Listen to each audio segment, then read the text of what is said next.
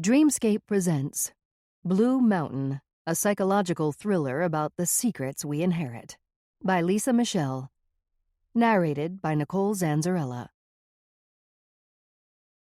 Deep into that darkness peering, long I stood there, wondering, fearing, doubting, dreaming dreams no mortal ever dared to dream before. Edgar Allan Poe. Chapter 1. Nana's real name was Effie. Effie Hobbs. At least that's what I thought for 37 years. The truth arrived a few days before she faced final judgment, though I'm certain it wasn't forgiveness or atonement she sought. I suspected she craved recognition after being locked up in the Calaveras County detention facility. Either way, I couldn't let the truth be buried with her. So when her attorney, Ed Manetti, phoned to tell me that Nana had been moved to Mark Twain Hospital in San Andreas and allowed deathbed visitation, I jumped in the truck, suppressing visions of my sweet Nana chained to a bed. Mark Twain Hospital isn't much of a hospital, and San Andreas isn't much of a town, despite the fact it's officially the county seat. But they're the best we can do in Calaveras County. Driving way too fast when I hit the downhill curve reminded me that I needed to replace my squeaking brakes. I rolled through the stop sign at the bottom of the hill as a dark rain hit fast and heavy. The world became smudged and blurry. The storm felt personal, as if it had saved its fury just for me. Such a perfect cliché to follow this morning's front-page news. Carnage in Calaveras County. Property owned by Effie Hobbs of Wilseyville is currently being searched in an effort to locate missing veterinarian Mark Williams, according to the Calaveras County Sheriff's Department. Early investigations, assisted by cadaver dogs, have discovered what allegedly appears to be multiple human bone fragments from dozens of sources, possibly making this the worst mass murder in Calaveras County history. That didn't prove a damn thing. The discovery was nothing more than a variety of bone fragments. Horses and cattle died on the ranch, and Nana fed them to the hogs. Hell, she'd even toss them a fresh road-killed deer once in a while. Pigs will devour pretty much anything placed in front of them. Nana would say, "A hungry hog will go through a bone like butter." It was possible that the remains weren't human. Am I kidding myself? A lightheadedness took over. I rolled down the window and let the vicious rain slap some sense into me. Wind accompanied the hum of mud tires on wet pavement, as soothing as a cryptic lullaby. Experts wouldn't go as far as to arrest Nana and tear her place apart if they didn't have decent proof, right? They'd be opening themselves up for a huge lawsuit. Mass murder, the paper had reported. That meant more than a few victims. Christ, was Nana a serial killer? The possibility made me nauseous, and I leaned my face toward the open window. Took a deep breath of cold rain. How many people do you have to kill to be classified as a serial killer? My heart ached. I sucked in 3 healing breaths like my therapist, Maureen Yamaguchi, had prescribed. Rumor was, Maureen had left a successful private practice in San Francisco and come to Calaveras when one of her patients committed suicide. I wanted drugs, but Maureen insisted on meditation and bullshit-focused breathing. When Maureen swore daily affirmations would bring positive energy into my life, I couldn't help but roll my eyes. I counted 3 full breaths, slowly in and slowly out. Nana is not a serial killer. Nana is not a serial killer. Guess I felt a little less like driving off a cliff. The geriatric ward was on the 3rd floor, and I was too impatient to wait for the clunky elevator. I took the stairs and had worked up a light sweat by the time I reached the 3rd floor, but still couldn't shake off the cold. My heart raced, not only from the exertion, but mostly from holding my breath to avoid the foul odor not unlike fermenting earth that smothered me the moment I exited the stairwell. At the end of the hall, a hefty guard sat outside of what I guessed was Nana's door. He stood as I approached, spread his feet shoulder-width apart. His chubby hands pulled on his gun belt like a pot-bellied Barney Fife.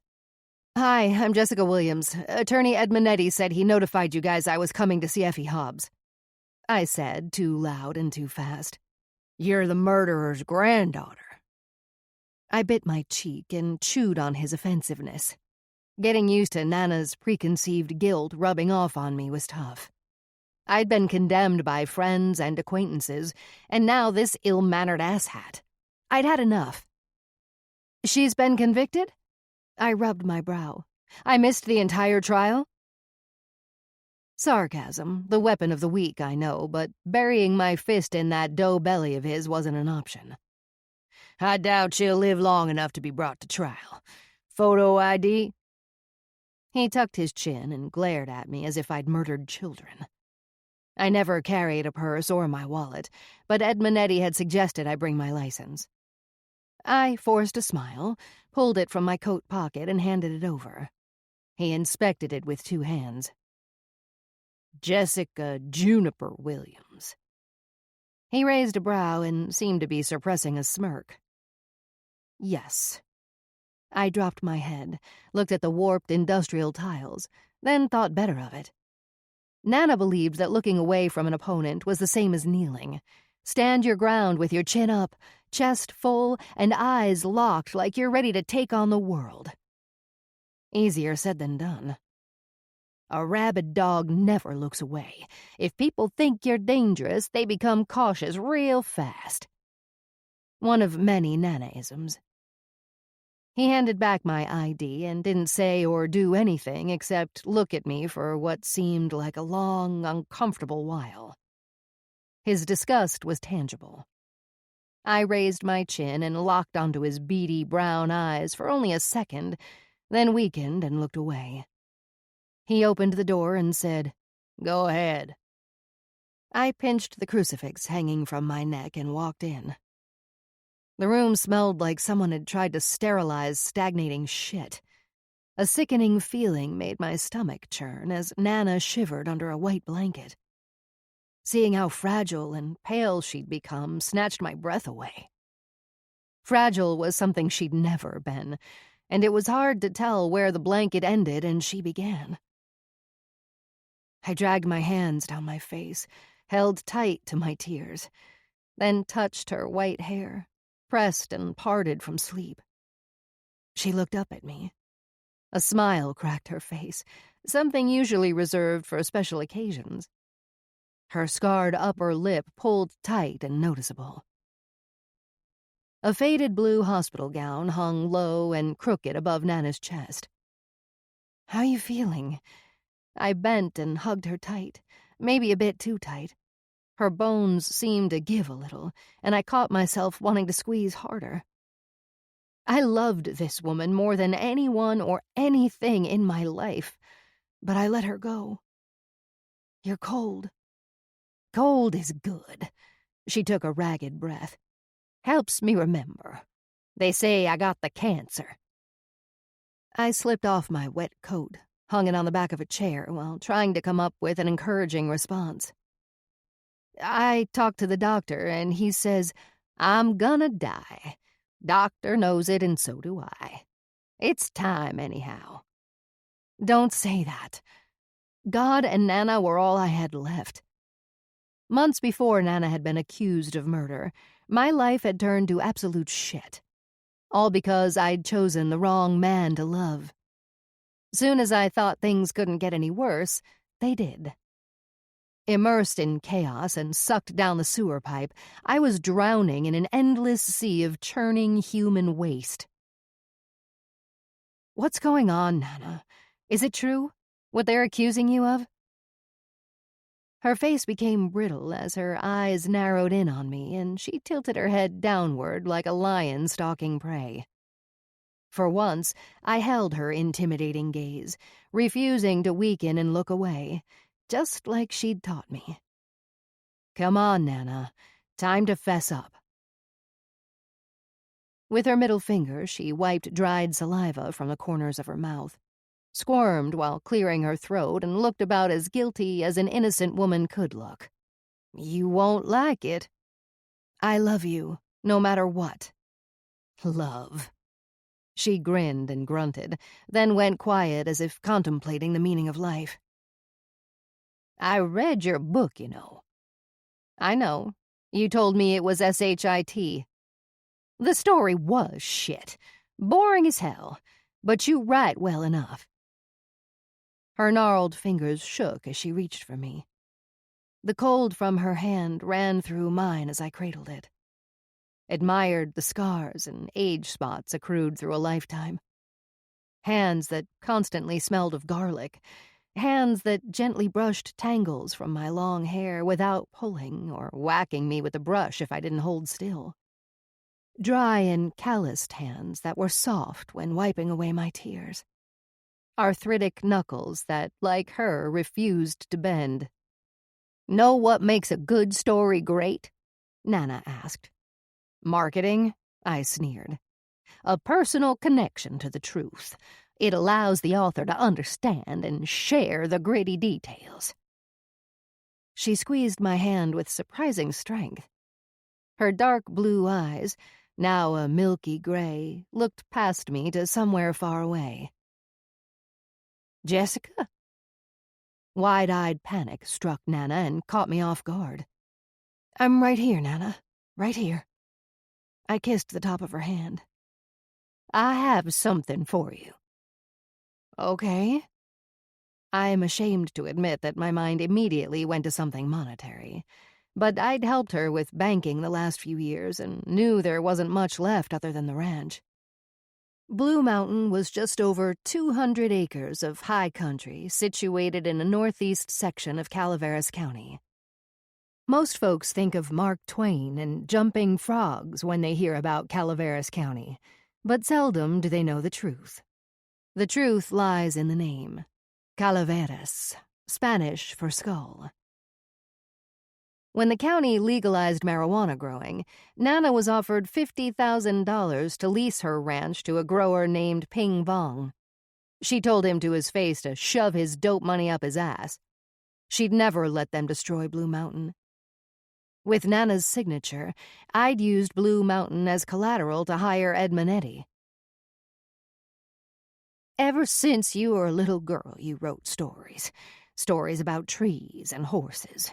Remember the one you wrote about the fly?" Nana asked. "No," I said, believing Nana was confused. "The fly that got caught in the spider web. Remember? The fly fought and fought until it almost destroyed the web, and the spider had to turn it loose." "Oh, yeah." Wonderful. Nana's memory was better than mine. "That story was so bad." "Yeah, but you were brave and kept writing. So now I have a gift for you. The story that will make you a writer. But you have to be brave. Braver than you've ever been in your whole life." "Okay." "Record what I tell you and keep your mouth shut about it until I'm gone. Then you write the story. It's a goddamn good one." Her chin dropped to her chest. She squeezed her brow and closed eyes tight. "You in pain?" She didn't answer. I watched her jaw muscles lock. "I'm getting the doctor." She shook her head, slow at first, then defiantly, her eyes still closed. "Few things are as attractive or as profitable as tragedy," Nana said, her mouth twisting like the words left a bitter taste. "They'd never admit it, but people like me fascinate run-of-the-mill folk. I shock them, make them question their safety, sometimes even their sanity." She opened her eyes and found me. "I'm like a car wreck. They can't not look, and when they can't see, they create gore all on their own." She grinned. "Death is the ultimate truth of life. Can't remember where I read that, but it's damn sure right." My story, Jess, is the most valuable thing I can leave you." Her honesty exposed me. She was right about society's fascination with death. It had always captivated me. Looking at Nana dying in that bed, I thought I'd come here mostly because I loved her, and also to decipher if she was capable of killing. But something told me she could unravel my own truth. She always had. I reached inside my coat pocket and dug out my cell phone. "Promise me, Jessica, you won't share what I tell you with anyone, especially the law, until I'm gone." "Fine. I swear I won't. I have a recording app on my phone." She had no idea what an app was. I just needed to talk. To focus on anything but the facts that would overwhelm me in an instant if I let them. Good thing I charged the battery on the way over. I opened the camera, went to Nana, and leaned in close. "Smile. I'm gonna take your picture." Nana squinted up at the phone. "Swear to me," Nana said, and refused to grin as I snapped the camera a few times. "What?" I asked. "Swear to God you'll keep my story secret until I'm dead." She sounded serious. "You don't even believe in God." "Yes, I do." She slapped her hand on the bed. "Just don't buy into the wrathful God created by sermon or scripture." "Okay. I swear to God. Whatever you want. I won't tell anyone." The words hung in the air a long moment. It was hard to swallow the fact that Nana believed in any sort of higher power. "I'll bring my Bible next time." "Please don't." "Why not?" "Unlike you, I don't have time to cherry-pick my way through scripture." She was right, like always, and kissed my cheek. I opened the voice recorder on my phone and pressed record. Goosebumps pricked my arms. It was like I was willingly stepping into a bear trap as she began to put the gruesome and jagged pieces of truth into place. Chapter 2. Winnie. Nana was not born Effie Hobbs. Winifred Mudgett was her name, and her date of birth unclear. Somewhere around 1935, New Jersey. The family survived thanks to Franklin D. Roosevelt and the Public Works Administration for creating public housing. In Atlantic City, poverty didn't promise unhappiness, but it most likely contributed to Winnie's troubles, along with a father who refused the few jobs he qualified for. He swore he could not survive spending day after day doing mundane labor meant for monkeys. Public Works offered a weekly paycheck, but according to Mr. Mudgett, working for anyone other than yourself was for suckers. With ambitions of opening his own cinema, Winnie's dad squandered what little money they had in the stock market. Mrs. Mudgett worked long hours and sometimes covered the night shift as a laundry lady at the Thomas England Military Hospital. The few hours a day not spent working, cooking, cleaning, or clashing with Mr. Mudgett about money, Mom slept. She never, ever smiled, smoked a lot, and was always too worn out to notice Winnie. Fury seemed as much a part of Winnie as a second skin, and her younger sister Nell was an easy target. The 1-year age difference between them caused a competitiveness that more often than not was ruthless. Winnie's attacks started with what she called pranks, cutting off one of Nell's braids while she slept, then making it up to her with a compassionate cup of hot cocoa that masked an entire tin of chocolate-flavored X-Lax. While Nell soaked her sore butt in a warm bath, Winnie came in. "Get out!" Nell threw the soap but missed. "I'm sorry." Winnie dropped her head and wept with her hands in her coat pockets. "I thought it'd be funny." "There's nothing funny about it, Winifred. You're an awful girl. Hateful." "I know, but I love you, I do, and I'm so very sorry. Truly. Can you ever forgive me?" Winnie sobbed. "Yes, but you have to swear to stop tormenting me." I swear it." Winnie pulled her hand from her coat pocket and wrapped her pinky around Nell's as she pulled a toad from the other pocket and tossed it into the tub. The sharp screams drowned Winnie's laughter. Punishments went from stinging wooden spoon spankings to bruised beatings with the belt. Not even standing out in the cold for hours or depriving the growing girl of food for 2 days taught Winnie a lesson. The final straw came before Christmas. Winnie was 9 and knitting a scarf while Bing Crosby sang White Christmas on the record player Dad had just bought with Mom's S&H green stamps. Mom was furious and threw a hot iron at him for using her stamps without permission. She'd been saving for over a year to buy a radio and threatened to move to California over the deal. At the top of his lungs, Dad reminded Mom that he'd relinquished his mother's fortune and his inheritance when he married her. Mom had been quiet for days after that. "Who's the scarf for?" Nell asked, inspecting Winnie's work. "Me," Winnie answered. "You should increase the tension. Tighten your stitch." Nell turned to go, but before she took one step, Winnie plunged the knitting needle deep into the back of her thigh, then swore it was an accident. Swore she stood and stumbled and never meant to stab her own sister. Later that night, Winnie snuck from her room and sat with her ear against her parents' door. "There's something very wrong with her. No one likes her. She's never even had a friend, not one," Mom said. Winnie wanted to bust down the door, explain that she didn't have friends because she didn't want them. Plain and simple. She preferred her own company over that of idiots. Her father refused to defend her. "Making friends with Winnie would be like trying to befriend a snake. I hate to say it, but she reminds me of my mother. Is narcissism inherited?" "Oh, God, don't say that," Mom said.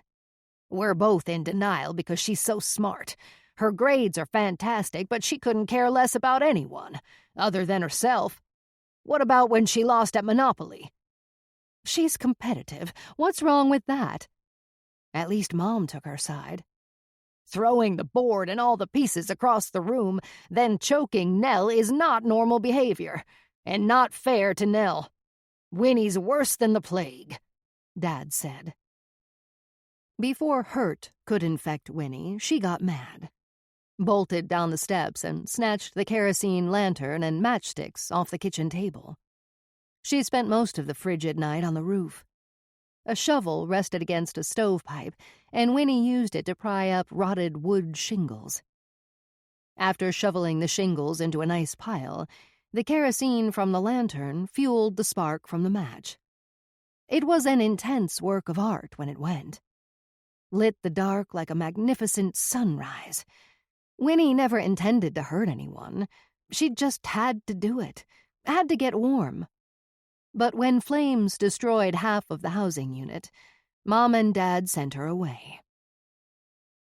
The train left Grand Central Station at 6 p.m. on Christmas Eve, and Winnie watched through the window as her father walked away, hunched over as if carrying some awkward burden on his shoulders. He always walked like that when he was cold, but this was the first time Winnie wondered why. Snow fired out of the blackness and stuck to his navy blue peacoat. He never looked back. Drops trickled like tears down the fogged window while Winnie's filthy finger drew a smiley face. What would Dad tell her teacher, Winnie wondered? She's at boarding school? A madhouse? Maybe he would say that she died. There was a fire, and she did not survive. No one would question her disappearance, because no one cared if Winifred Mudgett lived or died. The whistle screamed. Her heart hiccuped as the train lurched forward. Christmas Eve alone on a train was exciting. There were 2 uniformed soldiers, 1 old man, and a young couple in the car. They all seemed to pity the freckle-faced little girl with the carrot-colored pixie traveling by herself on Christmas Eve. What awful parents the poor thing must have. Winnie noticed a hole in her coat pocket as the locomotive settled into a rhythmic motion.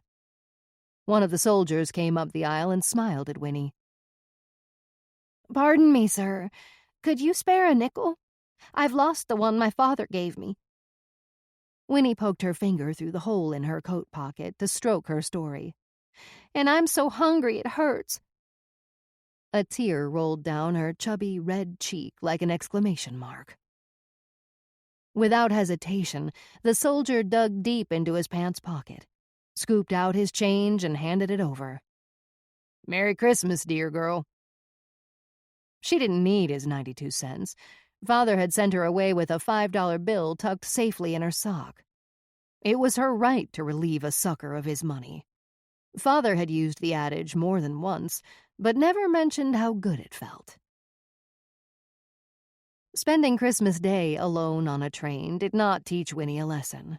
It netted her $6.52 before arriving at Union Station in Chicago that night. Families with too many kids slept on benches. Pathetic people curled up in dirty corners. Winnie found the cafe and bought a double scoop of Rocky Road. She sat and licked, then threw the cone in the trash while a girl in ragged clothes watched from outside the window. A cold wind slapped Winnie's face when she stepped out to meet Thomas, grandmother's driver, who was waving her over. He opened the back door of the cream-colored Buick, and Winnie dove in. "I hear you're being somewhat of a shit," were the first words out of Grandma Bell's mouth. She grinned. "The apple never falls far, does it?" "Yep." Winnie didn't understand, but agreed anyway, because just being in a car big and warm enough to live in made Winnie conform. "It's a pleasure to finally meet you, Winifred." Grandma Bell patted Winnie's knee and inspected her. "My God, you are skin and bones." She shook her head, eyes never leaving Winnie. "And who in the world cut your hair?" "I did," Winnie said proudly. "I'll arrange to have it done. Now stop slouching. Sit up straight." Winnie obeyed, staring at the woman and her tremendous fur coat. There was nothing grandmotherly about her, or her sweet smell, like cotton candy on an ocean breeze. Her thin red lips and ivory hair in a spectacular victory roll, just like Lana Turner in Somewhere I'll Find You. "My dad said you're rich." "I am." "If you're so rich, how come you won't give my mom and dad no money?" "Money, dear. Just money. Not no money. Okay? Ask again using proper English." "How come you won't give my mom and dad money?" Winnie dragged the word out low and slow. Grandma Bell crossed her arms and looked out the window. "Your father married a difficult and damaged woman. I warned him. He made his bed, and now he can lie in it with your mother." She put her mink-coated arm around Winnie and squeezed a little too hard. "Let's get something straight, shall we?" Grandma Bell leaned her powdery white cheek against Winnie's and spoke. "You cause trouble for me. Pull any shit like lighting fires. I will not hesitate to send you straight to the orphanage. This is your one and only chance to lead a decent and comfortable life. If you fail, you will endure a lifetime of misery. Understand, dear?" "Yes, ma'am." Something told Winnie Grandma Bell was not the type to make empty threats. Grandma Bell came to Chicago from Norway in 1893, and later married Nicholas Howe, a lawyer who represented clients with murky reputations. After 2 years of marriage, Grandma Bell became a widow when Mr. Howe conveniently choked to death on a gumball. Grandma Bell inherited his Prairie Avenue mansion, a $10,000 life insurance policy, and the ability to retrieve her only son, Winnie's father. She had given the boy up for adoption the year before marrying Howe. Having a child out of wedlock would have labeled Grandma Bell a tramp and made her marriage to Nicholas Howe, attorney-at-law, impossible. After receiving the life insurance check, Grandma Bell hired a detective to find the boy. It took 3 months and $1,000 to bring her 6-year-old back from Boston. Grandma Bell changed the boy's name from William to Herman Webster Mudgett after his real father, better known by his alias as Dr. Henry Howard Holmes, or H.H. Holmes. The newspapers labeled him the Beast of Chicago. Grandma Bell's one true love had confessed to 27 murders and was hanged. The house on Prairie Avenue was impressive, elaborate. 3 stories of sturdy stone chiseled to perfection and protected from outsiders by a wrought iron fence. But any crook worth his salt could make short work of that fence by way of the sycamore tree and the branch that reached into the yard. Maybe the fence was best suited for keeping people in. Arched windows and doors like a miniature castle. The street was paved and snow cleared away. No trash or old newspapers floating around like ghouls. No drunkards littering the neighborhood and chasing little girls home from school. Inside stood a massive fireplace big enough to stand in. A wide, walnut-colored staircase in the shape of a crescent moon tempted Winnie to float up into oblivion. She smacked the lion's head post and then slid her dirty palm along the perfectly polished banister all the way to the 2nd floor. The room was blue and smelled like rain on a hot day. Sky blue tranquility, and almost as big as any home Winnie had ever known. A writing desk sat in front of a stained glass window. The wrought iron bed would never be shared with a stupid sister. When Winnie tossed her suitcase onto the mattress, the springs moaned as if in pain. They even moaned when Winnie opened her suitcase. As she hung her only 2 dresses in the armoire, a strange chill, almost like a cool breeze, swept across her. The inkling someone was near turned into the potent sensation of being watched. Winnie spun around. Grandma Bell was there, sitting on the boisterous bed. She had arrived and somehow sat down without a sound. "Do you approve of your bedroom?" "Sure, it's great." "Wonderful. Good night. Don't let the bedbugs bite." Breakfast was on the table when Winnie sat down. Thick ham grilled to perfection and glazed with a brown sugar crust. It smelled like heaven, and Winnie's mouth watered.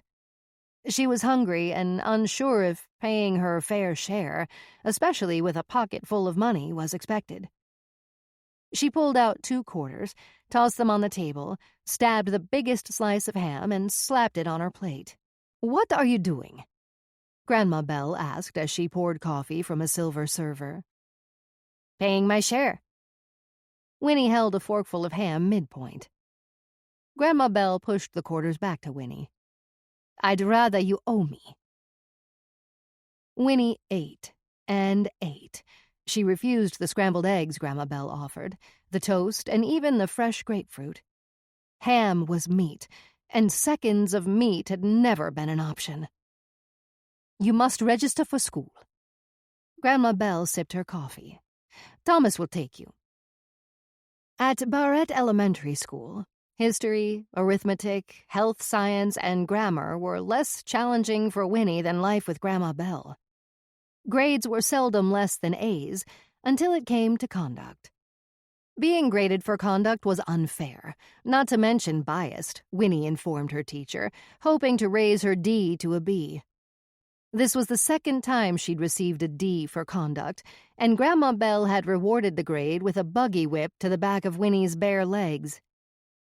Out of options, Winnie's D became a fat B with the help of a black pen stolen from her teacher's desk. After a year in Chicago, Winnie still hadn't a single friend.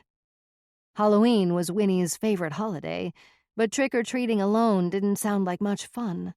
That's why Winnie stole a can of white shoe polish. While the shoe clerk was busy selling Grandma Bell loafers, Winnie shoved the can of polish down into the top of her boot. Cowboy boots were not only suited to riding horses, They were the bee's knees for hiding stolen goods. Adults always searched pockets when they had a suspect. They never looked in boots. In her room, Winnie put the finishing touches on her ghost-white face and pulled a knit cap down over her hair. The plan was to ride her bike at full speed and snatch fat bags of candy from unsuspecting trick-or-treating fools. She was wiping the white from her fingers on the underside of her pillowcase when Grandma Bell screamed, "Winifred, come here!" Winnie jumped and hurried down the stairs. "Winifred!" "Coming!" Panic tingled Winnie as her heavy boots slapped each step on her way down. "Rawr!" Something furry that reeked of cigarette smoke and lilac pounced on Winnie. "Happy 10th birthday!" Grandma Bell roared, dressed like a tigress in high heels, and swatted Winnie with her erect tail. "It's not my birthday until tomorrow," Winnie said. "Incorrect. I've changed it for you. Halloween is the best day for a birthday." She pranced around the foyer like a rambunctious kitten. "Just think, celebrating your birthday on October 31st means there will always, always, always be parties to attend. Isn't that grand?" Winnie wasn't sure if people could just go around changing their birthdays, but what difference did it make? November 1 had never been cause for celebration anyhow. "Here." Grandma Bell lifted a box off the hall tree and handed it to Winnie. "Put this on." Winnie peeled off the lid and took out a black cowboy hat. A little leather holster held a silver six-shooter. "I know how much you love those wild westerns." Grandma looked sort of proud. "Hurry now. Go wash your face. We're late." The Lincoln Park Zoo was probably the best place in the world for a Halloween ball. It was like another world. A dark world with a million little balls of light circling the entire building. A man in a gorilla suit held hands with a chimp in a suit and tie. "Howdy," Winnie said, and the monkey tipped his felt fedora at her. Black silk tablecloths and giant glowing jack-o'-lanterns covered dozens of tall cocktail tables. At the bar, a cauldron bubbled. Tarzan offered Winnie a glass of blood-red punch. She took it. "Thanks." Members of the Zoological Society and cigarette smoke filled the pavilion, along with a swinging band that almost made Winnie want to dance as she bounced around the place. Instead, she came across the dessert table and filled her mouth, then her pockets with candy corn. Trumpets screamed and shook the fake cobwebs that hung from the chandeliers as Winnie moved on with a gun-belt swagger. A brown man, dressed in gold like King Tut, stopped when Winnie pointed her six-shooter at him, a python draped around his shoulders like a shawl. "Gimme all your dough." Winnie watched the snake's tongue flick in and out. "This is all I have left." The man lifted the snake from around his neck and slowly lowered it around Winnie. "I am Mr. Armand. And who is this cowboy stealing my best snake?" "Winifred," she muttered, fascinated by the snake's cat-like eyes and the weight of the soft, smooth creature hanging on her, hugging her. Wow. Winnie stroked the scaled skin. "Is it a boy or a girl?" "A boy. His name is Bernie. He is a Burmese python." "He's soft." Winnie stroked her index finger along Bernie's triangular head. His tongue touched her, and she held her finger steady so he could do it again. "You are not afraid. Girls rarely care for my snakes." "You have more?" Winnie looked up at Mr. Armand. "Yes, I am in charge of the reptiles and snakes at the zoo." Mr. Armand lifted Bernie off Winnie and wound him around his arm. Winnie ignored the woman riding in on an elephant. The room gasped, then erupted with applause, but Winnie was busy studying the end of Bernie's pointed tail. "Say, would you like to see our collection of ophidians?" "Yes," Winnie's eyes widened. You know what Ophidians are. Snakes. Come to the snake house at 2 o'clock tomorrow, and I will introduce you. Sure thing. Goodbye, Winifred. Bye.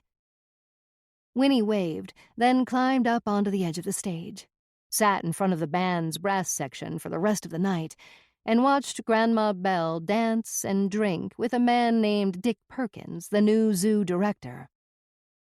For nearly a year, Mr. Dick Perkins visited Grandma Bell several nights a week. The affair was top secret since Mr. Dick was married and had a real family.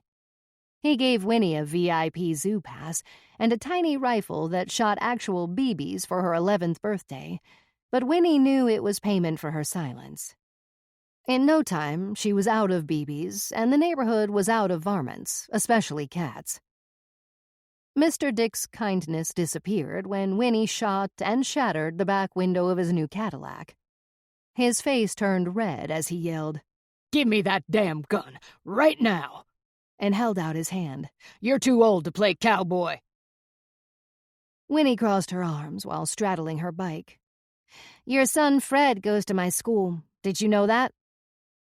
She loved how fast his face morphed. Comprehension, shock, then frustrated compliance in an instant. A smart man would never trade his family's happiness for a busted window, and Winnie knew it. She pulled the rifle off her shoulder and pointed the barrel at Mr. Dick's head. I need more BBs. Mr. Dick's jaw tightened as he raised his chin and wrung his hands. I'll bring you some tomorrow. Just try to be careful, please. He turned and walked away as Winnie drew a bead on his butt and pulled the trigger. Summer vacation was only a day away, and Winnie was thrilled. She'd scored an A+ on her math exam and won a blue ribbon in the girls' long jump. It had truly been an exceptionally terrific day. Taking the stairs 2 at a time with the blue ribbon pinned to her plaid shirt, Winnie rushed to find Grandma Bell in her room. Howdy, Granny. Winnie unpinned the ribbon and held it out. Look what I won. Suitcases were stacked next to the door, and Grandma Bell was busy filling a trunk with formal gowns. The closet was open and empty, and Grandma Bell was crying. Winnie forgot about her terrific day. Her stomach tightened and churned. Panic banged inside her.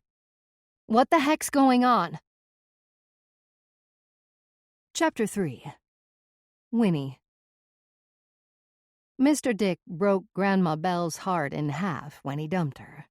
It was the first and only time Winnie saw the old gal cry.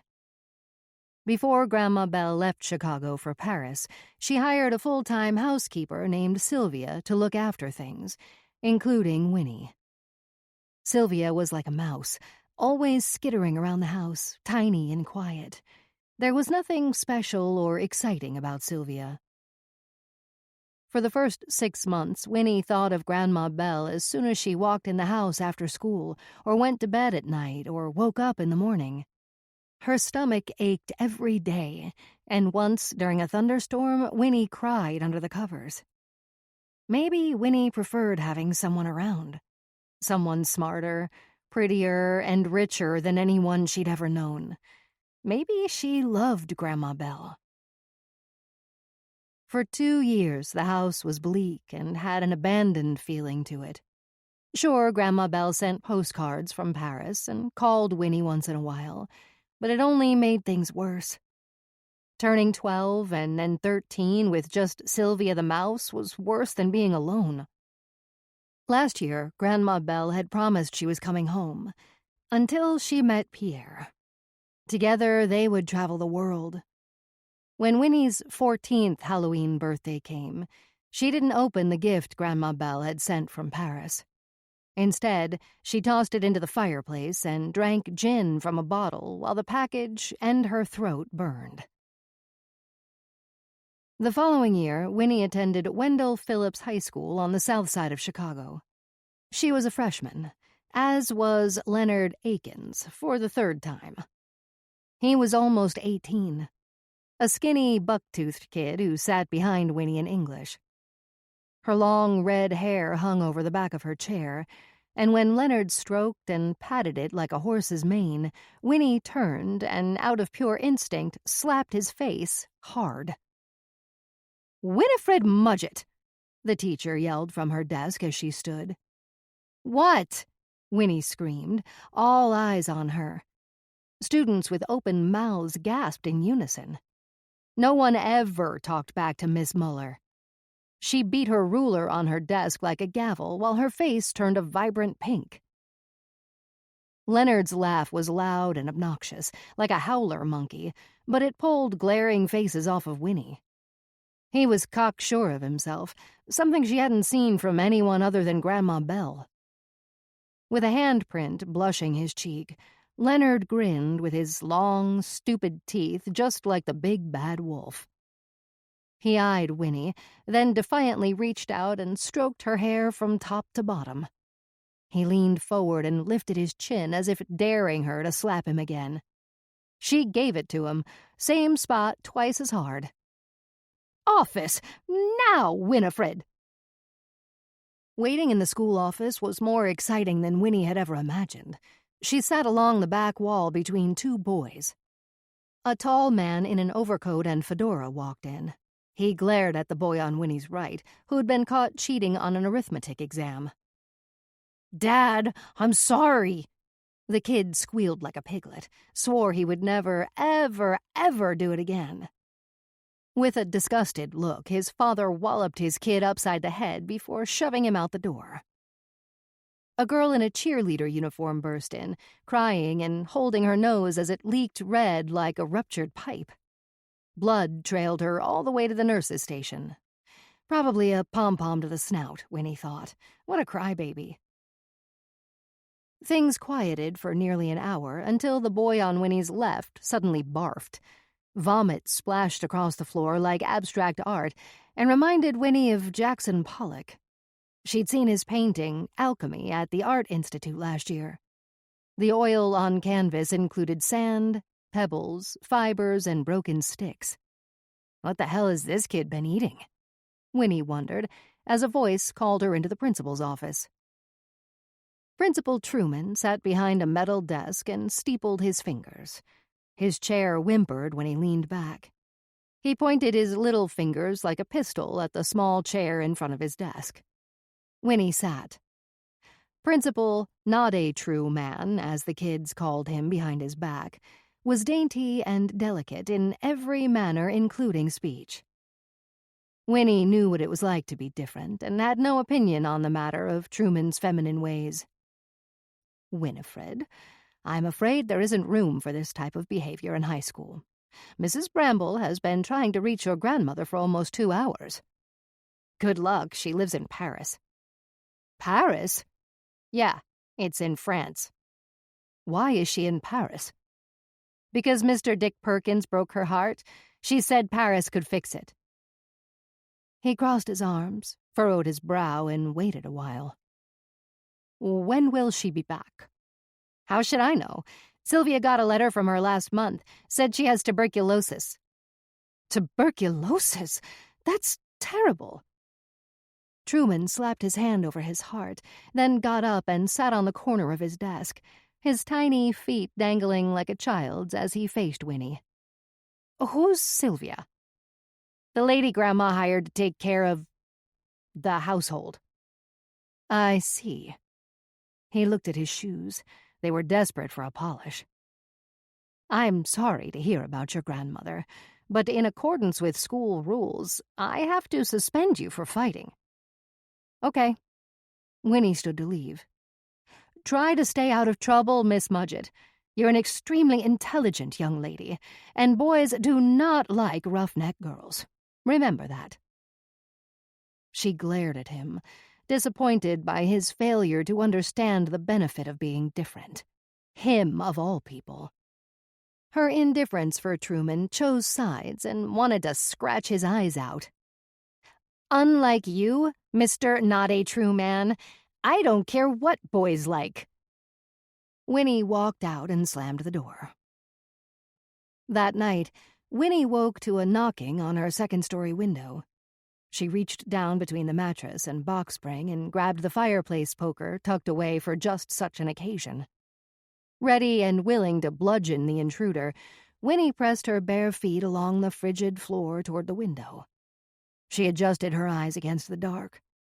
Knocks softened to a tap, tap, tap. With the poker, Winnie pulled the curtains back. "Let me in," a shadow whispered desperately. "I'm freezing to death out here." The plea was familiar. "Come on, Winnie, please. It's me, Leonard. There's something I have to tell you." Winnie unhooked the latch. Leonard lifted the window and crawled in. "What the heck are you doing? How'd you get up here?" Winnie asked. "The big sycamore. I'm a pretty good climber." He sat on the foot of her bed and rubbed his forehead. Winnie shut the window and stayed put with a firm grip on the poker. "I can't sleep. I feel just awful about getting you suspended. Plus, I can't stop thinking about why you didn't rat me out today. Girls I know love tattling." He looked at Winnie like he expected a response. She looked bored, but that was how she always looked. Every class photo since first grade confirmed it. The same somber, freckle-faced girl with the same orange hair that was just a little longer each year. "Get out before I beat you with this." She raised the poker. "I want to know why." Leonard walked over to Winnie. She raised the poker. "You like me, don't you?" "Heck no!" She whacked him hard on the arm, and he snatched it, held it still as she struggled to pull it away from him. He twisted it out of her hand. "I like you too, Win. A lot." "I do not like you, not one bit." Winnie crossed her arms. "What's to like?" The cold sent a chill, and she shivered as Leonard stared at her, wearing nothing but Grandma Belle's oversized nightgown. "How'd you know where I live?" "Why, that's top secret information." "If you don't tell me, I'll scream." Winnie knew no one would come. Thomas, the gopher chauffeur, was sauced and passed out by now, and Sylvia had gone home. Okay. After school, I went to the office. Told the secretary that Miss Muller wanted me to take you your work. You know, since you got suspended and all. I told her Miss Muller didn't want you to fail, but I needed your address so's I could drop off your work. She looked up the address and wrote it down for me. Even said what a nice boy I was." He lifted his chin and grinned. "I don't think you're all that nice." "That's 'cause you don't know me. You gotta give people a chance, Win. I know you think I'm dumb just 'cause I don't like school, but there's other kinds of smarts." Winnie looked at him, thought what he'd done was cunning, and he was right about there being more than one kind of smart. She didn't dislike him as much as she had only moments ago. "You're cold. Get back in bed. I'll tuck you in and go. He shook his head and looked at the floor. "Thinking about you. I can't get no sleep. Thought maybe I ought to come and tell you how I feel." He pulled the blankets back with the poker in his hand. "Give me that poker back." Winnie held out her hand. "You gonna hit me with it?" "Maybe." Leonard set the poker down, then kicked it under the bed. "Now come on. Quit acting like a little girly girl and get in bed." Winnie walked over, her little feet and legs numb with cold, and got into bed. "Have you ever had a boyfriend?" He tucked the covers around her shoulders and up to her chin. No one had ever tucked Winnie in. "Plenty," she lied. She'd never had a friend, let alone a boyfriend, and no one other than Grandma Belle and Sylvia had ever been in her room. There was something nice about having him here, tucking her in. Winnie noticed a warmth deep inside and liked it. "Well, I ain't." He grinned. "Had girlfriends, I mean. They usually act so dumb I can't stand to be around them." He sat on the bed next to Winnie. "But not you. You're different. You're smart, but you don't let on that you're smart. And I think you're pretty. Real pretty." His thin, chapped lips were on Winnie's before she could stop him. He had called her pretty, and that consumed her thoughts at that moment. Pretty? Winnie had never considered or cared if she was pretty. He kissed her softly at first, and she puckered. But when he turned his head sideways and pressed harder, Winnie felt his big buck teeth against hers and pulled back. Jeez, Winnie, you're one heck of a kisser. Look what you did. His goofy smile took up most of his face when he grabbed Winnie's hand and set it on his lap. What is it? Winnie wondered what he was hiding in there. If, like her, he took things that didn't belong to him and knew better than to hide them in the obvious places like pockets. Come on, what the heck is it? Winnie asked and sat up while Leonard laughed. I thought you said you had plenty of boyfriends. Yeah, so? Winnie grabbed at the goods between his legs. You got the crown jewels in there? Something like that. He squirmed. Is anyone home? Thomas, my bodyguard, is here. You ain't got no bodyguard. Do too. He does whatever needs doing. So, if I need guarding, he'll do it. I best behave myself, then. Yeah. Where's your mom and pop? They died. I live here with my grandmother. Oh. Where's she? In a sanatorium with tuberculosis. So it's just you and this fella, Thomas? No. Sylvia's usually here too, but she snuck home to see her kids. Thinks I don't know when she's gone at night. Now come on, show me. Winnie insisted and slapped her hands twice into the mattress. Leonard stood and unbuttoned his jeans. He was so skinny that the jeans fell without help. "Want to go steady, Win?" "Okay," she muttered, staring and stunned at poor Leonard's deformity. It looked exactly like the eyeless, flesh-colored manaconda snake that had arrived at the zoo from the Amazon jungle just last week. Leonard looked ridiculous in his white t-shirt with that floppy snake trying to raise its head. It must get in his way, she thought. No wonder he acted like such an idiot so often.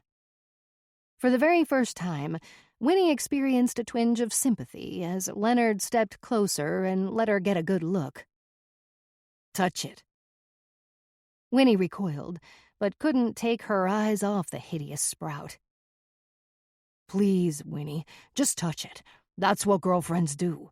Don't be a wet rag." The thing seemed to reach out for her. Could he move it around? How far would it stretch? With her index finger, she touched it as gently as she'd patted the manaconda. Leonard moaned. "I love you, Winnie. I mean it." She was sure she'd never heard anyone say those words, and from that moment on, Winnie let Leonard do what he wanted. It took exactly 4 times before sex became enjoyable. After that, Winnie had never looked forward to anything more. Leonard coming to her room at night was thrilling, and rather than examine the real reason she allowed him to so quickly consume her life, she chose the easy way and called it love. His warm flesh pressed against hers was better than ice cream on a hot day. Leo's hands and lips and arms and legs on her proved he loved her, and being loved made all the difference in the world. Winifred Mudgett was no longer the unlovable outcast, and kind of liked it. It seemed Winnie had discovered the meaning of life and caught herself smiling and being kind for no reason. Even fed the feral cats that hung around the baseball field. She stole an entire set of encyclopedias from the library, one at a time, of course, and left them outside the Chicago Orphanage Asylum, grateful she hadn't ended up there. Leonard had been coming to Winnie's room for nearly 3 months before she learned about reproduction in biology class and realized she was pregnant. A million thoughts ran through Winnie's head in an instant. My very own real family would prove Mom and Dad were wrong for sending me away. They were unfit parents. We would never be like them. I'd never abandon my kid for misbehaving. Never. I'll be a real mom and cook dinner every night, make chicken soup when my kids are sick, and rub their backs. First, there is a wedding to plan. And fast. She hadn't even met Leo's parents and hoped they were nice. He clammed up every time she asked about them. Tuberculosis would surely kill Grandma Belle sooner than later, and that would leave Winnie with a big house in need of a big family and a dog. A furry collie like Lassie to play fetch with and help protect the children. Happiness guaranteed. But first she had to find Leo and share the good news. The winter sock hop was in full swing when Winnie found Leonard drinking beer with 2 gals in the parking lot.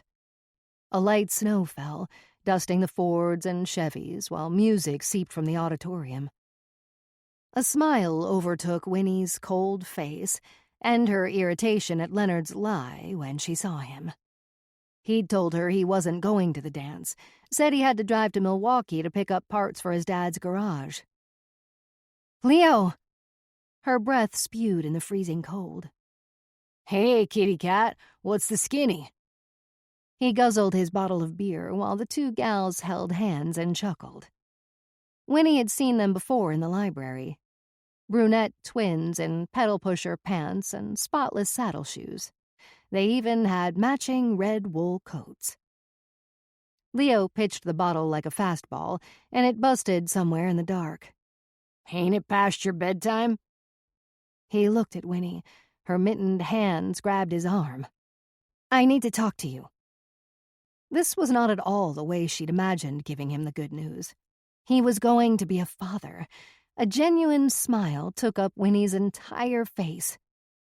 "See you dolls later." Leo belched like a gurgling toad and wobbled away from his friends. Winnie followed. "Leo, I have great news. Please stop." He stopped, faced her, and waited with his arms crossed. "You and me are going to have a baby." She smiled and stood on her toes. "I'm pregnant." Leo's face went blank. He stared at Winnie a long while, then looked around the parking lot. He even looked behind him. The place was empty. "Geez, Win. Hot dog." He kissed her cheek, and Winnie could smell the whiskey on him. "Let's celebrate." He took her hand and led her behind the auditorium, where Nat King Cole crooned from inside. It was perfect. Her hand in his, her favorite song Mona Lisa, and fat snowflakes meandering. When something suddenly cracked. Pain like 1,000 needles hit Winnie's face from out of nowhere. Something hit her. What? Thoughts tangled in one muddled moment. Where's Leo? He buried the next blow deep, hard into her stomach. She stepped back, doubled over, dying for air. Leo was standing there, his face twisting like a maniac as he grunted out a 1-2 combination to Winnie's jaw. She dropped to her knees, hands up in surrender. Leo's work boot connected with her face. Pain kicked inside her head like her skull was caving in on itself. There was no way to see what was coming next as her eyes watered.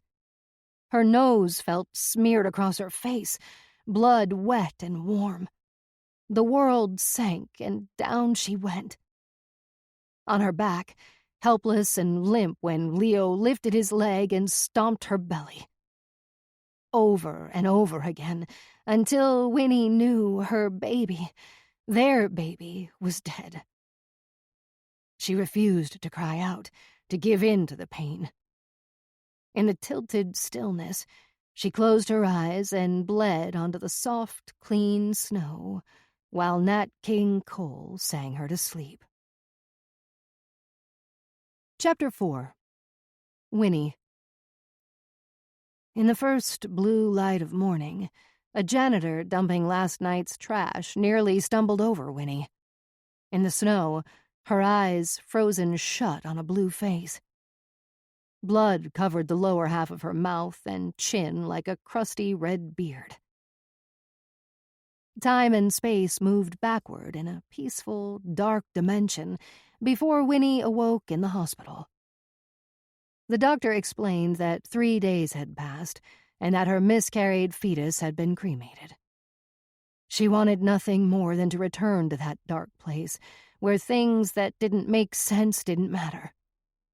Unlike reality, where everything that mattered never made sense. An icy rain pelted the window and woke Winnie sometime in the night.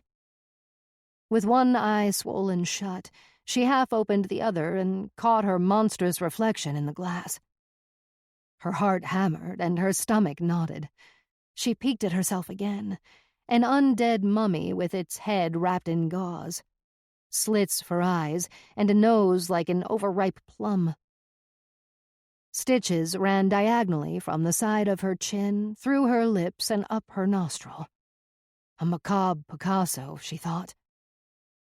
Shivering in the warm bed, she felt the pain of being kicked and wrapped her arms around her middle. An unwanted vision of Leo's work boot came at her face. She flinched. She turned away from the window, shut her eye, and tried to dive back into the deep dark. Sweat stung her stitches. Fuck you! Fuck you! Fuck you! Every single fuck you was pathetic as she tried to scream through clenched teeth, stitched lips, and a wired jaw. A nurse rushed in and out. Moments later, she returned and stabbed Winnie with a syringe full of something wonderful. The police officer believed Winnie when she whispered in his ear that she had no memory of the attack. He slapped his black leather notebook closed, said he would be in touch with Grandma Bell, and if he were unable to contact her or a parent, he'd have to notify the authorities. "You are a minor," he reminded her, like she might have forgotten. The janitor was Winnie's first real visitor, but she had no recollection of him. He proudly explained in great detail how it was God's will he'd found her, how snow and blood had frozen on her face, and, if truth be told, he'd saved her life. He must have expected Winnie to be grateful, and he leaned in when she mumbled to him. She tried in vain to tell him to get lost. She wished more than anything that he had left her there in the cold dark, where pain had ended. Why bring her back to suffer? Why? With her arm resting along her side, Winnie mustered the strength to raise her middle finger. The janitor called her a vulgar and wicked sinner before leaving the room. After 2.5 weeks, Dr. Hines removed the wires from Winnie's jaw. He explained, with an extra dose of reassurance in his voice, that she was healing extraordinarily fast and should make a full recovery, except for the scar that would forever pull at her upper lip and the very good chance she would never bear children. Winnie ignored him, focused on the light bulb hanging from the ceiling until her eyes burned, trying to justify her miserable existence. "Winnie, did you hear me, dear?" Winnie eyed him. "Your grandmother has finally been located, and it seems she's recovering from tuberculosis in a sanatorium in France. Which means, my dear, she cannot care for you. I've contacted the police, and they in turn have contacted the authorities. You won't have to be alone any longer." He looked like he was on the verge of solving some great riddle. Winnie deprived the doctor of any and all appreciation. The next day, a nurse with an unnecessary smile brought Winnie's soup. "Good news, Winifred. You may not have to go to the orphanage after all. The police department contacted your father. He's on the telephone line."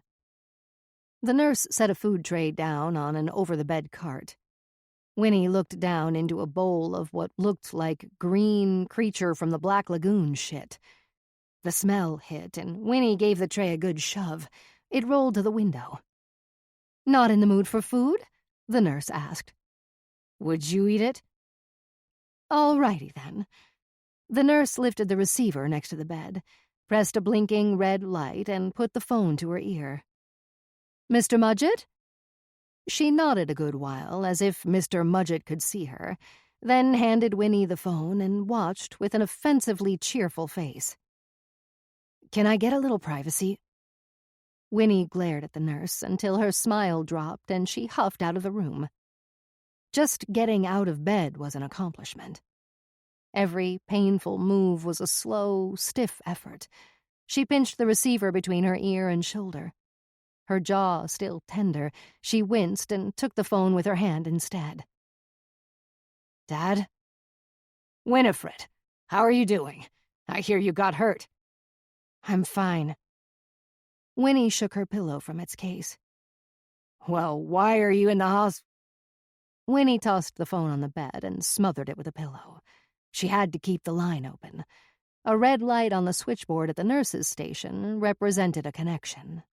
A connection meant Winnie was still in her room. She slid her hand under the mattress, pulled out a pair of jeans and a sweater stolen from the hospital morgue a few days ago. No way she was going to live in the Chicago orphanage asylum. No way. A stabbing pain caught in her back as she hurried to dress. The galoshes, taken last night from the nurse's closet, were a near-perfect fit and hardly made a sound when Winnie left her room. Her head throbbed as she held tight to the handrail and stepped down the staircase to the cafeteria. The thought of real, chewable food made her mouth water and her stomach growl until she exited the stairwell and the aroma hit. Steaming fish sticks fought dank cafeteria air for dominance. The smell coated the back of her tongue and clogged her appetite. She never missed a stride, just lifted a lady's brown fur off the coat rack on her way out the exit.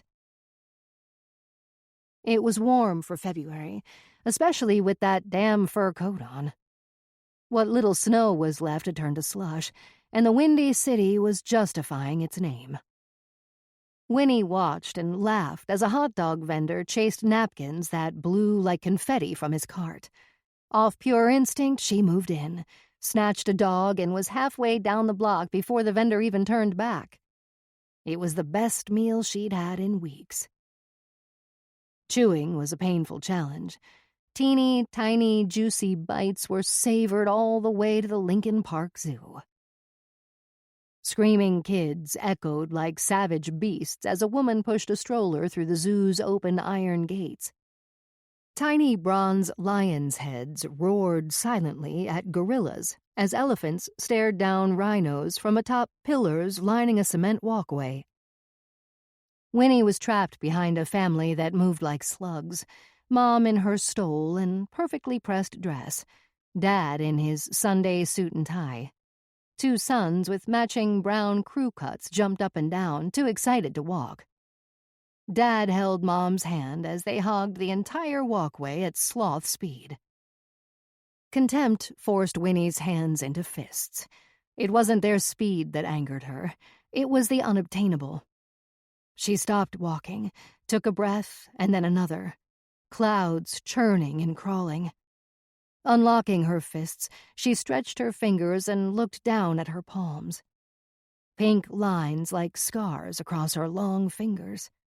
She flipped her hands over and studied the veins, the knuckles. The right pinky nail retained a speck of dried blood under it. A lion roared and urged Winnie on.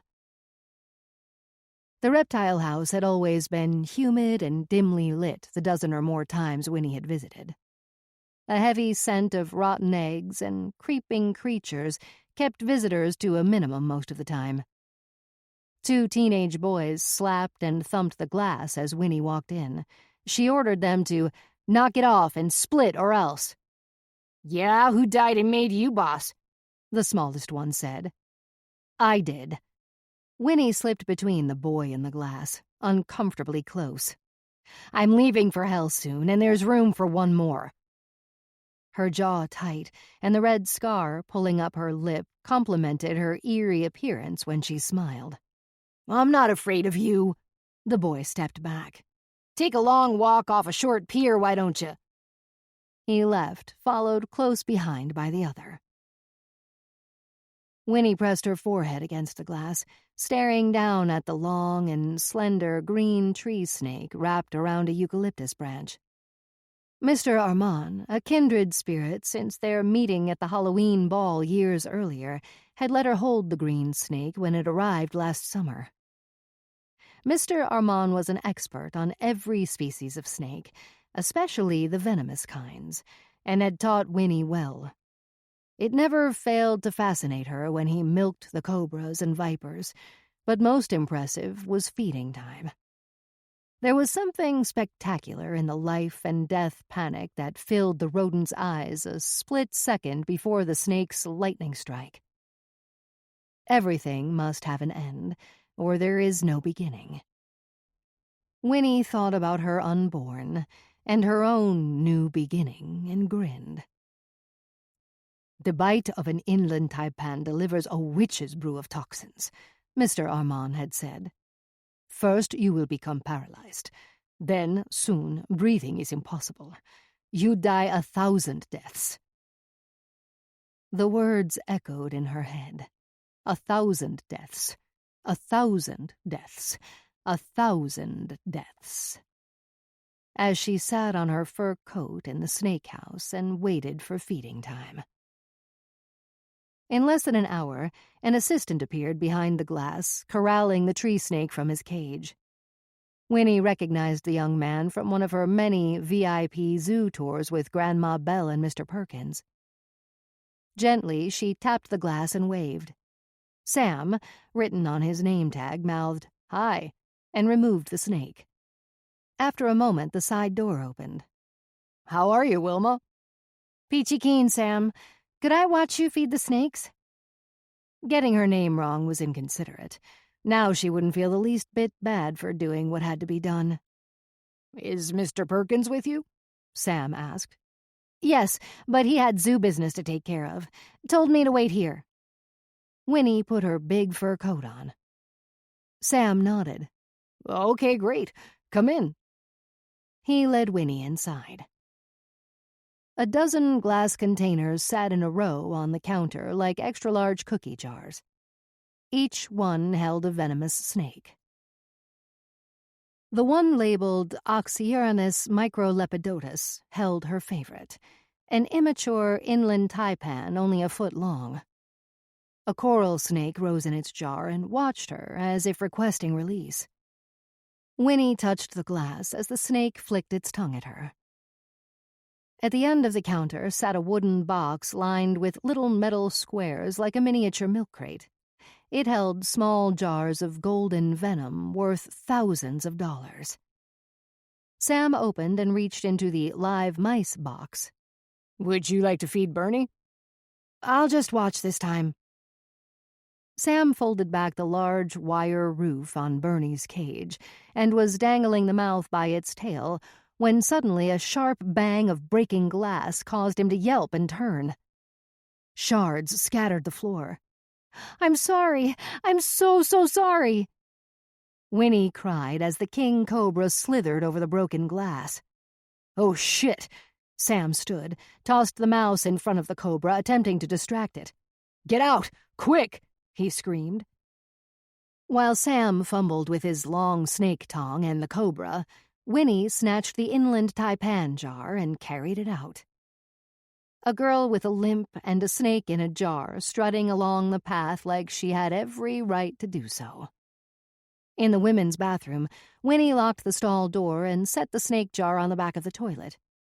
She pulled the hospital pillowcase from her coat pocket and carefully worked the jar into the case. Few people seemed to notice or care about the scarred girl toting the sack like Santa all the way to the bus stop. That's when it hit her. For the first time, Winnie understood how easily she could achieve what her sister Nell had labeled dastardly deeds. She pondered the reasons she'd been granted the art of manipulating situations into her favor. As with any newly acquired skill, a twinge of pride arose. Remorse and empathy were as dead as her baby. Sylvia was in her usual dingy yellow apron and seemed genuinely glad to see Winnie when she walked into the kitchen. She even hugged the girl. "Let me make you dinner. How's fried chicken sound?" "Swell." "Phone's been ringing off the hook today." Sylvia washed her hands at the sink. "Your grandmother called. She's feeling much better." Sylvia set a deep cast-iron skillet on the stove. "She said some new treatment called chemotherapy is killing her tuberculosis." "Great." Winnie would not be needing the house. Not now. "Then the hospital called looking for you. They said you left without being released. I told them I hadn't seen you because, well, I hadn't. Maybe tomorrow we should let them know you're okay." "Yeah, sure." Sylvia reached a chicken out of the icebox and set it in the sink. "Last but not least, your father called. He's coming to get you. He'll be here day after tomorrow, and I guess I'll be out of a job." She pulled a butcher knife from the drawer and began quartering the chicken. Winnie's stomach knotted. Herman wasn't coming all this way just to apologize and retrieve the daughter he'd abandoned. Nothing good could come from returning to New Jersey to a family who hated her. Speculating about Herman's return spoiled Winnie's appetite and ruined her bubble bath. It was impossible to relax and think straight without Herman interrupting her thoughts. Legally, he was still her father and could force her to return home or do with her whatever he liked.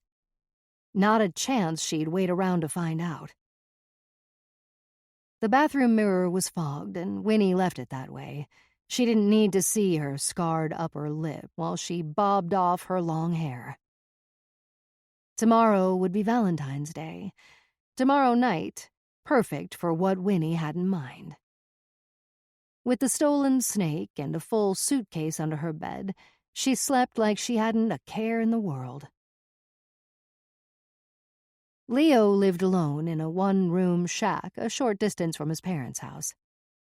Winnie knew he would be out and drunk by the time he returned home because she had arranged it that way. A lovely Valentine's Day card and a bottle of scotch, taken from Grandma Bell's liquor cabinet, had been left in Leo's truck earlier that day. The card invited him to meet his secret Valentine at the Cosmic Bowling Lane's parking lot for a good time. Winnie signed it, "Love, Lorraine." A dog barked outside the unlocked cabin as Winnie snuck in and hid in the closet. It was cold and reeked of Leo, like sweaty cheese. With the door slightly ajar, Winnie could see a slice of the bed and kept a firm grip on a pointed shovel shortened by a busted handle in case things did not go as planned.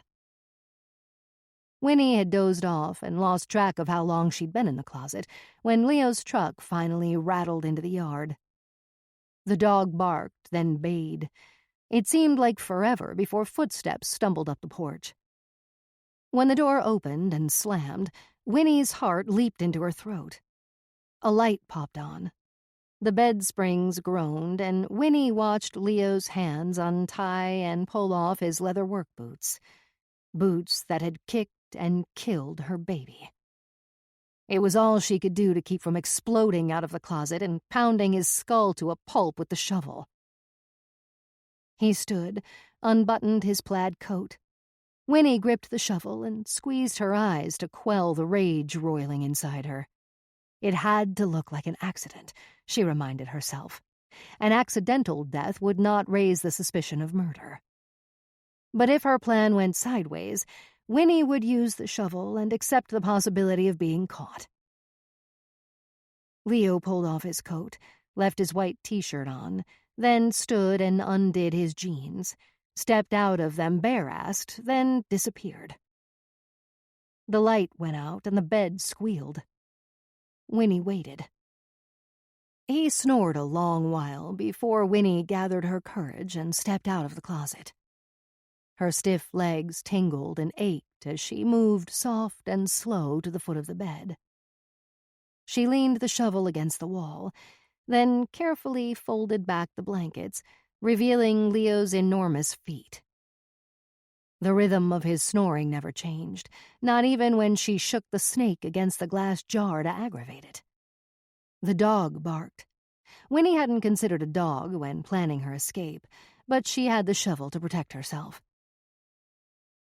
The metal lid scraped against the glass as she slowly twisted it off the jar. Then, without hesitation, she dumped the serpent onto Leo's legs. The wrathful snake raised its head and warped its upper body into a perfect question mark, an irrefutable why. The provoked snake hissed, ready to strike. Quickly, Winnie threw the covers over the snake and pinched Leo's foot. He kicked a little, then kicked more, harder and faster. He flew up and grabbed his leg. A low, guttural groan of terror escaped him in the confusion, followed by a demon scream that rose from the depths of his soul and sent the dark room into a frenzy.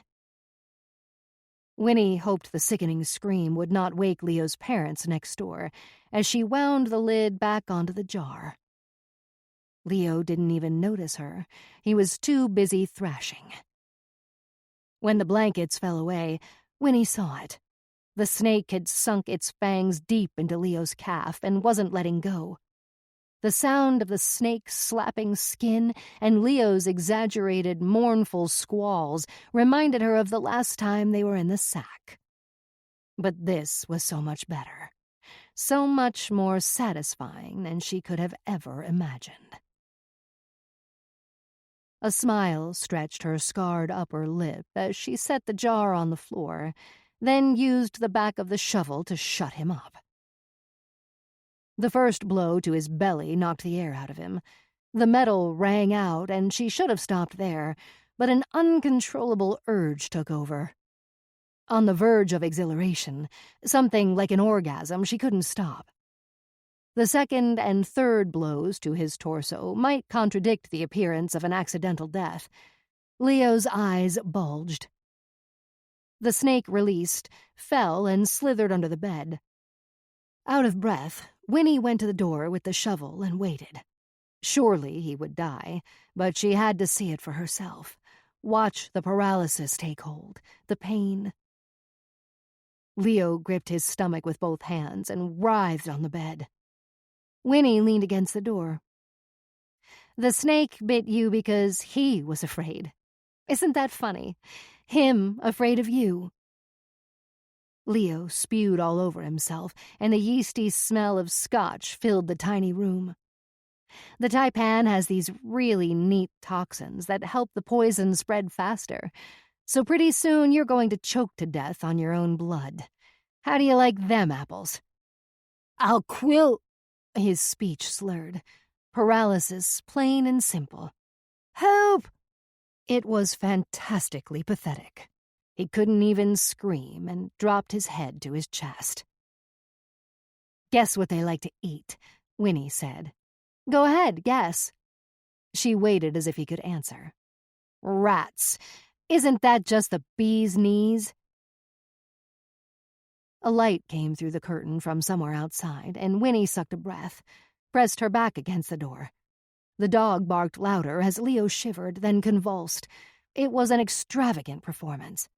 The way his face contorted and turned beet red as his entire body twitched, then flopped around on the bed like a giant fish. A rotting, good-for-nothing, buck-toothed fish. Winnie smiled, covered her mouth with her hand, and felt the tender scar above her lip. She laughed when blood flew violently from Leo's kisser. Happy Valentine's Day, baby killer. She cracked open the door and peeked outside. Where was that damn dog, and why had he stopped barking? Winnie waited. Outside lights from the main house were on and lit the yard. Shit. If anyone was outside, she'd be seen. Winnie shut the door and watched closely for the snake as she stepped to the small window beside the bathroom sink, hoping to escape. The window wouldn't open, wouldn't budge. It could have been Winnie's lack of strength. Her mind raced, debated the probable outcomes. She had to get out. There was a very poisonous snake on the loose, and she'd much rather be caught and jailed than bitten. She bent, kept the shovel low, ready to scoop and toss the snake as she made her way to the door, then opened it. Outside, the big brown mutt stood growling at the bottom of the porch steps, but was all bark and no bite the moment Winnie raised the shovel. She stepped off the porch, hoping she wouldn't have to whack the dang dog. "Get out of here," she snarled. Adrenaline turned to ecstasy when he tucked tail and ran. A man yelled, "Homer, here! Leave that gal alone!" The man, Leo's father, Winnie assumed, waved and started toward her. Odds were good he pegged Winnie as a Valentine's Day floozy Leo had brought home. She kept her head down, walked fast, but he'd seen her, she was sure of it. Still stiff and sore from her injuries, Winnie ran the best she could, using the shovel for support. Through the woods, Winnie hurried until she reached the bridge that crossed the creek. Adrenaline masked some of the pain, and she refused to stop until she reached the gully with the thick brush. Once there, she planted the shovel and leaned on it, squeezed her side, and worked hard to catch her breath. Remembering the terror on Leo's face made her laugh out loud more than once as she hiked the narrow deer trail that led like a secret tunnel through the brush. She fought the slapping branches all the way to where her bike waited in the dead of night like a trusty steed. Winnie ditched the shovel in the brush, mounted, and pedaled home. Though she'd been seen and was sure the police would try to find her, she didn't care. Not one bit. She held the power now and knew it. Felt like she could eat the world if she wanted to.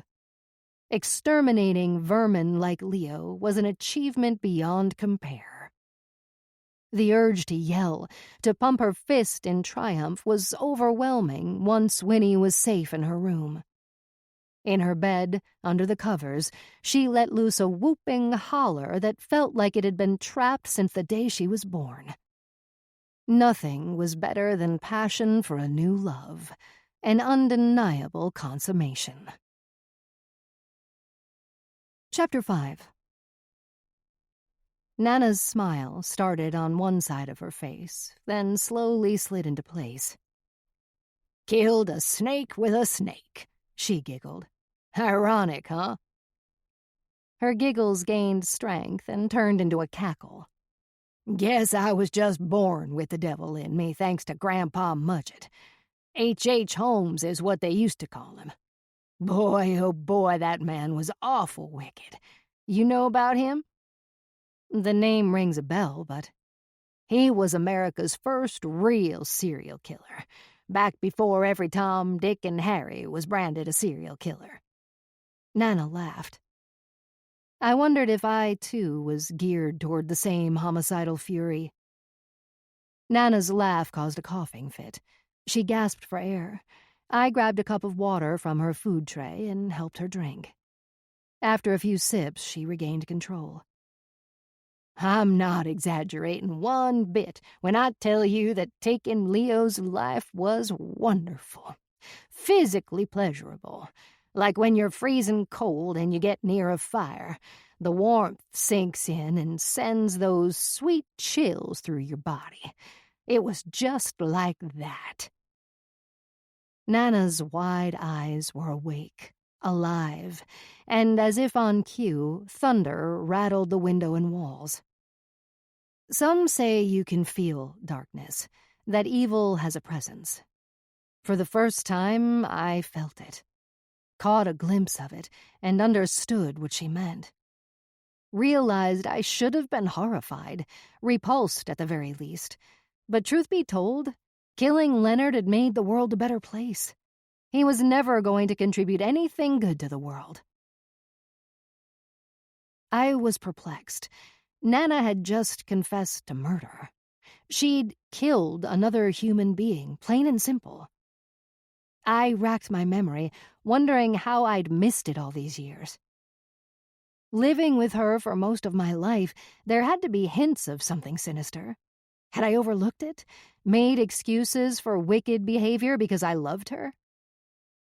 No. I could not recall a single incident. True evil just wasn't there. My mind drifted without permission to a place I did not need to go right now. I'm a murderer, too. Shame and revulsion hit like a fist to my gut. My husband, Mark, convinced me to kill our unborn child, and like a fool, I obeyed. Only difference was, my murder was perfectly legal and not at all pleasurable. Guilt comes and goes, but never fails to maul my conscience every time I see a baby, hear one cry, or worse, get close to a 5-year-old. Regret inevitably turns to wonder at what he or she would have looked like. How can I ache for a child I've never known? I always believed that women have the right to terminate an unwanted pregnancy, and still do, but for me it was an awful mistake. A child to love would have offered an option to the unbearable loneliness devouring me little by little. Nana's eyes looked heavy, and I could see she was struggling to hold them open. Rain pecked and streamed down the window. "You're a good girl, Jessica."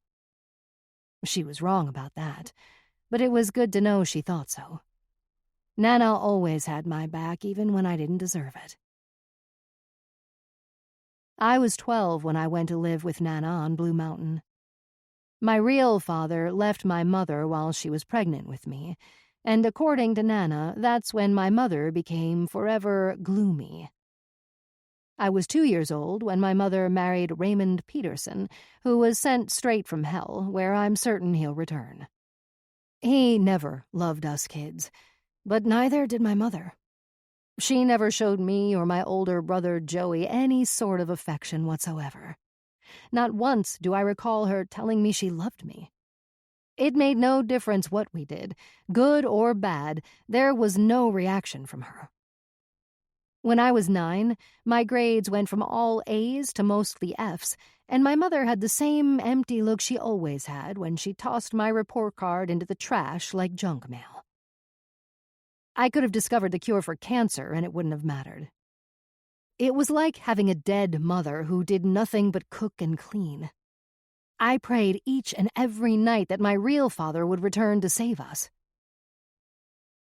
Mostly Raymond picked on Joey, but when Joey ran away, I became Raymond's only option. His favorite saying after every fight was, "Home is where the hate is." An ugly grin on his tobacco-stained lips. Lips like worms ripped from the earth, twisting and filthy. One morning before school, he called me a stupid-ass fat cunt for not replacing the toilet paper. My mother heard him say it. At the kitchen table, she stood next to him with his plate of crispy bacon and scrambled eggs in her hand. Slowly, like some sort of zombie, she set it down in front of him and went back to the stove, emotionless. It was the last time I let her lack of love and concern hurt me. I skipped school that day and called Nana. She said I should never allow anyone to drag me down into their custom-built shithole. Nana said she was damn glad to have me, and for the first time in my life, I mattered. Nana never made me feel bad about myself, not even a little, and to an overweight 12-year-old, that made all the difference in the world. I went from waking up and wishing I'd died in the night to truly looking forward to the day ahead. All because of Nana. "That's enough for now. You need to rest." I rubbed Nana's shoulder. "I'm fine," Nana mumbled with closed eyes. "I have to." She drifted off, and I turned off the recorder. It was damn near 4 o'clock. With all the storytelling and murder confession, I had lost track of time. Nana and I had both had enough for one day. I kissed her goodbye. Daylight dwindled fast this time of year, and my mind raced as I flipped the windshield wipers onto high. The truck splashed along Blue Mountain Road, and I swigged from a big bottle of Pepto-Bismol. My guts hadn't stopped churning with worry since Mark disappeared. Plus, I honestly missed my cheating husband. 2 lanes of busted asphalt twisted up the mountain until it turned to gravel and forked just ahead. I slowed for the turn and the deep puddle that followed. Fog coated thick pines and hid the hills and canyon below. How could Nana, a feeble old woman, be a killer? And if she were, why? What motive could she possibly have? The relentless question forced a laugh. Not only was the notion speculation at this point, it was ludicrous, I decided, as my headlights lit the yellow police tape strung across Nana's front gate. The light at dusk was grainy, and with rain it was hard to tell if anyone was securing the property. I saw no one and stepped out. An aggravating rain pelted my face, forcing me to hurry while I tore the tape from the side. The master lock and heavy chain that usually kept the gate closed lay in the mud just below the post. Someone had cut it. Ever since I could remember, Nana's gate had been locked. Always. It was one of her rules you didn't break. Even if you were just dropping off groceries or salt blocks, didn't matter. You shut the gate and locked it. A total pain in the ass, to be sure, but Nana swore it was the best way to keep the riffraff out. That and a pack of good dogs. There were only 4 people who had a key to the gate. Mark, myself, Nana, and Jim Kelly, who lived in a rusted single-wide on the ranch and did much of the work over the last 20 years. He and Nana were like oil and water, constantly bickering worse than an old married couple, but I'm positive he loved her. A quiet man, hard-working in spite of being an alcoholic. He'd left town without a word the day after the sheriff questioned him about Mark's disappearance, and I couldn't come up with a single reason why. Mark and Jim were hunting buddies back before I married Mark 15 years ago. According to my husband, a hunting buddy is the best kind of friend a man can have. So why would Jim have left the ranch? Where would he have gone? He didn't even own a vehicle. Sold it a few years back when he got his 3rd DUI leaving the VFW hall. On his way home, he ran a teenage girl off the road, and she just missed hitting a tree. Jim wound up in a ditch with a busted nose from smacking the steering wheel. Just the thought of having almost killed that girl scarred Jim so badly he quit driving, since quitting the booze wasn't an option. On summer nights, he'd ride a horse into town, do his drinking, then ride back home. Did Nana do something awful to Jim? I couldn't fathom it. None of it made any sense, so I quit thinking and swung the gate open, got back in the truck shivering, and blasted the heater as I drove in without shutting the gate. The stench of wet hog manure and muck lingered as I passed the empty pens. The swine had been removed and sent to auction days ago, but the aroma lingered. Wendy, my favorite of Nana's mares, nickered when I slid open the barn door. "Excuse me, ma'am." I damn near jumped out of my skin. A scream froze in my throat. I caught my breath. Holy shit! I bent with my hands on my weak knees to calm my heart. A deputy, covered in a long black slicker with a hood, stepped up. "Sorry, didn't mean to scare you." "I'm just here to feed the animals." I straightened, raised my shaking hands in surrender. "Well, no one's allowed in here. I have orders to arrest all trespassers," he said. "I'm not trespassing. This is my grandmother's place, and if I don't feed the animals, who will?" I crossed my arms. They supposed to just starve to death? "Sheriff put in a request with animal control to pick them up." "Christ. I'll come get them tomorrow. You let them know I'm coming." I filled the wheelbarrow with extra-large flakes of alfalfa. "They need to eat, so arrest me after I feed." "I know it seems silly, ma'am. I'm just doing my job." He stepped in front of me. "Here, I got it." He rolled the hay-filled wheelbarrow outside of the barn and followed me down the hill through the mud to the horse pens. I lifted the heavy flakes and pitched them over the fence into feeders we'd made from old tractor tires as the deputy pushed the wheelbarrow along the fence line. "Thanks." I appreciated his help. "Just let me check the dogs and I'll get out of here." No need. Animal control removed them today. Thunder grumbled somewhere in the distance, and I wanted to scream. How do I get them back? Go in tomorrow. Oh, wait, no, tomorrow's Sunday. They're closed. You can go in Monday. Shouldn't be a problem. I nodded and took the empty wheelbarrow around the opposite side of the barn. That's when I saw it, sitting atop the high hill like a monster in the disintegrating light. How had I missed it earlier? Had the rain obscured my view? Or was I just that out of it these days? A yellow excavator replaced sow pens that had been made of heavy-gauge hog wire welded to iron pipe in 4-foot sections, topped with a corrugated tin roof. Nana and I, but mostly Jim, worked and sweated for weeks one summer to build those perfect pens. To see them mangled, bent and broken on the side hill like some sick modern art exhibit, was a reminder that life as I knew it was over. Every year, as far back as I can remember, at least a dozen 4-H and FFA kids bought their Hampshire Project pigs from Nana. Her pigs had the best show record in all of Calaveras County. Seeing this would kill her. It was like someone was stomping my chest as the realization that Nana was never coming home hit me. My hands turned to fists. You guys confirm anything yet? I'm not at liberty to... Why the excavator? I'm not at Yeah, of course not. I left the barn and was heading for my truck when I noticed how decrepit Nana's farmhouse had become. How had I not noticed the peeling white paint? Its wet, wooden underbelly was gray and weathered in the darkness. It was as if the place was withering away with Nana.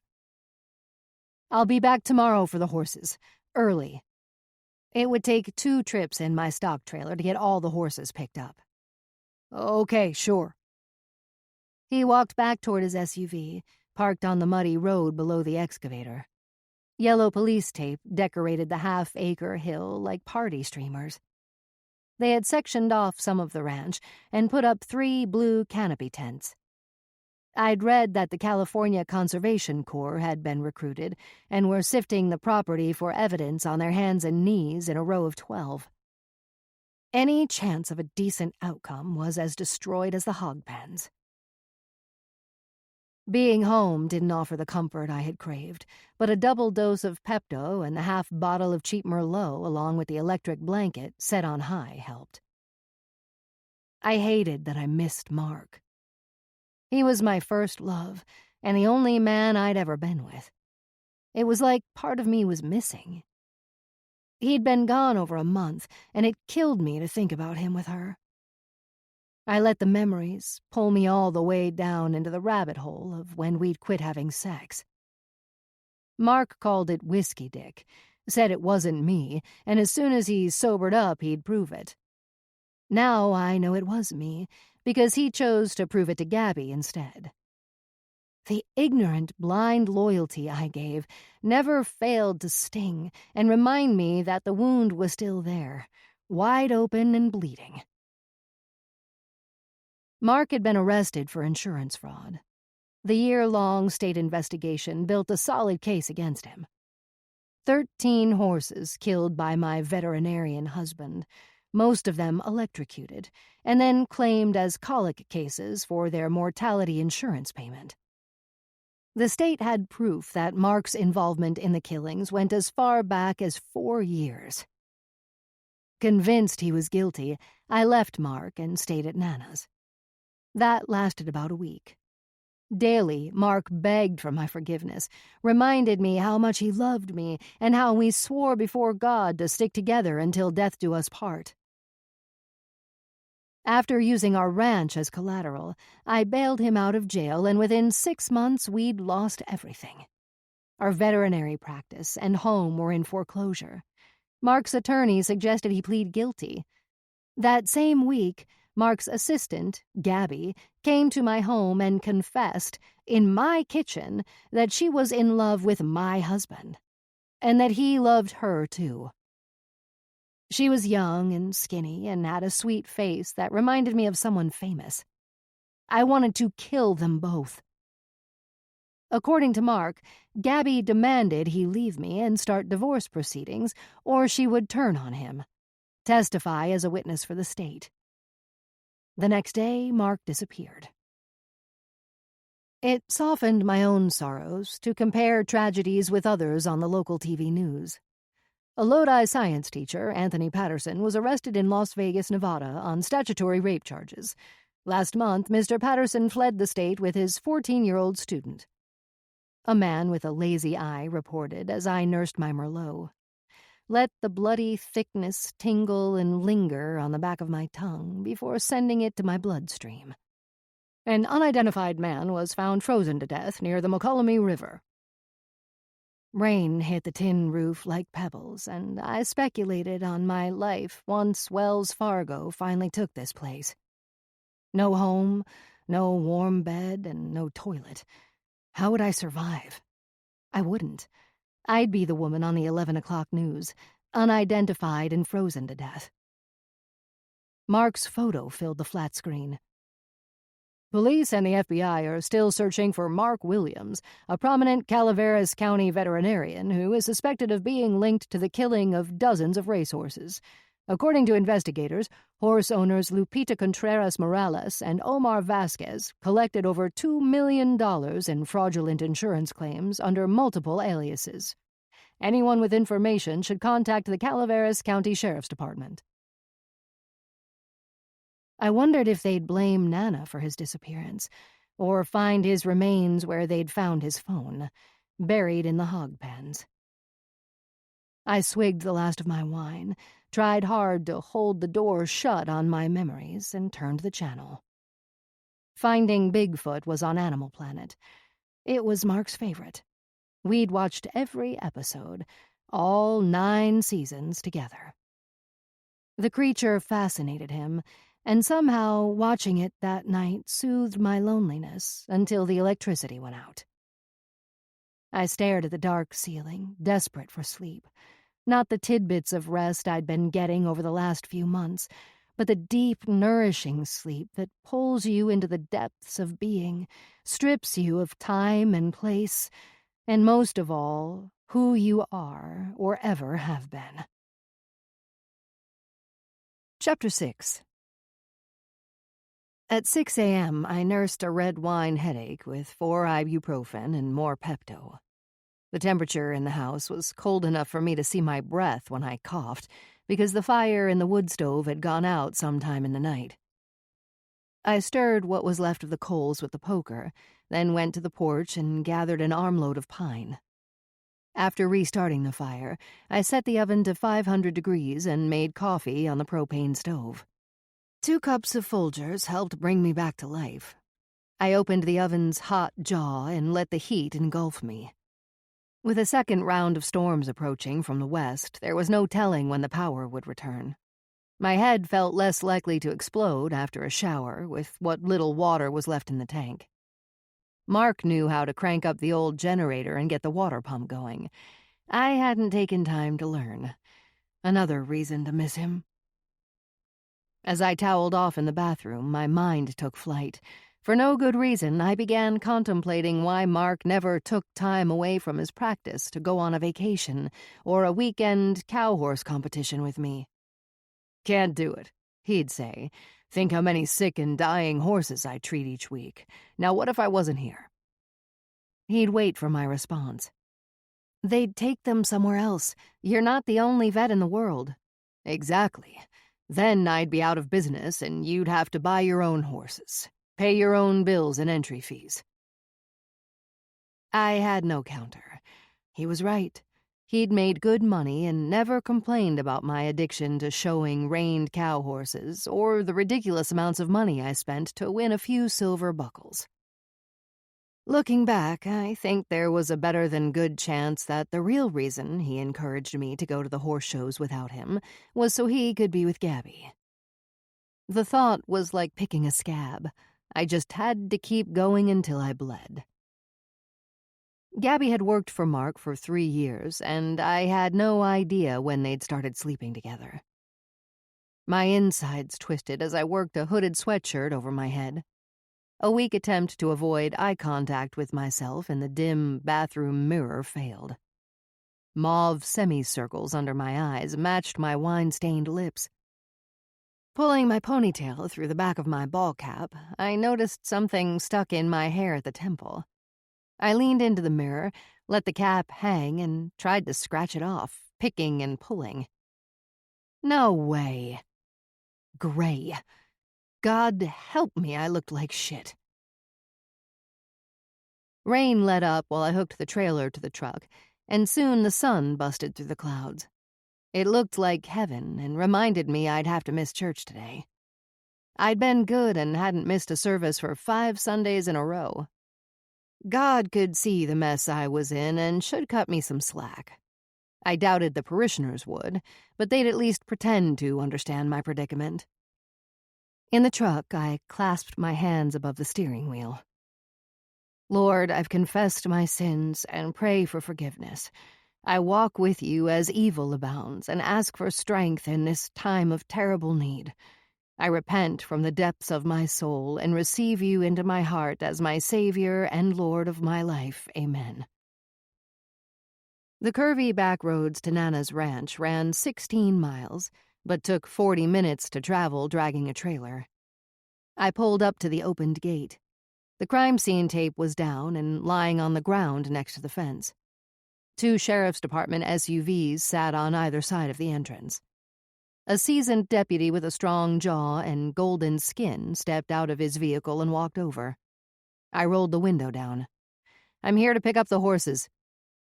He didn't say a word, just nodded, signaled me through, then pulled his walkie-talkie up to his mouth. As I drove toward the horse pens, a dozen or more investigators of some sort gathered under one of the blue canopies. Diesel smoke rose from a pipe on the excavator, but it hadn't moved since last night.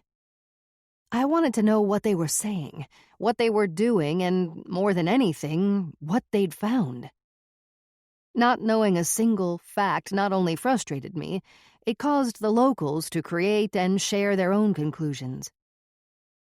The serial killer of Calaveras was the topic of every Facebook post, and I'm sure every conversation at the Cozy Cabin Cafe, the hardware store, Dollar General, and the post office. After Nana's arrest, I tortured myself with posts in her defense, then gave up and deleted my account.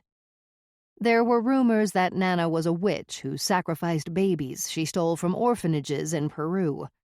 That was one accusation I knew was false, since Nana had never left the U.S. and seldom the ranch. I loaded 4 pregnant mares and 1 old mule into the trailer, while keeping an eye on the excavator that idled and smoked in the dreary morning. A small group of men, maybe 5 or 6, and 2 women stepped into what looked like white hazmat suits as I shut the trailer door and latched it. What would they find today, I wondered?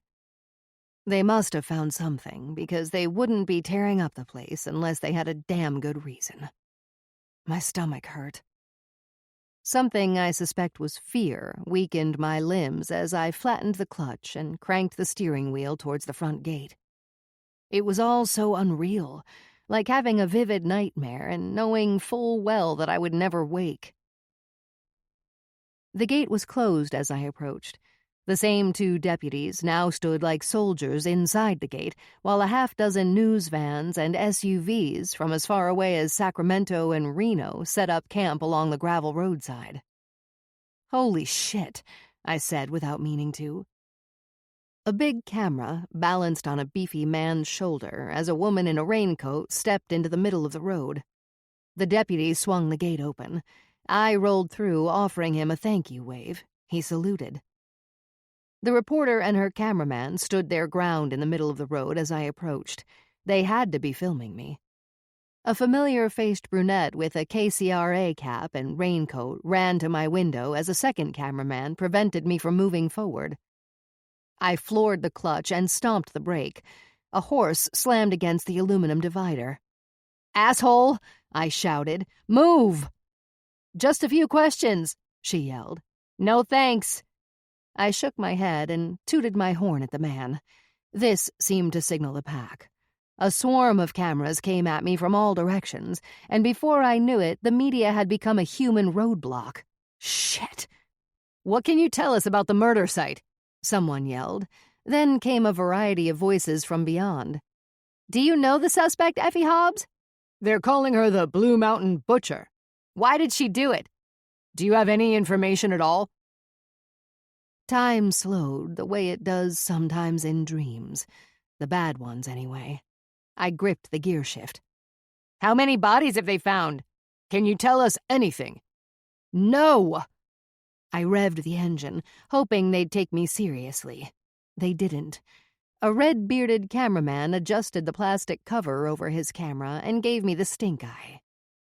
What if I put the truck into gear, floor the accelerator, and watch them fly like a flock of ignorant turkeys? Bones and bodies breaking like sticks. The disrespectful pricks would run screaming with regret, and I'd be headlining the 6 o'clock news. I laid on the horn and drowned their shouts, hoped for the best as I inched forward. This should not be happening. I should be getting ready for church, smiling, hugging fellow believers, singing hymns, having my spirit lifted and soul redeemed.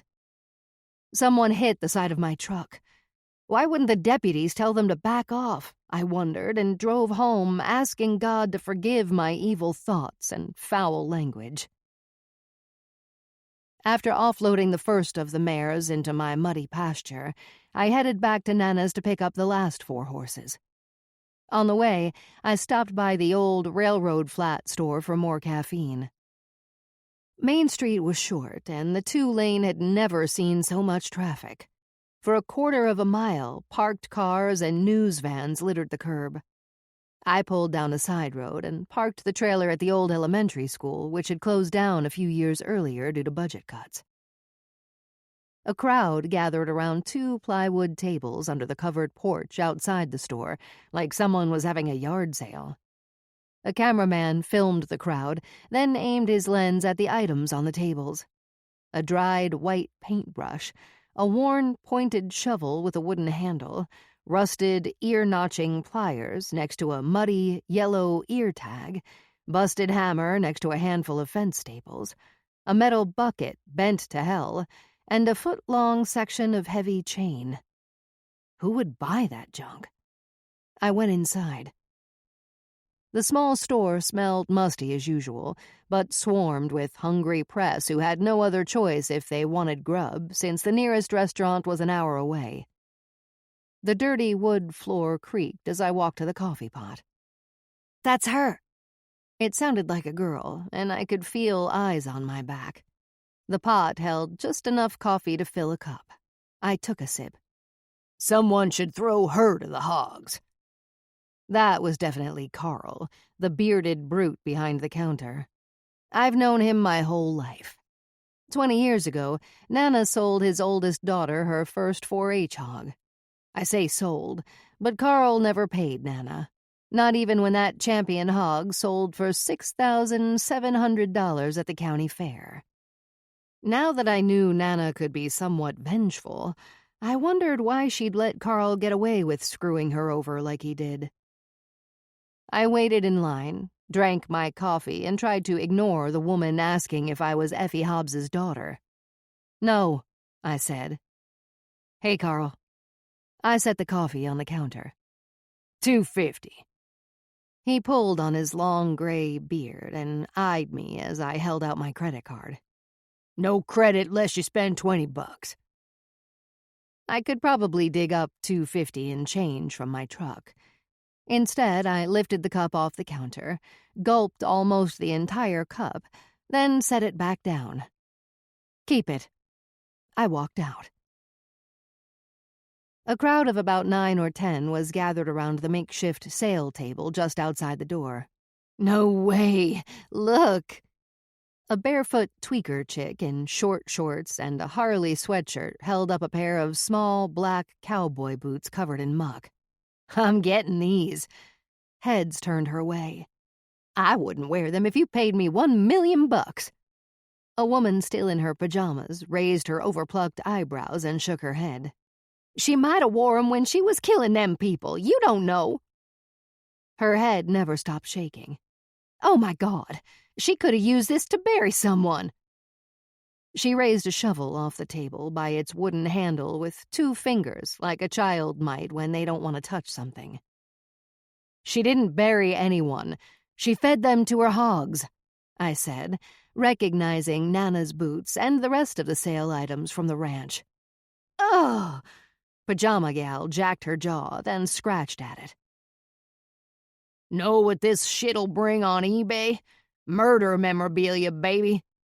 A fat man sucked his cigarette and rattled the piece of chain against the plywood.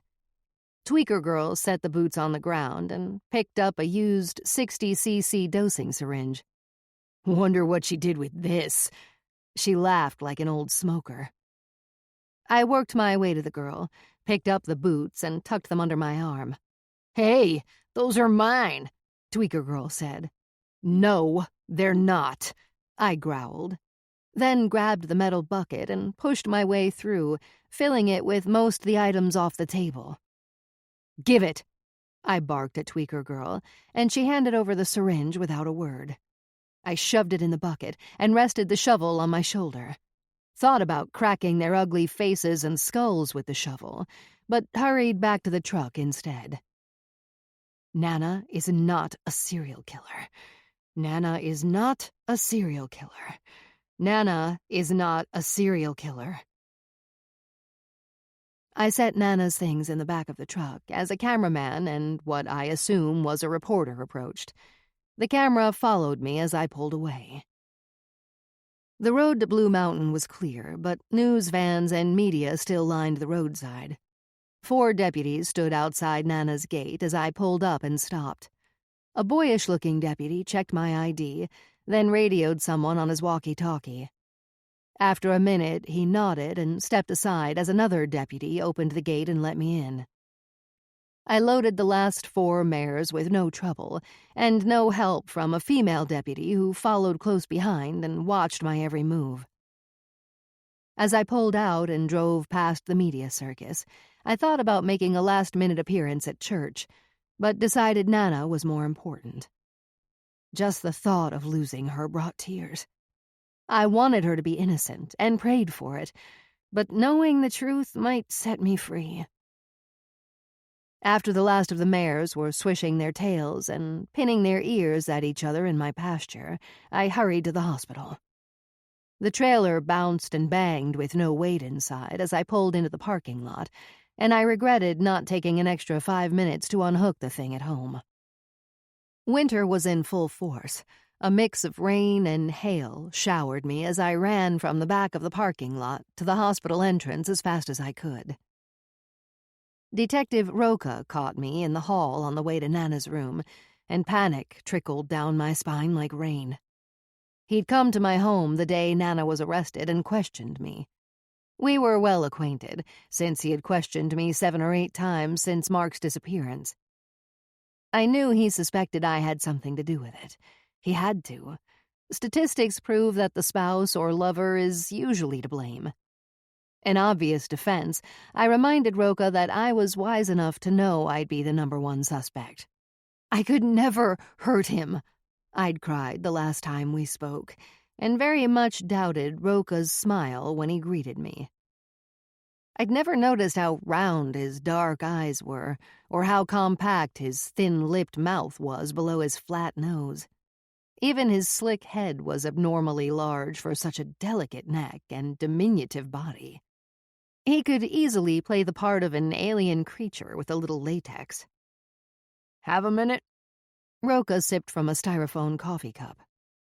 No, I don't, I wanted to say, but instead forced a smile and said, sure, and then followed him into an empty waiting room.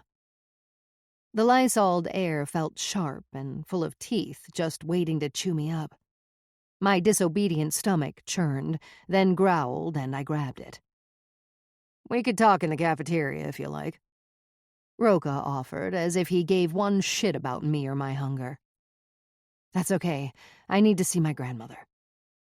My wet coat groaned against the pleather chair as I leaned back. "How are you doing?" He sat on the edge of the chair next to me, his knees too close. He didn't care how I was doing. "Fine." I try not to think about it. "Which? Your missing husband or your grandmother's victims?" He turned cold in an instant, and his jaw flinched, his thin lips pressed into a straight line. "I wasn't aware there were victims. Last I heard, nothing had been confirmed. It's impossible to get any information. It's a tedious process, since all that remains are bone fragments.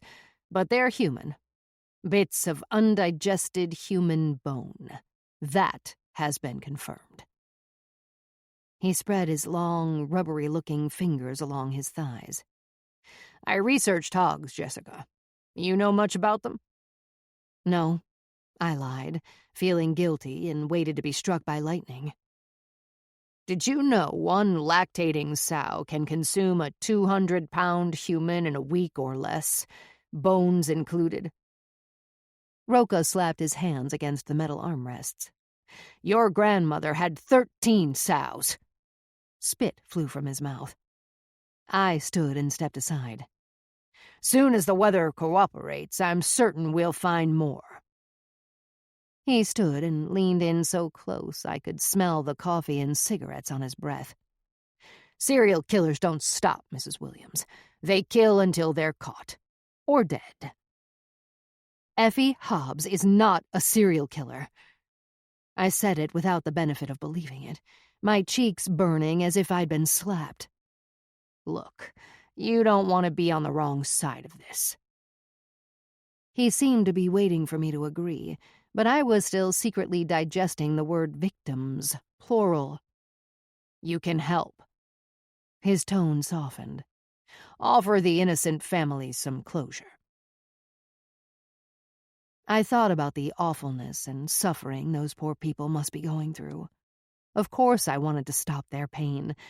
Thank God my stomach was empty. I felt sick. Hot saliva filled my mouth. My hands sweated.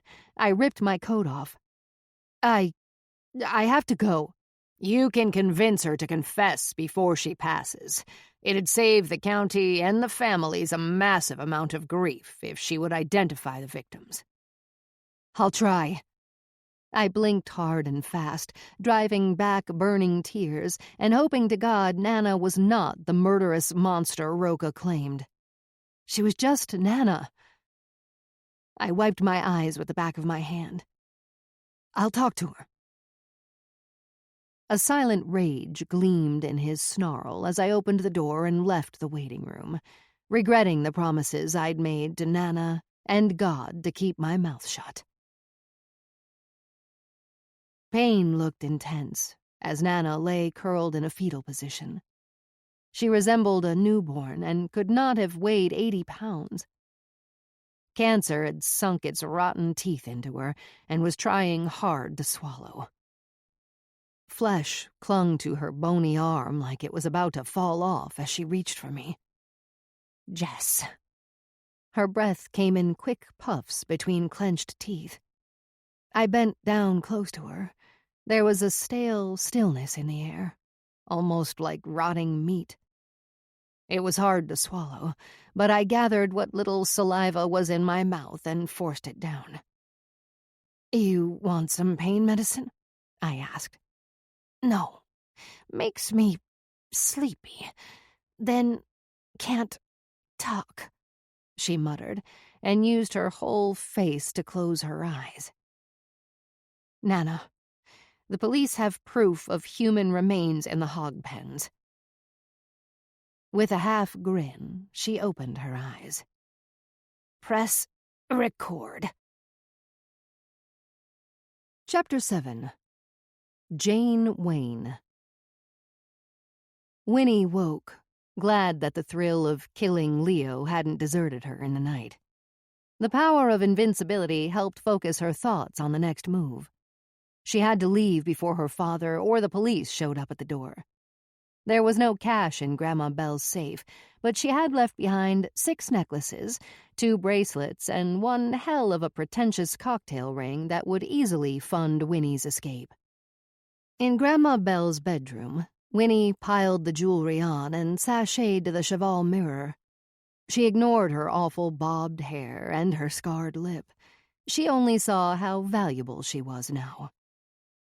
Facing the large window was a small writing desk that held pens and Belle Howe's letterhead.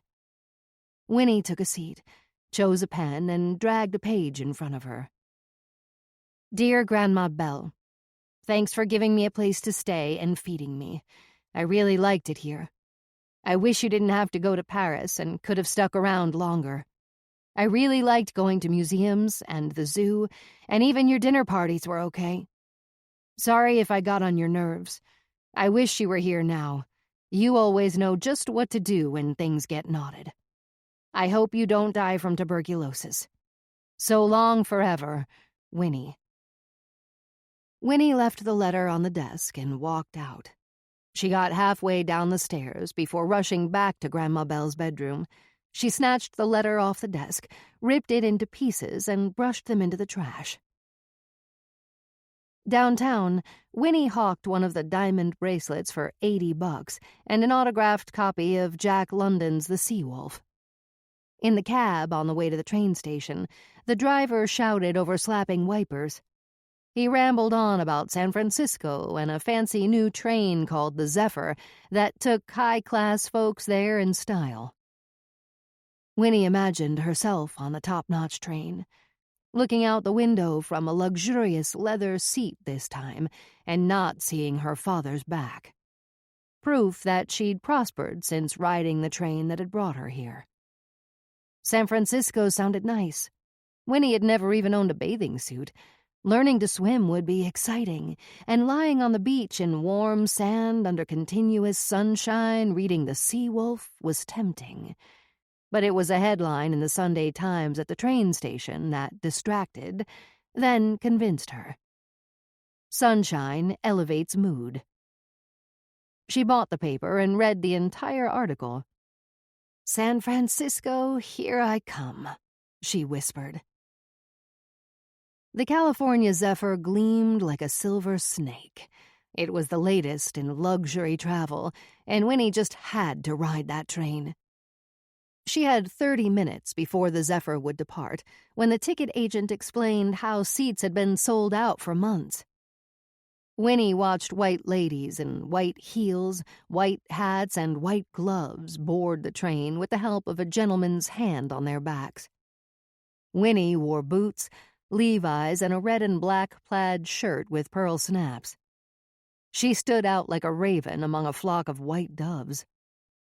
The thought of buying a ticket on the regular old boring train and riding it all the way to the West Coast irked her.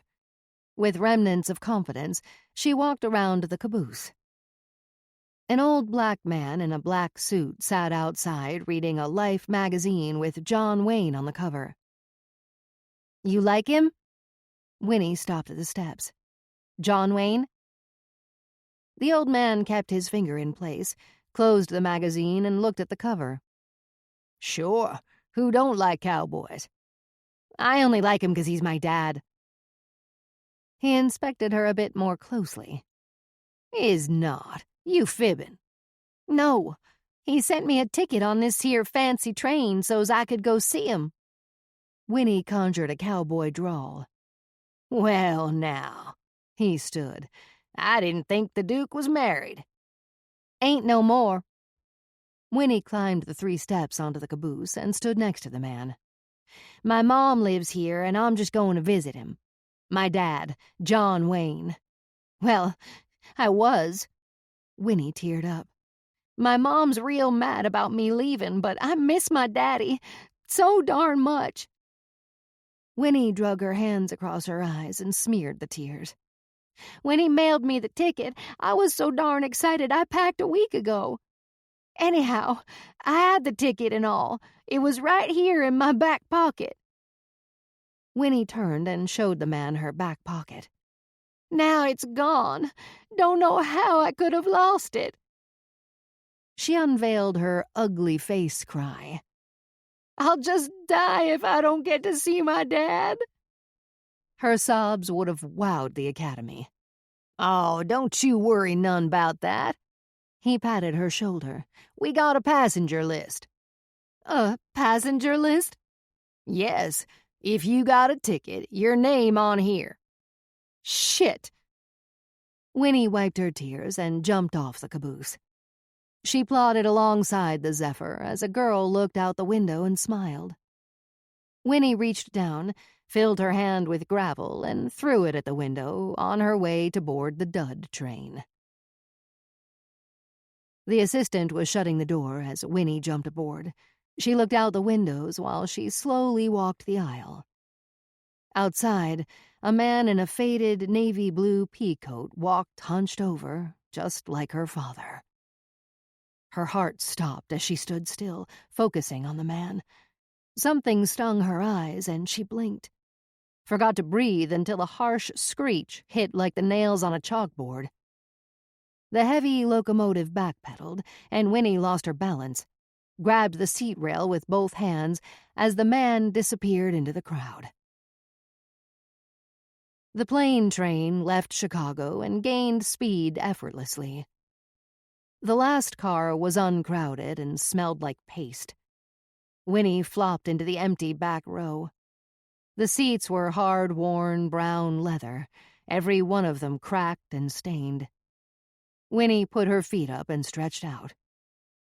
Her eyes heavy with the train's rhythm as they chugged past the Chicago suburbs and lush farmlands of western Illinois.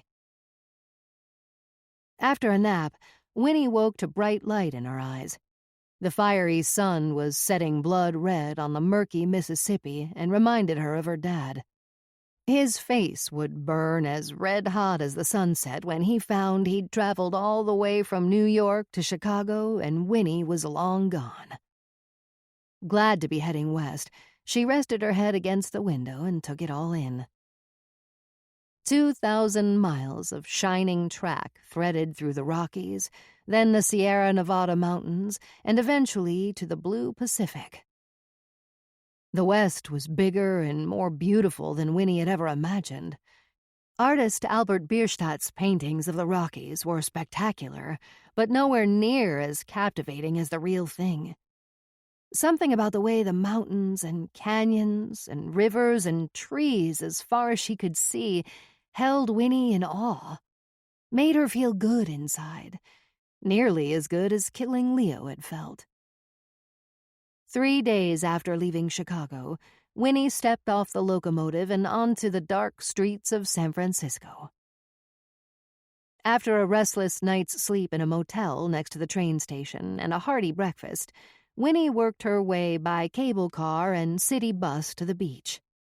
There she bought a fancy bathing suit, a strapless red and white checkered one-piece with ruffles where Winnie's cleavage might be if she had any. She carried her clothes in a bag and wore her cowboy boots along with the new gingham suit out of the shop. She dashed through traffic and crossed the street, pulling up the suit as it slid lower and lower. Her boots sunk in the deep sand. The Golden Gate loomed in the fog, and the stench of rotting kelp was not how Winnie had dreamed of the sunny West Coast. The water was freezing, but she forced herself in anyway, farther and farther until she was waist-deep. Being the only fool in the icy gray waves, tourists watched Winnie as if she were the entertainment. She acted tough, like the water wasn't cold as it splashed over her shoulders. But when something underwater brushed her leg, she bolted like a spooked horse. The suit fell to Winnie's waist as she made her escape. Being bare-chested didn't slow her down one bit.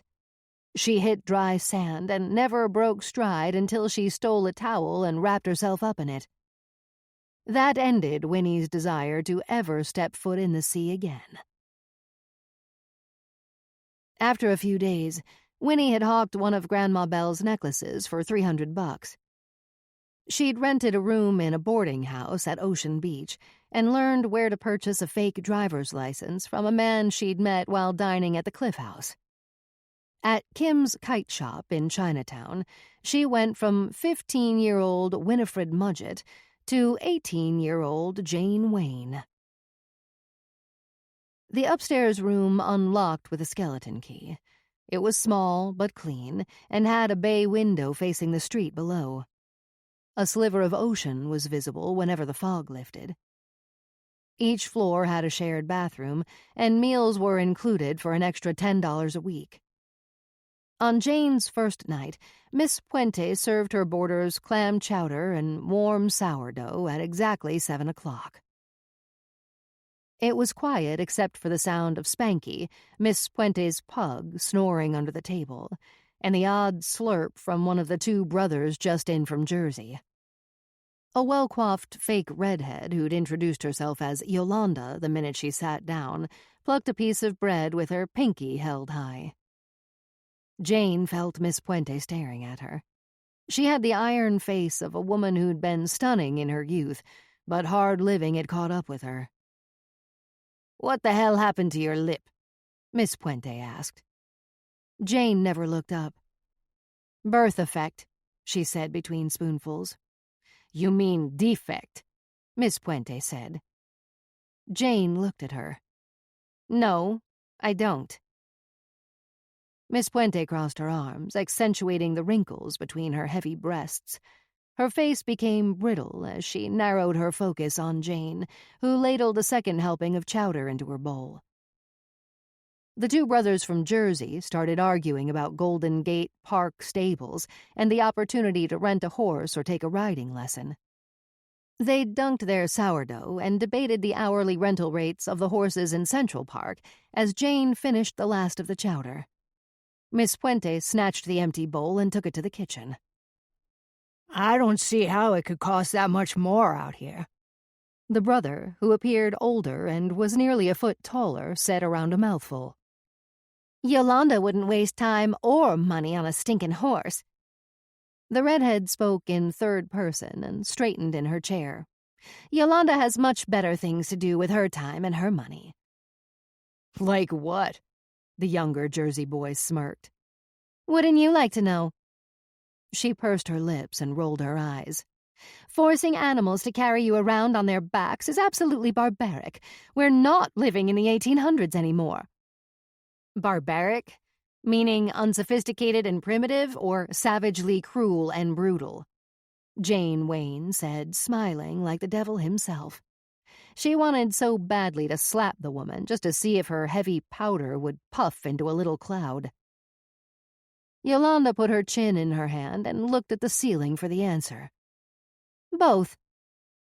Jane burped as she reached over and sloshed her sourdough around in Yolanda's chowder. "How'd you get so darn smart? College?" The Jersey boys laughed, and when Yolanda left, Jane slid the woman's unfinished chowder to the pug under the table. The thought of gliding along the trail atop a strong steed, just like in the movies, kept Jane up most of the night. She hadn't been this excited about anything since the night she killed Leo. It was impossible to sleep, so Jane was at Golden Gate Park stables by 8 a.m., 2 hours before they opened to the public. She walked around, watched an old bent man feed the horses, watched stalls and saddles being cleaned by black and white guys who looked like they'd had it rough. A tall palomino caught her eye and stole her heart when he leaned into her for a rub. An engraved wooden sign hung above his stall. Romeo. Jane stayed and scratched his ears, rubbed his nose, and patted his neck. When she left to visit another horse, Romeo nickered, reared, and twisted his head like a wild stallion. "Geez, take it easy." Jane gave in and loved on him until a man in English riding breeches and a fedora came by. "He loves the girls, that one." He sounded Irish. "His name suits him," Winnie said. "Are you here to ride?" "Yes, sir." "Well, let's get on with it, shall we?" "Great. Have you ridden before?" "A little," Jane lied. "Can I ride Romeo?" The man twitched his gray mustache and twisted his head like Romeo had. "He can be a challenge, that one. Let's see how you do with Ricky, shall we?" Jane Wayne slowly signed her new name for the first time. She handed back the release form and paid $10 for 1 hour of riding. Ricky, a big bay gelding, came to Jane saddled and bridled. She slipped her foot in the stirrup, jumped in the saddle, and gathered her reins the exact way she'd seen John Wayne do it so many times on the big screen. She kicked Ricky, but he did not take off the way the horses in westerns did. He didn't leave at all, just pinned his ears and swished his tail. Once you get him going, he'll be okay. The assistant who had brought the horse assured Jane, then gave Ricky a swat on his rump. The bay walked like he was stuck in slow motion and just might stop any minute. This was not the exciting, high-speed gallop through the Wild West Jane had pictured. The air was cool, and the sun had finally burned away the fog. The smell of warming eucalyptus made riding and breathing a pleasure. Although she could not convince Ricky to gallop or even trot, Jane caught herself grinning as she ducked under a low-hanging oak branch. There was something spectacular and soothing about the motion of the horse, as if his legs were her legs, his power was her power. It was nothing short of restorative. In those magical moments, Jane Wayne could leave the life she'd been stuck with and become the cowgirl she was meant to be. She rode 10 miles, and when she returned, rented Wilma and rode another hour in spite of her stiff legs and sore rump. Dust and dirt coated Jane's boots as she proudly hobbled like an old cowpoke the few blocks to the diner. After a patty melt and a chocolate malt, Jane went to the cinema, watched Rio Grande for the 3rd time, and wished she could live like they did in the Old West. Shoot people who did you wrong and ride fast to the next town. In her room, Jane dumped the remaining cash from inside her boot onto the wood floor. She counted out $182, then tossed the spare change into her suitcase. She pressed and folded the bills, then placed them back inside her boot. After changing out of dirty clothes and into clean Levi's and a new Western shirt, Jane dug inside her suitcase. She uncovered a box of Kotex sanitary napkins. It was lighter than it should have been, and panic overwhelmed her as she opened it. Her heart seemed to stop beating when she opened the box and found Grandma Belle's necklaces gone, along with the cocktail ring. Something like a hot wave hit and then washed over Jane. She threw the box across the room and ran downstairs like she was on fire. Miss Puente was in the kitchen, placing a casserole dish in her new gas oven, when Jane walked in trying to contain her anger. "Someone's been in my room." "Why would someone go into your room? How do you know this?" Miss Puente said it fast, like she didn't appreciate the interruption, and watched Spanky circle his bed next to the warm stove. "Because some of my things are gone." Jane hitched her hands on her hips. "Oh, dear." Miss Puente began slicing onions with a butcher knife. "What things?" "I had necklaces, 5 to be exact, and a ring worth a lot of goddamn money. They were in my suitcase, and I want them back, or I'll tear this place apart and everyone in it." "Now, Miss Wayne, you must remain calm." She put her arm on Jane's shoulder, the butcher knife uncomfortably close to Jane's face. "Not much happens here that I don't know about. What I cannot understand is how a young girl like you comes to own so much valuable jewelry." The smell of alcohol with her words. "I inherited them," Jane said. "Of course you did, dear. And now someone else has inherited them." Miss Puente went back to her onions with a wicked grin. "I'll call the police. The telephone is in my office." Jane walked out, battling the anger roiling inside of her. She had kicked in 2 bedroom doors, searched inside, and was headed up the stairs to the 3rd floor when the Jersey brothers grabbed her from behind. "Miss Puente says you gotta go," the taller brother grunted, sounding like an ape if apes could talk. With a brother on each arm, Jane Wayne was rushed down 2 flights of stairs and out the door. They tossed her and her suitcases out onto the sidewalk. Miss Puente says don't come back or she's calling the cops. The brothers turned and walked back into the house. On the 3rd floor, Miss Puente looked down from behind laced curtains. It was hard to think through the choking fog of anger. Jane sat on the cold sidewalk and watched the sunset like a tiny glowing ember in gray ash. San Francisco isn't all that great. Too cold and dreary. Jane carried her suitcases around town, bought the latest Life magazine, and read it over fish and chips. Cowboys and cowgirls riding along the high desert smiled at Jane from the glossy pages. Reno, Nevada, divorce capital of the world. The article explained how divorce seekers came from all over the United States and took up temporary residence at dozens of dude ranches in and around Reno. Dude ranches. Jane pictured herself there, riding, miles and miles of riding. Reno wasn't all that far. She'd leave tonight by bus or train, just as soon as she made things right with Miss Puente. Chapter 8. At noon, I asked Nana if she needed a break. Hell no. Well, I could use some lunch. I was hollow inside, and something in my stomach might help me digest whatever dastardly deed had befallen Miss Puente. Did you ever speak to your family again? I asked. Nope. Not even Grandma Belle? Nope. Nana shook her head. Hello. A nurse in pink polka-dotted scrubs interrupted us. How are we feeling today, Miss Hobbs?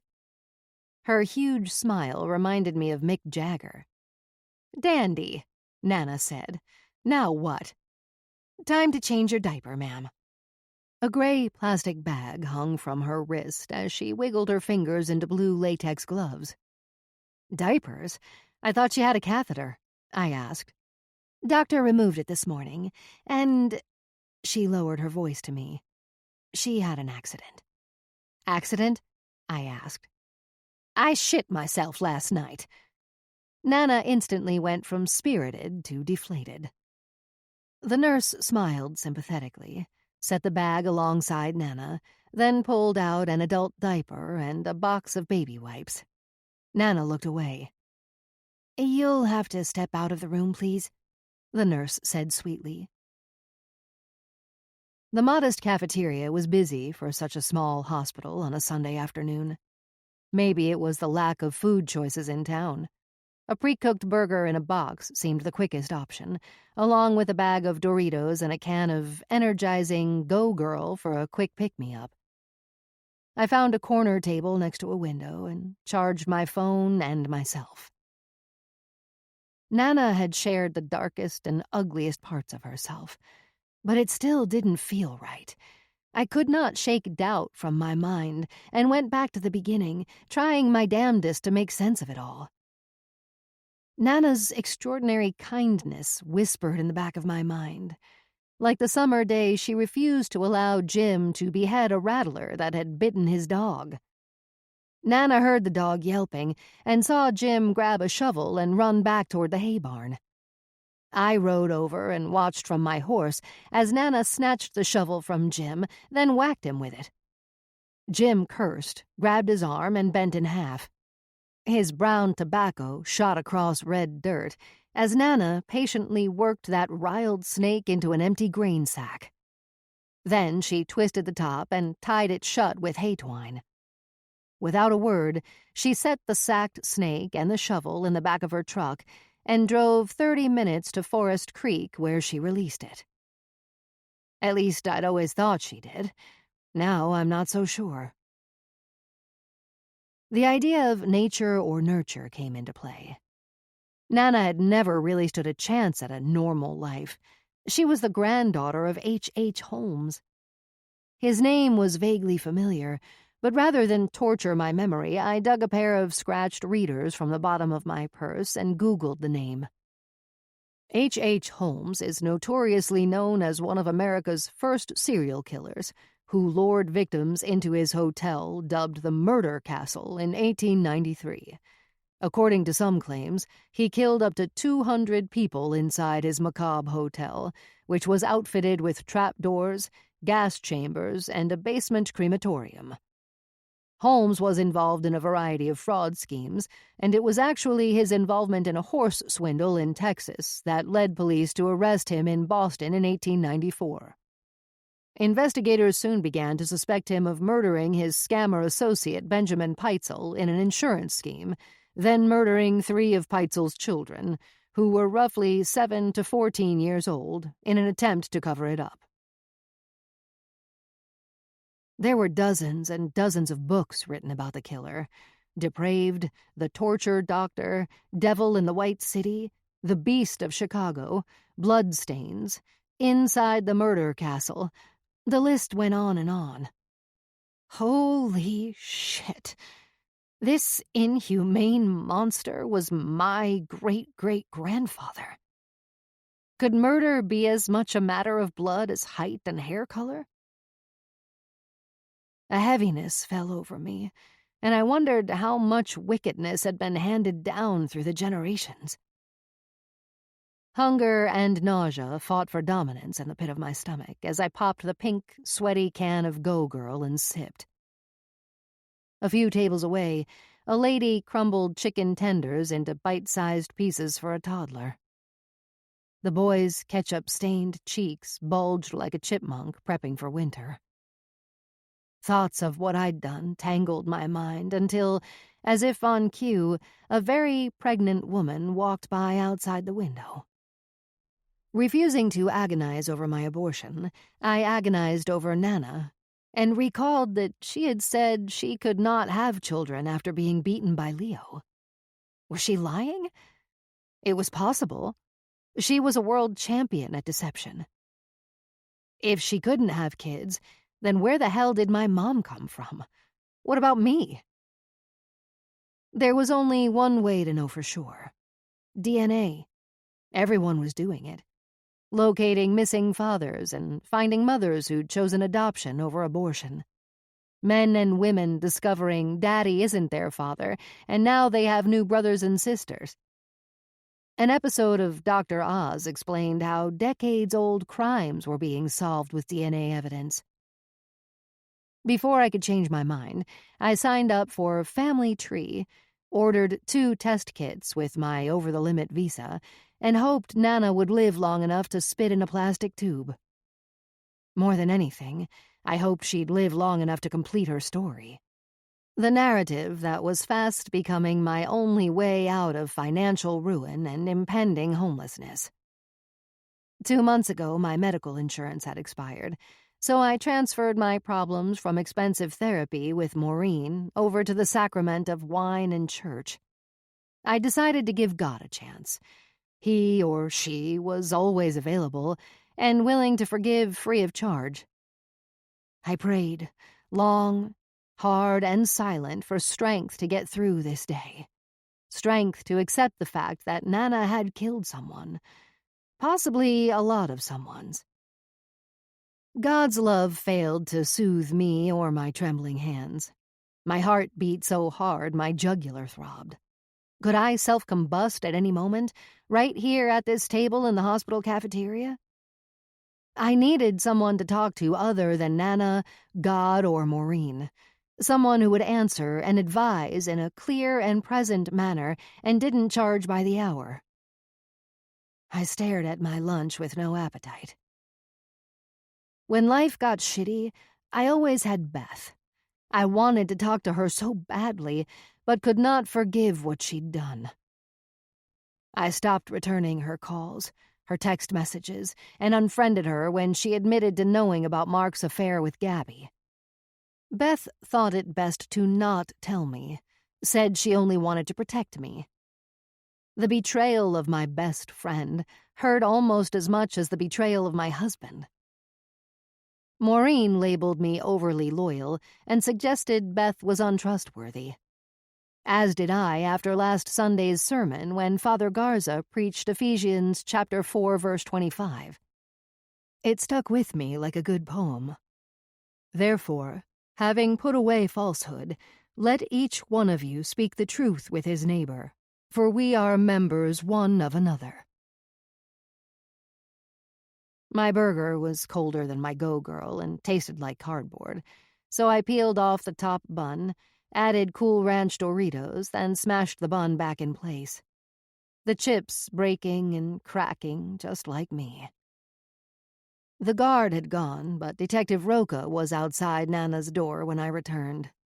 Dear Lord, give me strength. She ready to confess? Roca asked. She's not talking to you without a lawyer. Why make this difficult? Roca glared at me like he was assessing my value. We've made significant discoveries at your grandmother's property. What's that mean? Means we have DNA evidence confirming that at least 10 individuals were disposed of. Human beings, Jessica.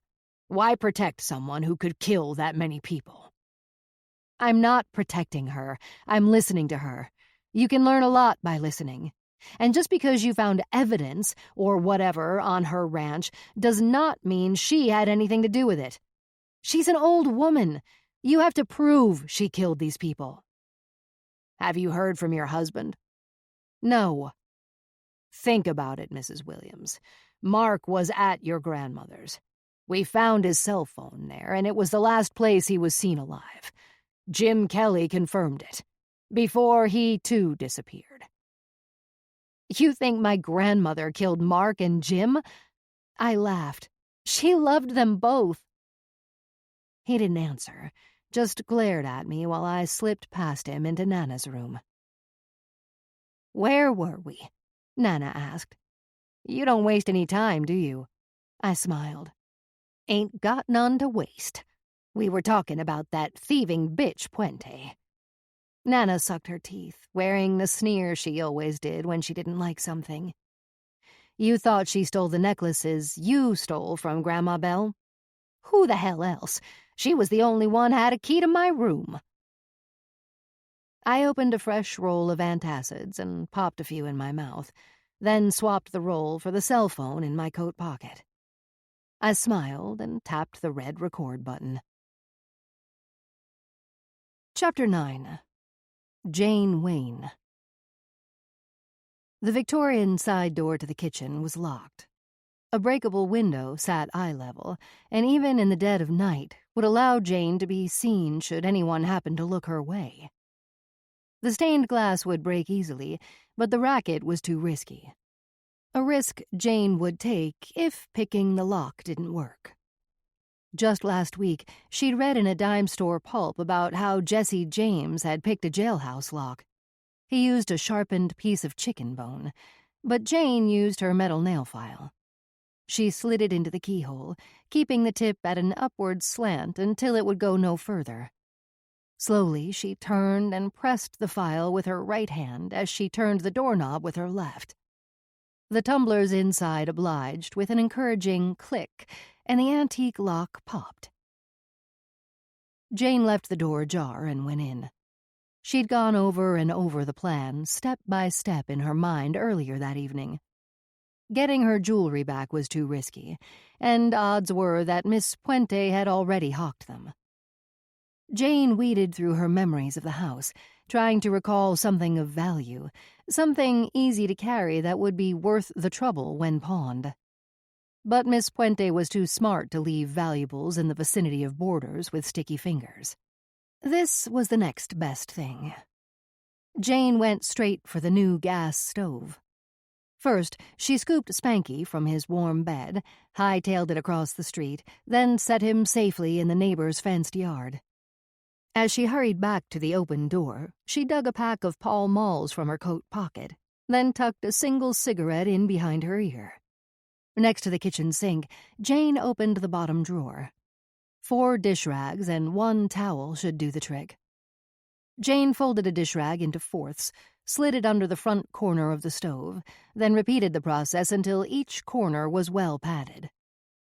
Slowly, she pulled one side of the stove away from the wall without making a sound. Behind the stove, she knelt and wrapped the dish towel around the copper gas pipe.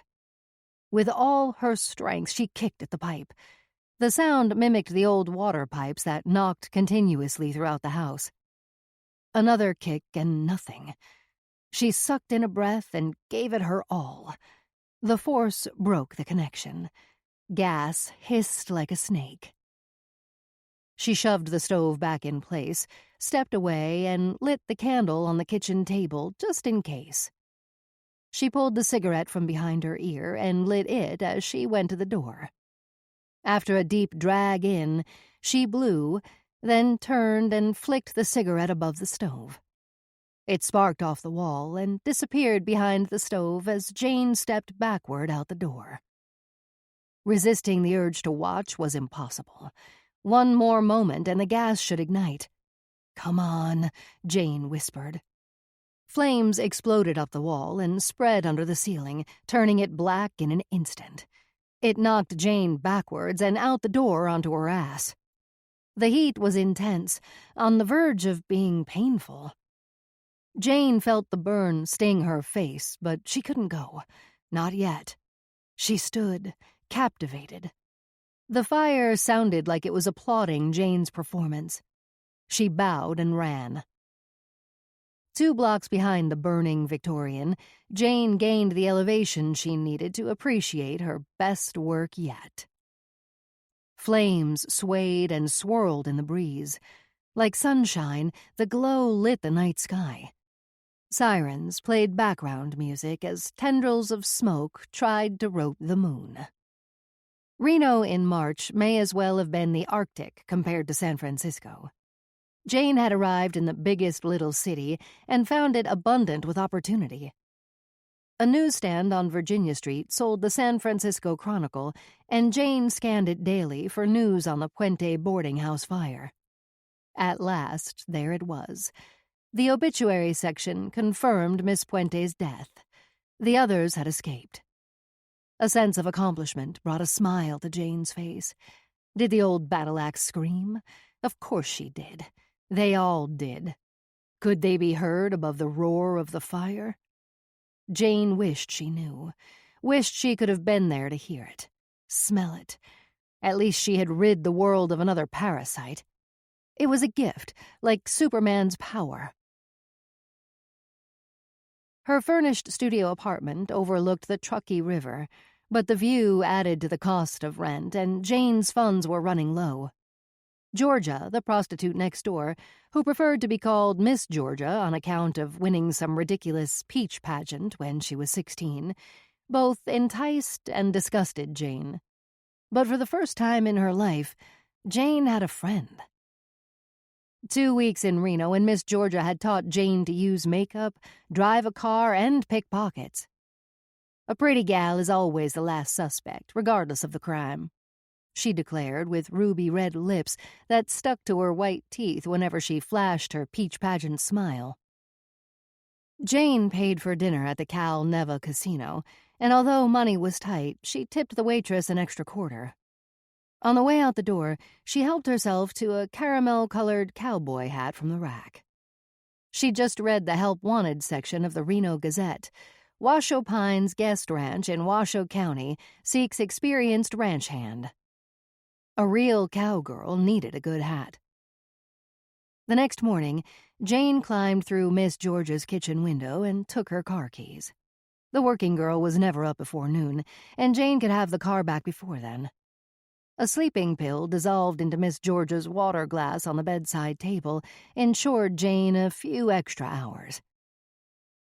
White dust tailed the baby blue Bel Air like smoke as Jane turned off the alkali desert road and pulled into the Washoe Pines guest ranch. Wind blew the stolen hat off her head the moment she stepped out of the car. It tumbled as if it were trying to get away.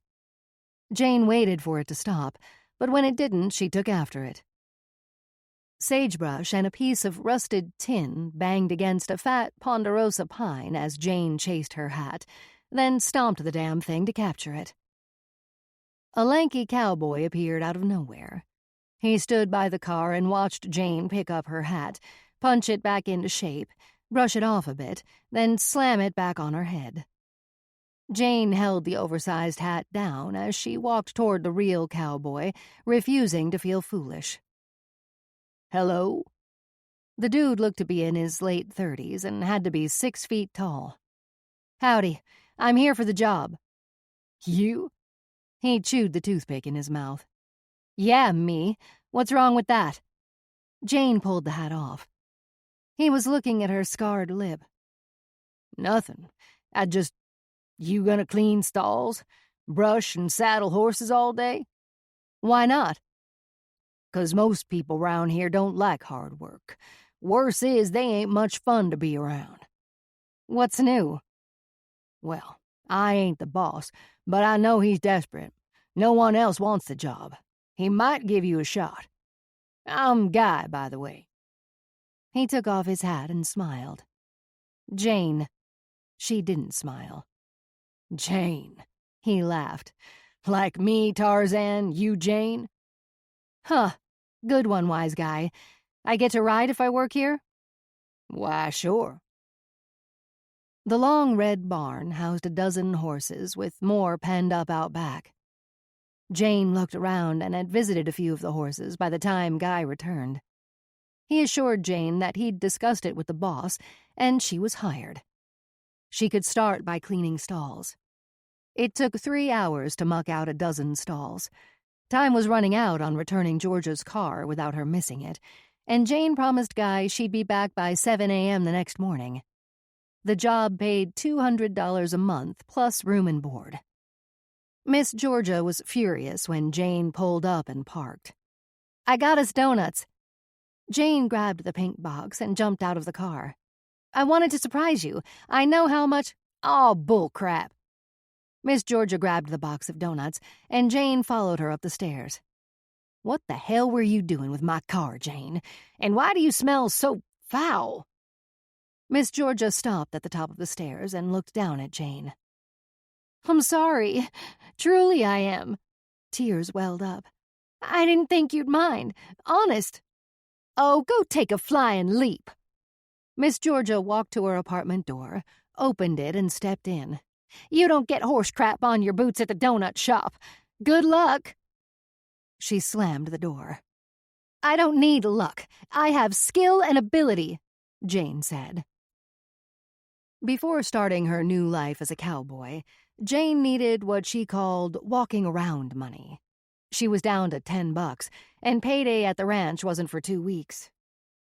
A sunset stroll along Virginia Street usually proved profitable, but early evening snow flurries kept tourists bundled up for a damn blizzard. No way Jane could lift a wallet. She leaned against the biggest little city in the world sign as the yellow neon lights popped on. She lit a cigarette. Smoke billowed and hung in a heavy cloud while she buttoned her fur coat. Pigeons searched and pecked for scraps before roosting for the night. Harold's Club was filled with gamblers, ringing slot machines, and once in a while, cheers. Jane worked her way past the crowded blackjack and roulette tables to the high-limit slots. A cocktail waitress eyed her as Jane removed her coat. A cigar-smoking man with 3 necks sat to her right, tugging the handle on a dollar machine. Jane tossed a silver dollar on the red carpet as she took a seat at the machine next to Cigar Man. "Got a light?" she asked, and pinched a cigarette between her fingers. He dug in his shirt pocket for a light. "Hey, is that yours?" She pointed to the silver dollar on the red carpet. "Oh, hell, must be." He hefted himself off his chair and stepped away from his machine. Away from his bucket of silver, he grunted as he reached down and picked up the coin. Jane and the bucket of silver were gone before he stood up. She strung her forearm through the bucket handle and covered it with her coat as she calmly hurried toward the front doors. "Stop!" someone yelled, and Jane considered running but didn't. She wished she had when 2 security guards blocked her exit. "Excuse me, ma'am. May we take a look under your coat?" Before she could refuse, someone jerked the coat so hard that the bucket spilled silver tokens only 2 steps from the front doors. "That's her." The fat man waddled over in a hurry. "That's her." His face red and sweaty, chins quivering with every word. "That's my money, you little thief." 1,000 eyes bore holes into Jane as the 2 security guards escorted her away. The men plunked Jane down onto a heavy metal chair in a cinder-block back room filled with boxes. They snatched her purse from under her arm and dumped the contents onto the floor. One of the men opened Jane's wallet and removed her ID. They took the ID and left. The door locked from the outside, and Jane's palms began to sweat. She fanned her fingers, then gathered her items off the floor and put them back in her purse. She smoked. A rat, with his head smashed in a trap between boxes of borax, looked prophetic. But Jane refused to be scared until noticing what looked like dried blood splattered along dirty gray linoleum in the corner. She chewed on a hangnail when the lock clicked. An old man with a pencil-thin mustache walked in and looked at Jane too long without saying a word. Jane spit her hangnail and crossed her legs. She gripped the cold sides of her seat, leaned back, and tapped her fingers against the metal. "Stand up," he hissed, and Jane stood. "Can I have my fur coat back?" "No." He leaned against the wall and scratched his black hair that looked too dark for his weathered face. "I'm Pappy. I run this club, and I don't appreciate thieves. It's not good for business." "I'm sorry. Truly." Jane teared up. "I was desperate and—" Pappy grabbed Jane's chin and squeezed. "Save the act." He turned her loose, then pulled her ID from his suit pocket and looked at it. "I hope you didn't pay good money for this." He handed it over. Jane snatched her ID and shoved it in her purse. "You calling the cops or what?" "That would be entirely up to you." "How's that?" "How old are you?" 18. Jane took her seat back and crossed her arms. "I did not get this far in life by playing the stooge, understand?" Pappy stepped to the trapped rat and released it, held it up by its long gray tail for closer inspection, and swung the thing back and forth. Jane suspected he'd enjoyed killing bugs with a magnifying glass as a kid. "You have 1 second chance to tell the truth, or my boys will take you for a ride. The Nevada desert can be brutal." When he heaved the rat across the room and into a metal trash can, it dinged like he'd won a prize at the fair. Pappy stepped close to Jane. "Now." He cradled her face with his ratty fingers. "How old are you?" 16. A grin lifted the man's mustache. "It's your lucky day." He removed his hands and stepped toward the door. "I have a friend from out of town who will like you." He opened the door. "You don't smell good. Someone will escort you to a room where you can change and clean up." He left before Jane could think of a response. Roy Robinson sat in a red, half-circle booth, sipping a drink with an umbrella, and stood as Jane approached with Pappy. "Mr. R., this is Miss Jane Wayne." "Howdy, Miss Wayne. I like your boots." Roy wasn't ugly or fat or bald, but he did have eyebrows like black caterpillars. He wore his dark hair in a buzz cut and was clean-shaven like the host from the Twilight Zone television show until he smiled. His big, braying donkey teeth triggered memories of Leo. Jane slid into the booth. The soft leather seat encircled her like a protective father. Pappy clasped his hands. "Enjoy your evening, Mr. R. I've arranged front row seats in our cabaret. Please let me know if there's anything else I can do to make your time with us more pleasurable." "Thank you, Pappy. I appreciate it." Roy shook Pappy's hand and sat. Jane Wayne. That's some name. Hey, that rhymes. I'm a poet and I don't know it. Thank God the waiter interrupted and placed a drink on the table. Another blue Hawaiian for the gentleman, and what would the lady like? He looked at Roy for the answer. I'll have what he's having, Jane said. Roy winked at the waiter and he left. You're a pistol, aren't you? Jane grinned and looked at the menu. Hope you're hungry. Roy looked over his menu and never seemed to notice or mind Jane's upper lip. I'm starving. Jane set the menu down.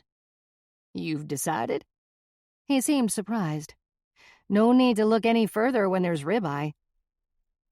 Roy closed his menu and cocked his head at Jane. Most girls couldn't make up their minds if they had all night. I ain't most girls. Roy laughed until the waiter set Jane's blue Hawaiian in front of her. She sucked half the drink down before coming up for air.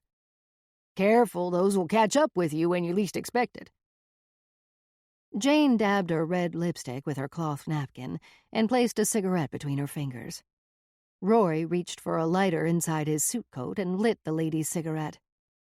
Flames danced in his dark blue eyes like a two-way mirror. He could see out, but you could not see in. After 3 blue Hawaiians, dinner, and a generous portion of bread pudding, Jane and Roy visited the showroom. Topless women dressed like peacocks kicked their long legs in the air and high-stepped in unison to a Latin jazz band. Trumpets blasted, and Roy bobbed his head with the swinging beat. Jane bobbed her head too, but only because she couldn't keep her eyes open. She was exhausted, and Roy noticed. Come on. He held his hand out for hers, and she took it.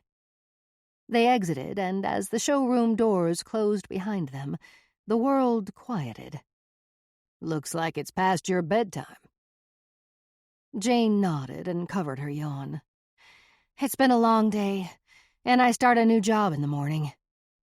Let's get your coat, and I'll drive you home. What's the new job? Snow powdered the streets, adding a silent dazzle to the city and the night. A slice of moon hung like a sickle blade, shrouded by eerie golden clouds. That's some crazy moon, huh? Roy said as he held Jane's arm and stepped her up the stairway. Snow crunched under their feet in perfect rhythm. A spectacular moon on a spectacular night with a spectacular woman. Jane let go a laugh. What? I'm serious, he said. Knock it off. You don't need to sweet-talk me. Oh, no? No, she said. Okay. They stood at Jane's door. I certainly enjoyed meeting you, Miss Jane Wayne. Likewise, Mr. Robinson. Please, call me Roy. Mr. Robinson reminds me of my dad. He brushed snow from her hair, then kissed her cheek. He smelled like beef. Good night, he said, and headed down the steps, then turned back. Hey, you like horses? He trotted back up. I know you're starting your new job and all, but would you consider accompanying me tomorrow? I'm meeting a woman they call Wild Horse Annie, and... Yes! I read all about her in the paper. She's trying to save the Mustangs from being rounded up and slaughtered. I'd love it if you'd come. Boy, I'd like to, but if I don't show up for work... Jane crossed her arms and bit her lower lip. Come work for me. Doing what? Whatever you want. Roy raised one eyebrow, and Jane recognized the devil in him. She pulled the house key out of her handbag and opened the door. Let's discuss it somewhere warm. Jane grinned, and Roy followed her inside. That night, Jane learned that Roy Robinson was 36 years old, owned a lumber mill in Humboldt County, California, and had a peculiar attraction to Jane's feet. On the couch, he'd spent a good portion of the night massaging her aching arches. No one had ever rubbed Jane's feet, and she liked it. The combination of a hard day's work, 3 blue Hawaiians, and a massage put Jane to sleep until Roy began licking and sucking her big toe like a lollipop. It tickled, but Jane was too tired to mind. When he began masturbating against her foot, she almost stopped him. In what barely passed as a kitchen, light slipped through the edges of closed drapes. "Last night," Jane said, setting a plate of scrambled eggs and ham in front of Roy, "we never got around to talking about me working for you." Roy looked at his plate, then grinned at Jane. "I have a better idea." He took a bite. "Yeah?" Jane poured ketchup on her eggs. "Yeah." He walked over and knelt next to Jane, took her little hand in his. "You're not like anyone I've ever met."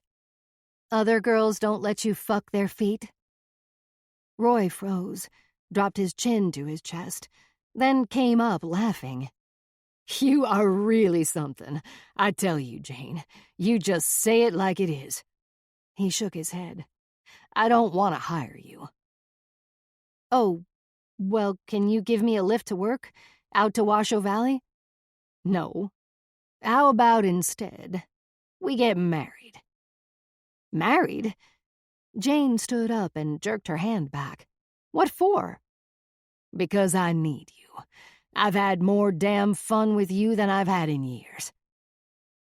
Jane slammed her hands on her hips. People didn't often catch her off guard. "I can't have kids," she blurted. "Great." Roy laughed louder than was appropriate. "Let's do it. Meet with Velma about the Mustangs, then get married this afternoon. I want to take you home with me today." "You said you have land. You have horses?" "Of course. And I'm planning on having a small herd of Mustangs relocated to graze off one of my properties. That's why I'm meeting with Velma." "Who's Velma?" "Wild Horse Annie. Her real name's Velma Johnston." Jane ran the facts. Roy owned a mill, which meant he had money, and Jane could ride horses without having to work. "Okay." "Okay?" Roy took Jane's hand again. "Okay, you'll marry me?" "Yeah, sure. Why not?" Jane shrugged, and Roy lifted her off the ground like he was about to throw her in the air. Jane couldn't believe her luck. She'd met Wild Horse Annie and became Mrs. Jane Wayne Robinson, wife of a wealthy and decent-looking timberman, all in the space of an afternoon. Her days of shoveling horseshit were over before they began. From here on out, her time would be spent riding through the forest. She imagined the sweet solitude of wind in her hair as she and her trusty steed galloped along just like they did in the movies. A new saddle rode on the back seat of the Mercury station wagon and scented the car with savory leather. Roy had let Jane go wild at the D-Bar M Western store in downtown Reno as a wedding gift. Before they left, Mrs. Robinson had a new, custom-shaped hat that fit her head perfectly, plus a bag of the latest in cowgirl fashion. She almost meant it when she thanked him for the diamond wedding band. The drive through Lassen National Park was so spectacular that Jane swore she could feel it. Mile-high mountains erupting in the distance, skirted in green and topped with white. Black volcanic rock sculpted like cloud animals. Caves. Even the sky was perfect, like driving through a painting. This, Jane thought, is positively the best day of my life. As the landscape lowered, a soft rain fell and Jane fought to hold her eyes open. "How much farther?" "About an hour." Roy turned on the radio. Soon they would be home. Jane sang along with the radio to the Tennessee Waltz and smiled at Roy. He squeezed her hand, smiled back, and sang with confidence. He wasn't a terrible singer, and they held the last note until Nat King Cole began to croon Mona Lisa. Jane's heart sank, and she turned off the radio. The song that played the night Leo had tried to kill her would not kill her happiness today. Don't like that song? Roy asked. Hate it. The sun set and lit portions of the western sky on fire. A few miles east of Arcata, a billboard flanked by 2 monumental coast redwoods advertised Robinson Lumber Company. Whoa! Jane slapped the dash. Roy stopped the car. Pretty impressive billboard, huh? Oh my God! Jane stared up out the window. The damn thing cost a pretty penny, but... Jane jumped out, never looking anywhere but up. Dark chocolate mud sucked at her boots as she went to one of the tallest trees. Unreal. She set her palms against the soft, wet bark, her head back as far as it would go. The redwoods in San Francisco were nothing compared to these. From the delicate greenery, rain like diamonds came through branches and filtered light. The majesty and strength of this ancient tree unleashed its power on Jane. It was love at first sight. "Come on, you're getting drenched," Roy yelled from the car. Jane walked backwards, staring into the sky as if she'd found God, then turned and got in the car. I've read about coast redwoods, but seeing them is really something. They're incredible. That tree right there is worth a lot of money. Roy turned right over a concrete bridge pocked with black like weathered headstones. Below, the murky green waters of the Mad River roared. The station wagon sped and splashed and floated for a half-mile on a muddy road. Roy Robinson's impressive mill sat idle at the base of a redwood mountain. Thousands of logs, dark with wet like rolling hills. Almost there, honey babe. Roy looked at Jane and smiled. The 2-story farmhouse looked desperate for help. Faded yellow paint shed like skin from graying, salt-stained boards. The entire house leaned to the east. 2 pieces of rusted tin on the roof, and along the covered porch flapped like a bird that couldn't fly. An arched stained glass window glared down at Jane from the attic as Roy lifted her from the car. Rain spit sideways in wind that carried the scent of freshly cut lumber. Roy almost dropped Jane twice while trying to open the front door. They laughed like honeymooners. A smiling boy about 7 opened the door. "Hi, Pop." "Howdy, Billy," Roy said. "This is Jane, your new mom. Go get Ben and your sister." Chapter 10. That fucker! I went and said it out loud, then grabbed my potty mouth. Nana laughed. I never wanted to forget the sound. Unlike most, her laughter drew breath rather than expelling it.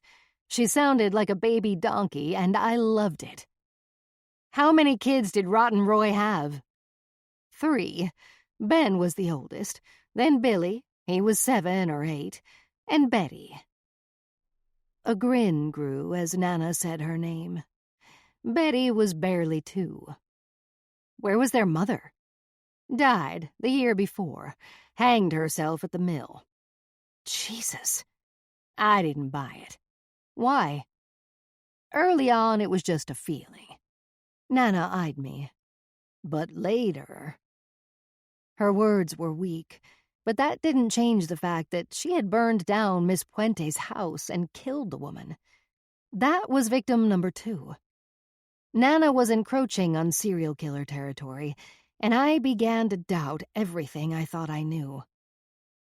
What made you think it was okay to kill that woman? I said it as slowly and softly as I could, hoping Nana would miraculously produce some sort of reasonable response. She was a no-good thief. Nana's chin quivered. The world's better off without her. Anger jolted her back to life.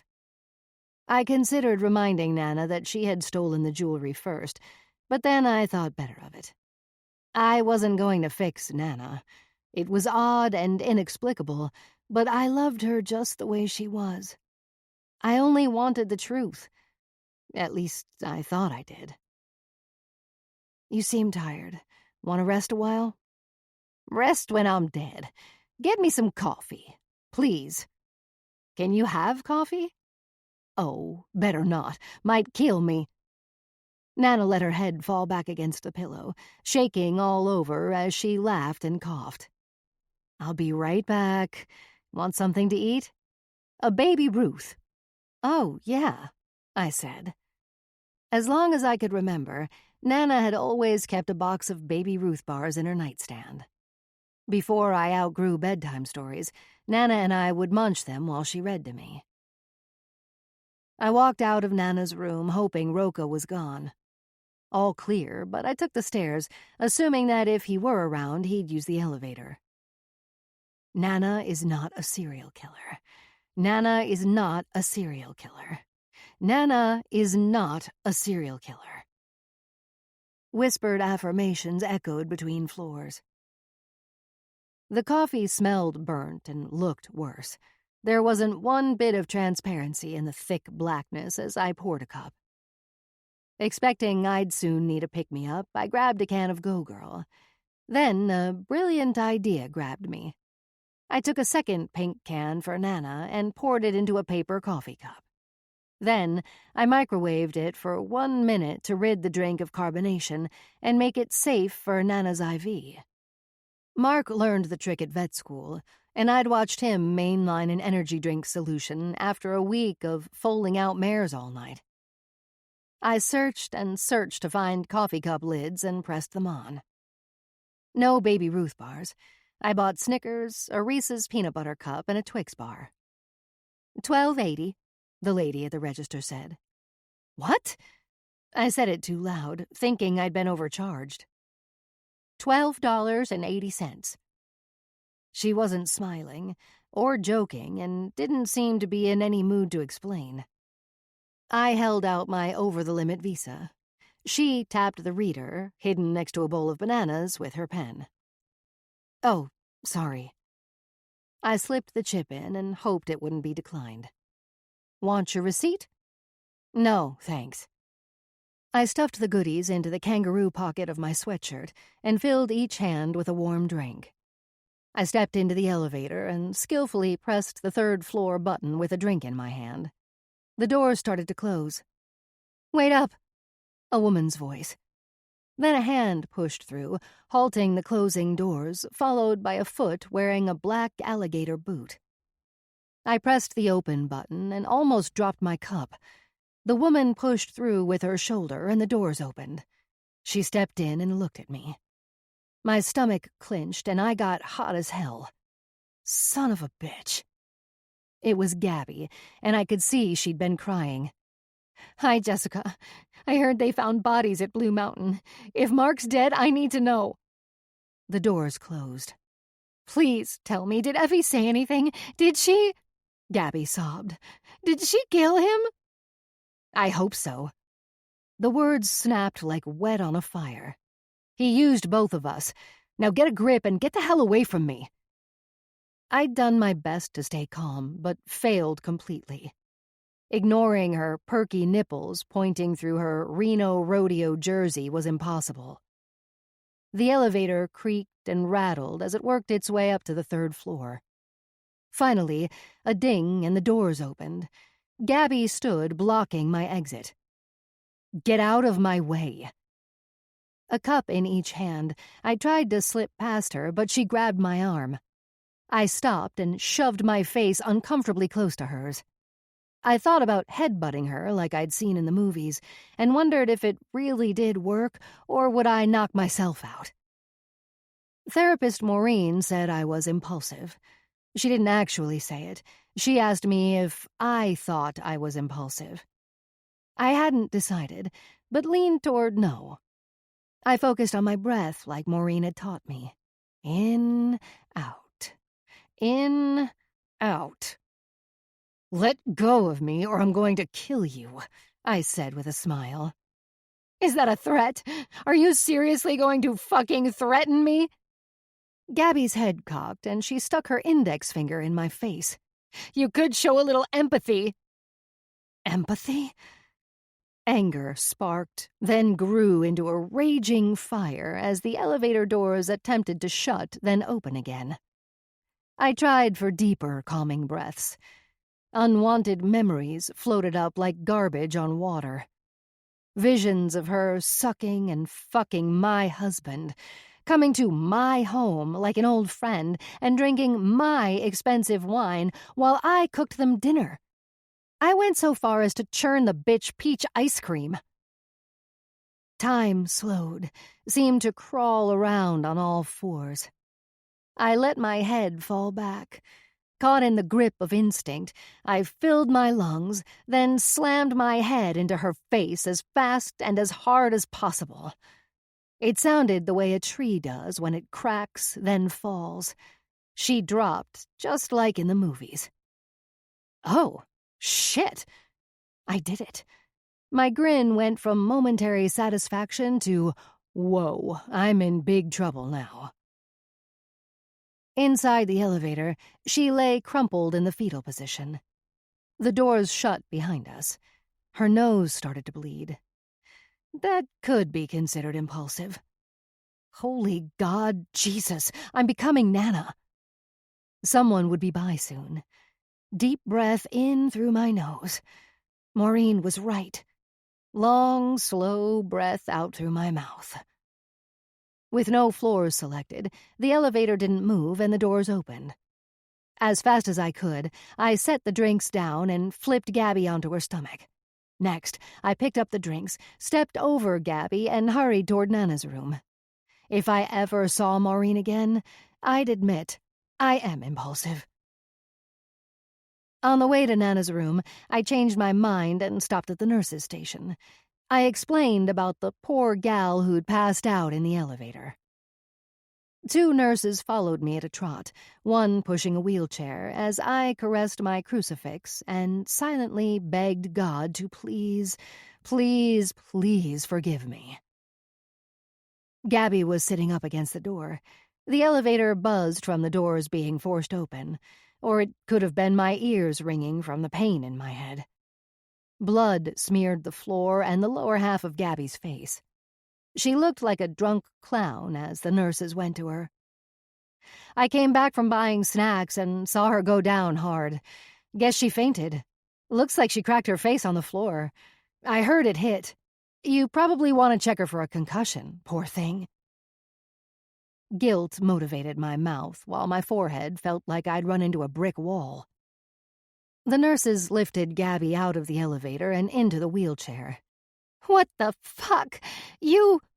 She rubbed her forehead and looked like she didn't know what day it was. You... Her mouth hung open. Hit me. The words garbled and confused as she was. No one hit you. I shook my head, feeling the sharp ache in my skull, and hoped the knot that must be forming wasn't yet visible.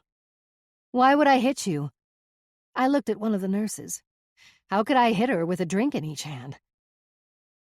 Gabby's chin hit her chest, and she squeezed her eyes tight. Fucking murderer. I think she's on something. I turned and walked away. Gabby cursed me as they wheeled her back onto the elevator. Nana slept. I set the drinks and snacks on her food tray and pulled a silver pocket knife out of my jeans pocket. Mark had given it to me for our 10th wedding anniversary. Memories of him tended to sneak up and suck me down into a hopeless darkness that devoured every bit of goodness that ever was or ever will be. Our perfect Valentine's Day wedding at Ironstone Vineyard came to life. I tried to ignore the words, "My love forever," engraved on the knife as I pried open the blade. A hard ache grew in my throat. I swallowed and swallowed, but the betrayal was killing me. Tears broke as I cut a slit at the top of Nana's IV fluid bag and lifted the lid off the microwaved Go Girl. Carefully, I poured it in and sat, waiting. I waited for half an hour, then decided to wake Nana. At first, I tapped her shoulder. "Nana?" She didn't respond. "Nana." I shook her shoulder. She slid sideways off her pillow. My heart stopped. I realized then that her heart monitor wasn't beeping. "Jesus Christ, Nana!" I shook her shoulders hard with both hands. "Nana, please! Nana!" She didn't respond. Did I kill her with an energy drink? No, no, no. Help! The nurses were gone. They were busy attending to Gabby, and now Nana would die all because I couldn't control my temper. Help! She opened one eye and grinned. I couldn't speak and pressed my hand to my hammering heart. Nana opened both eyes and straightened up, smiling. Proud of her prank. I wanted to kill her. After a long moment, I spoke. "I thought you were dead." She laughed. "You need schooling to understand that I could go at any minute. Now stop wasting time." "Are you kidding me?" I pressed my palms into my closed eyes. Red and green diamonds filled the back of my eyelids like a kaleidoscope. My forehead throbbed, and I wondered if I had a concussion. "You about gave me a heart attack. Nana, seriously, that's not funny." Fuck. I removed my hands from my eyes. "Why isn't your monitor beeping?" The dipshit doctor turned it down when he was yakking it up and forgot to turn it back on. You get my baby Ruth. Ugh. I rubbed the knot on my forehead, then unwrapped a Snickers. That ain't a baby Ruth. They didn't have them. This is a Snickers bar, or there's Reese's or Twix. I only like Baby Ruths. They didn't have Baby Ruths. Why? I don't know why, I snapped. On my deathbed and no goddamn Baby Ruths. Nana's eyes widened. Anger brought the life up in her, put color back in her face. Or maybe it was the energy drink in her IV. Sorry. Don't apologize. Never apologize. Never. Understand? Okay. I bit the Snickers bar. The go-girl had definitely kicked in. She leaned her head against the pillow and looked up. You remember Miss Dendrolatry? Of course. A warmth wrapped around me at the thought of that half-dead old oak. Miss Dendrolatry was the name I gave the tree when I was little and didn't want to go home. My mother would yell my name and search for me when it was time to leave, but I stayed silently perched. Spending hours cradled between branches, I'd watched ravens bark at Nana's dogs until I learned to imitate their clicks and clacks and caws. Sometimes they'd answer back, and sometimes they'd get irritated and fly away. Dendrolatry means to worship trees, but I only worshipped that one. An oak growing at such high elevation was odd. Sometime nature creates rarities. That old tree knows the truth. Nana tapped my arm. You understand? Yes, I didn't. Don't forget. She looked like it was a matter of life or death. Remember the hole where you used to hide cigarettes? What? How'd you know about my secret hiding place? She'd never mentioned it, or removed my stuff. On my ranch, I'm the only one with secrets. She took my hand in hers and squeezed. Surprisingly, her grip was strong. Now you climb up that old sucker when I'm gone. Take a peek inside. Okay. I had read that sometimes before people die, they ramble, say things that make no sense, and I worried the end was near in spite of her shenanigans. I grabbed my cell and turned on the recorder. After you married Roy and found out he had 3 kids, what did you do? Smiled and played along. Chapter 11. Jane Wayne. The mill sat along the North Fork of the Mad River on a 6-acre flat-bottom bowl. To the west lay the rugged California coastline. East of the blue Pacific, Roy Robinson owned ancient redwood groves farther than the eye could see. 24,000 acres of pristine lumber. Each square mile worth $10 million. Jane did the math one day while Roy was in the bathroom and had left his briefcase unlocked on the kitchen table. She was searching for the combination to Roy's safe, but instead found timber contracts worth $375 million. Money does grow on trees. A parcel of that kind of money would set Jane up for a good life. A new life all her own. A ranch with horses where she was the boss. The possibilities were endless. Jane wasn't leaving Roy until she had a damn good plan and her fair share of the mill money. That's why she didn't fight or fuss when Roy brought home a Clairol hair coloring kit and asked Jane to bleach her hair. Jane smiled and said, "Guess we'll find out if blondes really do have more fun." Jane wasn't crazy about the color.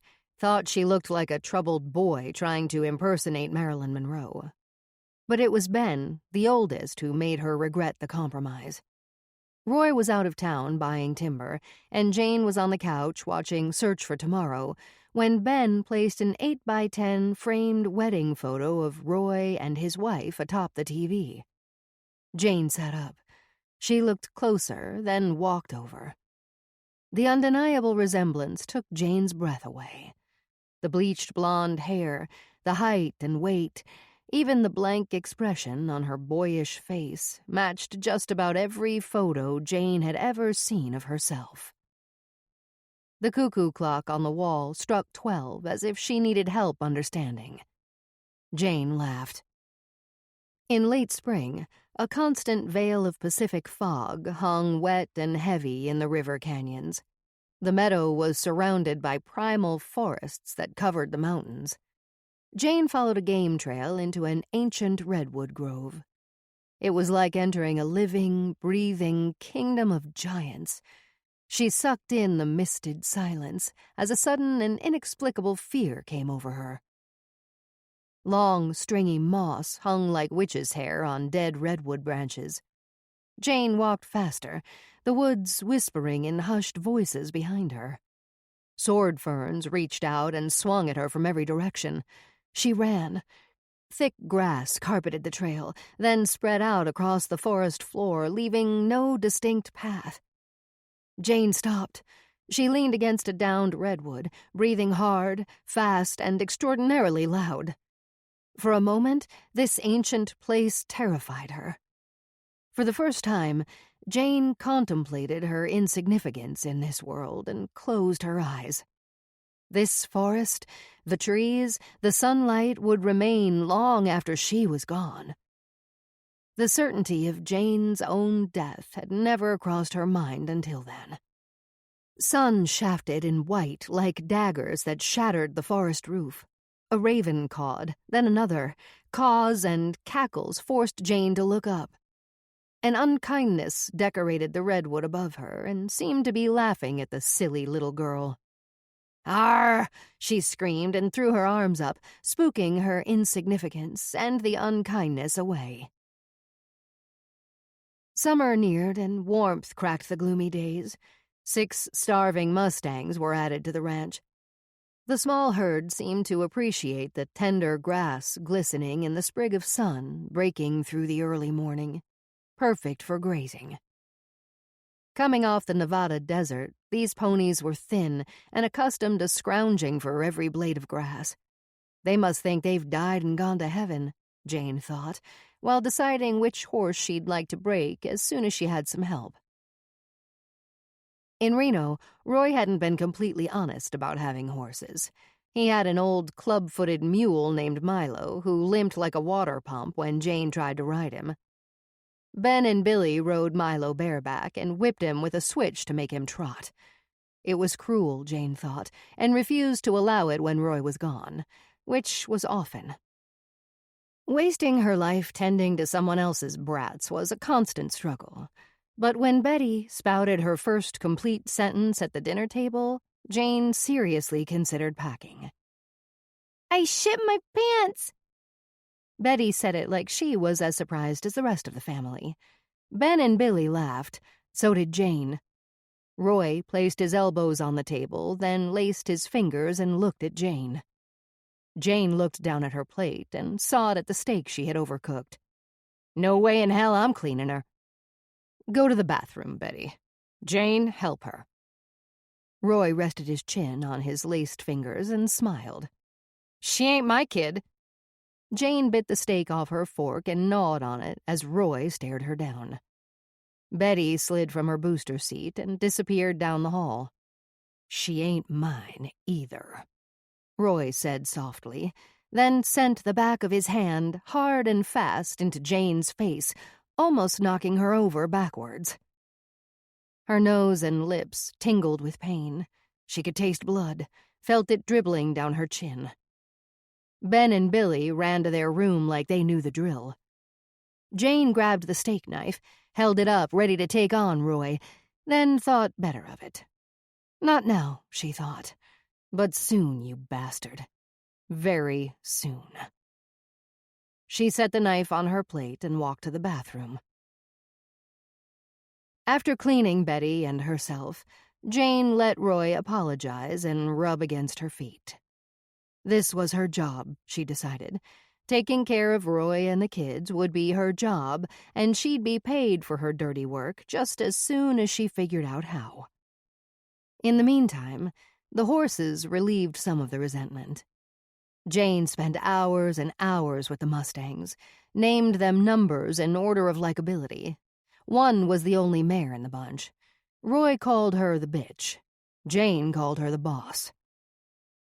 Gaining one's trust so that Jane could touch her took nearly 2 weeks, but was an accomplishment worthy of the time and effort. It quieted Jane's mind when she couldn't sleep to think of the skittish mare and how good it had felt the first time she stroked one's nose.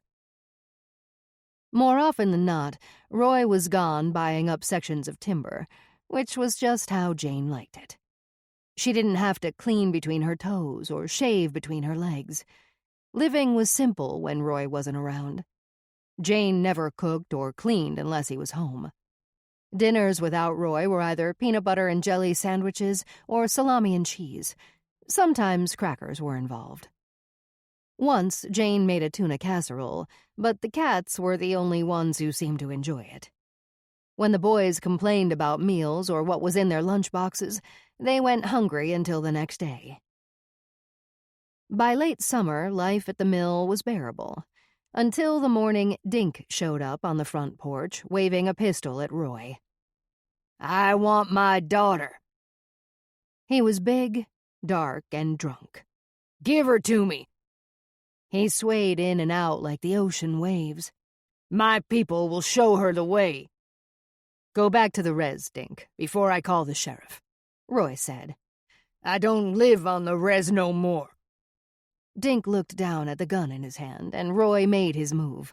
He rushed Dink and jerked the gun out of his hand without the slightest struggle, then handed it to Jane. "Hide this." Jane had never held a real gun. The cold weight felt good as she lifted and carried it to the pantry. The top shelf was the first place she thought to hide the thing, somewhere the kids couldn't get to it. The man yelled, and Jane hurried back to the porch in time to see Roy headed for his new black Cadillac. "I mean it. Now get." Roy sounded like he was yelling at a stray dog. Dink looked at Jane as she stood in the doorway while Roy got in his car. "Roy!" she yelled. "Don't leave me here with this drunk hoopa." "You've got the gun. Shoot his ass." "Roy!" "Go inside and call the sheriff." Roy slammed the car door and left for Oregon. "Jippo," Dink yelled at Roy. "He's a Jippo logger." He turned to Jane. "Ruins everything. The trees, the river." He stumbled backwards and almost fell off the steps. "The fish, Carol." He dropped his head. "Carol." He started to weep. Carol, Carol, Carol. Carol was Roy's wife's name. "What about Carol?" Jane asked, ready to shut the door and lock it if he made a move. "He ruined her, my Carol," he sobbed. "Hung her up like an elk." The man's body sunk onto the steps and allowed the morning sun to enlighten Jane. Slumped with his head in his hands, Dink confessed, "I was gonna marry her, and he ruined it." "How do you mean? How did he ruin it?" Dink lifted his arm and swept his big hand in a circle while mumbling. "I want my daughter." "Where is she?" "You have her." "I don't have her." "You do." He looked into Jane's eyes. The pain on his face was undeniable. "Betty?" Jane considered the possibility. The toddler did not resemble her brothers nor Roy. She was not pale like they were, and she had big, dark eyes, exactly like Dink's. It suddenly became clear as hell. Carol had been having an affair with Dink. Betty was a product of that affair, as was Carol's death. Dink stood himself up, using the railing as a brace. "Her name is Nadai. Tree stands, not Betty." He walked over to Jane. "He will ruin her too, and you." Dink turned and stumbled down the steps. He walked away, then stopped, looked at the sky and screamed, "Please!" Billy and Ben were at school, but Betty woke up wailing like never before. "Please!" Their cries joined the wind as Dink stumbled away down the dirt driveway. Jane didn't carry, coddle, or comfort Betty when she cried. Most of the time, a Hershey's chocolate bar did the trick, half for Betty and half for Jane. They sat on the sofa watching Woody Woodpecker eating a Hershey bar. Jane studied Betty's 2-year-old face. She had no freckles like the rest, but it was her big brown eyes that confirmed it. Roy, Ben, and Billy all had the same troubled blue eyes, and Jane knew it was true. All the things the drunken Indian had said were true. The revolver felt awkward and heavy in Jane's hands compared to her old BB gun. The cylinder held 6 bullets, and Jane used them all to shoot cans off redwood stumps in a clear cut. She hit 3 out of the 6, nowhere good enough for what she had in mind. Jane stole 2 boxes of bullets from the hardware store, and she and Betty set up a tin can shooting range along the Mad River. Jane practiced turning around and leveling the gun on the tin can bad guy the way John Wayne did. "Big mouth don't make a big man." Jane fired. The can jumped and fell dead. After shooting all but 6 bullets, Jane was on target more often than not. Betty was happy to help pick up each and every spent shell and put them back into their box. The girls walked to the river's edge and threw the boxes of spent shells and shot-up cans into the current. Proof floated away and sank into the murky depths of the Mad River. 2 days later, Dink's brother rode up to the house on a shiny black horse. It was just getting dark, and Roy wasn't home yet. Jane peeked through the open window, and the kids followed. "Hello? I'm Isaac Farmer. My brother Dink said he was coming here." The Indian cowboy hollered and stepped off his horse. He moved toward the porch. "Now no one can find him. Please, ma'am, have you seen him?" Jane opened the door. "Get back inside," Jane growled at the kids, and they stopped. "I mean it. Stay." She shoved Billy back and shut the door, then stepped off the porch. The black horse enchanted Jane, and she rubbed his velvety neck. "He was here a few days ago." Jane wondered if this Isaac knew about his brother's affair with Carol. "I think something bad happened," Isaac said. No one has seen him since he left to come here." Roy's call came to mind like a spark. He had called last night and told Jane not to worry about Dink. "He won't be bothering anyone anymore," Roy had said. There was little doubt she had married a murderer. How ironic, Jane thought. How utterly ironic. "I haven't seen him since he left here. My husband will be home tomorrow. You should talk to him. Come by around 8. He's usually in a decent mood by then." "I will." He turned to mount the black. "You know much about training horses?" "Yes." "If you're interested, I have a Mustang that needs to be broke. I'll pay you." "Which one is it?" "She's the mouse-colored thing with black legs." "The Grulla. I saw her. She has good bone." "Yeah, she tried to kick me yesterday." $50. No check." "Sure." Jane didn't have cash or access to Roy's bank accounts. She hadn't even figured out the combination to the damn safe yet. But she had an idea. "What if I let you pick whichever Mustang you like and you can keep it, in exchange for training the mare? That's probably worth more than $50, don't you think?" He snickered. "Mustangs ain't worth shit unless they're fat."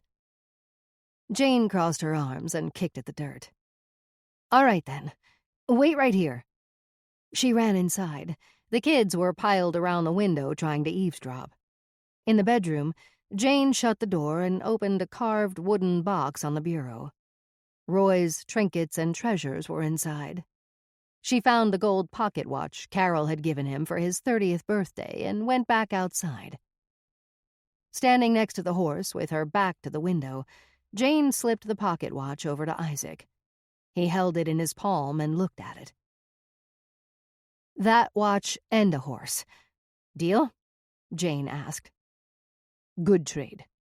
I'll take the horses now and start them tomorrow." He mounted his horse and rode away. "Tell your husband I will be back tomorrow night," he said as he rode away. Jane grinned and went inside. Good trade. Very good trade. She went to the telephone and dialed. "Operator. Sheriff's office, please." It rang 3 times. "Hello, this is Deputy Baker. What can I do you for?" "This is Mrs. Roy Robinson out at the Robinson Mill. There was a man here prowling around, and my husband isn't home." Jane played up the panic. "I don't know what to do. I have 3 small children here, and we're all alone." "Don't worry, ma'am. I'll dispatch a car immediately." "Thank you." "Ma'am, stay on the line, please." "Okay." Jane could hear the deputy sending a car through the radio. It didn't take long. "Ma'am?" "Yes?" "Did you get a look at the intruder?" "Not very well, only from behind. He was big and had a cowboy hat on. Then a few seconds later I heard a horse. Sounded like he was trotting away." "Okay, a deputy should be there soon." "Please, hurry." Jane hung up and went out onto the porch as the children followed. 3 scared children would add an undeniable authenticity to her story. 8:29, 12 minutes after she'd made the call. Lights, but no siren, came up the graveled drive. As the sheriff pulled up, Jane lifted Betty into her arms and ordered the boys to keep quiet or else. Her plan just might work. They found Dink the next day, bloated in the Mad River and wedged in a log jam. A log driver found him, but it took 4 of them to maneuver the logs with their pike poles and dislodge the corpse. Jane heard the sirens just before lunch and drove the truck to the mill. Some of the truck drivers overheard the call on their CB radio and gathered at the scene. Bad news traveled faster than the ambulance on its return via the 2-lane. Roy arrived home just in time for his favorite supper, elk steaks with mashed potatoes and gravy. "How come you cook for Dad but not us?" Billy asked. Jane answered with a kick to his shin, and he shut up. The children sat quietly and ate until Jane broke the silence. "Dink's dead." "Who's Dink?" Billy asked and sat up in his chair. "A troublemaker." Roy cut a hunk of meat. And troublemakers don't last long around here. He filled his mouth. You get your report card, Billy? He asked around a mouthful. Yes, sir. He got 2 D's and 1 F. Ben interrupted with a smile, and Billy lowered his head. He knew what was coming next. Roy shook his head. Unacceptable, William Henry Robinson. Absolutely unacceptable. Go to your room, now. Roy slammed his fists on the table and bounced every plate. Jane knew the use of all 3 names meant the belt for Billy, and her inkling of doubt about Roy's involvement in Dink's death had been washed clean away when he failed to ask what had happened to the man. Why should he? Jane thought. He knew. He probably paid for it. She was glad the pistol was loaded inside her boot. By 8 that night, Billy had cried himself to sleep after a good beating with the belt, and Jane had put Ben and Betty to bed with a double dose of cough medicine. Roy was sitting on the couch working on his 3rd vodka tonic when Jane walked in and handed him another. She turned the television off. "Let's sit outside. It's such a nice night," Jane said. Jack Benny's coming on in a minute. He slurred. I love that show. He reached for the remote and almost fell off the couch. "Come on. I have a surprise for you. You're gonna love it." She pulled his hand and smiled her best smile. "Come on." Roy was on the porch swing, about halfway through his drink, when Isaac rode out of the dark. Now what? Roy stood and staggered forward. Jane stayed put on the swing, crossed her leg, and removed the gun while Roy watched Isaac dismount from the black horse. Jane slipped the gun into the back of her jeans as Isaac wrapped the reins around the saddle horn. The horse didn't move when the Indian cowboy walked away and approached Roy. What the hell do you want? Roy looked down at him from the porch. Justice. Only simple justice. Isaac took the stairs 2 at a time, the veins and tendons in his neck bulging like a charging bull. Roy stepped back. Jane, call the sheriff. I will. Jane held the gun behind her as she stepped off the porch swing. She backed away from the men who were now uncomfortably close. I know you paid Swifty to murder Dink. Swifty asked God to forgive him before he died, but he wouldn't tell me how much you paid him. How much, Roy? Roy downed the last of his drink and grinned. Not much. Isaac punched Roy in the face, and he stumbled backward, dropped his empty glass, then landed on his ass against the swing. It bounced back and forth against him as blood gushed heavy from his nose. Stop! Jane held the gun tight on Isaac with both hands. Shoot him! Roy barked, squeezing his nose. Shoot him! It'll be okay, I promise. He looked comfortable with his back against the swing and legs out in front of him. Isaac put his hands up in surrender and stepped back as Jane stepped forward. She stood in front of him, so close she could smell the fab used to launder his clothes. Isaac backed up until he had 1 foot off the step. Look, I'm leaving. I'm leaving right now, okay? You might want to stay and watch.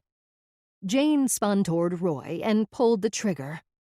The first shot clipped his shoulder and sent him sideways so that the second shot bit his jugular. Blood spewed out of him and painted the wood porch a sweet red.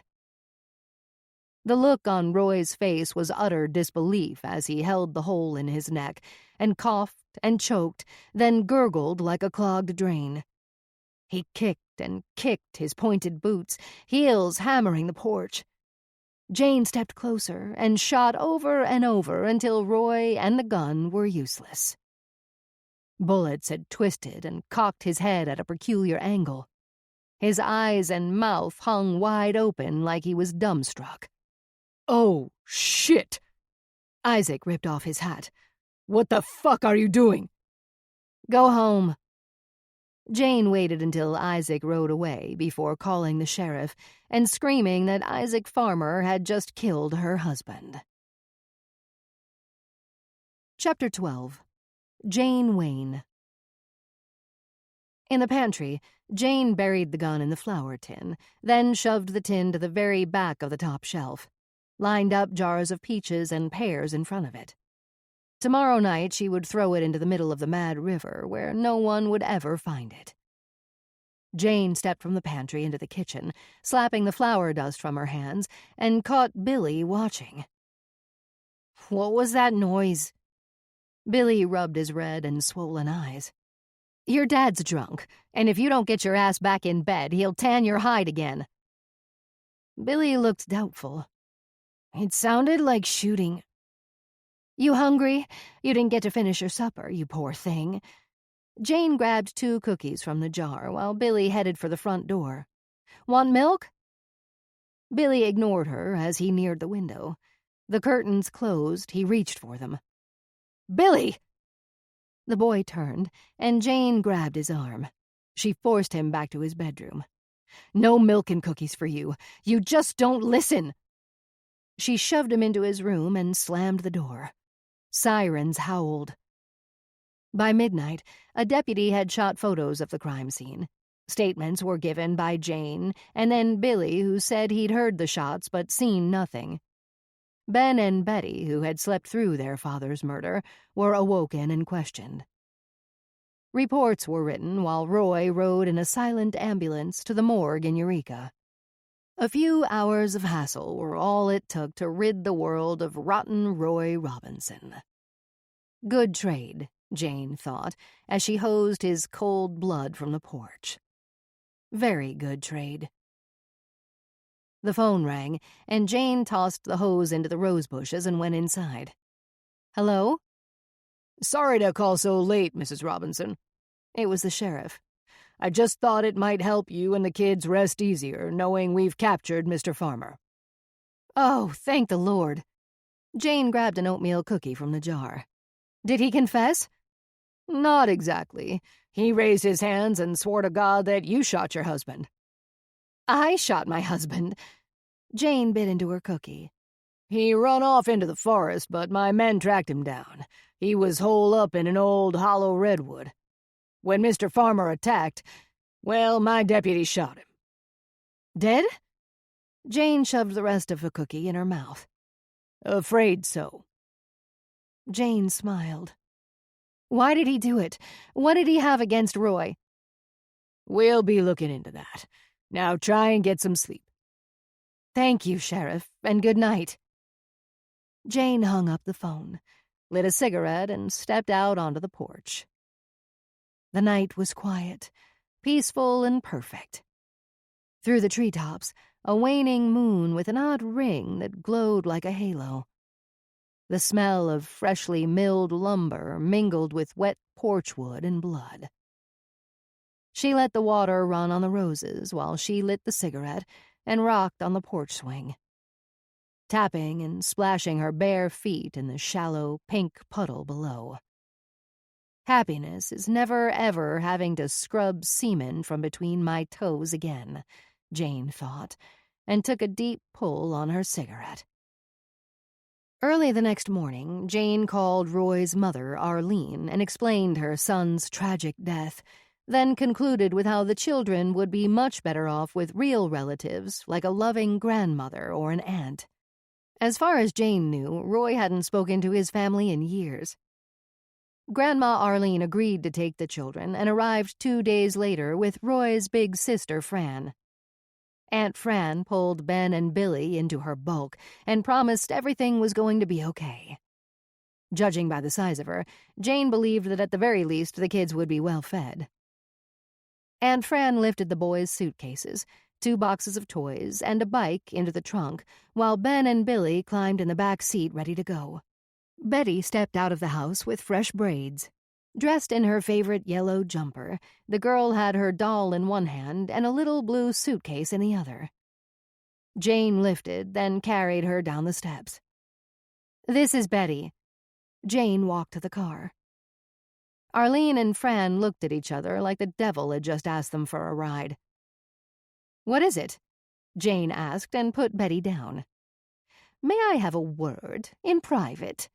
Aunt Fran asked with arms crossed. Jane sensed trouble. "Wait here, Betty." Inside the house, Jane shut the door. Aunt Fran again crossed her arms, then lifted her chins, ready for battle. "We're not taking Betty. I know the truth. People talk, and word travels." Grandma Arlene looked out the window. "She is not Roy's child, therefore she is not my grandchild. And after all that's happened, I think it's for the best." Aunt Fran stuck a plump thumb at the door. "It's not our responsibility to raise an illegitimate child." Jane opened the door, walked out, and grabbed Betty and her suitcase. She carried the child back to the house without a word as she passed Arlene and Fran on the steps. "I go bye-bye?" Betty said, and Jane went inside and slammed the door. She sat Betty on the kitchen counter. "I go bye-bye." "No, you don't want to go to that stinky old witch's house." "Like Wiz Oz?" "Yep, just like Wizard of Oz. She's the Wicked Witch of the West, and believe me, you do not want to go with her. Remember how bad the flying monkeys scared you?" Betty nodded with wide eyes. "Scary me." "You'd have to eat toads for supper." Jane grabbed a cookie from the jar and gave it to Betty. A 2-year-old mind is easily distracted. "Let's go to the beach. You, me, and Dolly can have a picnic. And make a sandcastle, okay?" "'Kay." Betty looked unsure and hugged her little Dolly. Jane thought about hugging little Betty. A week after his death, Roy was sent back home to Oregon.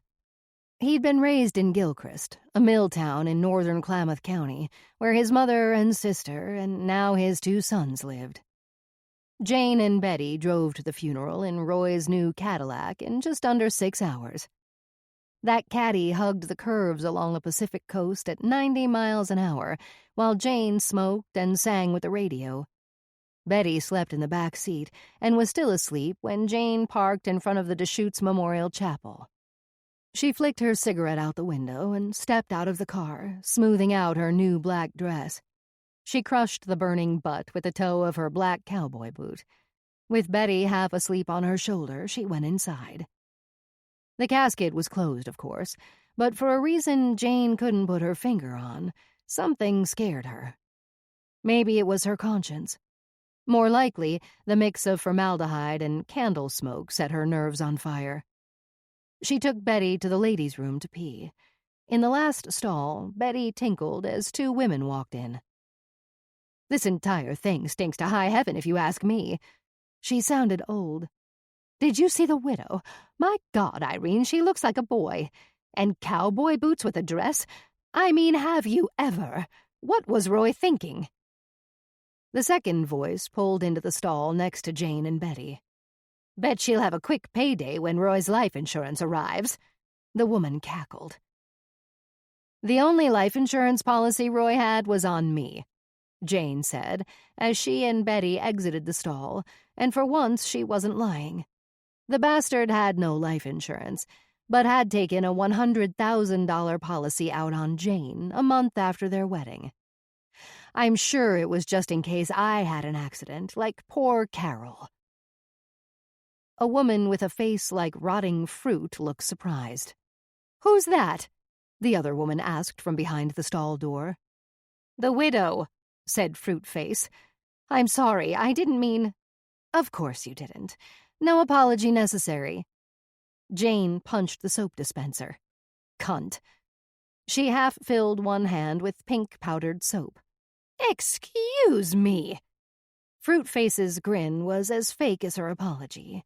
The other woman exited the stall and pulled up to the sink next to Jane. "I'm sorry for your loss." The woman washed her hands and smiled. "I don't know what I'll do without him. I miss him terribly."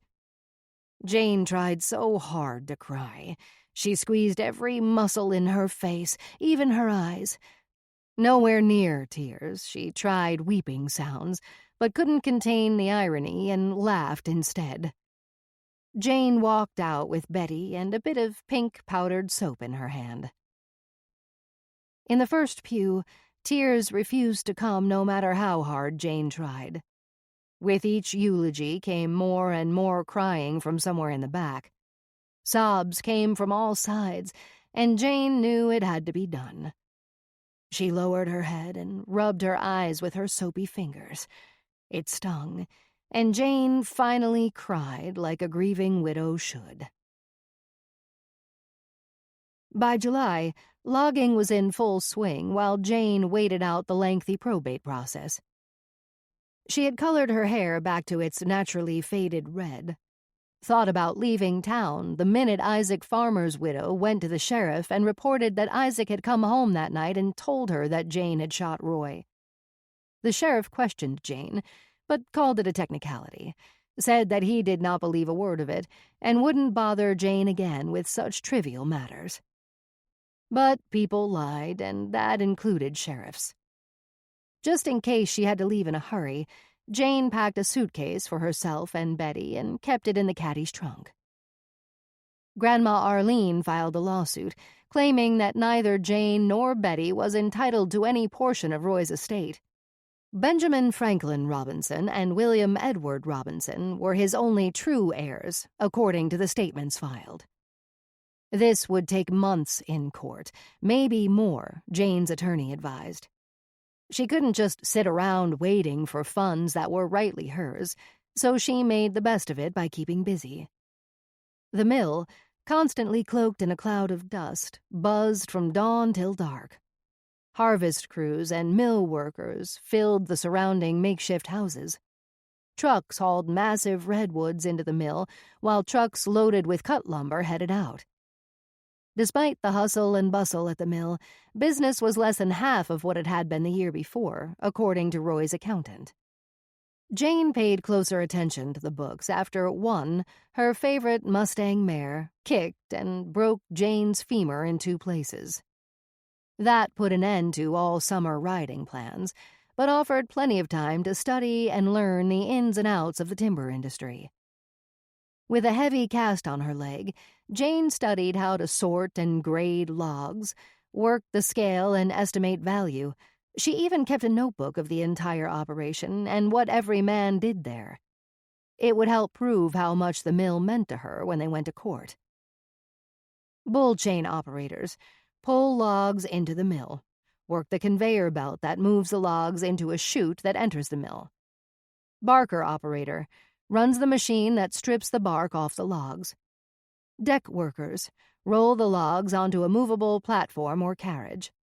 Block setters arrange the logs in position. On and on until Jane had filled journals with detailed explanations of each position and the secrets to running a mill. Her personal journals held the real secrets and were buried 2 feet deep in a metal box behind the house. Winifred Mudgett was long gone now and would stay that way unless someone were to find the journals. Then Winnie would live again, only to suffer the prospect of a long and tragic prison sentence. Probate court was worse than Jane had imagined. The minute she hobbled in on crutches, the hairs on the back of her neck tingled. The place felt harsh, draconian. Intimidating looks on everyone's face were threatening and suffocating as Jane walked in. It could be guilt, but this was not the time or the place to burr the conscience. She forced a mask of bravery to cover the terror eating at her as she wiped her sweaty hands on her skirt, gripped her crutches, and worked her way to her seat. The petition claiming rights to Roy's estate is without merit. Paul Haley, Jane's attorney, sat next to her and put an extra dose of reassurance in his voice as he rubbed her good thigh. But the one life lesson Edgar Allan Poe had taught Jane was to never trust the living and believe only half of what you see and none of what you hear. Jane leaned into Mr. Haley. "Is it necessary for me to be here? I'm not feeling well." Jane wiped her brow. Mr. Haley removed his hand from Jane's thigh. "You don't look well, dear. What is it?" "Morning sickness, I'm afraid." Jane covered her mouth like she might be ill at any moment. "Oh, you poor thing. Go. I'll explain everything to the judge." He helped Jane with her crutches and escorted her to the heavy wood doors. As he opened a door, he leaned in and whispered, "This will no doubt help your case. No judge in his right mind will deny a pregnant widow." Mr. Haley looked like he had already won as Jane headed for the restroom. She pressed her eyes closed and splashed water on her face. In the mirror, ashen skin and sagging dark eyes convinced her she was ill. Not with morning sickness. Jane knew that was a first-rate fabrication. But being here in this law-abiding hell was like holding Satan prisoner in heaven. Probate court decided in just over a week. Robinson's lumber mill was to be sold, and the proceeds split equally among the 3 children and Jane. Also to be split equally were all assets and accounts. After Mr. Haley's fees, this would leave Jane and Betty each somewhere around $300,000 to $400,000. It was well into fall, and Jane celebrated turning 17 by having her cast removed, then limping straight to the bakery. She was in the throes of deciding between the chocolate cake and the strawberry pie when Mr. Haley walked in. Jane went with the chocolate and hurried outside, but Mr. Haley followed. Jane explained her devastating miscarriage, and the sympathetic attorney wrapped his pudgy arms around her. He hugged her too long and said he'd pray for her. Jane pulled away and stepped back. "Roy's mother told me it was for the best." Jane lied and wiped a tear that came without the sting of pink-powdered soap. "Goodness, seems insensitive. I'm certain she meant well. Mrs. Robinson, I give you my word, no one will keep assets that are rightfully yours." Mr. Haley went in for a second hug, but Jane exited just in time. The mill just wouldn't sell in spite of reducing the price by $50,000. Environmentalists had put a stop to cutting down old-growth timber, and the logging industry was at war. No one was interested in investing in a mill they might not have logs for. Jane's portion of Roy's estate atrophied faster than her leg, which ached so badly it kept her up most every night. Whiskey helped, and sometimes Betty rubbed the hurt for Jane while they practiced counting to 10 or reciting the alphabet. On occasion, when Jane slept, Roy intruded. She'd wake to find the heavy quilt pulled up or sometimes down, exposing her feet to the cold. It went on this way for a few weeks, until the night she woke to her foot being squeezed so hard it hurt. She sat straight up, pulled her knees to her chest, covered her feet with a pillow. "Stop it, Roy! Get back to hell where you belong!" Static suddenly blared from the living room. Jane rushed in to find the TV on, the screen glowing with black and white dots in the dark. She jerked the electrical cord from the wall. "Betty?" She rushed upstairs. Betty was sound asleep in her room. Jane watched the peaceful toddler, then crawled into bed with her. Cracks and pops and something like footsteps kept Jane up all night. From then on, Jane went to bed wearing her boots and wanted out of Roy's house as soon as possible. Jane planted 3 candles in Betty's pink birthday cake. Aunt Fran had dropped Ben and Billy off outside the house in the rain after a phone call from Jane. She'd explained how poorly it would look to the court if the boys didn't attend their own sister's birthday party. "They have exactly 1 hour," Aunt Fran told Jane before driving away. A rainbow of streamers and balloons decorated the dining room. A dozen or so kids, most of whose folks worked at the mill, lined up to play pin the tail on the donkey. "No cheating now," Jane said as she blindfolded Ben, then spun him 3 times. He held his arms straight and walked, pinned the tail just below the donkey's ass. Kids and even a few parents laughed when Ben's face turned red and he threw the blindfold at Billy. Jane picked it up and was about to tie it on Billy when the boy looked scared, began breathing hard out of his mouth. "Don't kill me! Stay away!" He bolted out the front door. "Okay, who's next?" Jane asked. It was all she could think to do in the moment. Me! A girl of about 5 or 6 raised her hand. Jane blindfolded and spun the girl while wondering what had gotten into Billy. What the hell was he so afraid of? The fright on the boy's face was not an act. He said, "Don't kill me." Jane spun and spun the girl. Billy had refused the cough medicine that would have put him into a deep slumber, Jane remembered. He was too busy bawling after Roy beat him with his belt. Jane spun the girl again. Billy could have heard the shots, but so what? Did he see what happened? Jane stopped spinning the girl and released her in the donkey's direction, but like a drunk at closing time, the girl sidestepped twice before falling. "Time for cake," Jane said, and all the kids ran screaming into the dining room while Betty was blindfolding herself. Jane handed Betty a paper tail with a pin, then secured the blindfold and pointed her in the right direction. She guided the birthday girl's hand until the tail was pinned into perfect position. "Jackpot!" Jane yelled and lifted Betty in the air. Billy refused to come in for cake and ice cream. He sat out on the porch swing and stared at the road. Jane stepped out of the house and shut the door behind her. "What is it, Billy? Why would you say don't kill me?" Rain was loud on the tin roof and tried to drown Jane's words. Billy ignored her and kept staring down the road. The second Jane sat next to him, the boy up and ran. He stopped just past the porch and yelled, "You lied about Mr. Farmer. He didn't kill my dad. Liar!" He turned and ran down the muddy driveway toward the 2-lane. Well, shit. This was too serious to ignore. Something had to be done, and Jane stepped off the porch.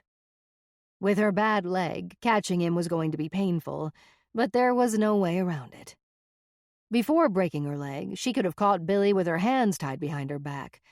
Now she wasn't so sure. Her cowboy boots gave Billy a definite advantage. The pain in her right thigh was like a knife, and Jane gritted her teeth and ran as if her life depended on it. "Stop, or else!" Anger always gave her strength. Billy's chin came up as he tired. He pumped his arms for more, then looked back and saw Jane gaining on him. Rain had ruined Jane's hairdo, and that aggravated her to no end after spending the night in curlers. He was just within reach, but instead of grabbing the boy, she kicked his foot. An old playground trick she'd learned in 2nd grade, which always worked and was easily labeled an accident. Billy's feet tangled. He hit hard on his hands and knees. Mud freckled his face. "Leave me alone!" It looked like he was crying, but she couldn't be sure. He was soaked. "I just want to leave." "Then why'd you come today?" Billy didn't answer, so Jane stomped his fingers. "I'll break your fingers if you don't answer me." She huffed like a freight train and bent to catch her breath. "I love my sister, and I don't want you to kill her." "Why in the world would I hurt Betty? What is wrong with you?" "You lied. I saw you." His eyes were red. He was definitely crying. "Here's the thing, Bill. You're confused. Maybe you miss your dad, but maybe you don't. Odds are good you don't miss being whipped.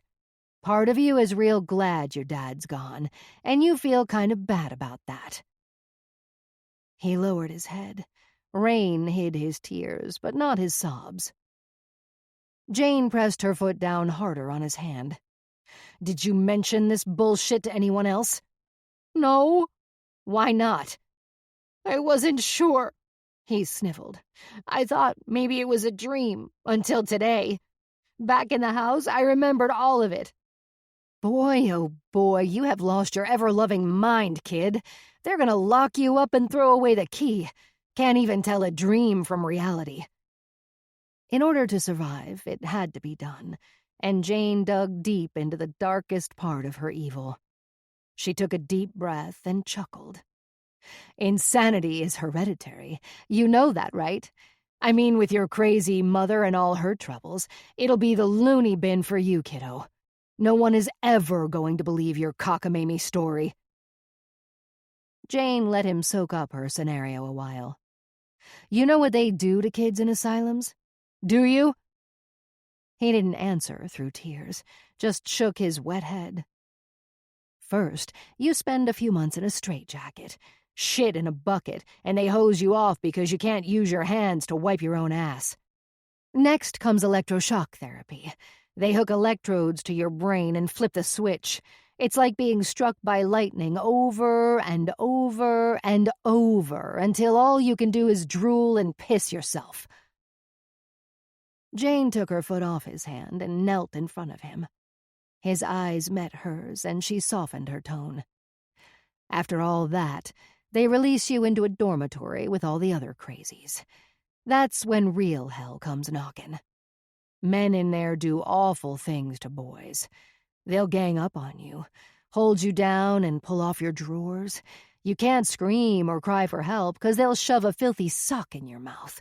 Then they'll ram their peckers so far up your bunghole you'll feel it in your guts. One after another until they've all had a turn at you. You want that, do you, Billy boy?" Headlights broke through the rain and headed toward them. It was Aunt Fran's car, exactly 1 hour from when she'd dropped them off. "Straighten up." Jane helped Billy to his feet and squeezed his arm. "Think about it, Bill. Think about it long and hard before you expect anyone to believe your bullshit. It'll ruin your life long before it ruins mine."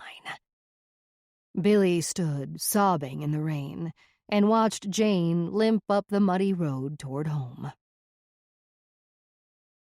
Chapter 13. Jane Wayne. Living in fear of 9-year-old Billy spilling the truth was not an option for Jane. Though fairly certain she'd terrified the boy, counting on his silence was too risky.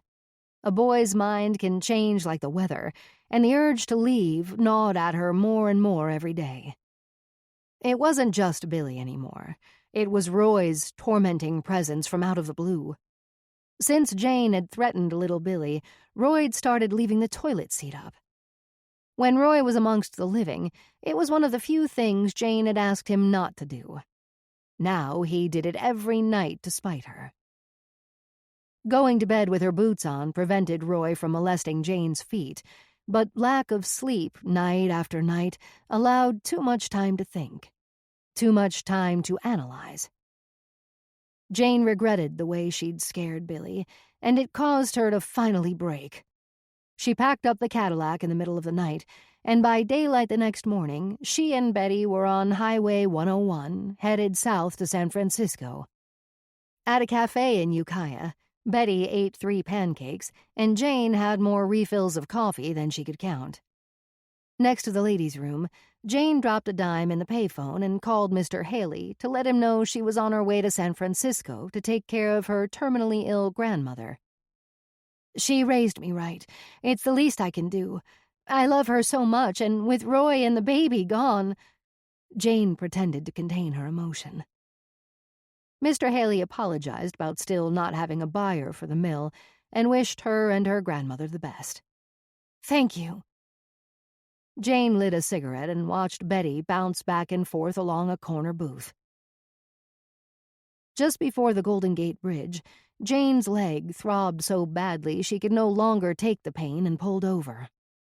An afternoon sun and a steady breeze worked in unison to scatter the fog.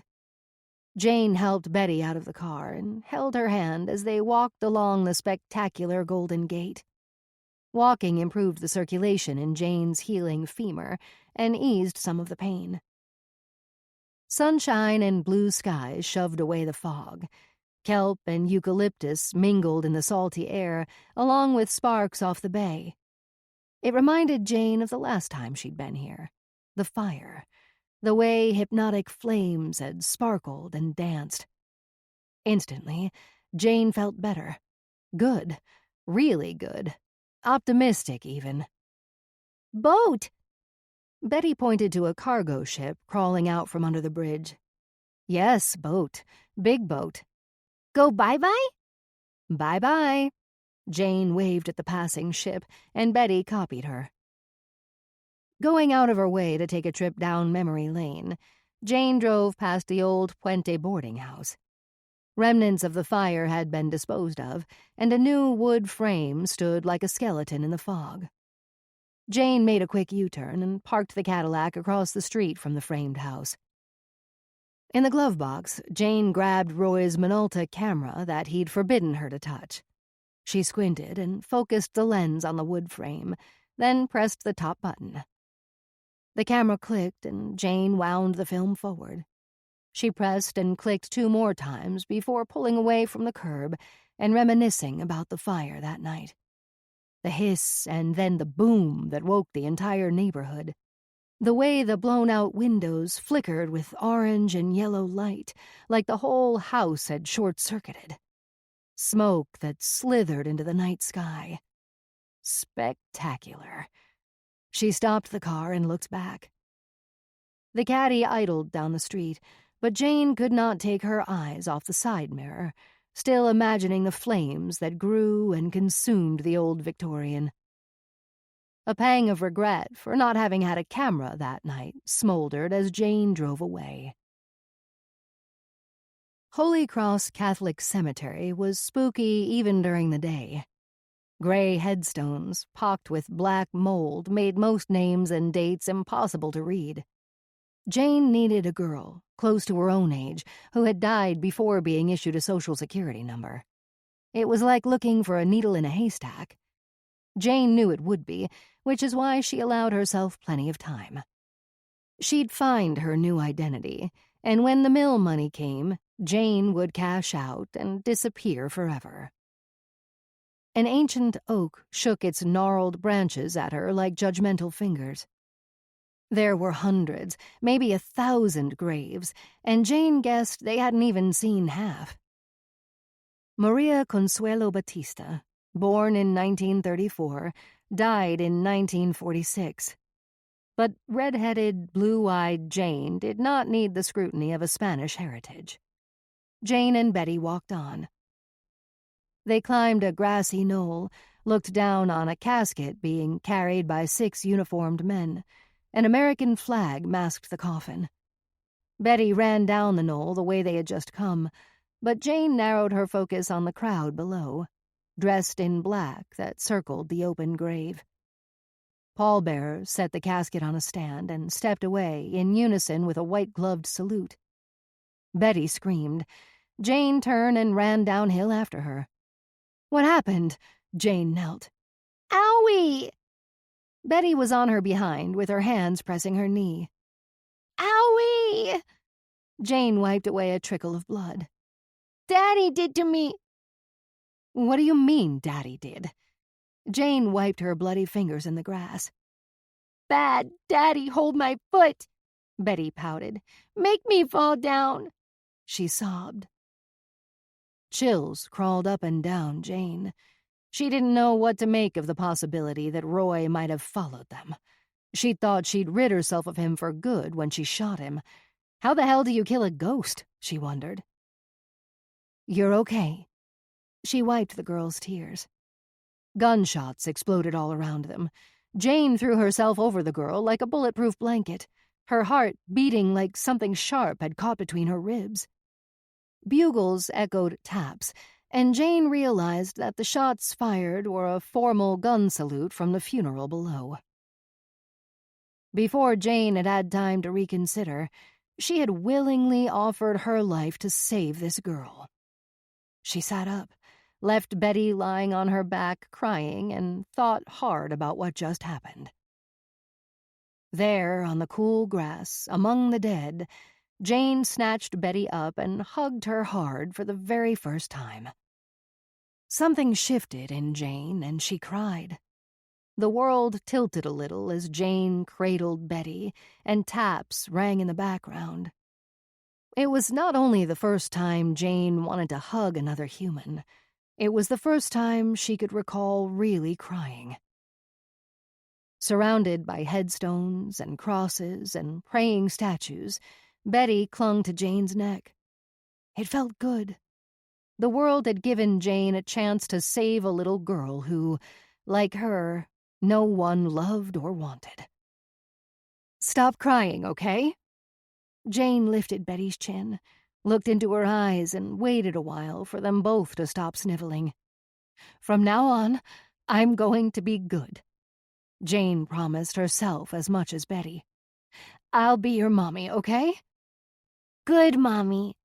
Yes, a very good mommy. The best. Jane hugged Betty again. The girls followed a gravel path that zigzagged along the terraced plots for nearly 2 hours. Then, there it was. Effie May Hobbs, born 1931, died 1946. Bingo! Only 15 when she died, and very unlikely to have been employed and issued a Social Security number. Becoming Effie Hobbs would age 17-year-old Jane by 4 years. 21's a good number. Perfect age for a young widow with a 3-year-old daughter. Changing a 3-year-old's identity would be easy once Effie explained she'd birthed the child at home and was now a widow.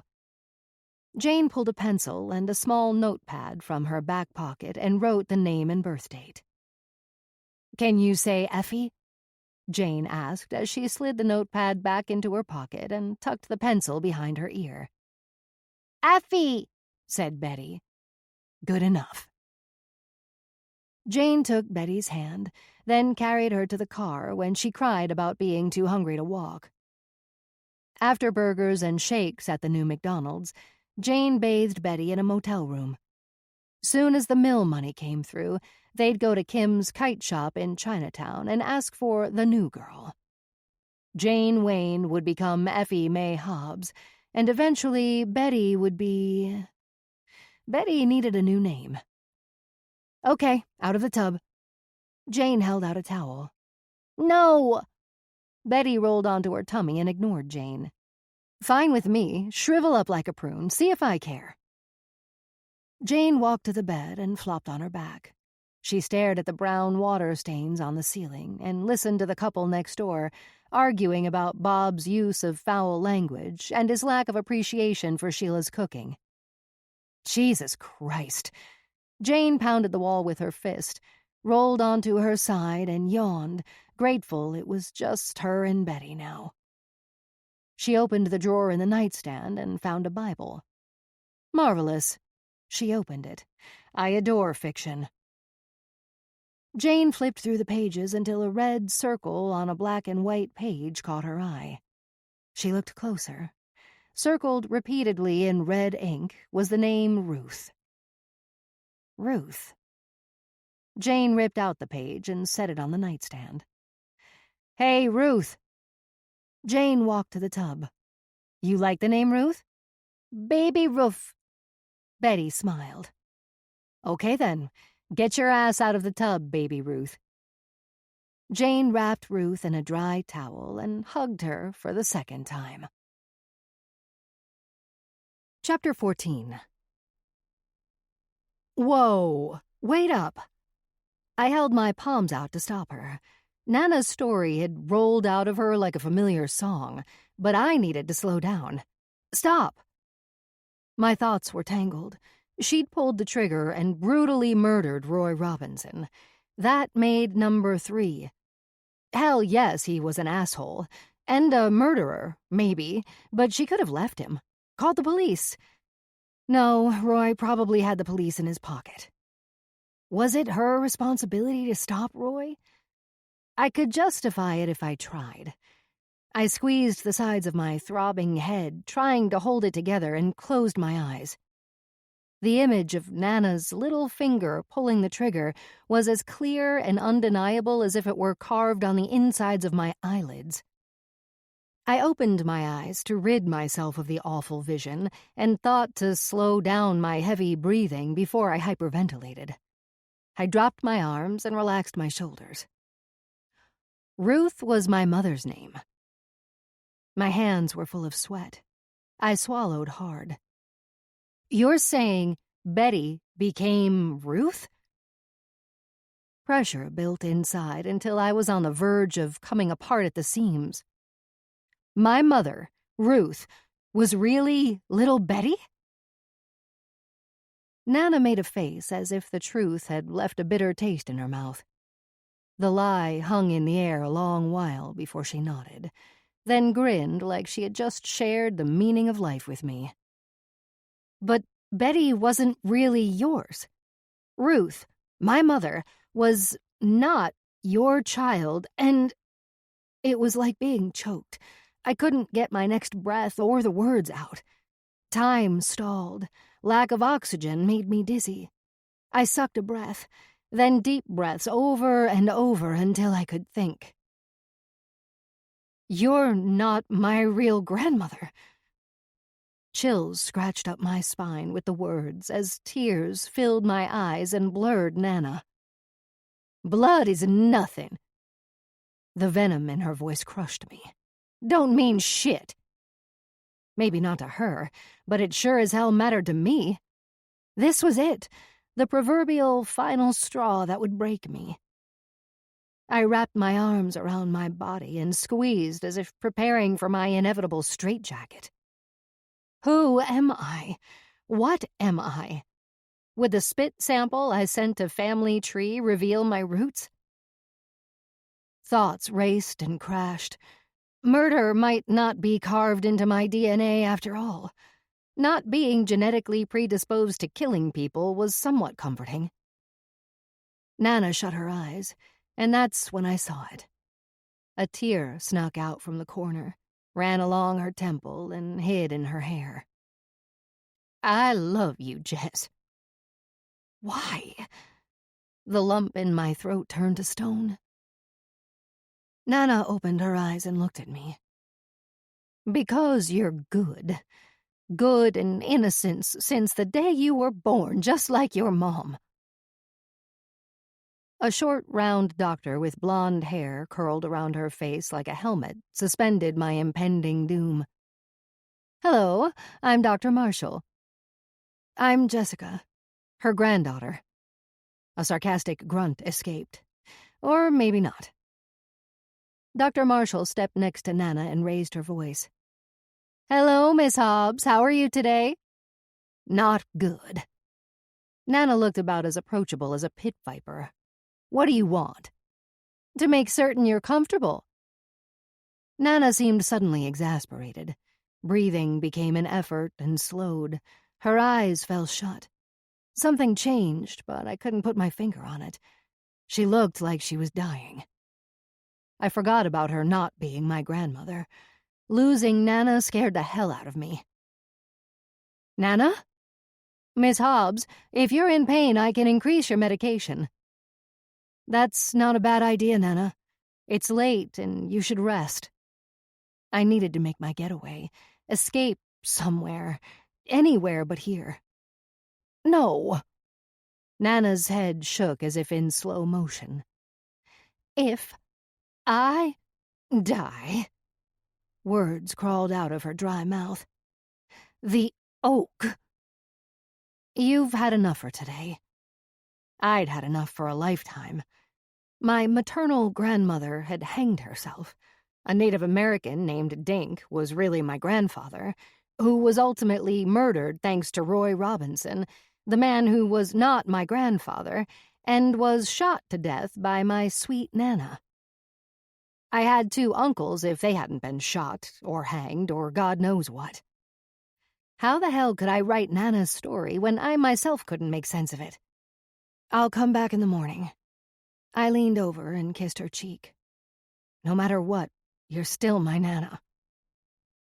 Relief lifted her wrinkled face, but I was numb. Her skeletal hand pressed against my head and pulled my ear to her mouth. She whispered, I kept my promise to Ruth. I didn't move, just waited for no real reason. Breathed in her stale scent. You didn't kill anyone after Roy? The doctor must have heard me and snapped her head around, looking wide-eyed at me, but I didn't care. Nana? She didn't answer. Nana. I shook her shoulder. I'll send a nurse to increase her morphine. It will help her through the night. Dr. Marshall left the room. I had to be sure I understood if she meant what she said. Nana, this is important. I shook her shoulder a little too hard. Damn it, Roy, she mumbled without moving or opening her eyes. After all these years, Roy was still haunting her. Then it hit me. No, it was never a ghost tormenting Nana. It was her own conscience. It had to be. It was comforting to think she had one. Nana, did you say you did not kill the people they found on your ranch? You're innocent? Hope caused me to say it too loud. Nana shook her head. Not innocent. Her eyes cracked open. Did it for you. Her eyes closed. For me? Did what for me? She didn't answer. Nana? I waited for a response that wouldn't come, then kissed her cheek and left. Dr. Marshall stood at the nurse's station filling out paperwork. Excuse me, doctor. Do you have a minute? Sure. Any idea how much longer she has? The doctor shook her head and offered a sympathetic smile. I've had patients worse than her last for weeks without food or water, and I've had patients in better condition who didn't survive but a few days. There are too many variables. She seems very strong-willed. Those types usually hang on the longest. She patted my shoulder. Did it for you. 1,000 thoughts scratched at my mind as I drove.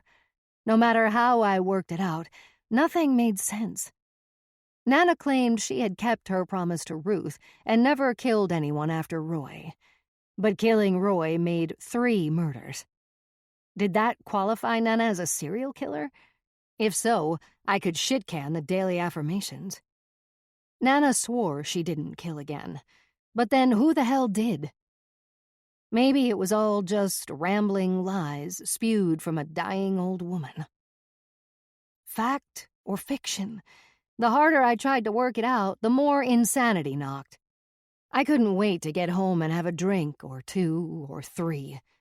But first, I had to talk to my mother. She might be able to shed light on Nana's story. God help me. Conversations with Ruth were like trying to run through a pasture full of thistles with shorts on. My evil stepfather, Raymond, was on the tractor alongside the road, dumping brush onto a smoldering burn pile. He was an ugly forge of a man, always smoldering like that burn pile, until the wind changed and he flared up. My mother Ruth was the exact opposite, empty and cold. I swallowed down the handful of antacids I'd been chewing, pulled up next to him, and rolled my window down.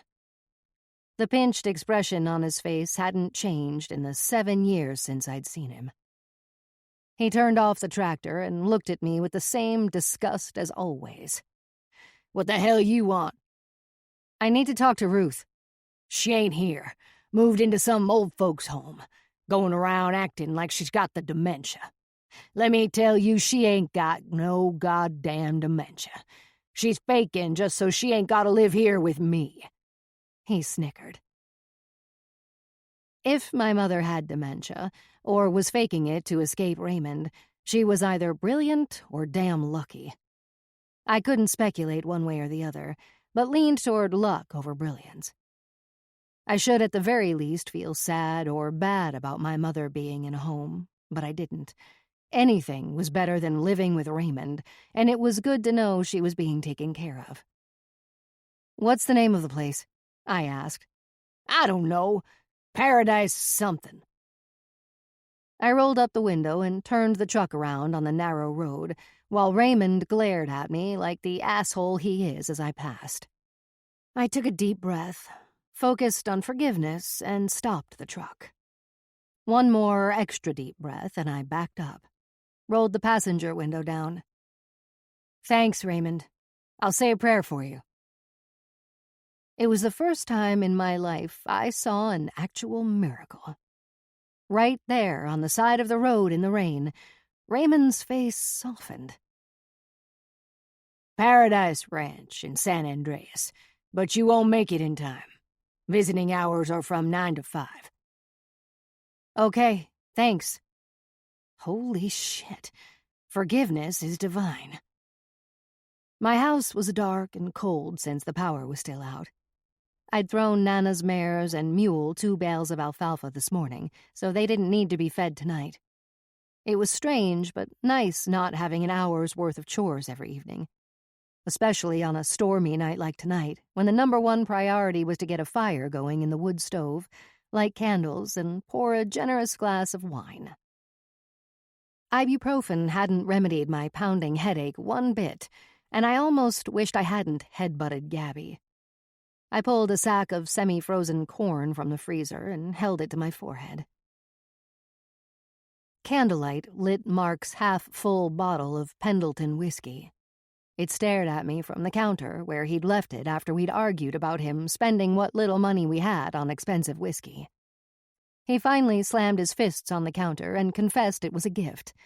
I didn't have to ask from whom. I knew. Maureen had helped me understand why I'd continually compromised my integrity for Mark.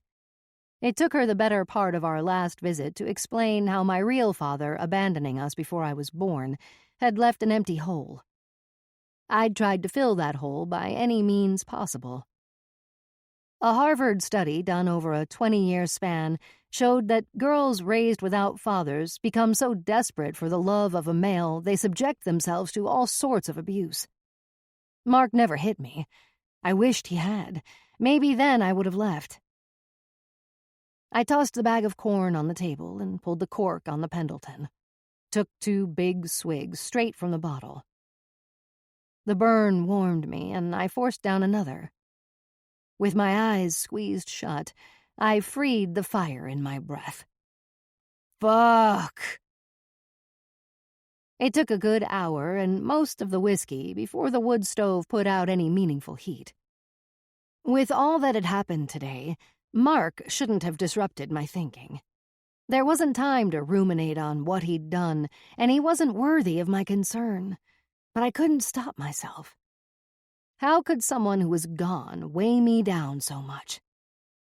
I was living in a house full of reminders. His mud-caked elk-skin boots were on the hearth where he had taken them off. I opened the wood stove and tossed them in. I hated myself for loving Mark. After his boots burned, I went to the bedroom, the dresser, grabbed an armful of T-shirts and socks. No underwear because he never wore any. On the way to the wood stove, I stumbled and nearly fell when I tripped over the Bigfoot T-shirt I'd bought him for his birthday last year. Hide-and-seek world champion, the shirt read above a Bigfoot peeking out from behind a tree. The tag hung from the label. Mark refused to wear it, said Bigfoot was not a fucking joke.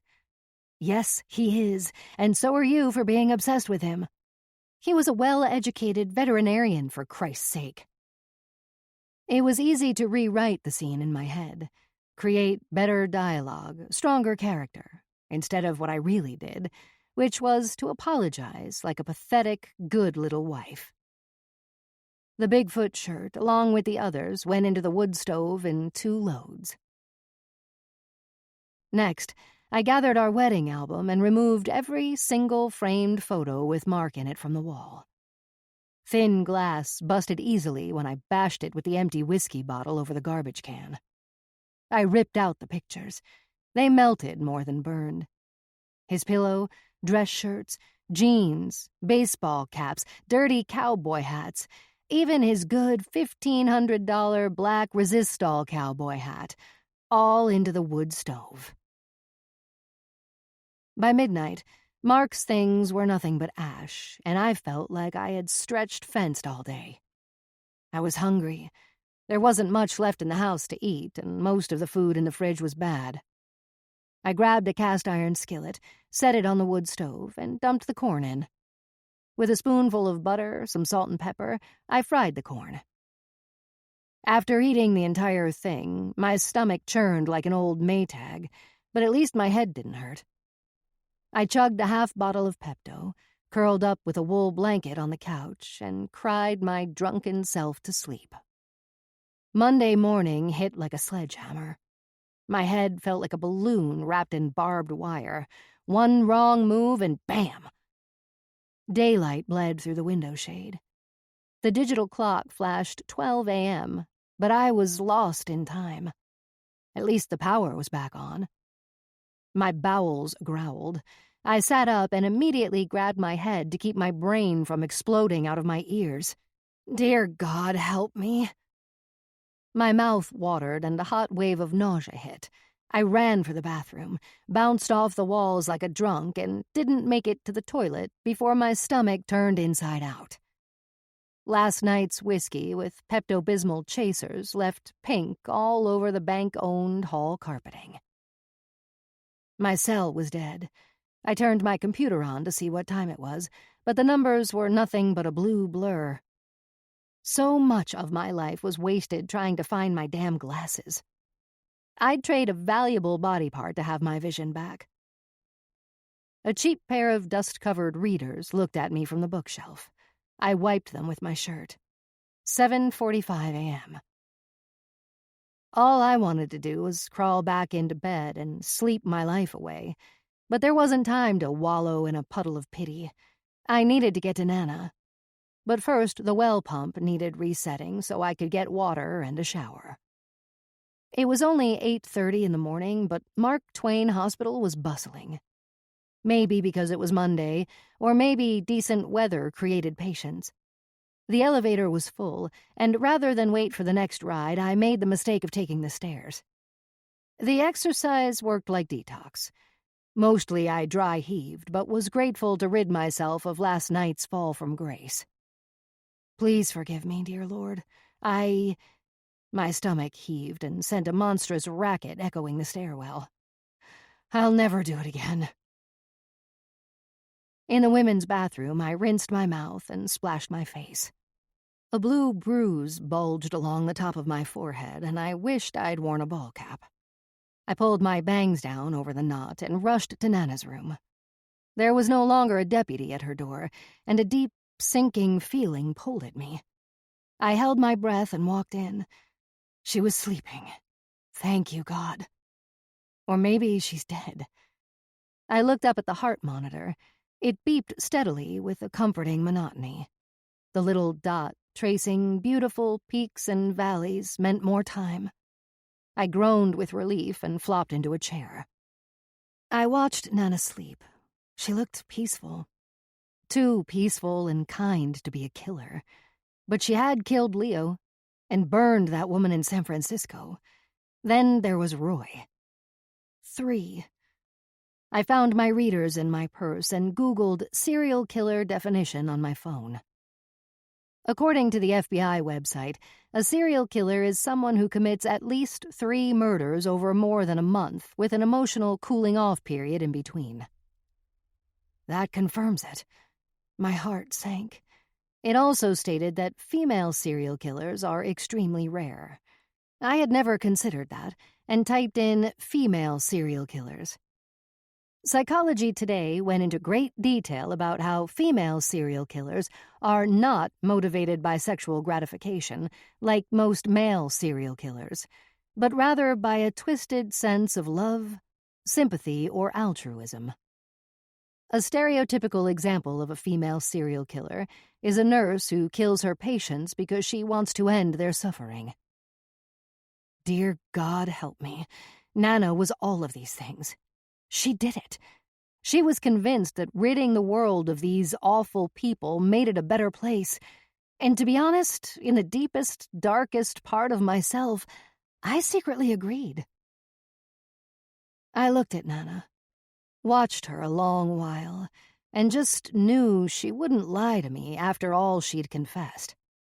If she was responsible for the human remains in her hog pens, she'd be proud of what she'd done. She'd want the whole damn world to know, and she'd reveal exactly how and why she'd put those people down. The Mick Jagger look-alike nurse walked in with an armful of charts. Oh, hello. Hi. I perched my readers on top of my head. Visiting hours aren't until 9. She looked at her watch. I looked at my phone. It was 8:45 a.m. Okay. You really want me to leave? If it were up to me, I'd say stay. It's no big deal. But you know how these things go. Her smile seemed to beg. Please don't give me any shit. I'm not in the mood today. Is the cafeteria open? I could use some Gatorade. Yes. She was definitely relieved I was cooperating. In the cafeteria, I grabbed a red Gatorade and went to the register. I was hospitably greeted by a cute cashier with honey brown eyes who looked like she had Down syndrome. I noticed an open sliding door under her register and boxes of candy bars. Snickers, Twix, Reese's peanut butter cups. There on the very bottom shelf sat a box of Baby Ruth bars. Are those Baby Ruths down there? Yes, ma'am, she smiled. You want one? Yes, please. 2. She got 2 bars out, scanned them, and pressed a button on the register. $3.10, please. I handed over my card, then opened the Gatorade and took a tiny sip. Shit, she hadn't charged me for it. My conscience reared up, and I prepared for battle until I remembered God was watching. I don't think you got this. I handed over the drink. Oh, thank you. She scanned the drink. $7.85, please. We both stared at the register until it made that beautiful, grinding calculator noise and spit out my receipt. Thank you, God. On my way back to Nana's room, I stepped into the elevator and my cell phone rang like an obnoxious alarm. No one called other than spammers these days, but I tucked the candy bars under my arm and dug into my coat pocket. I could just make out the caller without my glasses. Calaveras County Sheriff Department. No way was I answering it. I pressed silent as the elevator door dinged open and I stepped out, checking my phone for the voicemail icon. Outside Nana's door, I took one last glance at the screen. Up popped the voice message icon. My heart tensed as I pressed play. Mrs. Williams, this is Detective Roca. We need to talk. I'd appreciate it if you could come in this morning. Please get back to me as soon as possible. He'd hung up without saying thank you or goodbye. Rude. I wished he'd have been more specific about what exactly he wanted to discuss. I didn't do well when he caught me off guard. Nana was awake and took notice when I walked in. What took you so long? These. I presented the Baby Ruth bars, and Nana's face lit up like a naughty kid who's gotten exactly what they wanted for Christmas. I unwrapped a bar for her. Hope it's okay for you to eat this.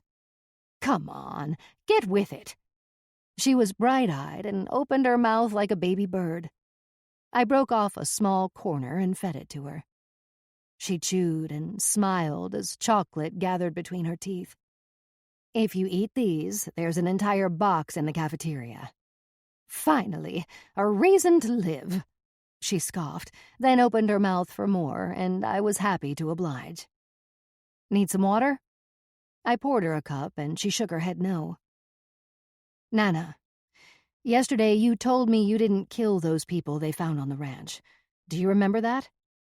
Why the hell wouldn't I remember? Give me some more. Not till you explain why there are human remains in your hog pens. I know you know. Nana glared at me with a mix of shock and anger like I'd never seen. I took a huge bite of her candy bar. This is so good. Nana just shook her head. A smile reddened the scar on her upper lip, which made me wonder how different her life might have been minus Leo's cruelty that night. What if, instead of beating her, he'd loved her back and they raised their child? How'd human bone fragments get in your hog pens? Huh? How? Ask the oak. Come on, Nana. I don't have time to mess around today. I have to get your dogs from the pound, go see Ruth, and... What? My dogs are at the pound? Ah, shit, I whispered, wishing I could take it back. Animal control had to take them so they wouldn't disrupt the investigation. Dirty, rotten, no-good rat bastards. They have no right. It's okay. I busted a bit of baby Ruth and held it in front of her like a peace offering.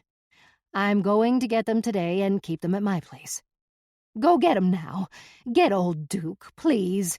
He's probably scared to death, poor old fella. Damn those fuckers. Nana, don't say that. I poked a bit of bar into her mouth. They don't open until 10, I said, and waited for her to calm down. Duke had always been special since the day she found him tucked under a rotting cedar and growling. Someone had dumped a litter of pit bull mixed pups where the ranch met the road. 2 were dead, and the remaining 3 were near starved to death. Jim gave one to a bar buddy, and Nana kept the other 2. The brindle she named Duke, and the black female Pancho. After Pancho Barnes, the infamous stunt pilot and all-around wild woman. Pancho tore after a mountain lion one night and never returned. For 15 years, Duke slept at the foot of Nana's bed and was at her side every moment of every day. As soon as Nana swallowed, I was ready with a piece of baby Ruth. He needs his medicine. Are they giving it to him? I'm sure. I lied. Water, she said in a calmer tone, and I helped her sip. She sipped, and soon as she was done, took my hand. You're gonna see Ruth? Yes, she's in a care facility. What's wrong with her? I'm not sure. Nana squeezed my hand with the strength of a baby. I loved Ruth more than anything in the world. I reached into my coat pocket, pulled out my phone, and started recording. Chapter 15.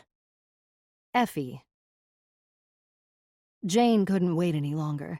The urge to start her new life as Effie May Hobbs was too strong. First, she needed her share of the mill money. The plan was good, solid. She couldn't chance Roy's Cadillac being seen and sold it for $1,500, exactly half of what Roy had paid for it. Now, she and baby Ruth had enough cash to live on for at least a few months.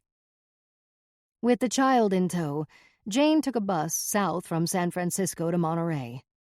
The Chronicle had advertised a used Ford pickup for $400. Jane dickered with the pickup's owner, and after a rousing rendition of how her dear departed husband had been brutally murdered by a drunk Indian, the strawberry farmer sold Effie the pickup for $300 and threw in 2 boxes of fresh strawberries. They left Monterey and drove north, feasting on sweet strawberries.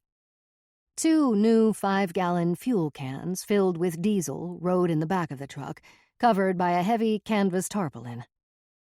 Jane had carefully researched the weather by phoning the Humboldt County newspaper. A slight chance of rain in the forecast for the next few days, but a storm bringing possible flooding from the north could arrive as soon as the weekend. It was Wednesday, and Jane was done waiting. In Eureka, Jane and Ruth had dinner, then killed time at the drive-in watching The Story of Robin Hood and His Merry Men.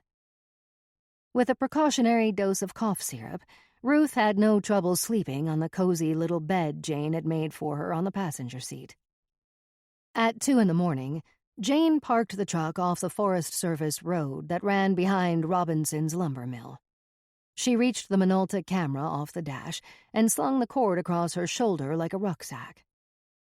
With Ruth asleep inside, she slipped out and locked the doors, tucked the keys deep into her jeans pocket, then opened the tailgate as quietly as she could.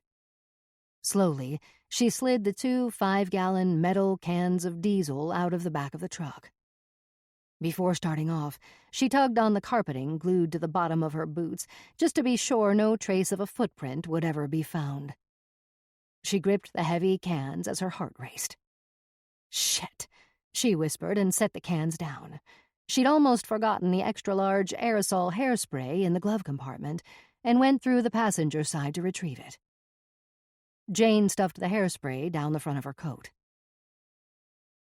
Like a ghost in the darkness, Jane limped along the high side of the muddy road. A rush of excitement freed adrenaline and quickly masked the pain in her leg as fuel sloshed inside the cans and diesel fumes complemented the night air. Every now and then, wind moaned through the trees. She stopped. Jane froze in place when something dark moved in the redwoods to her right. Her breathing and heartbeat like a freight train leaving town. She stood, not making a sound. Branches broke and footsteps came closer. What the hell would someone be doing out here at this time of night? Jane wondered. The security guard had been laid off indefinitely, along with the workers. Had someone followed her? She had broken no laws yet, and set the cans down, then turned around, ready to forego her plan. She headed back toward the truck when something big stepped out into the road behind her. She could feel it and turned.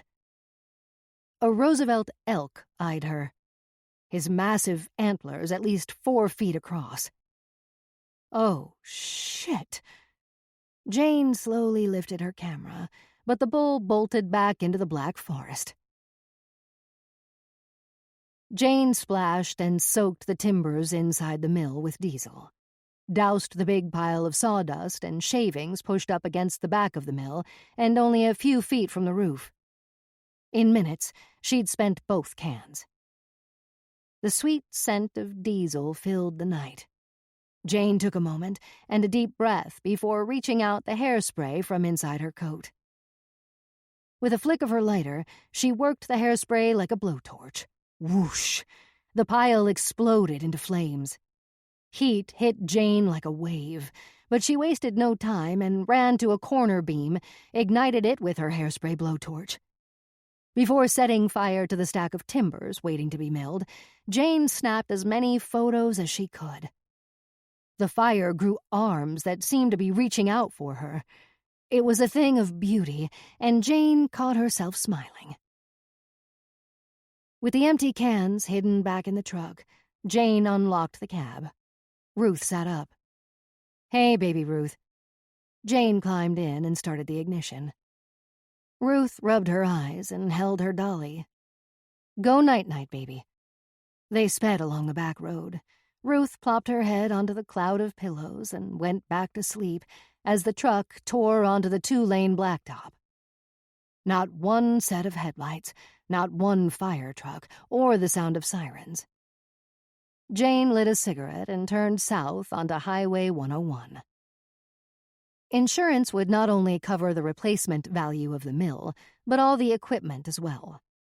Jane estimated her and baby Ruth's share of the payment could be more than the $300,000 she would have received if the mill had sold. What would she do with all that money? Soon, she and baby Ruth would be able to go anywhere and do anything they wanted.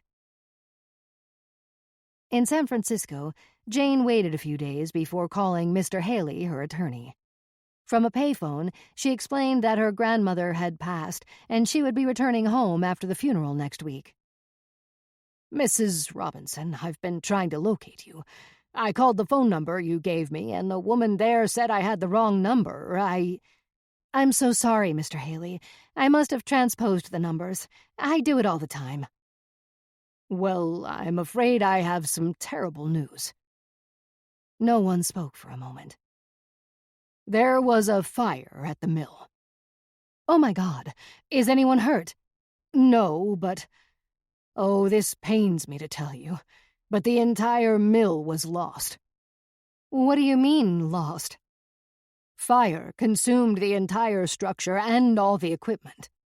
"What about the horses?" "They're fine, as well as the house." "Oh, thank God." Jane paused, waiting for the man to fill the silence. When he didn't, Jane cried, then finally spoke. "Mr. Haley, I'd like to donate the Mustangs to the Hoopa tribe." "Oh, okay, certainly. I can take care of that. You're an extraordinarily kind woman, Mrs. Robinson. Just send a letter confirming your wishes." "I'll mail it today. What do we do now?" "Well, between you, me, and the fence post, this may be the best thing that could have happened." "How can that be?" "You see, the insurance company will have to pay on replacement value, not current market value, which, trust me, Mrs. Robinson, will be much more profitable for all involved. Except the insurance company, of course." He snorted a laugh. "Oh, my. I hadn't thought of it that way." Jane grabbed her smile to keep from laughing. "Of course not. Why would you? Anyway, I've already proceeded with the claim adjuster, and preliminary investigations are inconclusive. They have 30 days before I summon them." "This is just awful. First Roy, then my grandmother, and now this," Jane sniveled. "Mr. Haley, please, can you handle this? I just don't think I'm up to it." "Yes, of course. Don't you worry about a thing. Give me your mailing address for the claim check." "Oh, I don't have one, and I'm not sure where I'll be staying." "Understood. Yes, I will arrange to have the funds wired to an account." Jane knew the numbers by heart. "Got a pen?" Night after night, Jane woke to Roy choking her. The vindictive prick must have been furious about his mill burning down. In the little motel, Jane sat up in bed gasping and screaming without making a sound as he laughed. She knew it was crazy, knew her mind was just tormenting her, but couldn't make it stop. For nearly a month he haunted her, until she dreaded sleep. Benson Insurance could not prove the fire was arson, but were delaying payment on the claim. Mr. Haley threatened to take the tragic story of the evil insurance company and the orphaned children, the penniless widow, to the press. Finally, Jane took matters into her own hands and called Frank Souza, the head of the insurance investigation. Before making the call, Jane had wired him $500 as bait, and he bit. Now that he had accepted her bribe, and authorities could prove it, Jane explained to Mr. Souza that he would be a complete idiot not to accept 10% of the claim proceeds she was offering. A week later, the funds were wired to Jane Wayne's account. $382,000, none of which would ever be paid to a crooked arson investigator. Betty's funds were placed in a trust. Retrieving Betty's funds would be challenging, especially since the girl would soon be known as Ruth. But Jane loved a challenge and was over the moon with the small fortune tucked in her account. To celebrate their wealth, Jane took Ruth to the San Francisco Museum of Modern Art. Exhibits by Jackson Pollock and Henri Matisse held Ruth's eye, but they both agreed that Frida Kahlo's The Wounded Deer was the day's favorite. In the gift shop, Jane bought Ruth a print of it and promised she'd soon have her very own room to hang it in. They visited the zoo, bought new cowboy boots at OK Corral Western Wear, then ate ice cream and lobster for dinner. Chinatown was bustling by 10 the next morning. Jane had no trouble finding Kim's kite shop. "Phew-wee!" Ruth pinched her nose and scrunched her face. That rotten egg smell reminded Jane to keep an eye out on her left for the narrow stone staircase that led down to a heavy teak door shaped like a kite. Inside the shop, Chinese kites of every size and color hung from the ceiling. An old woman sat on a stool behind a glass counter. Last time Jane was here, it was an old man with few teeth who sat in the old woman's place. Ruth couldn't be controlled and grabbed at a dragon kite. "No, Ruth." Jane lifted her onto her hip and looked at the old woman. "I'm here to see the new girl." "No new girl." The old woman stood up and leaned her forearms on the counter. She had to have weighed 300 pounds. "I've already seen her a while back, and I need to see her again. Please." Jane cocked her head. "No." "Look, goddammit." Jane set Ruth down on the counter and pulled $200 out of her front pocket. "Here." She slapped it down in front of the woman. New girl. Now. The old woman smiled. She, too, was lacking a few teeth. Go, new girl. She pointed to a door that Jane knew led down into a dank basement where a teenage girl would write down your new name, new date of birth, and take your picture. As soon as Effie Mae Hobbs opened a bank account, Jane Wayne would withdraw her funds and no longer exist. Lack of sleep prevented Effie from thinking straight. She wanted out of San Francisco.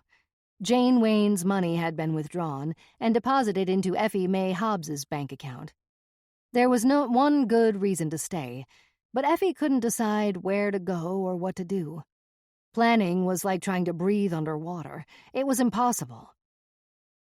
Effie and Ruth walked on the beach most every day until the afternoon a business card tumbled up the beach toward them. Ruth picked it up and handed it to Effie. Golden Dragon Fortunes. Let us guide you to good fortune, Effie read aloud. The address was only a few blocks north. What the hell? Let's go, baby Ruth. A bell jingled when Effie opened the door and walked in with Ruth. A man stood like he'd been waiting there for them. He locked the door. Welcome. I Wanuji. So nice you finally come. Please, follow me. His black silk robe was tied at the waist with a wide red belt and swung like a pendulum when he walked. They followed him to a sitting area with 3 red velvet chairs that looked more like thrones, with carved wood handles and feet that looked like hooves. Wanuji tucked his hands deep into his sleeves and sat. Hello, little one. He smiled at Ruth. Hi. She was more interested in his red slippers and the shiny gold flowers embellished on them. Ruth touched one with her finger and looked at the man. You like flowers? He stood, walked over to a vase, and plucked out a white orchid. You like? Ruth held out her hand, and Wanuji gave her the flower, followed by a courteous bow. You know why I'm here? Effie asked. The question is, do you know why you are here? He's good, Effie thought. Yeah, I need some goddamn sleep. Yes, I can see darkness in your eyes. Perhaps... He stroked the silver hair that hung from his chin. My method based upon 4 pillars of destiny. Year of birth, then month, day, and also hour. He pulled a leather notebook and a pen from a pocket in his robe. Dates and elements transcend matrix of metaphysical knowledge. What is year for your birth? Wanuji set his pen to paper. Shit. Effie rubbed her brow. Should she give him Effie's date of birth or her own? She needed a moment to recall either. I'm so tired. 1935. Her own. November 1st. But my grandmother changed it to October 31st, Halloween. Does that matter? Christ, did the fact that she'd changed her birthday more times than she could recall matter? Wanuji wrote without looking up. What is hour? I have no idea. That was the truth. She didn't know if she was born in the morning, afternoon, or night. Now elements. He seemed to be doing math in Chinese, writing symbols vertically instead of horizontally. Fire.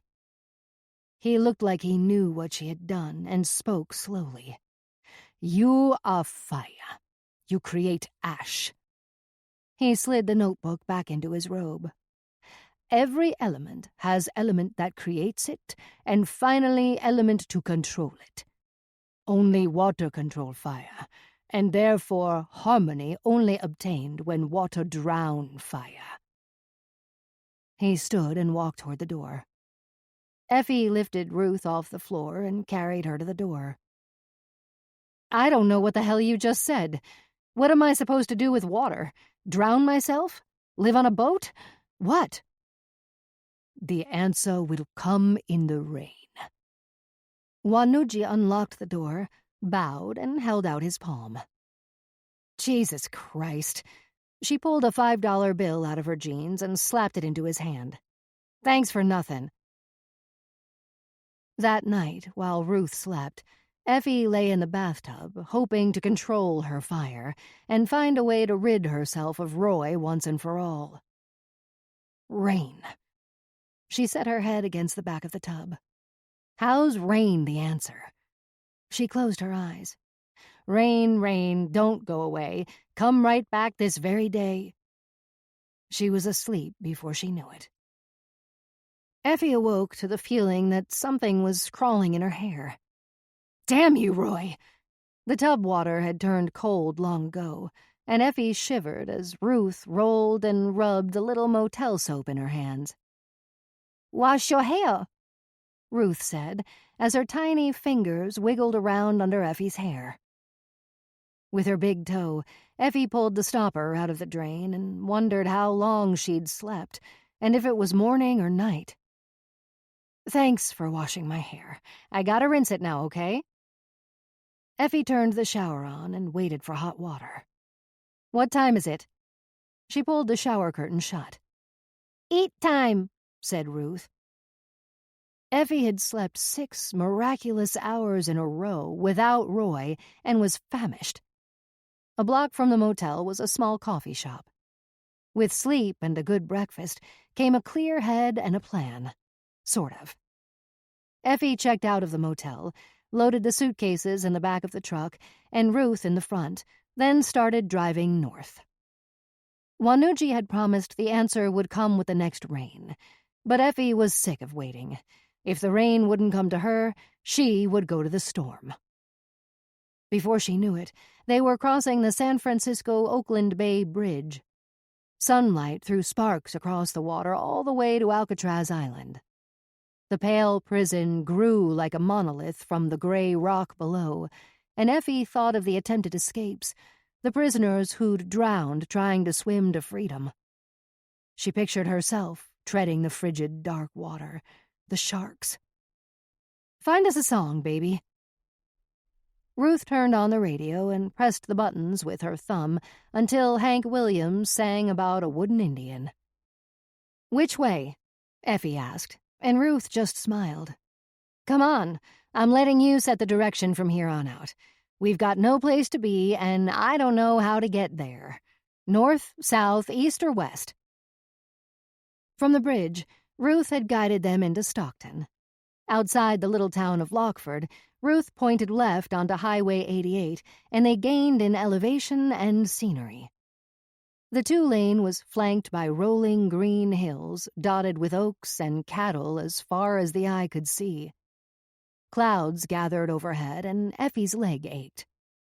They stopped in Jackson, a historic gold rush town in the Sierra foothills, and filled the truck with 29 cents a gallon gasoline, then filled their bellies with nickel Cokes and 25-cent burgers from Mel and Faye's Diner. A half hour out of Jackson, Ruth said, "Turn!" and Effie did, right up Highway 26. The road climbed and curved, then narrowed at the bridge that hung over the North Fork of the roaring McCullummy River. They crossed the Calaveras County line, through the tiny town of West Point, population 216. "Turn!" Ruth ordered, and pointed left as they approached the bridge over the South Fork of the McCullummy River. The mountain road was steep and curvier than anything Effie had ever driven. Christ, maybe we should go back. No! Ruth seemed sure. Who the hell died and made you boss? Oh yeah, never mind. The road climbed and snaked through the mountains. Twice it seemed to turn back into itself. Whoever built this son of a bitch must have one sick sense of humor. They'd not seen another vehicle or human being since crossing the bridge over the McCullummy an hour ago. After 10 long miles of forested and fractured blacktop, the road narrowed. This is the worst excuse for a road ever. Son of a gun. Branches reached out and scratched the sides of the truck like nails on a chalkboard. Then what little pavement was left disappeared. The rough dirt road contorted and rumbled their insides. This is stupid. Effie pulled the truck to the right of where the washboard road forked and got out to pee. She walked to the edge of the dense forest, then ducked beneath the sagging boughs of 100-foot-tall Douglas fir, pulled down her pants as rain dropped on her bare thighs amid fat trees covered in moss. She inhaled the spice of wet pine and realized how much she'd missed the smell while pulling up her jeans and walking toward the truck. Clouds churned, and treetops swayed like hands beckoning her this way, whispering, "Come here, come here." "Out!" Ruth demanded, and Effie obliged. "Go home!" As soon as Effie set Ruth down, the girl took off at a run down the side road. Effie let her, figuring the girl had been in the truck for hours and a run would do her good. The sky darkened and spit as she remembered all that Wanuji had said and decided it was bullshit, a scam that was just a way to make a buck, and her desperation had allowed him to play her. "That's far enough," Effie yelled, but the girl kept going, running, even when Effie started after her. "Ruth, stop!" Ruth was out of sight as Effie followed a bend in the road. Sprinkles turned to rain. "Ruth, stop, damn it!" Effie forced her bad leg to trot, and the toddler came into view of the dirt road. She looked like a wet doll, standing there with her chubby arms at her sides, staring at a large pond surrounded by a meadow. Thunder boomed in the distance. A dark blue wall of trees crowded around the far side of the meadow. It was the definition of natural beauty, Effie thought, but doubted the mesmerized 3-year-old could possibly appreciate it. Ruth sure seemed in awe of the view. Effie got closer and stumbled over something. Hidden there at her feet amongst the dead thistle and needle grass was a "For Sale by Owner" sign that must have blown off the fence. Rain came down hard. Chapter 16.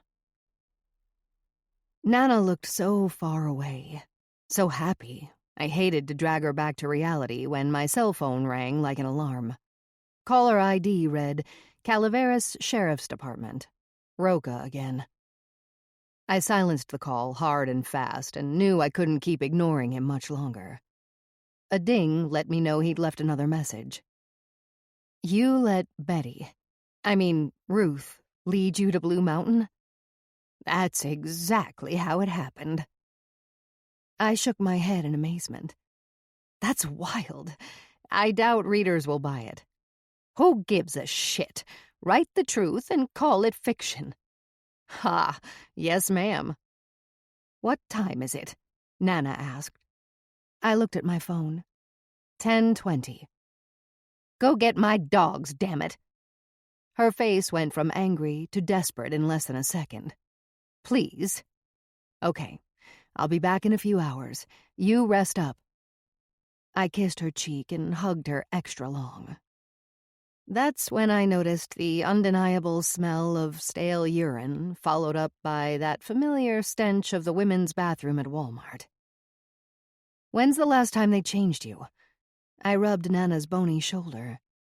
She barely shook her head. "I don't know. Last night, I guess. Now get the dogs."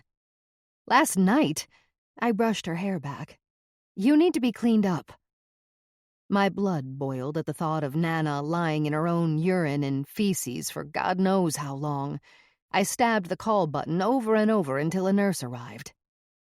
"Do you need something?" She stood in the doorway. "My grandmother needs her diaper changed," I said with wide eyes and very matter-of-factly. Nana shook her head. "I'm not a goddamn baby." "Get her cleaned up, now." No longer suppressing my irritation. "Certainly." She left in a hurry. "I'm ready to go," said Nana, staring at the ceiling, a glint in the corner of her eye, tears welling that she tried to blink away. "Nana, no. It's okay." I rubbed up and down her arm, but she just shook her head. when someone has to clean my ass. She looked as pitiful as I'd ever seen. I'm better off dead, Jess. Don't say that. Don't you dare say that. This is no big deal. Really. They do it all the time.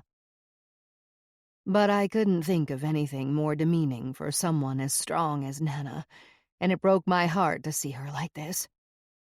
Vulnerability was worse than death to Nana. I kissed her hand, then her forehead. I'm gonna get the dogs. I'll be back as quick as I can. I love you. The hospital doors slid open. 2 deputies marched in and inspected me as I started to exit. "Ms. Williams?" a gravelly voice behind me said. My heart sped and sputtered, and for no good reason I wanted to run. Far, far away. Forever. Yes? I turned but didn't smile. "I'm Deputy Figueroa. This is Deputy Hanson. You're wanted for questioning. Would you come with us, please?" said the gravelly voice guy. He looked like the same cop that was at Nana's gate the morning I'd picked up the mares. "What for?" "Ma'am, the detectives will explain everything. We're only here to bring you in." Figueroa was even better looking up close, perfectly fit for maintaining peace. "Am I being arrested? Should I get my lawyer?" Deputy Hanson's pale face finally spoke. "You're needed for questioning, ma'am. You're not under arrest." "I was just on my way to animal control to get my grandmother's dogs. Can I come by in about an hour? 2 at the most?" "I'm afraid not." Figueroa shook his head. "Ma'am, please follow me." Paleface stepped forward, and Figueroa followed close behind me. I guess in case I made a run for it. The patrol car sat parked curbside. Figueroa opened the back door. "I have to ride in back? Like a prisoner?" "Sorry, ma'am. Policy." Figueroa seemed sorry, but not as sorry as I was. Nothing good could come of this.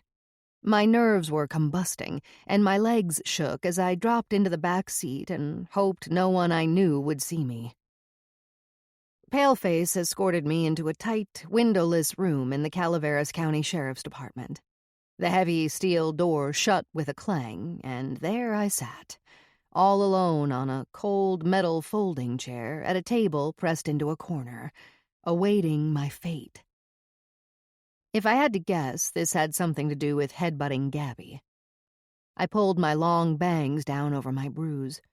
Were they watching me, I wondered?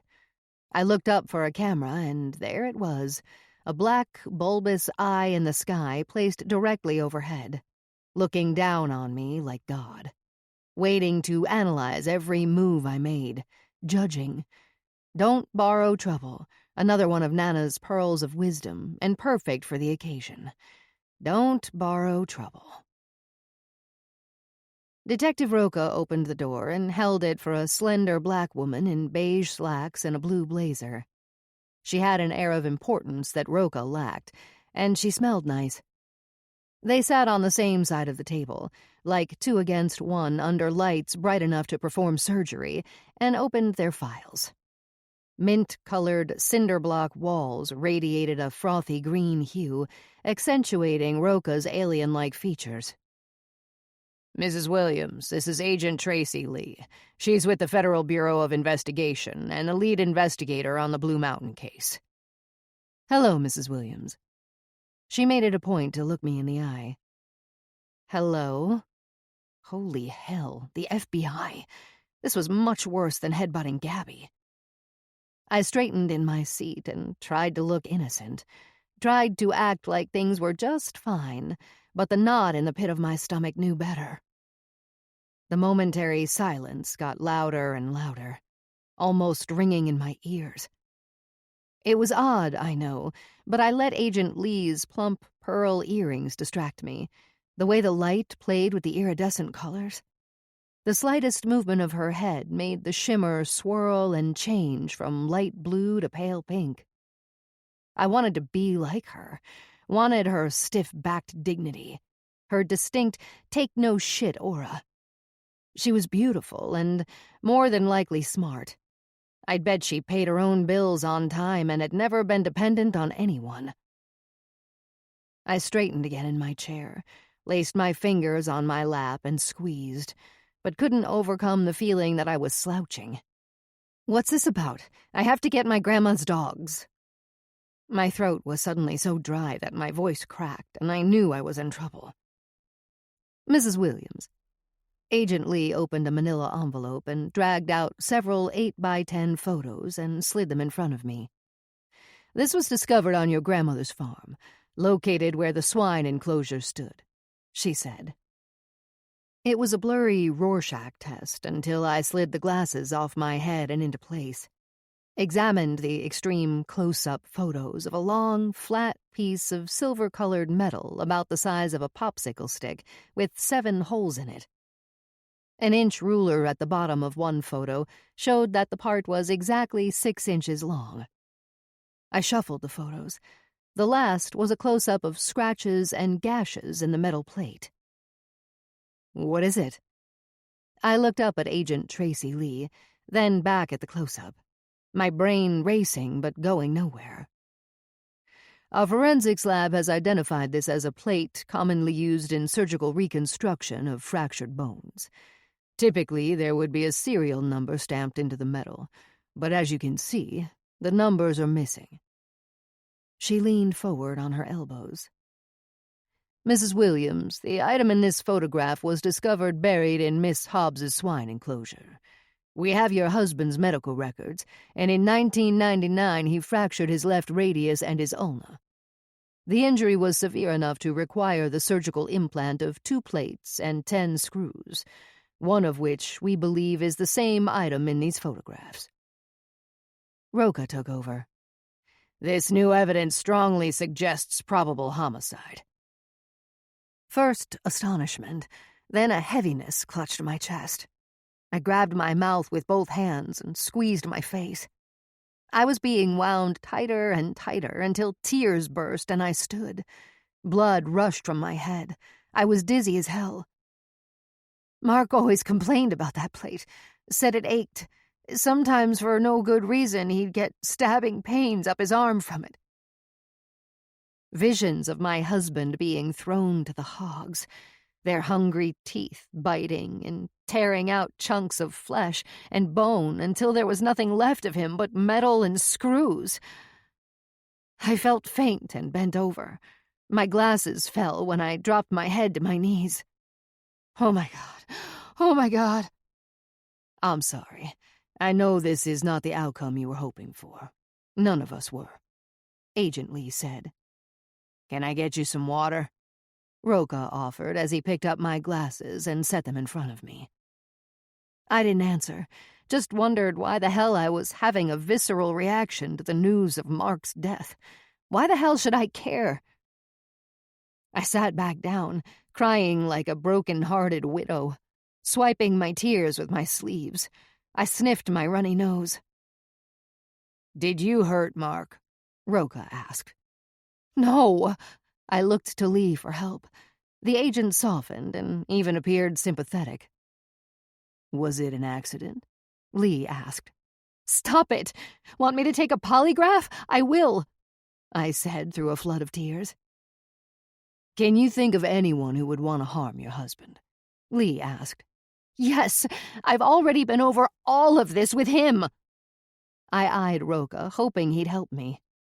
There's a waiting list of people pissed at him, including me. He was working for the cartel or something. People that paid to have their losing racehorses electrocuted so they could cash in. They knew Mark would talk if it'd reduce his sentence. Why would they leave his remains in a pig pen on your grandmother's farm? Tracy Lee asked with a blatant head tilt. Why not? Dickless Tracy. Seems like an easy diversion. What was the relationship like between you and your husband? Lee asked. I ran my sweaty palms down my thighs, then squeezed my knees. Awful, and I've already been through the whole thing with him. Twice. I pointed at Roca. He only crossed his arms and leaned back in his chair. I'm not doing this again. Read the report if you want to know about me and my husband. We all shut up for a moment. You think I killed Mark and fed him to Nana's hogs?" "We're just trying to do our jobs, Mrs. Williams," Lee said. I nodded and nodded. Roka left the room. Agent Lee leaned on the table and laced her fingers. "I know this is difficult. I really appreciate any help you can offer." I did not kill anyone. "What was the relationship like between Mr. Williams and your grandmother?" Great. They were close, talked on the phone every day, until she found out he was killing horses. They didn't need to know. It was the maddest I'd ever seen Nana. Jim drove her over to our house.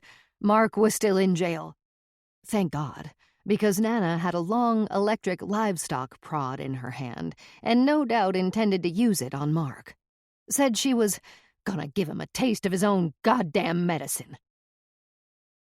When you say Jim, you are referring to James Kelly, correct? Yes. And Mr. Kelly drove your grandmother, Effie Hobbs, to your home? Yes. What happened when Miss Hobbs and Mr. Kelly arrived? Nana, Effie, had read about Mark being arrested for killing horses in the paper. She was disappointed that I hadn't come to her. Disgusted was a much better word. She asked if I knew about the killings and the insurance fraud. I told her I had no idea and was struggling to believe it myself. She'd pressed the business end of that hotshot against my heart, but I kept that part to myself. At the time, I never thought for a split second she'd electrocute me. It would have killed me, but now I'm not so sure. She asked me if he did it. With her finger on that big red trigger that would jolt me into oblivion. I said yes. I was pretty sure he did. Did your grandmother, Effie Hobbs, speak to Mark after his arrest? Not that I know of. Maybe. Roka came in and set a bottle of water in front of me. Thank you. I opened it and chugged down half the bottle. Have you had any contact whatsoever with Mr. James Kelly? Lee asked. Jim? No, not since he left. I wanted a real drink more than my next breath and started to cry again. Can I go? I really need to get some air. I stood. There is the matter of battery charges being filed against you from a Gabriela Hernandez. She also filed a restraining order. But under the circumstances, I think it can wait until tomorrow. Lee looked at Roka, who raised a brow. Will you come in early tomorrow morning, 9 o'clock? She asked. Yes, of course. No problem. I'm always up early anyway. I turned and pulled on the door, but it wouldn't open until Roka got up and pressed the intercom. Okay, Hanson, he said with his alien mouth. The door buzzed and Officer Paleface opened it from the other side. Follow me, please, ma'am, Paleface said. His shoes squeaked along the beige flooring as I followed him down the hall and through a second set of exit doors. I'll drive you back to the hospital, he said. I'll walk. Chapter 17.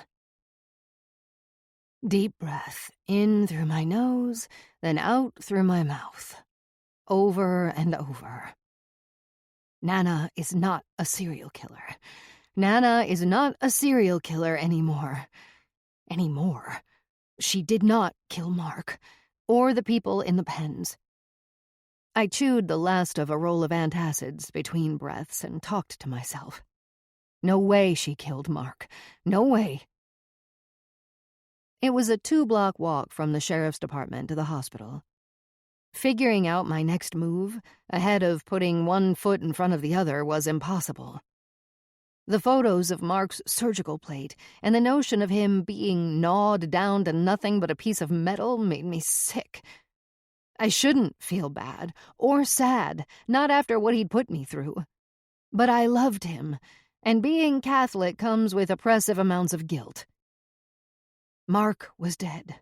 Jim Kelly was a suspect. Nana was definitely a suspect. I know I was. What about Gabby? Boy, I hoped so.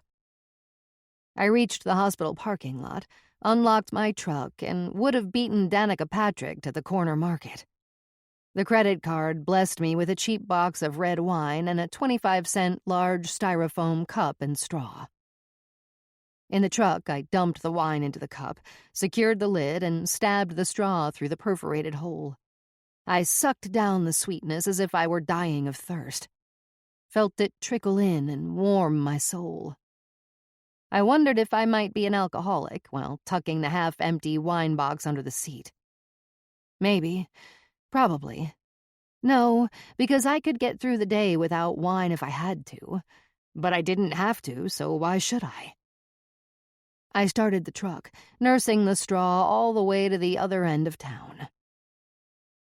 Barks echoed from the Calaveras County animal shelter, and my boots crunched across the gravel lot. Inside, yelps and bays and yaps reverberated off the dark wood-paneled walls and agitated my skull. "Hi, I'm here to pick up the dogs from Blue Mountain Ranch." I tried not to yell, but still be heard by the big-boned brunette at the computer. "What's the name? The owner?" She gave every impression of being incredibly inconvenienced by my arrival. "Effie Hobbs."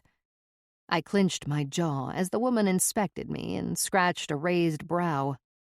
"Toughen up and get used to it." It took a moment for her brain to recognize the name. "Effie Hobbs? Isn't she in prison or something?" "Or something. She's my grandmother." I unbridled my best wine-buzz grin. "I can only release the animals to the owner, unless you have written permission approved by a notary." She didn't bother to sound sympathetic. I bit my lower lip and faked a smile. "Besides being under arrest, the owner is in the hospital, busy dying. She asked me to get her dogs. I didn't know about a permission slip." "It's not a permission slip." She rolled her chair back and spun around to a short filing cabinet. Bent over in her chair, she exposed a fluorescent pink thong while opening the bottom drawer. "This form needs to be filled out, and—" She pulled the form from the drawer, kicked it closed, and rolled back to the counter like she'd done it a million times before. "Notarized." She slapped the paper on the counter. "Fees will be in accordance with time spent at the facility." Crying seemed like the next best option, but what I really wanted to do was curl up in the kennel with Nana's dogs until there were no tears left. Toughen up. God help me, I had to go see Ruth. I took the form, folded it into fourths, and slid it into my back pocket. The ibuprofen and a cup of wine waiting in the truck pulled at me like a magnet.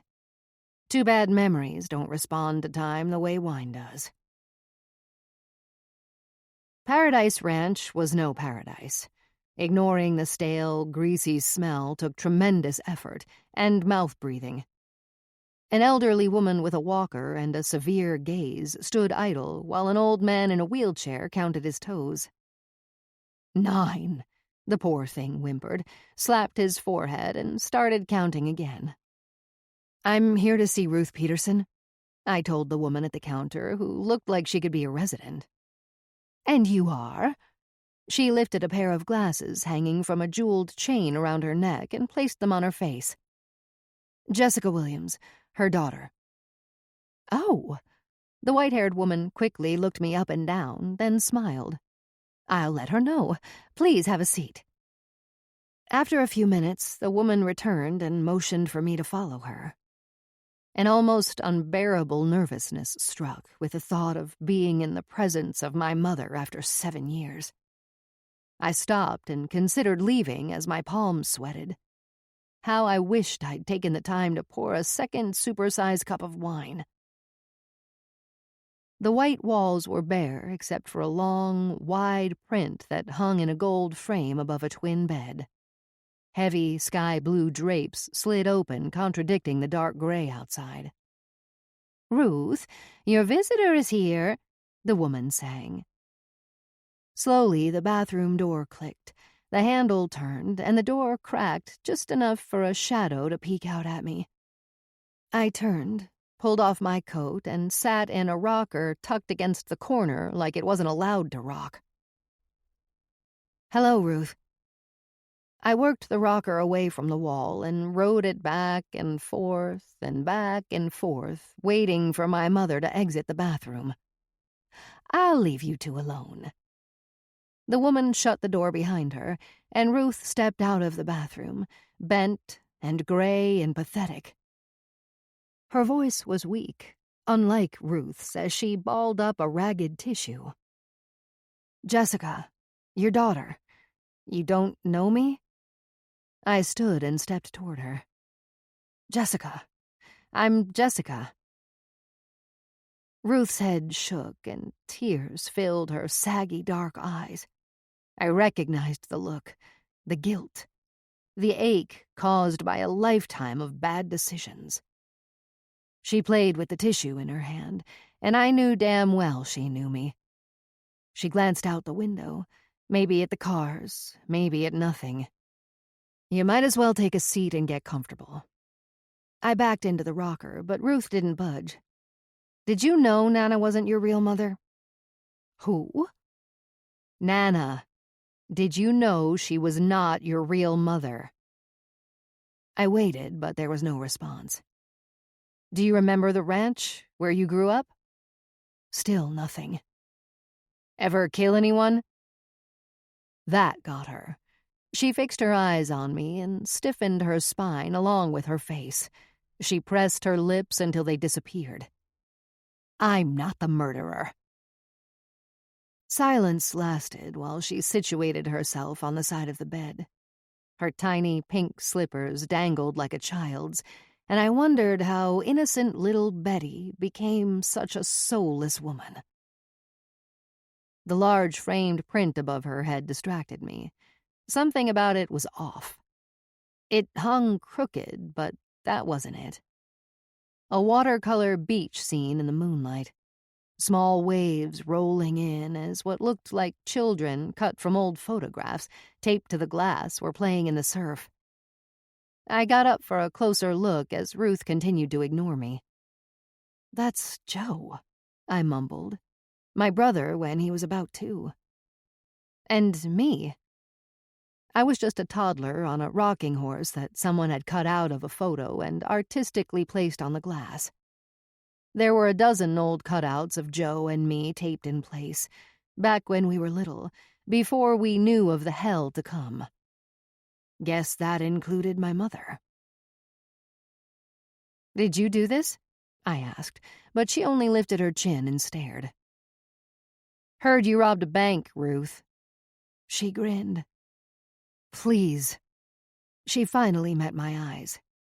"They think Nana killed people, that she may be a serial killer. I'm begging you to talk to me. Tell me what you know." I sat next to her on the bed. She'd become small. "There are human remains on the ranch, and I know Nana didn't do it." "Don't be so sure. Come on." "Ask her for her diaries. I found them buried in a metal box on top of Blue Mountain when I was 12. Thought it was odd.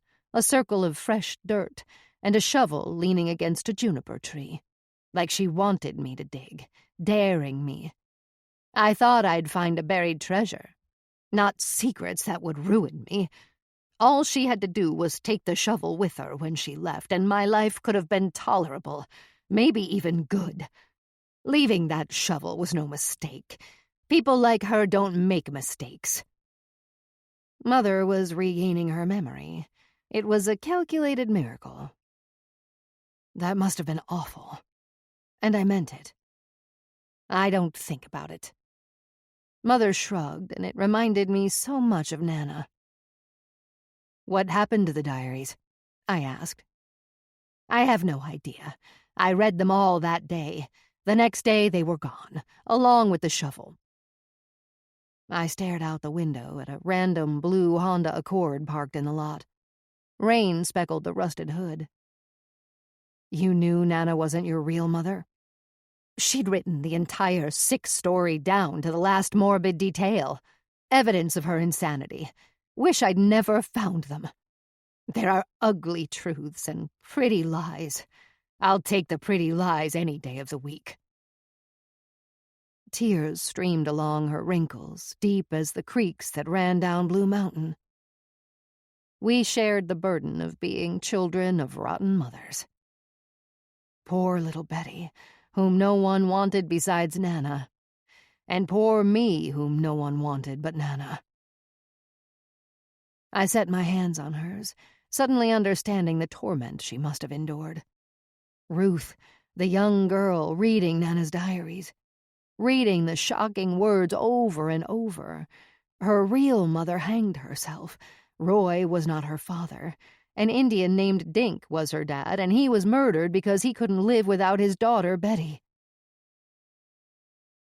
My mother's pain and guilt for loving Nana, the only mother she ever knew, must have created a terrifying maze of emotion, especially when it came to turning her in for murder. I couldn't imagine how something that horrid would affect a child, and it blew a hole in every bit of hurt and resentment I'd carried all these years. Tears I didn't know I had for my mother came. I hugged her, and she hugged me back, and in less than an hour we purged our demons for what seemed like a lifetime. I said, "I'm sorry."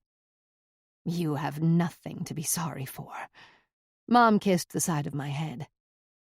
"Do you want to go see her?" I asked. "Who?" "Nana." "Who?"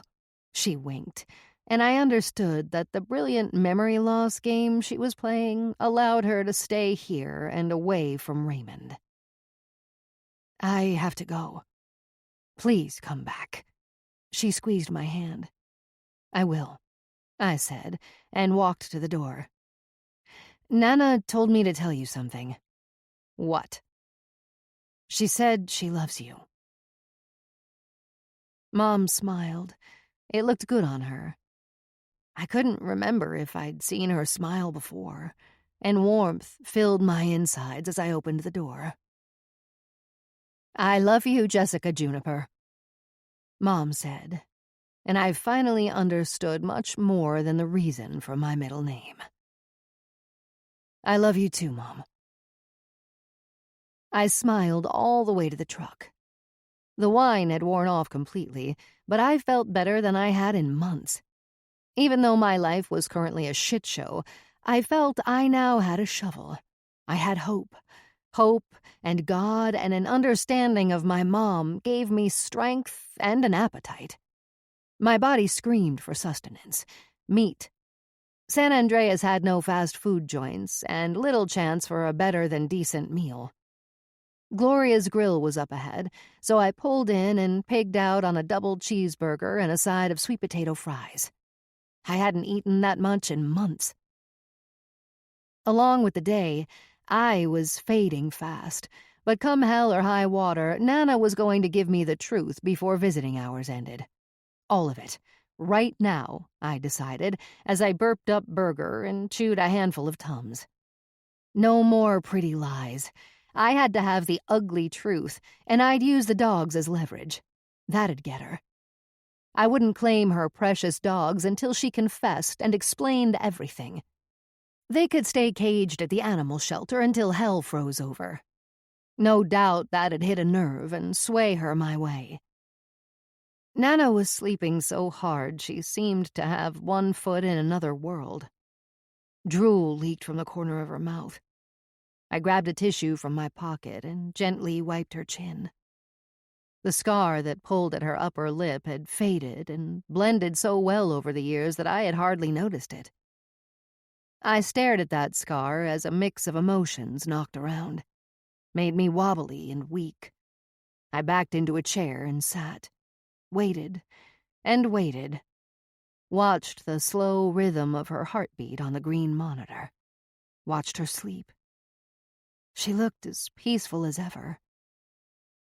Maybe it was my full belly on top of being completely drained, but I wanted so badly to crawl into that bed next to my Nana, put my head on her chest like I used to, and sleep without a care in the world.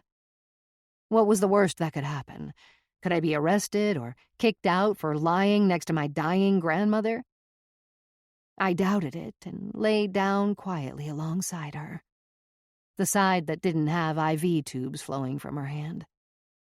She didn't move. The blipping sound of the heart monitor, like pulsing wallpaper, never changed its beat. I faced her. Her mouth hung as breath moved slowly in and out. "Close your eyes." She said it, but her mouth never moved, and I closed my eyes for a moment. The soft ding of an alarm sat me up, wondering where I was. An alarm chiming like a frantic doorbell. Outside the window, only black. It was night. How long had I been asleep, with Nana beside me in her bed?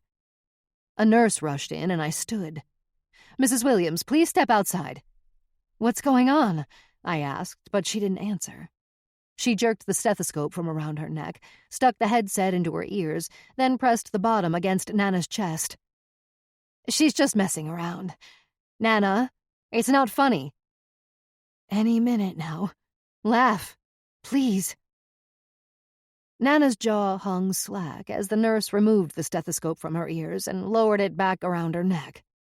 She produced a pen light from her shirt pocket and lifted Nana's eyelid. The light in Nana's eye went out, and the nurse said she was sorry. No. I knew Nana was dying, but the shock of it cut me in two. "You'll have to wait outside the room, please," a doctor I hadn't seen before said as he rushed through the door to Nana. I took a long look at her lying there, a painful smile on her face. The tiny, limp body made me dizzy, like moving in a dream, and I knew this time it was no joke. The room became a hazy, heavy blur as I turned and walked out. I moved down the hall like a tranquilized animal just before it goes down. With no idea where I was going, I went. Nana had slipped away. Dead. Died right there next to me in her sleep. I stopped. Exactly how she'd have wanted it. She wasn't alone and knew she was loved. Footsteps echoed as I pounded down the exit stairwell. A surging weakness made me stumble and fall. My shin cracked the edge of the metal step. Pain was a welcome distraction as I sat, hugging my leg to my chest with both hands. I made the most of my painful shin because I didn't want to cry anymore. Not ever. If I did, I knew I'd never stop, so I laughed, and tears broke despite my best efforts, dripped down my face as I hurried outside for air. Trying to walk off some of the hurt, I wandered the dark and empty hospital parking lot before sitting on a red curb and burying my head in my lap.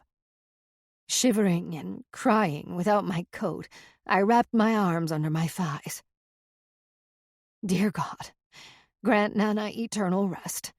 Let light perpetually shine upon her. With your mercy may you forgive and allow her soul to finally rest in peace. She was loved. Amen. After a long while of staring at nothing, I forced myself back inside. The nurse met me just outside of Nana's room. "I'm so sorry, Mrs. Williams. I know how difficult this is." She rubbed my arm. Hearing the words made it real, and I nodded. Cold and numb inside and out. Last night she insisted I tell you to get the sack from the tree.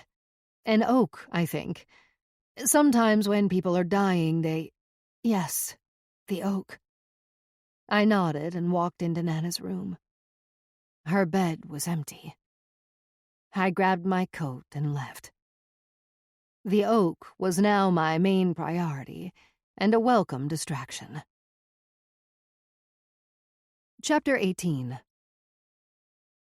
It was nearly 9 o'clock by the time I got home and threw the horses some hay. Down to 4 bales meant 2 more days of feed for them. Then what? I'd called and left messages with at least a dozen old friends I knew would love to own the well-bred mares. The price was right. Free. That was 2 weeks ago, and not one of them had called back. It was impossible not to speculate as to the reasons why.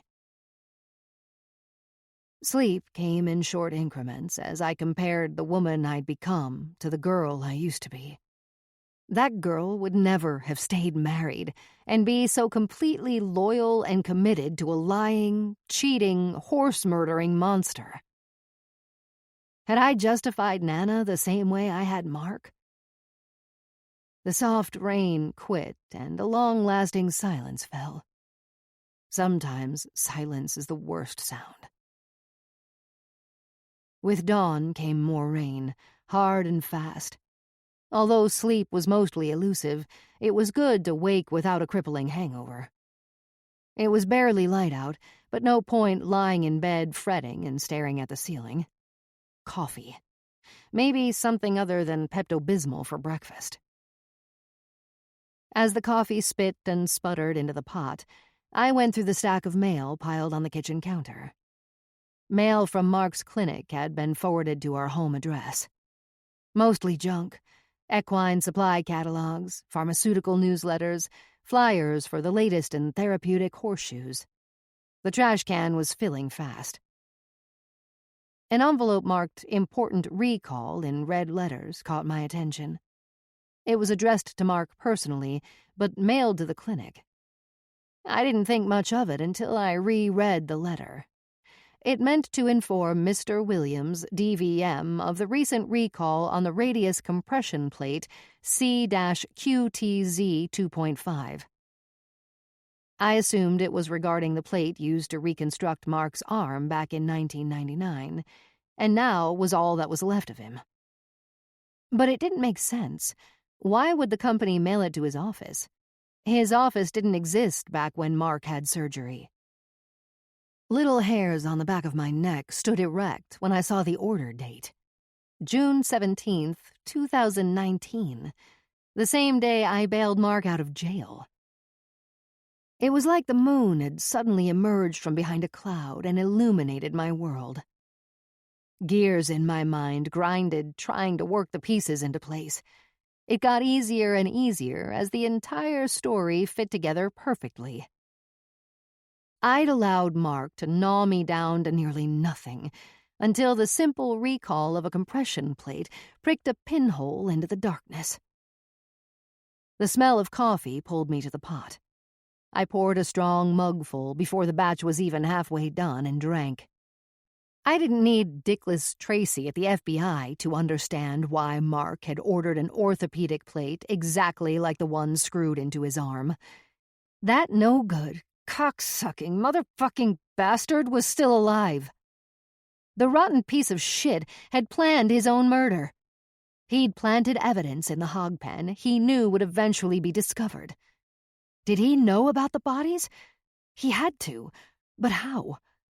It was like doing high school algebra, and the harder I tried, the more convoluted the entire problem became. But the simple part was clear. Mark was alive. Finding that fucker would prove Nana didn't kill him, and give me a valid reason to get up in the morning. As the caffeine hit, so did doubt. I wondered if I'd made a mistake, jumped to a conclusion without enough evidence. But everything about it felt right.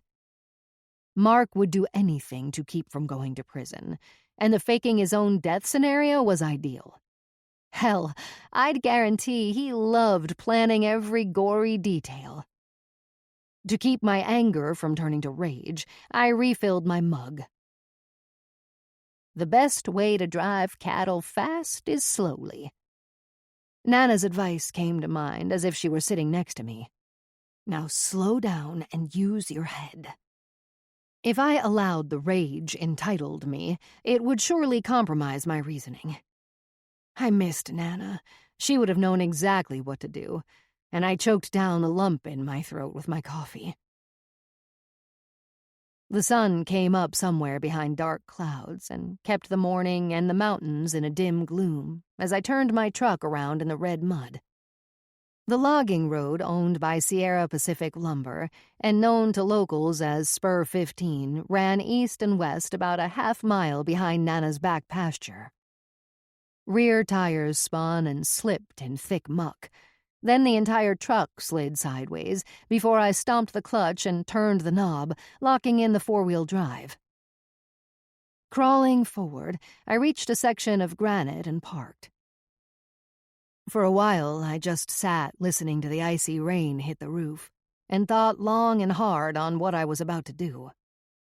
Maybe I should just ask, explain how I need to retrieve something, not sure what, from an old oak tree because Nana said so. It sounded ridiculous. Better to beg for forgiveness than ask for permission. Nana's voice played in my head, and I decided to get on with it. Cold rain threatened snow and accentuated my bad mood as I pulled Mark's waterproof camo jacket out from behind the back seat.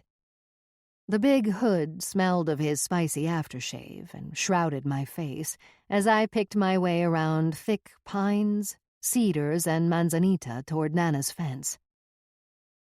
On the side hill, slick pine needles against my leather-soled boots made hurrying a challenge I wasn't up for, and I fell twice.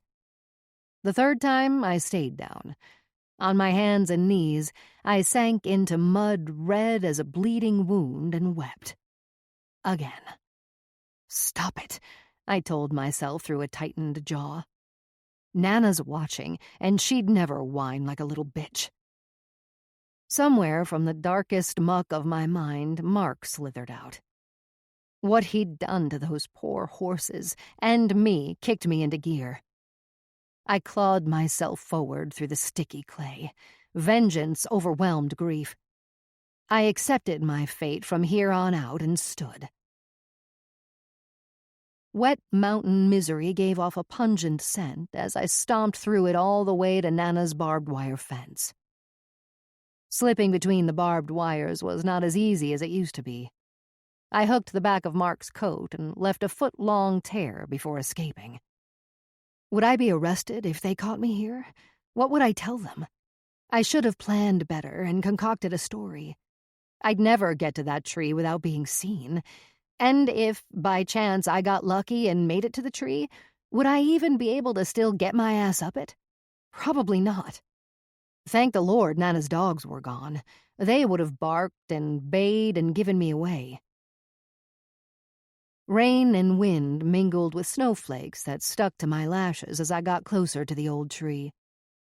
I scanned the area, then listened and waited for I don't know what. A raven barked from somewhere above as I approached my old friend, Miss Dendrolatry.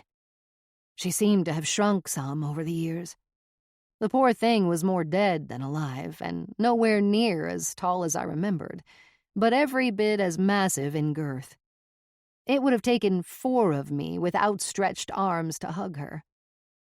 Much of the trunk was cloaked in a thick, brilliant green moss. Maybe I could climb her after all? I hoped the old rope ladder still hung from her backside. I took one last look around and saw no one, no movement.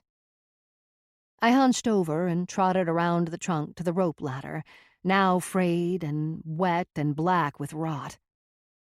With both hands, I took hold and tugged. It held, so I pulled myself up and set my boot into the first loop. The entire thing gave, and I landed on my back, gasping for air. Air. All I wanted was my next breath, and it wasn't coming any time soon. If only Nana would have allowed me to nail up the wooden ladder like I'd wanted to do years ago, I'd be up the tree by now with little trouble. Nana would not allow nails in trees. So there I was, flat on my back in the mud. Soft mud. Part of me wanted to close my eyes and stay there until the police put me in a warm cell. Breathing eventually returned. I looked for another way up. None of it looked easy. The knobby rounds where I'd planted my feet and climbed effortlessly decades ago were now slick with wet moss and not suitable for my much bigger feet or my much bigger self. I needed to be where the tree forked, and it was at least 4 feet above my head. Shit. Thick bark like protective scales broke off in fat chunks every time I dug my fingers in for a solid grip. I just needed a boost. Or a ladder.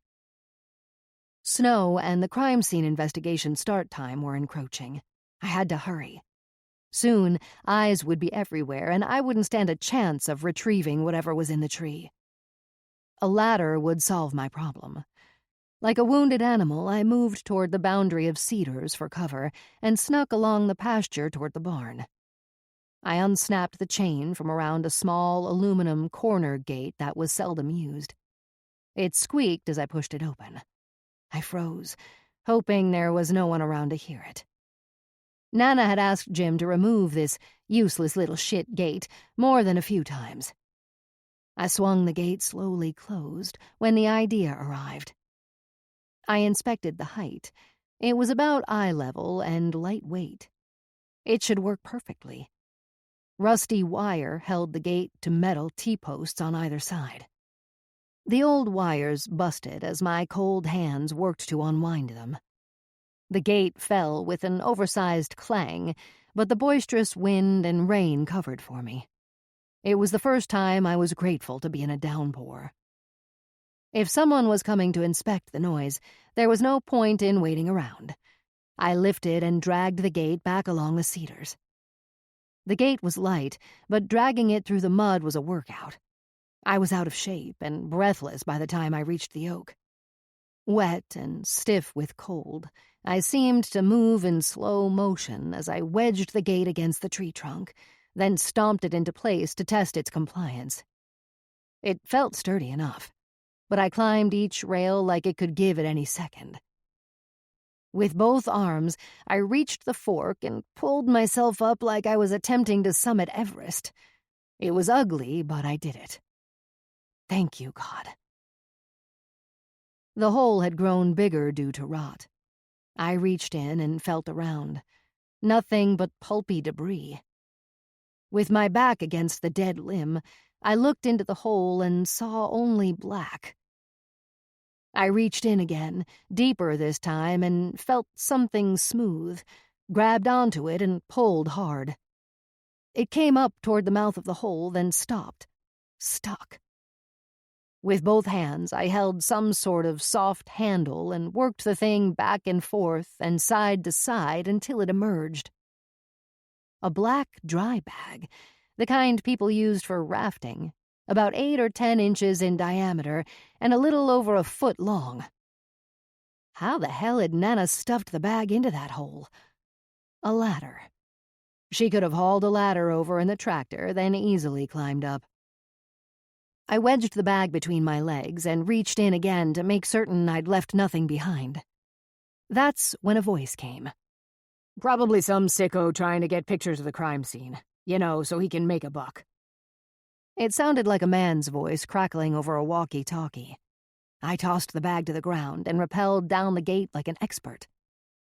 I'm investigating the northeast section now. That was a woman, loud and clear and way too close. I grabbed the bag and ran like hell for the thickest section of manzanita I could find.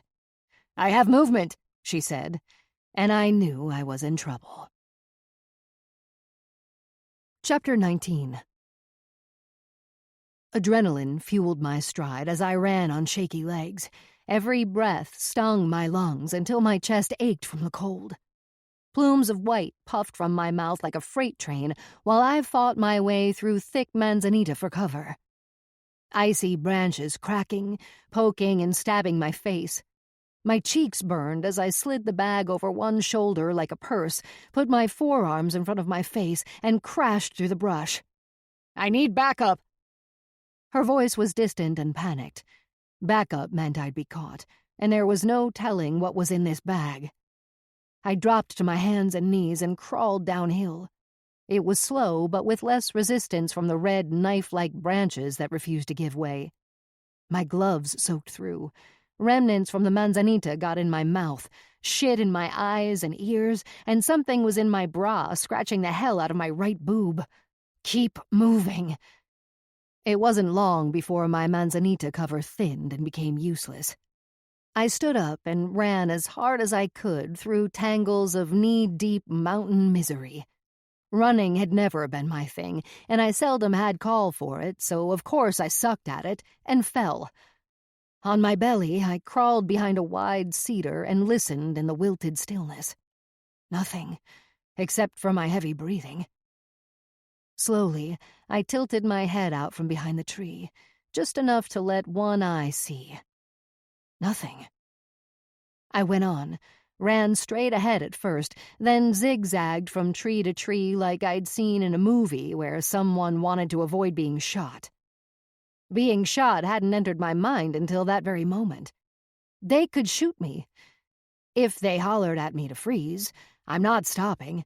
I could be shot. Shit, go! But how would I cross that damned barbed wire fence in a hurry? Hey! Her voice sounded distant, but I wasn't slowing down. Stop! As I came to the fence, I tried not imagining what the bullet would feel like as it pierced my back. A lung, my heart.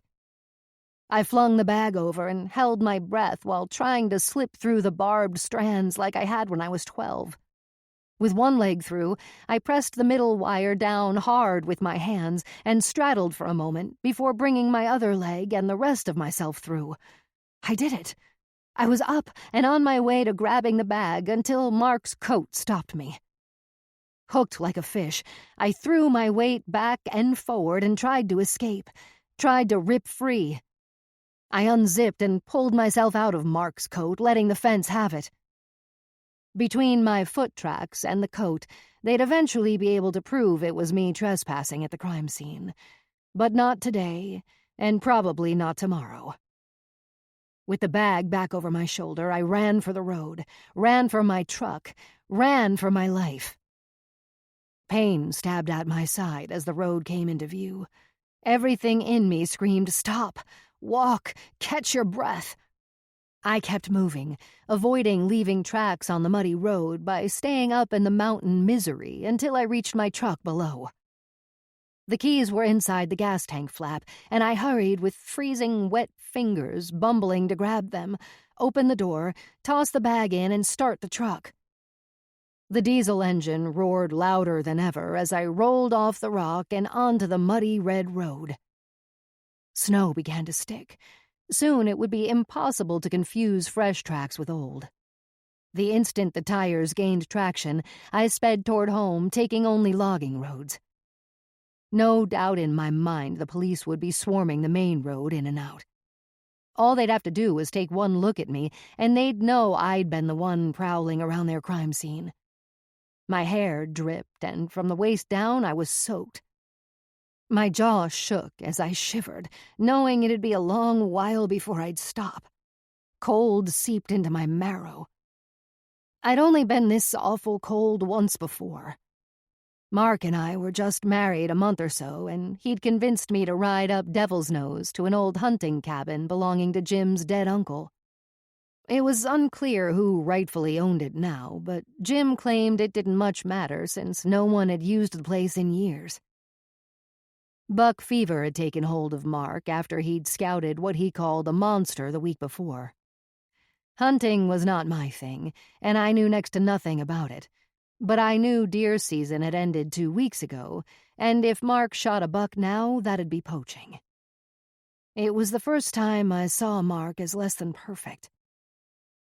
We'd hobbled the horses in a small meadow surrounded by bushy pines that smelled like Christmas. Mark insisted we hike to the top of Squaw Ridge, something about the wind and positioning. It was brutally cold. The steep trail climbed out from the meadow with switchbacks that seldom flattened. Snowflakes salted Mark's black cowboy hat while I pulled on ski gloves. Along the opposite side of the ridge, wind and snow whipped at my face as we sat against a downed log. Below, a narrow game trail tunneled through thick manzanita and spilled out the creek at what looked like a 4-foot cutbank. After 2 hours of glassing, my eyes burned. A throbbing ache pulled at my back, and cold numbed my hands and feet. I couldn't wait for this day to end. It was nearly dark when he filled my binoculars. Antlers too special to be mounted above some fireplace and sport a Santa hat. The thick neck and big body strong enough to keep that massive rack from being a burden. His furry ears twitched, and Mark steadied his rifle, lowered his eye to his scope. With his finger on the trigger, he waited. Slowly, the buck stepped forward, as if on tippy-toes, and lowered his head. Through my binoculars, I saw him nibble at the ground. Saw what looked like horse grain and lowered my binoculars. "Have you been feeding them?" I whispered. He ignored me, and I lifted my binoculars back to my eyes. The majestic buck held that magical beauty that filled me with awe as the shot rang out and shook me to the core. Something unseen forced me back. My heart hurt. The buck bolted, and I hoped like hell Mark had missed. We stumbled and slipped as fast as we could, cutting across the switchbacks and down the ridge to where the buck had been. On his hands and knees, Mark inspected the ground and found drops of blood. The thought of that poor animal's suffering made me mad, and now I wanted to find him just as bad as Mark. We'd searched the dark with flashlights for nearly an hour before snow added to the fiasco. "We're gonna find that fucker," Mark said in a tone that left little doubt. I'm freezing. I wrapped my arms around myself and shivered. "Can you find the meadow and get the horses?" Mark asked. "I think so," I lied. Guilt stung my conscience. "I have the trail map on my phone. I can just follow it back." "Make it quick, okay?" He kissed me, but I felt nothing. My face was freezing. For once, walking away from Mark felt good, and I moved fast to keep the blood circulating. Snow came in fat flakes by the time I reached the meadow. It was impossible to see more than a few feet ahead. As I circled the meadow for the second time, I finally caught sight of a steaming pile of manure and followed the horses' tracks. They were huddled in a stand of cedars. It took 2 tries to mount my horse. I was so cold and stiff. I'd only just started riding out when I saw a light in the trees. It was Mark. He limped up, cradling his bad arm. I fucking fell. He took hold of his horse's reins and slipped his boot into the stirrup. Empathy got the better of me, and I quit being mad. I landed on my bad arm. He pulled himself up into the saddle with a painful moan. "We'll come back in the morning. He'll be easy to find then." His horse's hooves dwindled into silence. It was after midnight when we got to the cabin, and I'd been cold for so long that I could not get off my horse. My brain said go, get off this damn horse and into the cabin, but my legs refused to move. Before I knew it, Mark had my waist with his one good arm and jerked me down hard. I hit the snow with a dull thud as my horse jumped sideways. It was soft and wonderful to relax my body. Standing and walking would take too much effort. "Get up. Don't be a baby," Mark muttered and held out his hand. "I'm just as cold as you are." "No, you're not. You are much, much colder." As the truck warmed, I held my numb fingers to the heater vent. It wasn't only the cold shaking my body. I was damn near convulsing from sheer panic and an overdose of adrenaline since escaping the long arm of the law. I'd never been in trouble, not even a speeding ticket. A sick feeling gagged me. I rolled the window down fast, leaned out, and spit. In the side mirror, I caught a glimpse of myself. Manzanita leaves and debris stuck to my wind-burnt face. I pulled my ball cap off, picked twigs out of my ponytail, and raced through the storm. Thoughts of Mark crept up as the forest flew by at 45 miles an hour. Why hadn't I believed him when he showed his true colors, plain as day on that hunting trip? It's a curse. He'd always held the power to render me helpless. We never found the buck Mark shot, but we did make love over and over again for 2 days and 3 nights in that cabin. That cabin held good times. Memories spilled like beads from a broken string. That cabin. That cabin.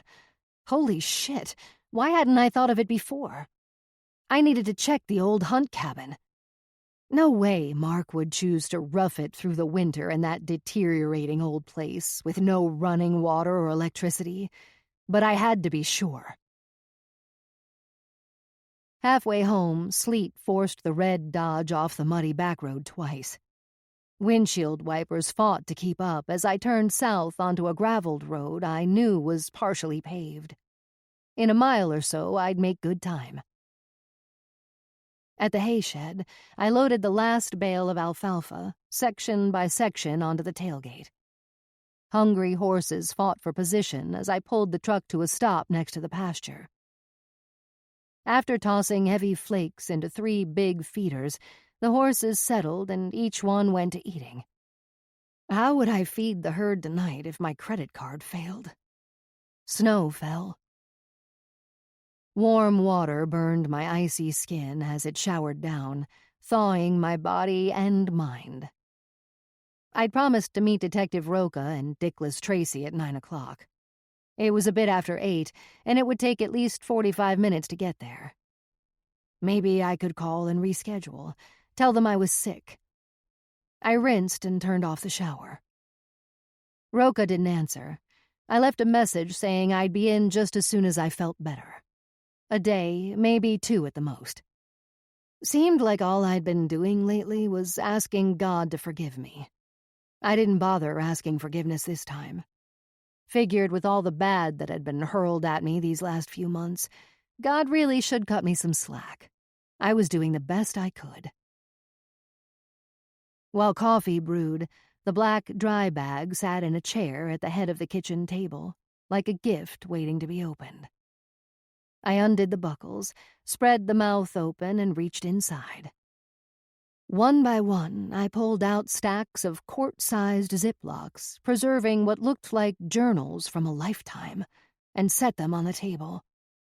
At the bottom of the bag was a rusted Folgers coffee can with a white envelope taped to the lid. It looked like Nana's perfect cursive and was addressed to me. I couldn't resist.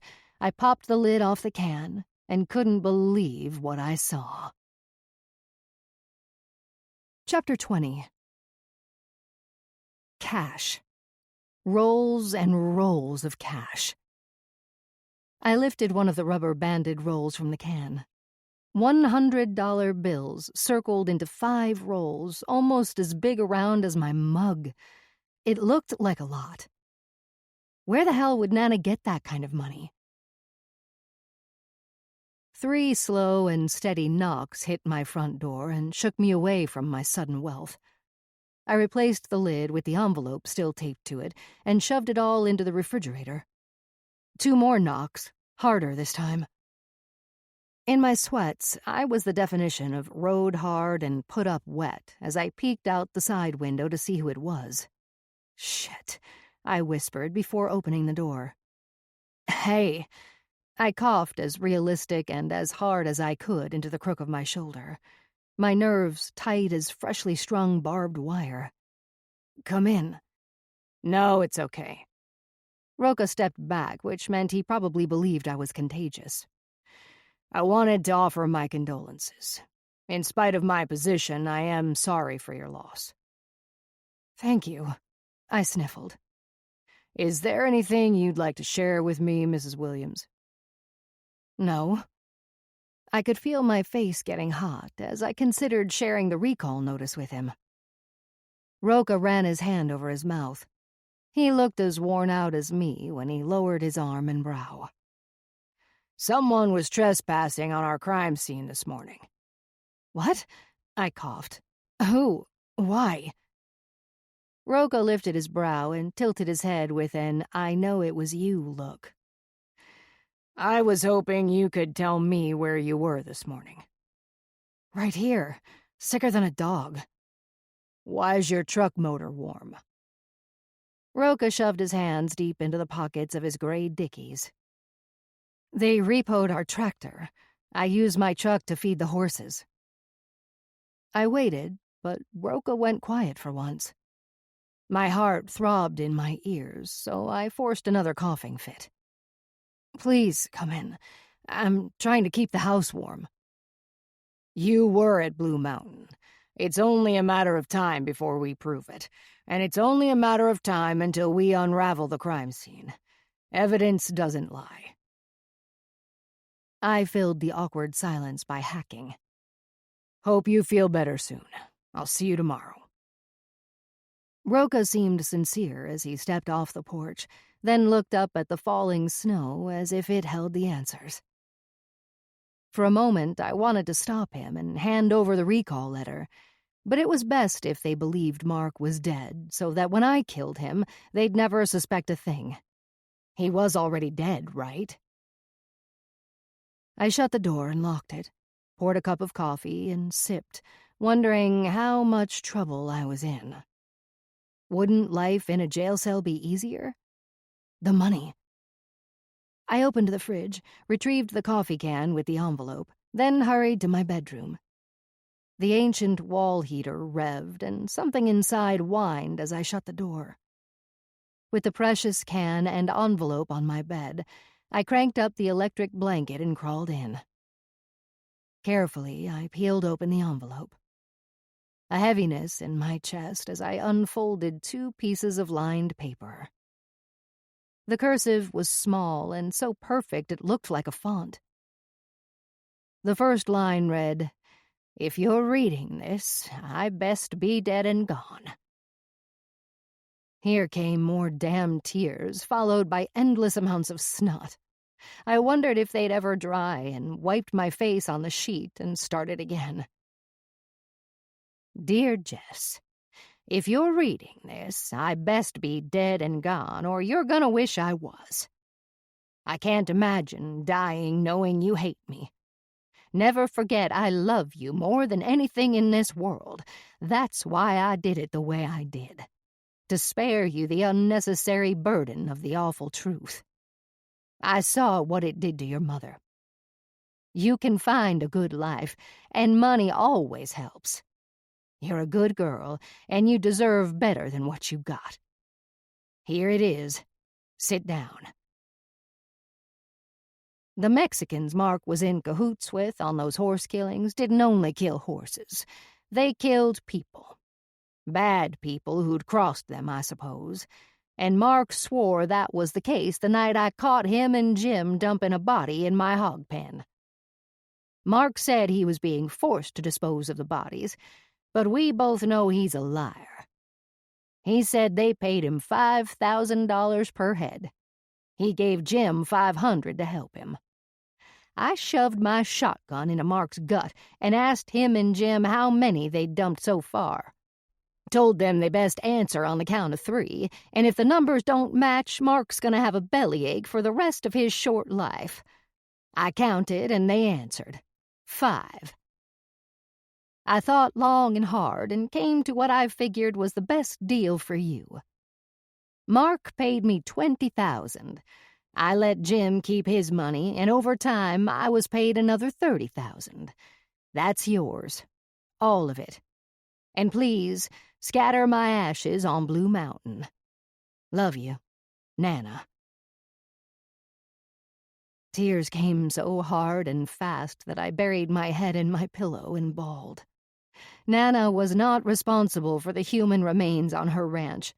She took the blame, went to jail, and never exposed Mark because the long arm of the law would look to me as an accomplice. They'd charge me because who would believe I was dumb enough to not know what my husband was up to? They'd find out about the money and take it as evidence. Nana was great at seeing the bigger picture. I fell back against my pillow and looked at the bigger picture.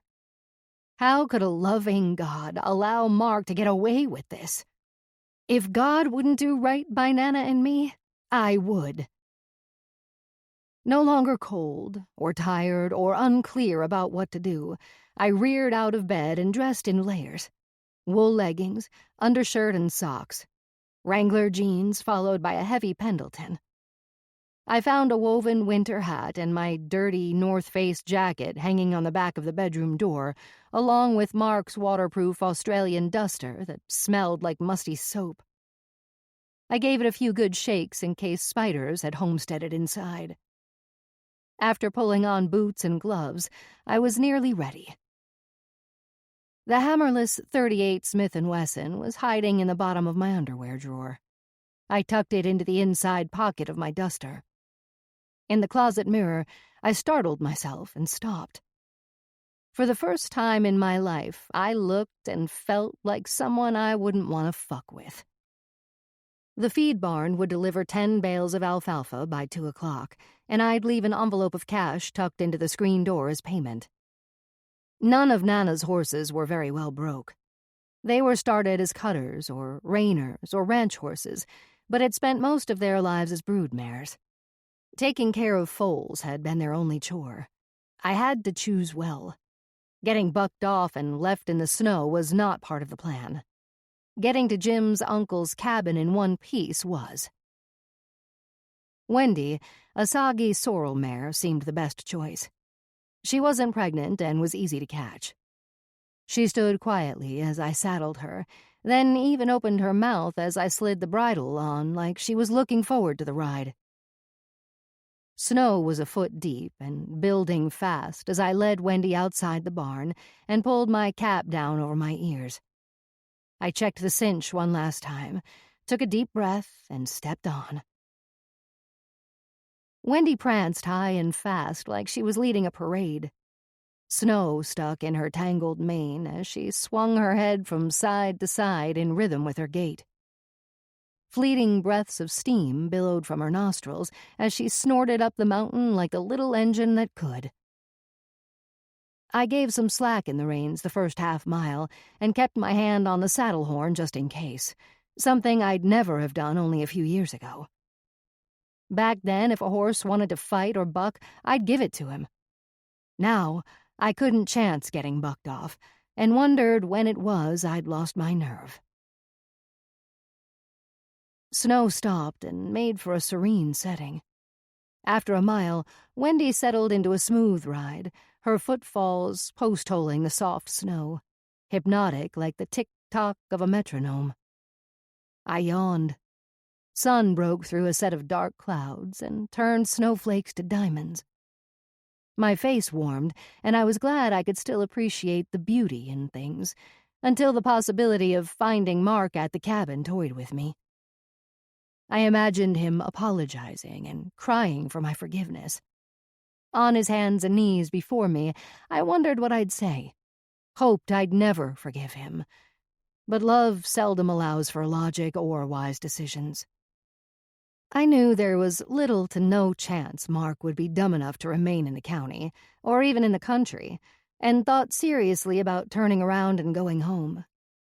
But making assumptions and excuses was something I had to quit doing. There was only one way to be sure, and that was to see for myself. I guesstimated the ride up would take at least 3 hours, maybe 4 in the snow on a fat broodmare. Tiny bits of snow floated down between clouds when I thought I got a whiff of smoke. Wendy had made good time, and the cabin wasn't far off, less than a quarter mile, when suddenly a 50-foot cedar packed with heavy snow gave and popped, crashed across our path only a few yards ahead. Wendy dropped her entire front end as she snorted and jumped back. With a tight grip on the saddle horn, I rubbed her mane with the reins in my hand, trying to reassure her. "You're okay," I told her. "You're okay," hoping to convince us both. We worked our way around the busted cedar and through a tangle of trees. I pushed aside a low-hanging branch and released an avalanche of snow. Wendy shook her head as I brushed snow off my face. Approaching the cabin from the rear seemed the best option, and I reined Wendy to the right, up through miserable Manzanita for the second time in one damn day. No roads led to the tiny cabin, tucked deep in the woods, confined all around by a dense forest canopy that kept it in continual darkness. A steep hill grew behind it. The place didn't look near sturdy enough for full-time winter living as I approached. The roof saturated in snow. A tendril of smoke rose from the rusted stovepipe. My heart flipped. Wendy must have sensed my alarm because she nickered like it was suddenly dinner time. I pulled on the reins in an attempt to distract and quiet her, but if someone was in that cabin, there was no doubt they'd heard her. She nickered again. Chapter 21. With Wendy's reins tied solidly to a high manzanita branch, I crept down the slope toward the cabin. My ears pricked for the slightest sound. A well-fed squirrel startled me as it raced up a dead pine, and I slid downhill on my ass until level ground stopped me. The back of the one-room cabin had no windows, just a warped plank wall that sat about 2 feet off the ground. I stepped behind a cedar and watched for what seemed like forever as snow gathered on my shoulders. Nothing.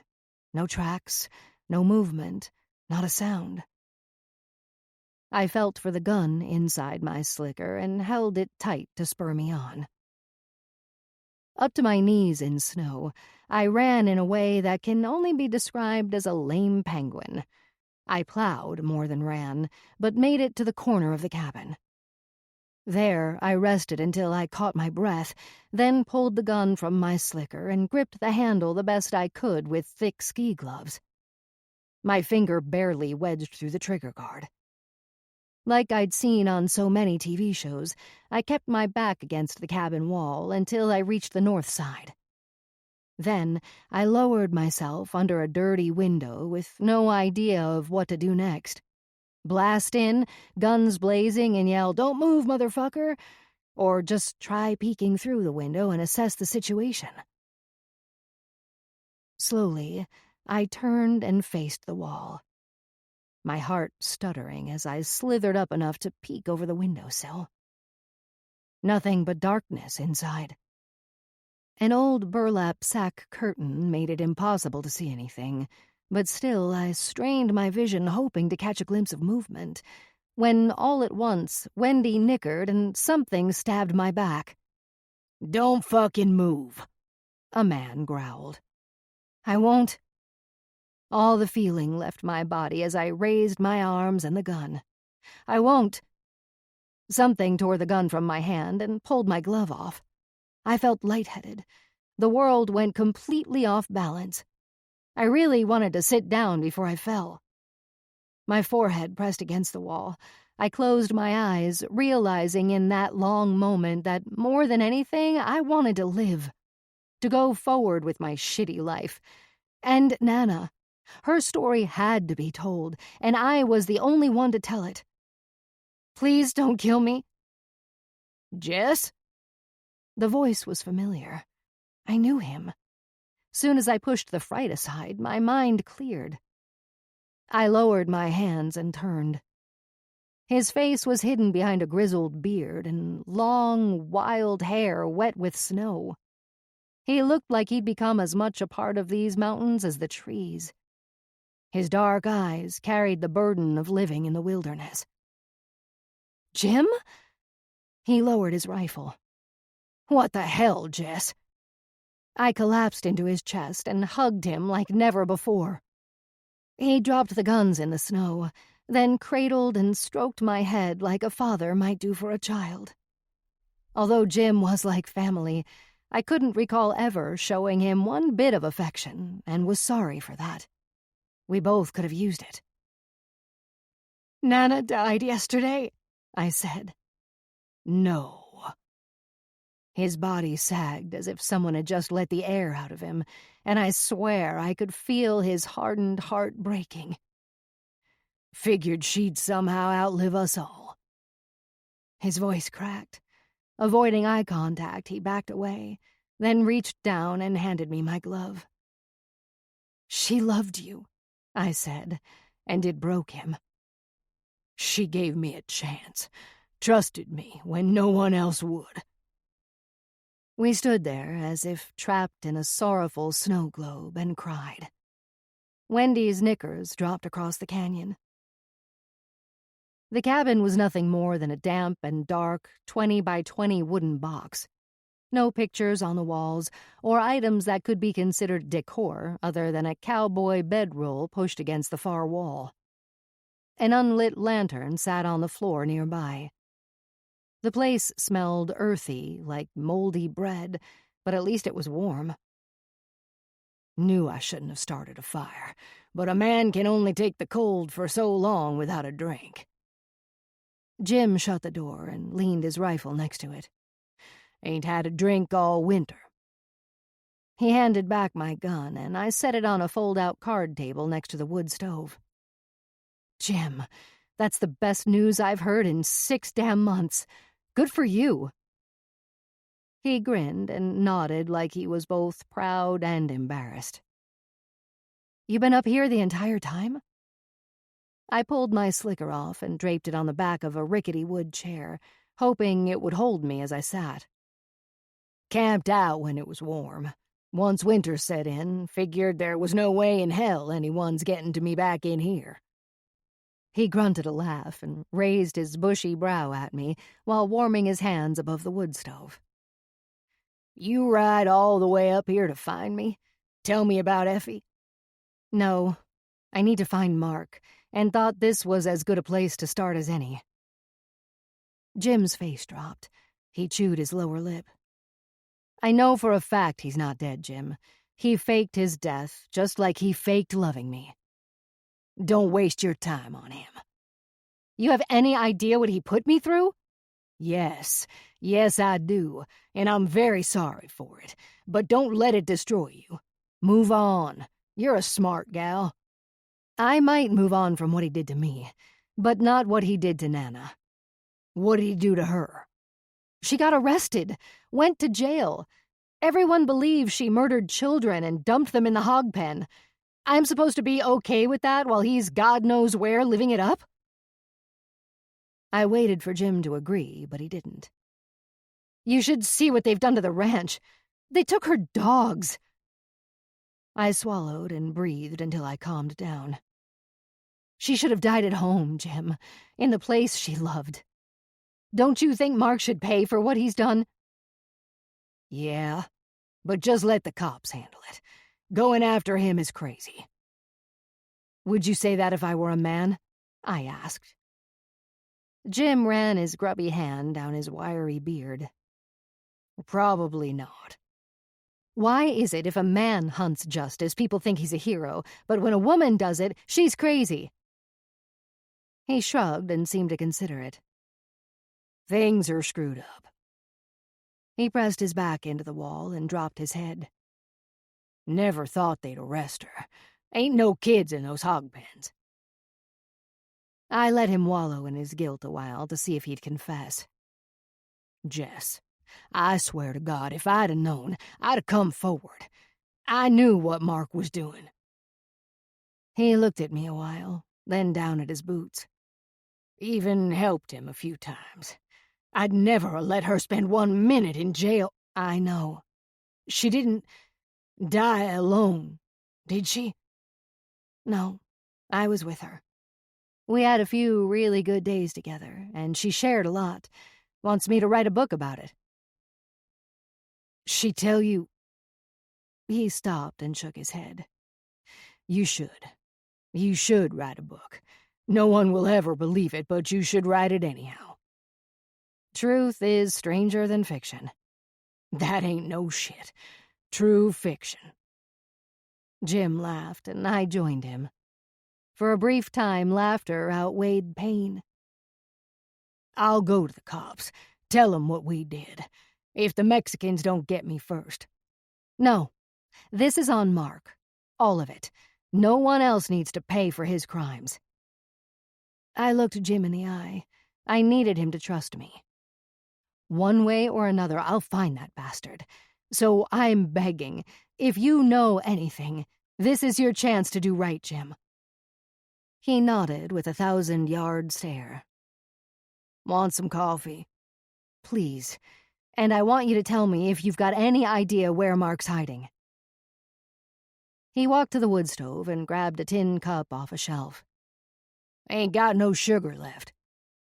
He poured thick black coffee from an old red pot that looked like it hadn't been washed since the cabin was built. I don't need sugar. My foot bounced while I rubbed warmth back into my knuckles. He was keeping a secret. Why protect that prick? It's not him I'm protecting. Careful, it's hot. He handed me the cup. Thanks. I sipped the burnt black liquid. It was old, strong and bitter, but warmed my insides just like the man who'd made it. The old chair creaked when I leaned back. Come on, Jim. He poured himself a cup. Jess. He set the pot back on the wood stove. Mark's kind of evil is best left alone. Trust me, you don't want no part of him or the folks he's in with. They're bad news. He rolled a torn office chair next to me, sat and rested his elbows on his knees, cradling the tin cup in his hands. You need to understand something about them Mexicans, and they're kind of bad. They don't beat you up and leave you crying for your mama. They chop your arms and legs off while you're still alive and can watch. I seen it. Parts of people. They got no conscience. He turned pale, swallowed hard, and I could see he was scared. Why you think I'm living like an animal? Is it the cartel? No, don't think so. Some fat bitch named Lupe is who Mark dealt with, and a guy below her, Omar or Oscar or something. Lupe was running the show and profiting off all the horses Mark put down. If you had to find Mark, where would you start?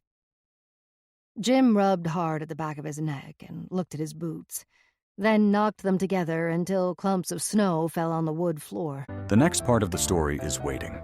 But first, take this pause to rest and recharge your spirit. This audiobook is yours, freely and fully.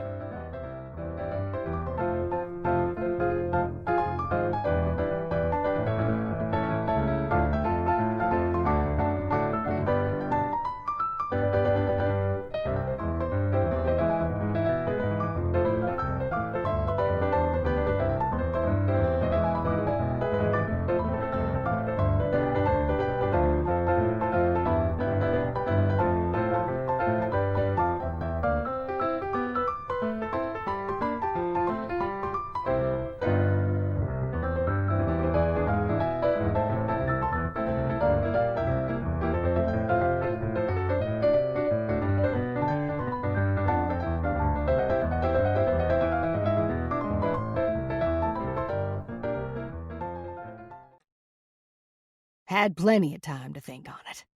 About a year ago, Mark gave me a ride over to the Walmart. We got to bullshitting, like always, and somehow we ended up getting serious, talking about regret and all. Can't even remember what the hell I said, but I'll never forget what Mark said. Jim leaned back in his chair and lifted his chin while he looked at me. First off, he made me swear to God not to laugh or ever repeat what he told me. Jim shook his head with a half grin at the memory. I shit you not, Jess. He looked me in the eye and said he'd die happy if he could kill a Sasquatch. Course, I laughed. Laughed so hard I choked on my chew. What else could I do? Say, hell yeah, me too? I didn't buy it for a second. Thought he was just messing around. Mark's not the type to believe in Sasquatch. Yes, he is, I nodded. Did he tell you why? Nope. Just got pissed off 'cause I kept laughing. Told me to go fuck myself, then got out of the truck and slammed the door. Few days later, I apologized, and he admitted that was why he went to work for Lupe in the first place. Apparently hunting Sasquatches ain't cheap. Jim didn't laugh, but I couldn't help myself. After that, I thought, hell, he might be serious. He was. He told me about his obsession with Bigfoot 2 years after we were married. I thought it was completely ridiculous, until he explained.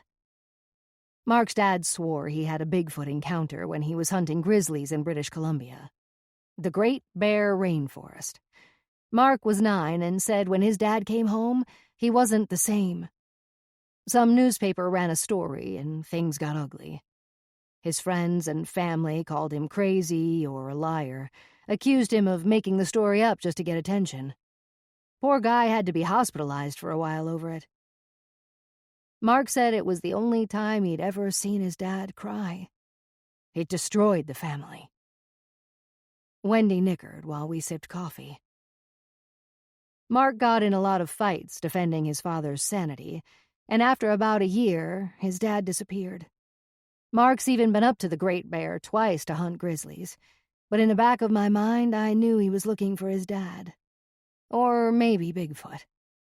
Wanted to prove his dad wasn't crazy, or lying. It was nuts, but you could see how something like that would affect a kid, then just eat on a person forever. Hell, it ate on me after he told me. Jim shook his head. Imagine at 9, he didn't have much choice but to believe what his dad told him. No different than religion or racism. A kid's mind don't reason truth. They just soak up all the bullshit adults tell them, especially fathers. Tragic how shit like that gets handed down. Jeez, Jim, that's deep. I think I like you sober. I'd never thought of it that way. Never really thought of it much at all. Easier to just push it off to the side and not deal with the fact that my husband, an extremely well-educated man, would actually believe in Bigfoot. I'm an idiot. No, you're not. Love mucks up good thinking, which might be why you figure you need to find him. Jim eyed me and raised his brow like he expected me to agree. Mark ever mention a guide? Some old guy up there who always hunted with him? Can't remember his name. Only person he ever mentioned was some gal. Jim stopped. Anyways. Who? I asked. It don't matter. Let me decide what matters. Who was she? I raised my voice. He had some gal he was messing with up there. After all the hurt, how could another blow possibly matter? But it did, like razor blades slicing at my gut over and over again. I nodded. Wendy nickered loud like she was on the brink of starvation. That sounds like Wendy. It is, I smiled, impressed he could tell it was her by her nicker. Know her name? The girl he was screwing? No, I wish you wouldn't let a grub like him burrow into you. But guess I'd do the same. A smile moved Jim's hairy face and revealed a glint of his tobacco-stained teeth. Being cooped up in this cabin takes my mind a-wandering, and I've thought about it a lot. Figure if Lupe ain't caught him, he's up north tracking old Sasquatch. Sounds so ridiculous when you say it out loud. I rolled my eyes. No way I'm including this in the book, I thought. Funny thing is, it makes more sense than anything else. And Canada's extradition laws are tough. Yep, look how long it took to get that Charles Ng fucker back here. And he killed a shitload of folks, including a baby. Jim got up and spit in an old plastic milk jug. You got a passport? Yeah, but if Mark's up there, how'd he get across the border? He knows people, Jess. Fake passports ain't nothing. Hell, this fall he could have gone from Washington or Montana horseback, or even hiked. Jim sipped his coffee, then stretched his back. He could hunt and fish all the way up. I guess. Wasn't very good at it, though, I said. Worst shot I ever seen. Least Bigfoot'll be safe a while longer. Jim laughed. Think he's real? He scratched his chin. No. I think people want to believe. I mean, I'd love it if Bigfoot were real. But with all the cell phone cameras and... The memory struck from out of nowhere, like a rattlesnake when you least expect it. Holy shit.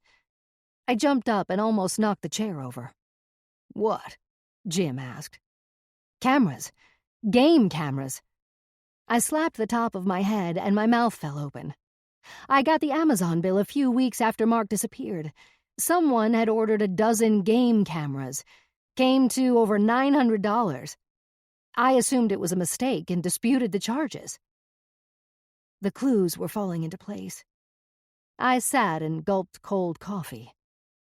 Jim tilted his head back and sucked his teeth. What a cocksucker. Motherfucker. I said it and didn't care that God heard. He'd let Mark get away with this shit.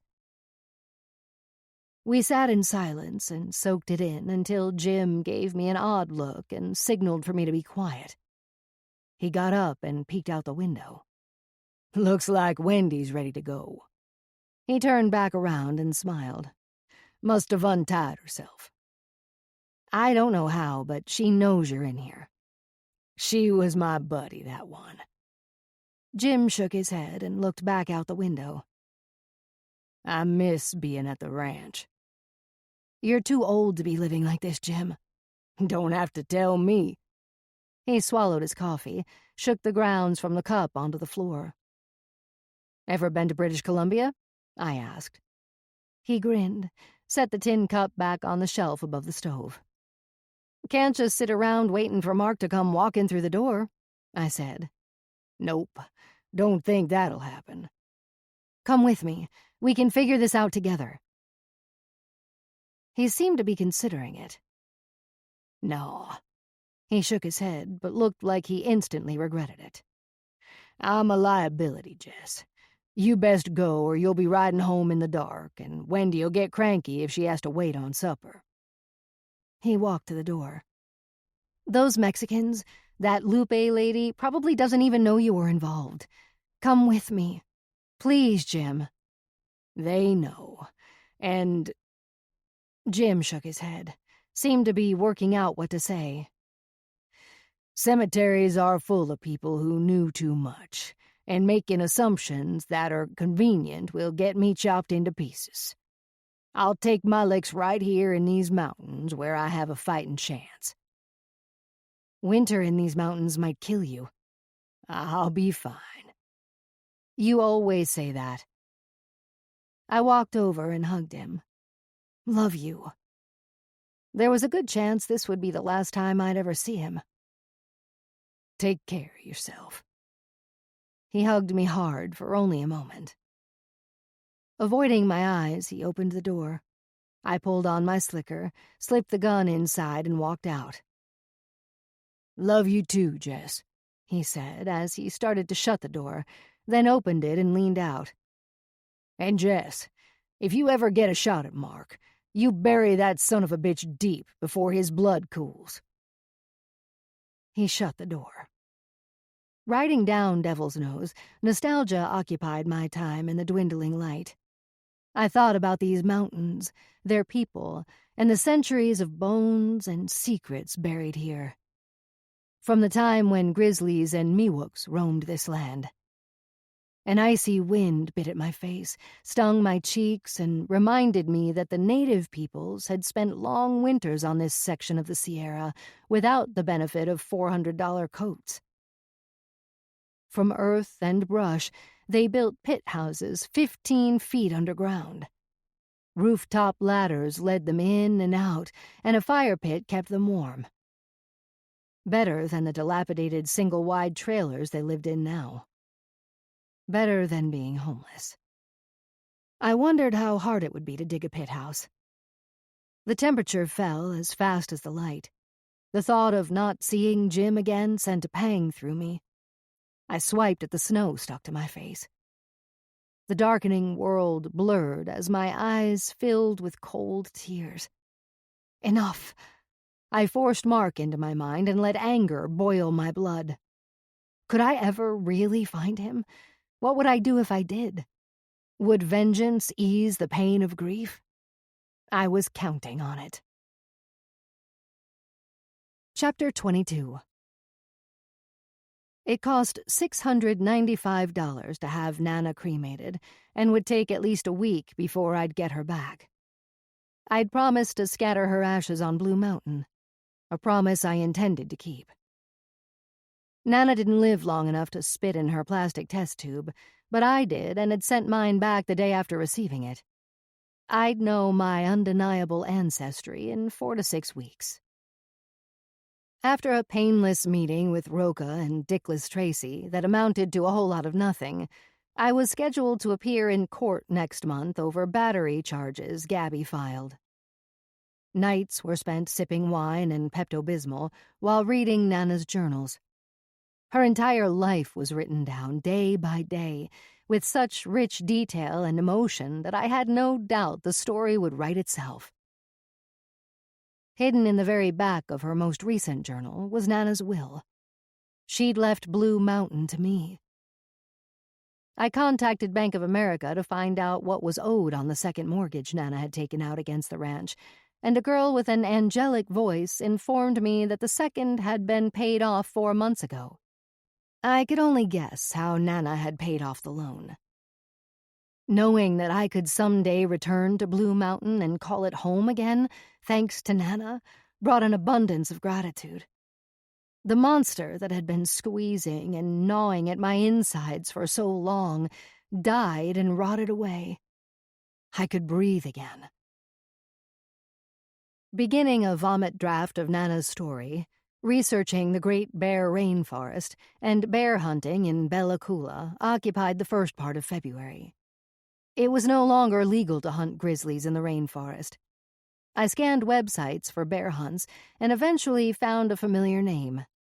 Zach Lawrence popped up in an old article about hunting grizzlies in British Columbia, but I couldn't find a website or email address for him. Maureen, my therapist, seemed genuinely glad to hear from me when I called and scheduled an appointment. It felt good to send her the money I owed. Wells Fargo gave final notice of the foreclosure sale and refused my request to pay the back due amount. I had 14 days until I was required by law to vacate the property. The more I thought about it, the less I cared. It was best to leave this place behind. Most of all of the furniture and appliances were sold cheap or donated. Wendy, along with the rest of the horses, went to Cowgirl Up, a therapeutic riding program. Day by day, I was chipping away at improving my situation, and every now and then hope crept in, especially after an hour with Maureen. I bought a decent, used overhead camper for $6,000. At least I'd have a bed to sleep in until I could return to Blue Mountain. The assistants and nurses at Paradise Ranch came to greet me with sincere smiles each time I visited. My mother couldn't hide the joy in her eyes when I'd arrive, and she'd have to play the memory loss game until staff left us alone in her room. Eventually, I'd asked Mom about the mill money she'd inherited. She explained that after marrying Raymond, they'd hired an attorney to retrieve the trust. Minus his fees and bearing interest, they'd received damn near $500,000. That's how they paid for the ranch. But 10 years of Raymond's inept ranching skills eventually broke them. On my last visit, Mom introduced me to her friend, Charlie, an old black gentleman who doted on her like she was the Queen of England. He wrote and recited poetry for her, taught her to play chess, and never failed to walk arm in arm with her to the dining room for every meal. Before I left that day, I asked Mom if she'd eventually like to come live with me at Blue Mountain. She confessed that she was entirely in love with old Charlie and didn't want to spend a day without him.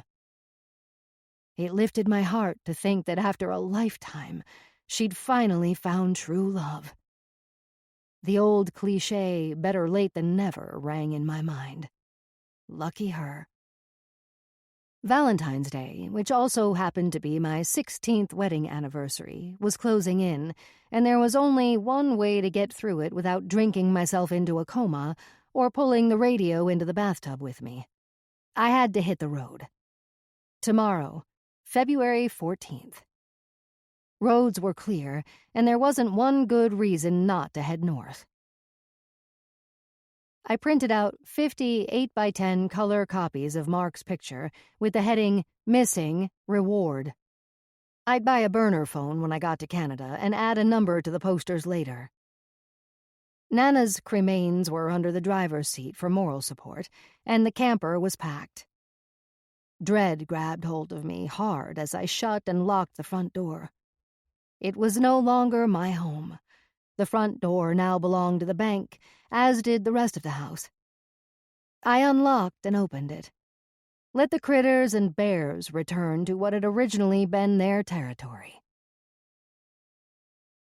Staring at myself in the big picture window made me sick. Sick over what Mark and I had built together, how hard we had worked to make the place a home we could be proud of.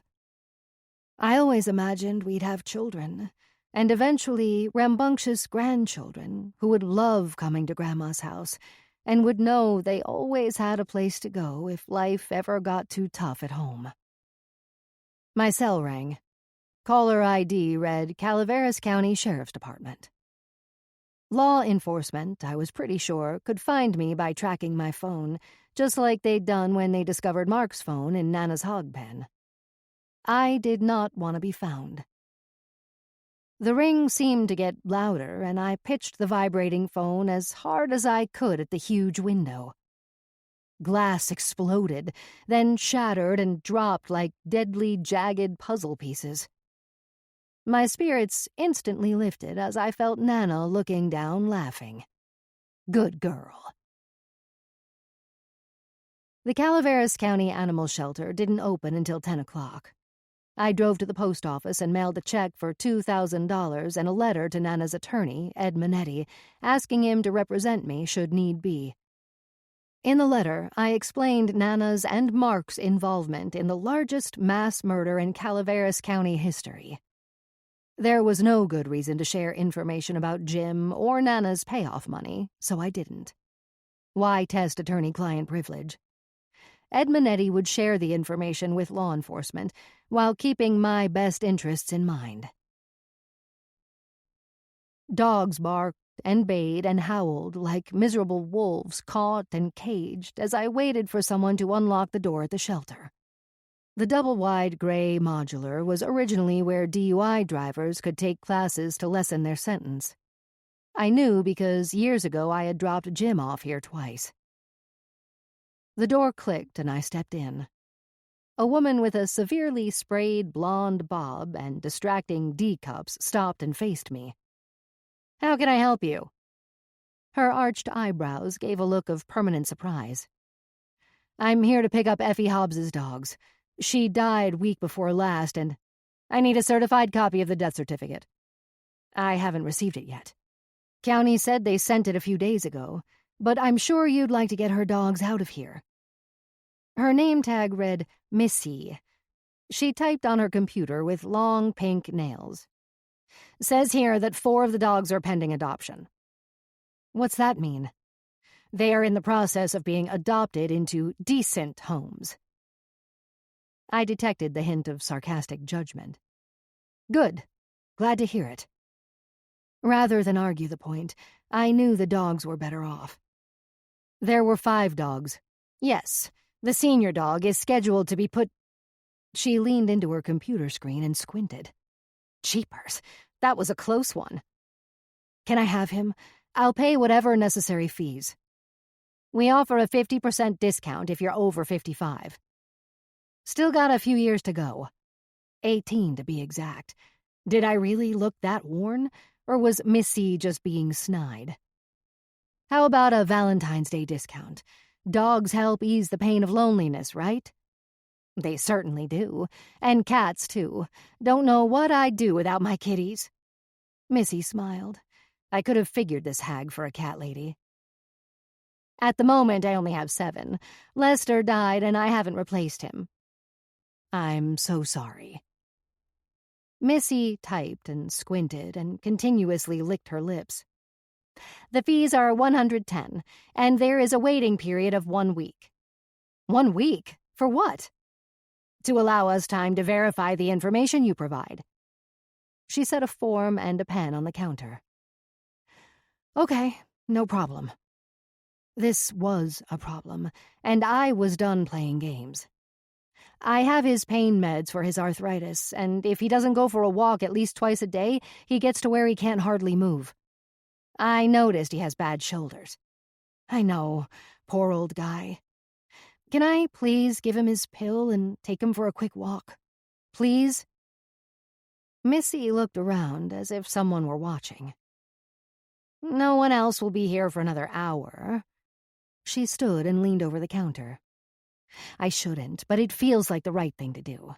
Please have him back. She looked at her huge wristwatch. By 10:30, okay? You're the best, Missy. Thank you so much. I smiled and followed her until she stopped me. Wait here. I'll bring him out. She disappeared through a side door. The barking increased with an intensity that rattled the cheap paneled walls. Old Duke limped through the door, and his gray face sprang to life when he saw me. Duke! I knelt and rubbed his ears. Emotion sent tingles in my eyes and nose until his breath, like death, hit me and I leaned back. Jeez, that's rank, Duke. Missy handed me the leash, and Duke's nails clicked against the laminate floor as he pulled me out the door. We won't be long. I smiled at Missy, and she smiled back. Have fun. We will. The door closed slowly behind us. Outside, Duke and I raised our heads to the sun. It was the first clear day in what seemed like a lifetime.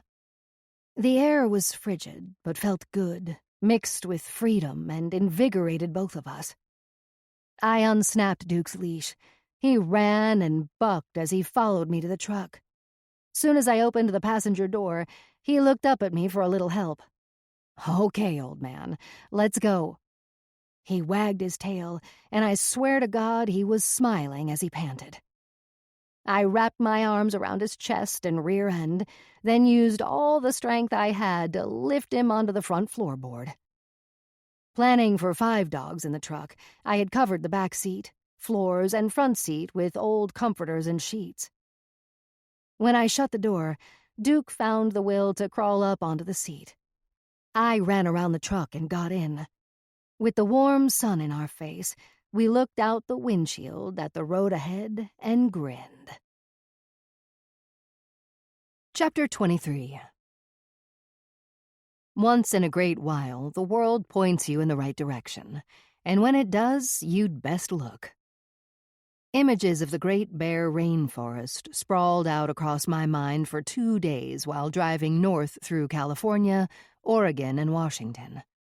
I'd spent hours on the road daydreaming of hunting Mark through 21 million acres of rugged and tangled wilderness.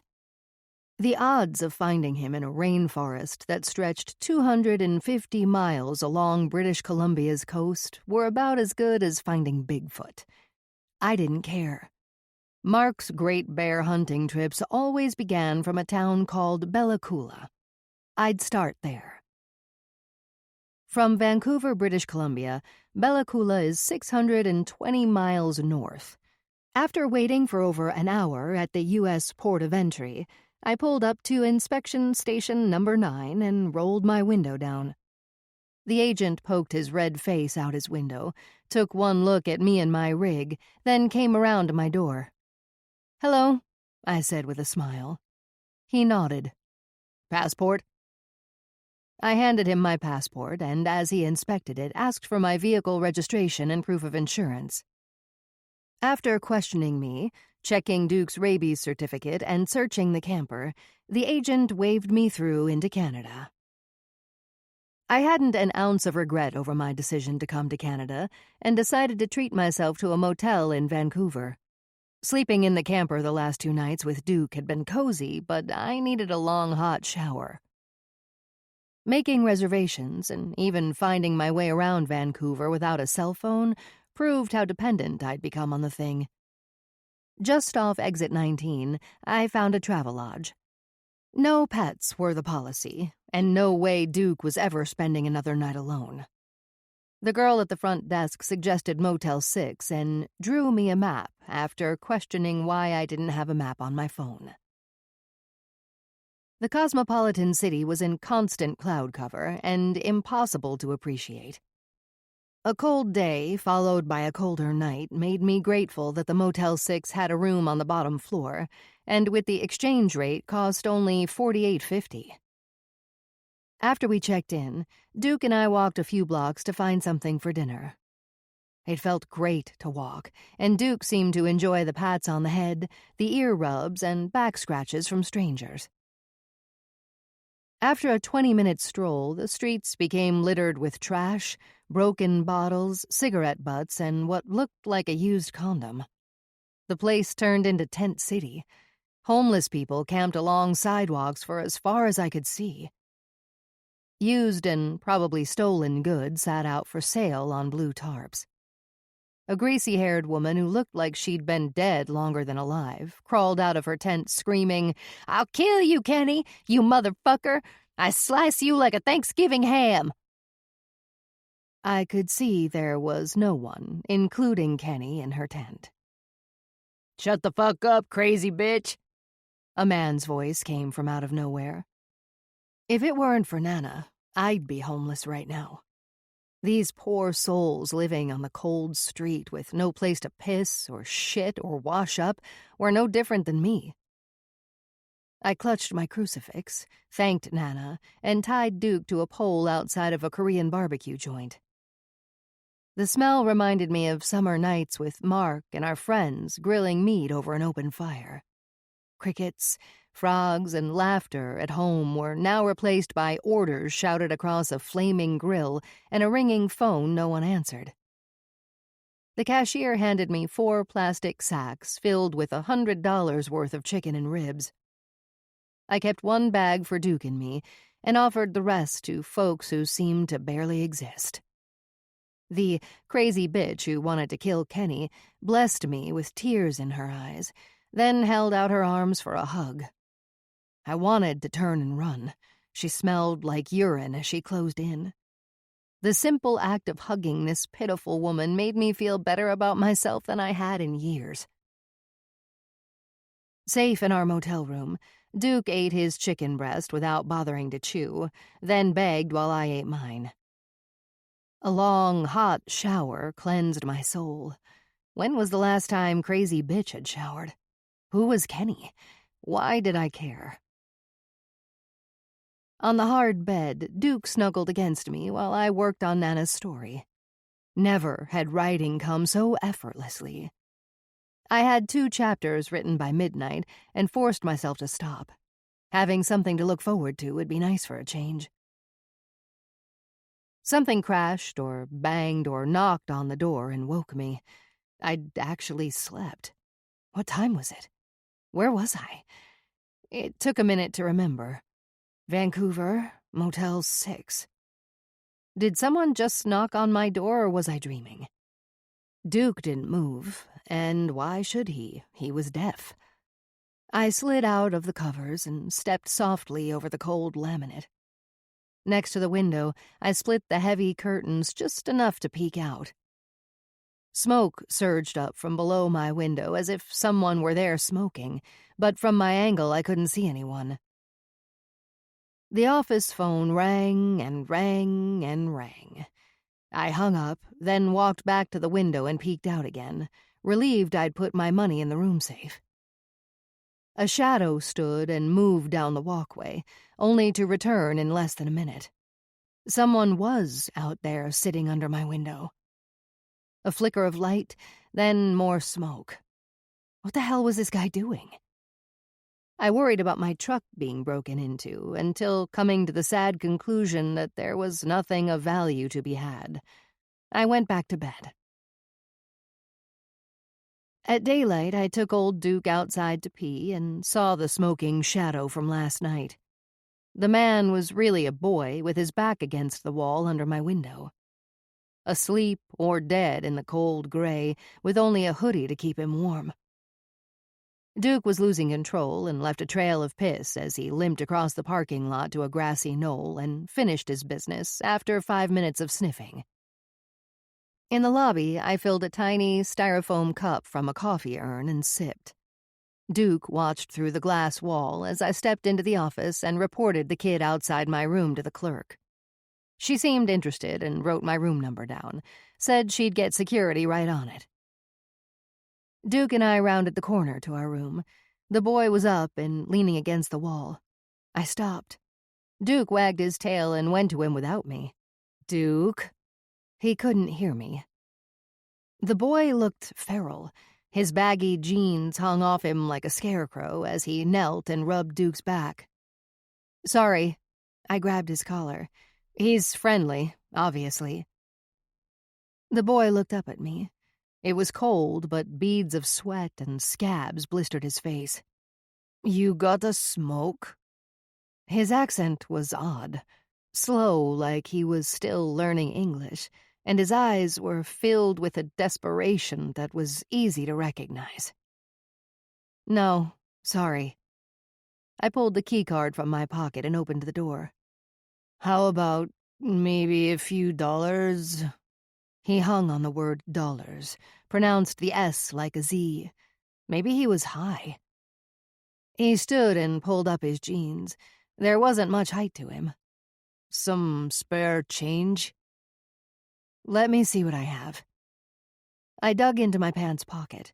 The tips of his fingers were calloused and ugly yellow, and his nails caked with grime as I dumped change into his hands, cupped as though waiting to receive communion. "Good luck and God bless." I led Duke into the room. The moment the door shut, I latched the chain and bolted it. I packed and called Duke off the bed. "Let's go." Not sure why I kept talking to a deaf dog, but he seemed to understand and stood waiting for help to get down. It was amazing he had no trouble jumping onto the bed. I lowered him to the floor and opened the door. There was no sign of Tweaker Boy or security. A police car sped in and parked alongside the office as I loaded my bag and Duke into the back seat. A tall, big-boned gal with glasses that took up most of her face stepped out of the cruiser and walked over.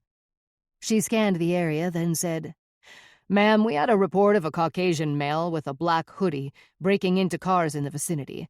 Have you seen anyone that fits that description?" "Yes, he was just here, about 20 minutes ago."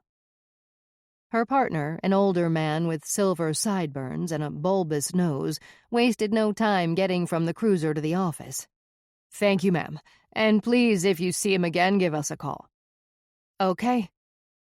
I didn't feel like explaining how unlikely that would be since I was leaving and didn't have a cell phone.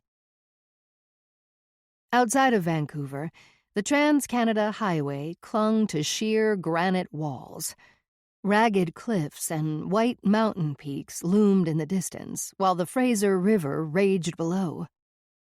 The river was rimmed in an icy white that shimmered when we crossed over it at a place called Hope. "Ha, maybe we should just live here, huh, buddy?"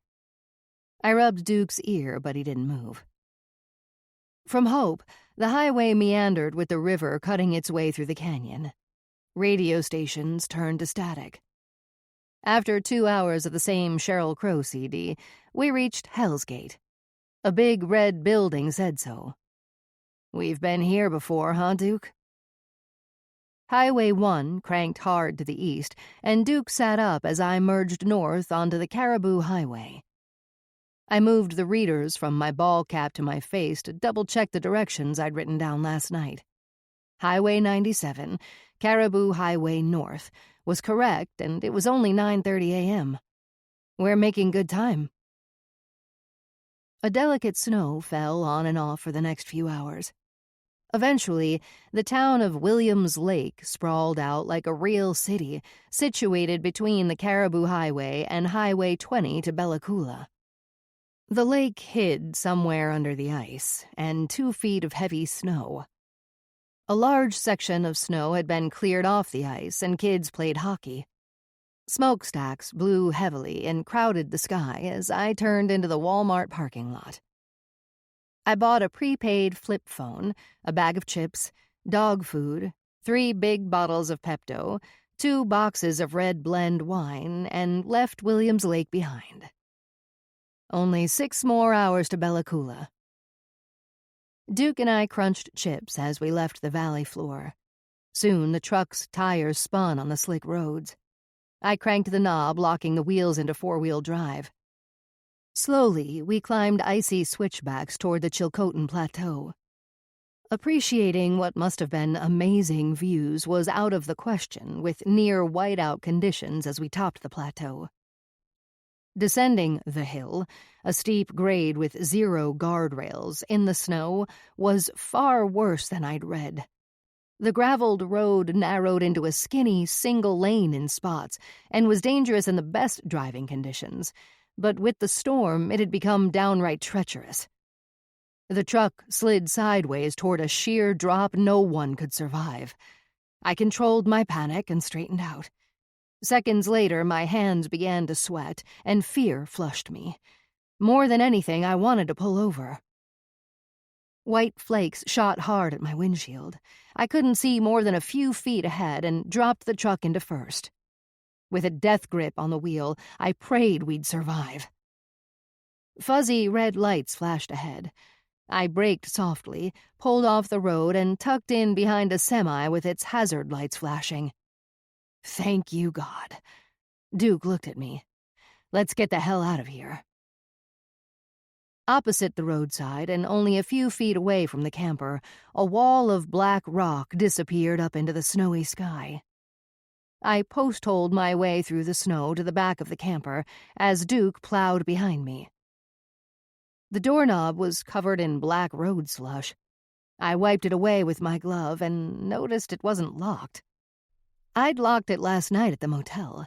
I knew I did, since being in such a rough area. Butterflies swarmed my stomach as I hung my head, assuming I'd been robbed, and opened the door. Duke could hardly wait to get out of the cold and looked up for help. I lifted him in and climbed up behind. Inside the camper, everything seemed to be in place.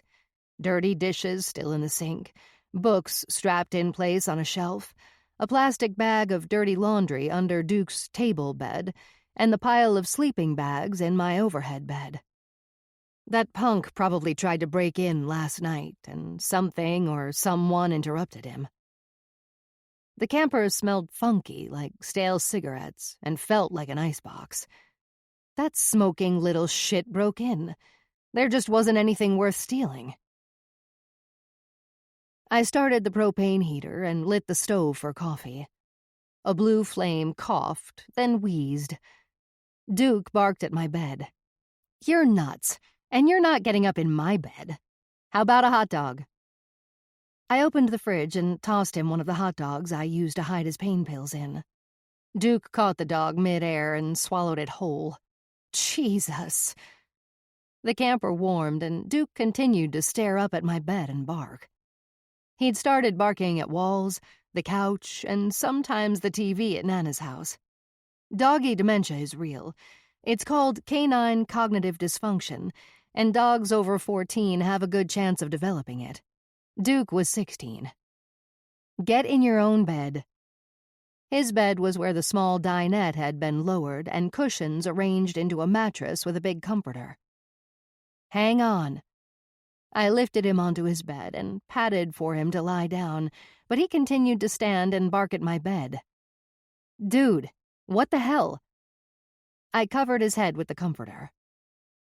I reached a coffee mug from the cabinet above and made a cowboy cappuccino by mixing coffee and hot cocoa.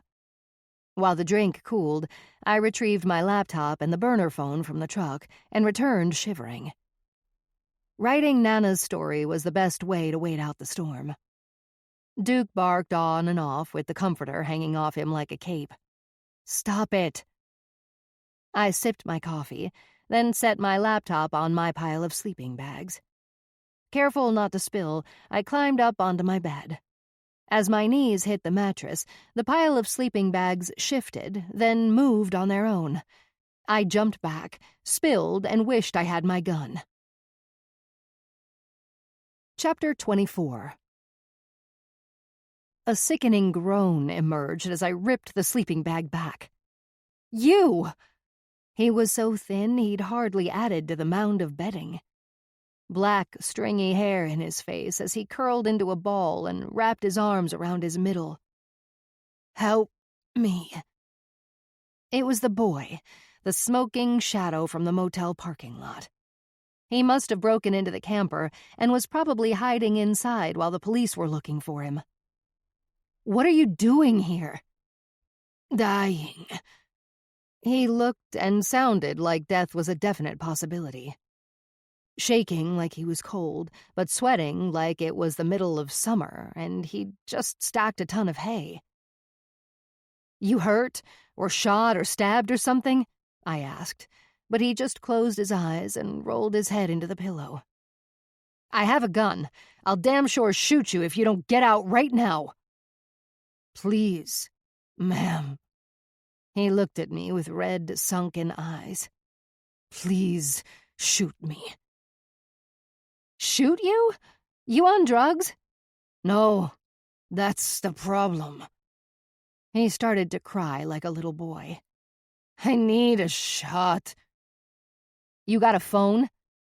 I wanted to call an ambulance, but hadn't bothered to take my prepaid phone out of the packaging, let alone figure out how to use the damn thing. "No, got jumped yesterday.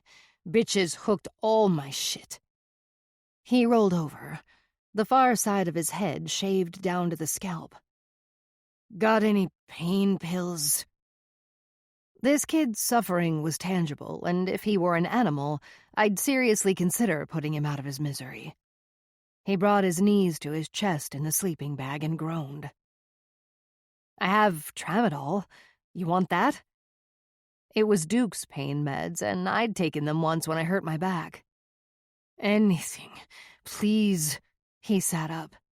"I'm gonna barf." Shit. I grabbed the pot off the stove as fast as I could and held it under his chin just in time. His retching reached obnoxious volumes and was damn near contagious.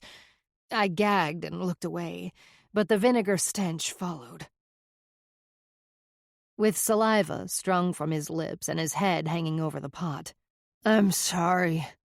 He retched, but it sounded like nothing in the pot. Once he settled back and closed his eyes, I set the pot in the sink and went to the door. "I'm gonna get you some help. Be right back." I hopped out and sank into the cold, snow up to my knees and still coming down hard. I worked my hood over my ball cap and zombie walked to the semi parked ahead of us. At first, I knocked on the driver's side door like there wasn't a kid dying in my camper. When no one responded, I banged with both fists. "Hey!" Snow had stacked up on the steps under the driver's window. I grabbed the handle next to the door and stepped up. A woman's face met me at the window. She was pretty in a pale and plain sort of way. "I need help." I did not step down. "I need you to call for help." She rolled the window halfway down. "What?" she asked softly like she'd just woke up, her spiky blonde hair poking out in every direction. "There's a kid in my camper needs help. Can you call an ambulance on your CB?" "CB? Lady, I hate to tell you, but it ain't the 70s. I don't have a CB, and I don't do convoys." "Shit. Can you call on your cell? He needs help now." Snow caked my eyelashes, and I blinked too much. "There's no service until Bella Coola." She pulled on a heavy, puffy coat. "How bad is he?" "Seems pretty bad to me. He's throwing up and all sweaty and shivering. He looks awful." She tugged a beanie down, then shushed me away from the door and opened it. "Sounds like food poisoning to me." She climbed out of the cab and dropped into the snow. "I think maybe he's on drugs." She stopped and shoved her hands deep into her coat pockets. "This your son?" "No, I found him in my camper. Didn't know he was there." She shook her head and rolled her eyes like she didn't want to be bothered, then went ahead of me into the camper. It was warm. I flipped on the lights and lit up the harsh reality. The boy was on his back with his eyes closed and didn't move. "Hey," the truck driver tapped, then shook his arm. "What's your name?" "Jed." Jed what? Baxter. He mumbled. What are you jonesing from, Jedediah Baxter? Heroin. Shit. How old are you? 15. You got something for me? Yeah, advice. Next time you want to hit, remember what you feel like right now. Never forget the pain. She turned and opened the door. He'll live. My boyfriend did. She climbed out. Wait! I yelled and stuck my head out the door. I have pain pills. Tramadol. Should I give him some? The truck driver shrugged, then nodded. Can't hurt. I shut the door and found the bottle of tramadol in the drawer, opened it and shook out 2 pills. Think you can swallow these? He didn't answer, just moved his eyes my way, and I showed him the pills in my palm. He opened his mouth like a baby bird, and I dropped them in. He swallowed. Want some tea? His body shook like he was being electrocuted. Shit, kid, you okay? He didn't answer, just pulled the sleeping bag up under his chin. I pulled a paper towel from the roll and wiped his sweaty face. Talk to me, please, Jed whispered. What do you want to talk about? Anything. Just talk. I want to listen and not think. When he said it, the situation turned weird, like an upside-down déjà vu. I don't know what to say. Just talk. Don't stop. Without a doubt, I'd heard his exact words, and this scene had played before. A dream, somewhere, somehow. I thought of Nana, of what she'd do if she were here. She'd talk all right, and it'd be more of an interrogation than a conversation. But when it came down to it, she'd do all she could to help him. Okay. Your name's Jed. Mine's Jessica. I'm from California, heading for Bella Coola. The Great Bear Rainforest, really. It looks incredible. Why? Jed asked with his eyes closed. Why what? No one goes in winter. Good. I'm not really a people person. How about some Pepto-Bismol? It helps my stomach. It's in that cubby on your right. No. Tea? 'Kay. Vomit filled the pot, so I took it outside and dumped it, cleaned it out with a handful of snow, then brought it in and washed it out good before boiling water. Tea'll be ready in a minute. Sitting next to Duke, I couldn't think of anything else to say. Seemed like only a minute ago I was his age, and the hick kid drugs consisted of pot and spray paint in a paper bag. Pot paranoid me.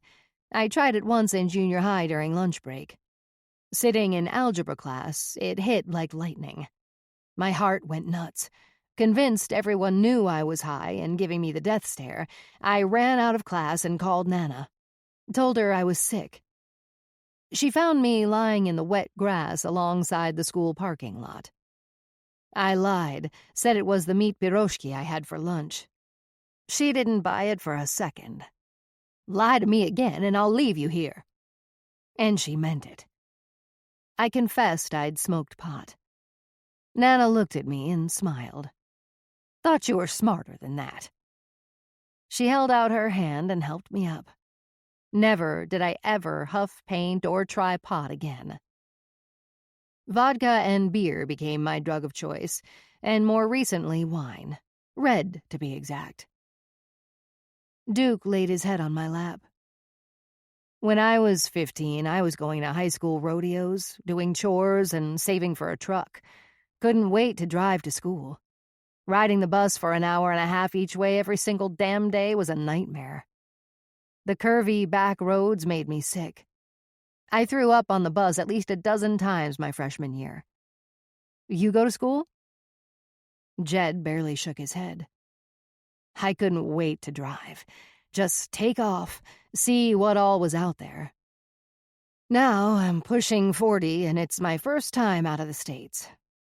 At 15, you could have given me a million guesses, and I'd never have come up with the shit show I'm in now.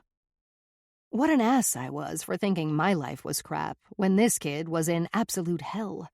I'm sure he'd had it a lot tougher for a lot longer. I'd never had to spend a night outside freezing on a motel sidewalk.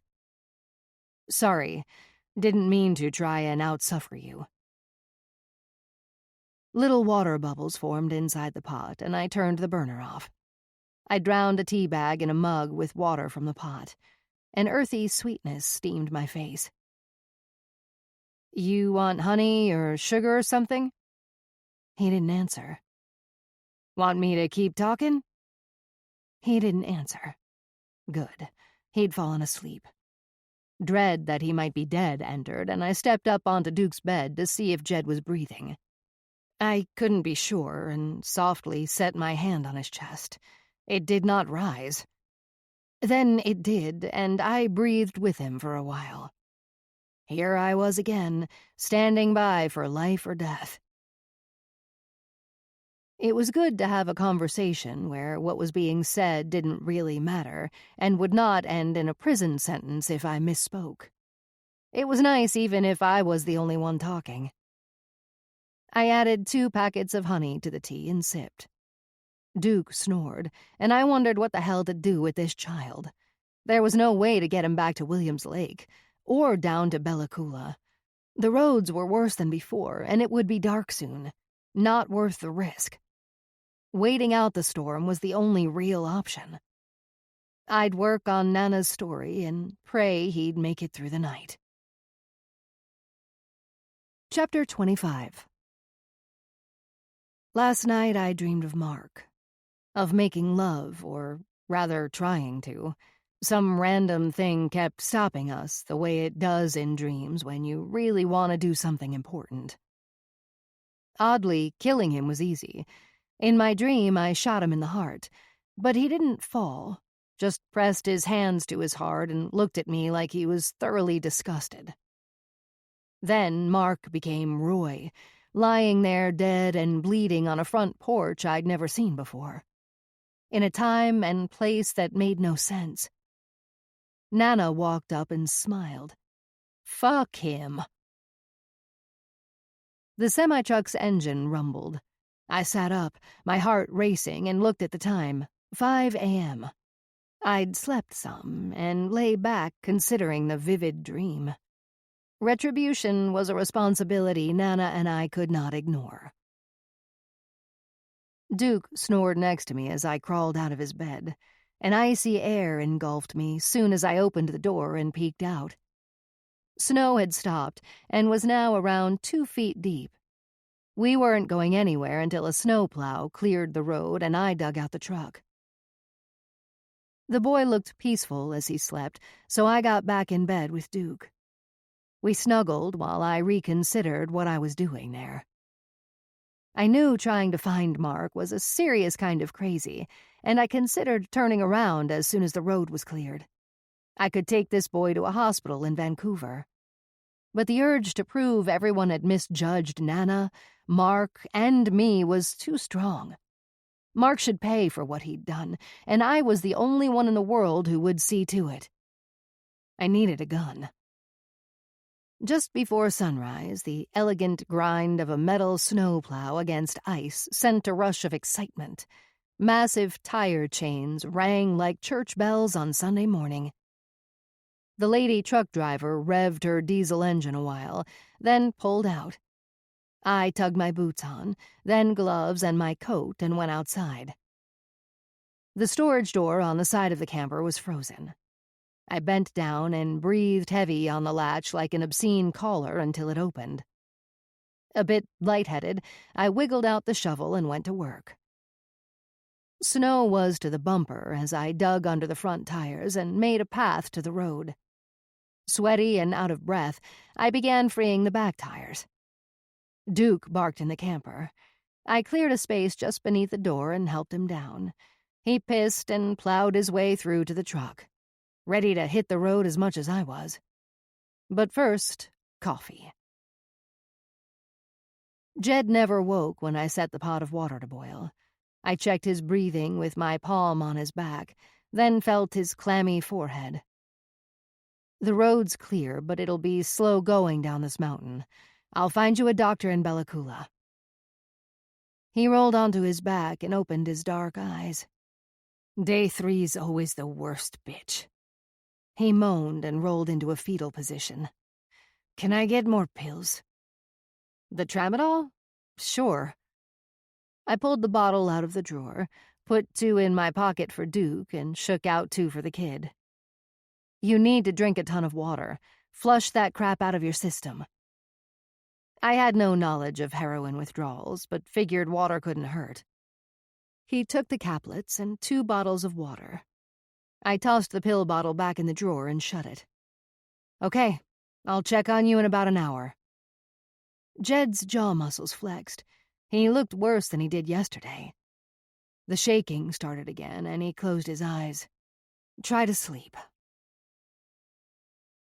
Descending the icy switchbacks was pure hell in the most spectacular snow-covered wilderness I'd ever seen. I shifted down into second gear.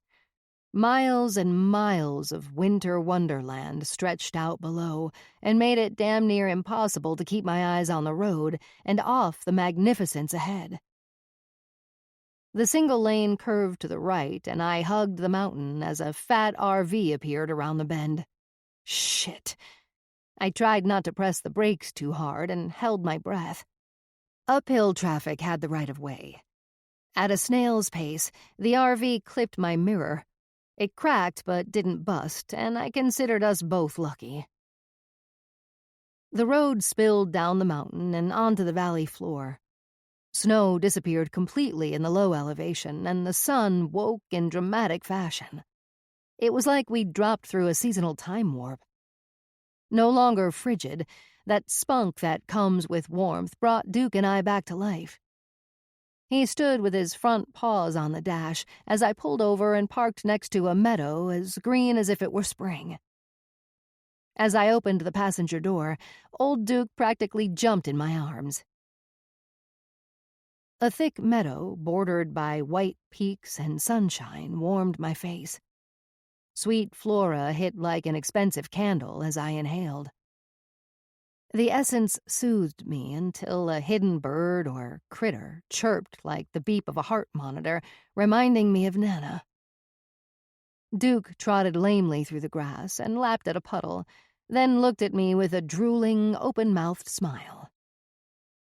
There was no traffic. Duke would be fine exploring while I went inside to check on Jed. The drawer had popped open during the drive and was blocking my way to the bed. I shut it with my knee. The bottle of tramadol was on the floor, with the lid gone. I picked it up. Empty. It took a minute to register, and when it did, I jumped onto Duke's bed, reached up and rolled Jed onto his back. Hey! I shook him. No response. Jed? Nothing. I shook him hard as I could. Jed! His face vacant with a blue tinge. I set my fingers on his neck and checked his pulse. It was weak and slow. This little shit was going to die of an overdose in my camper because I left the tramadol for him to do it. Fuck! I'm such an idiot. I rushed to the truck and grabbed the cell off the dash, checked for a signal. 2 bars. I dialed 911. Not even sure if 911 was the emergency number in British Columbia. Hello, 911, do you have an emergency? Yes, there's a boy overdosing. He's dying. I'm parked just off the highway at the bottom of the hill into Bella Coola. Vehicle description? Red Dodge truck with a silver and white overhead camper. How long? I'm dispatching someone now. How long do you think? I can't say, ma'am. I'll stay on the line. Try to calm yourself. Do you know what he took? Tramadol. It was for my dog. Can I have the patient's name? Jed something. I don't know. I can't remember. He snuck into my camper in Vancouver. I don't even know him, I said, and waited for the operator's response. Hello? She didn't answer. Hello? I looked at the phone. The signal was gone. Shit! I walked back and forth, lifting the phone to the sky as if God would send down a few bars. He or she didn't, of course. Calm down, I told myself, and tried calling 2 more times without success. In the camper, I held Jed's hand. What could be so bad that this kid, who had his whole life in front of him, wanted to die? I checked his pulse at the wrist. Nothing. My heart dropped. I pressed 2 fingers against the carotid artery in his neck and prayed for a pulse. There wasn't one. Fuck!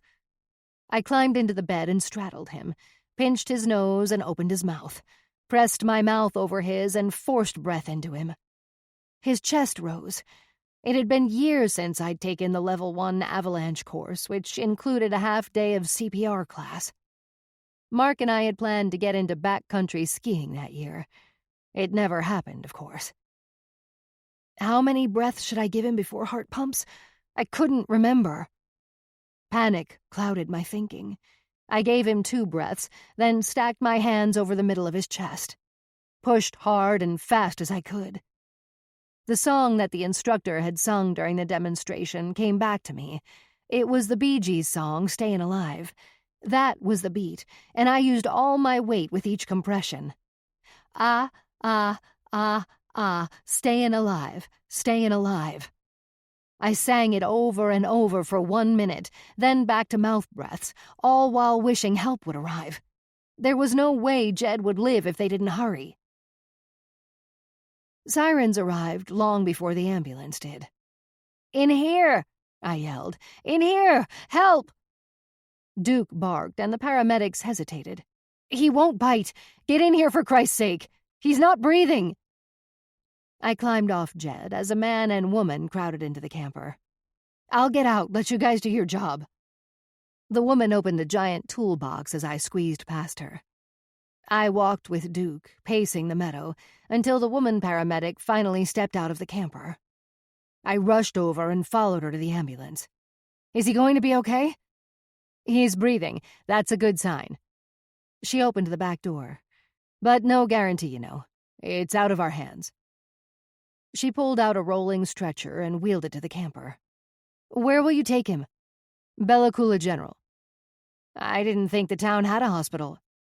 "It's small, 5 rooms." She climbed into the camper, and in no time, she and the man had Jed out using the bedsheet. They placed him on the stretcher and strapped him down. I followed them to the ambulance. He said his name was Jedediah Baxter. I don't know him. He snuck into my camper when it was parked in Vancouver, and I didn't find him until we were stuck in a blizzard halfway to Bella Coola.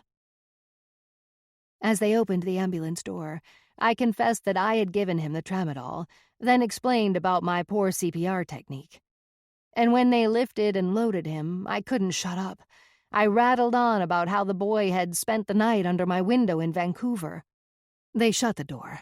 I didn't bother to mention the cops were looking for him. Nana would have been proud. The boy had more than his fair share of shit right now. The lady paramedic stopped and put her hand on my shoulder. "That boy would not be alive if it weren't for you." She seemed to be waiting for an answer. "Thanks."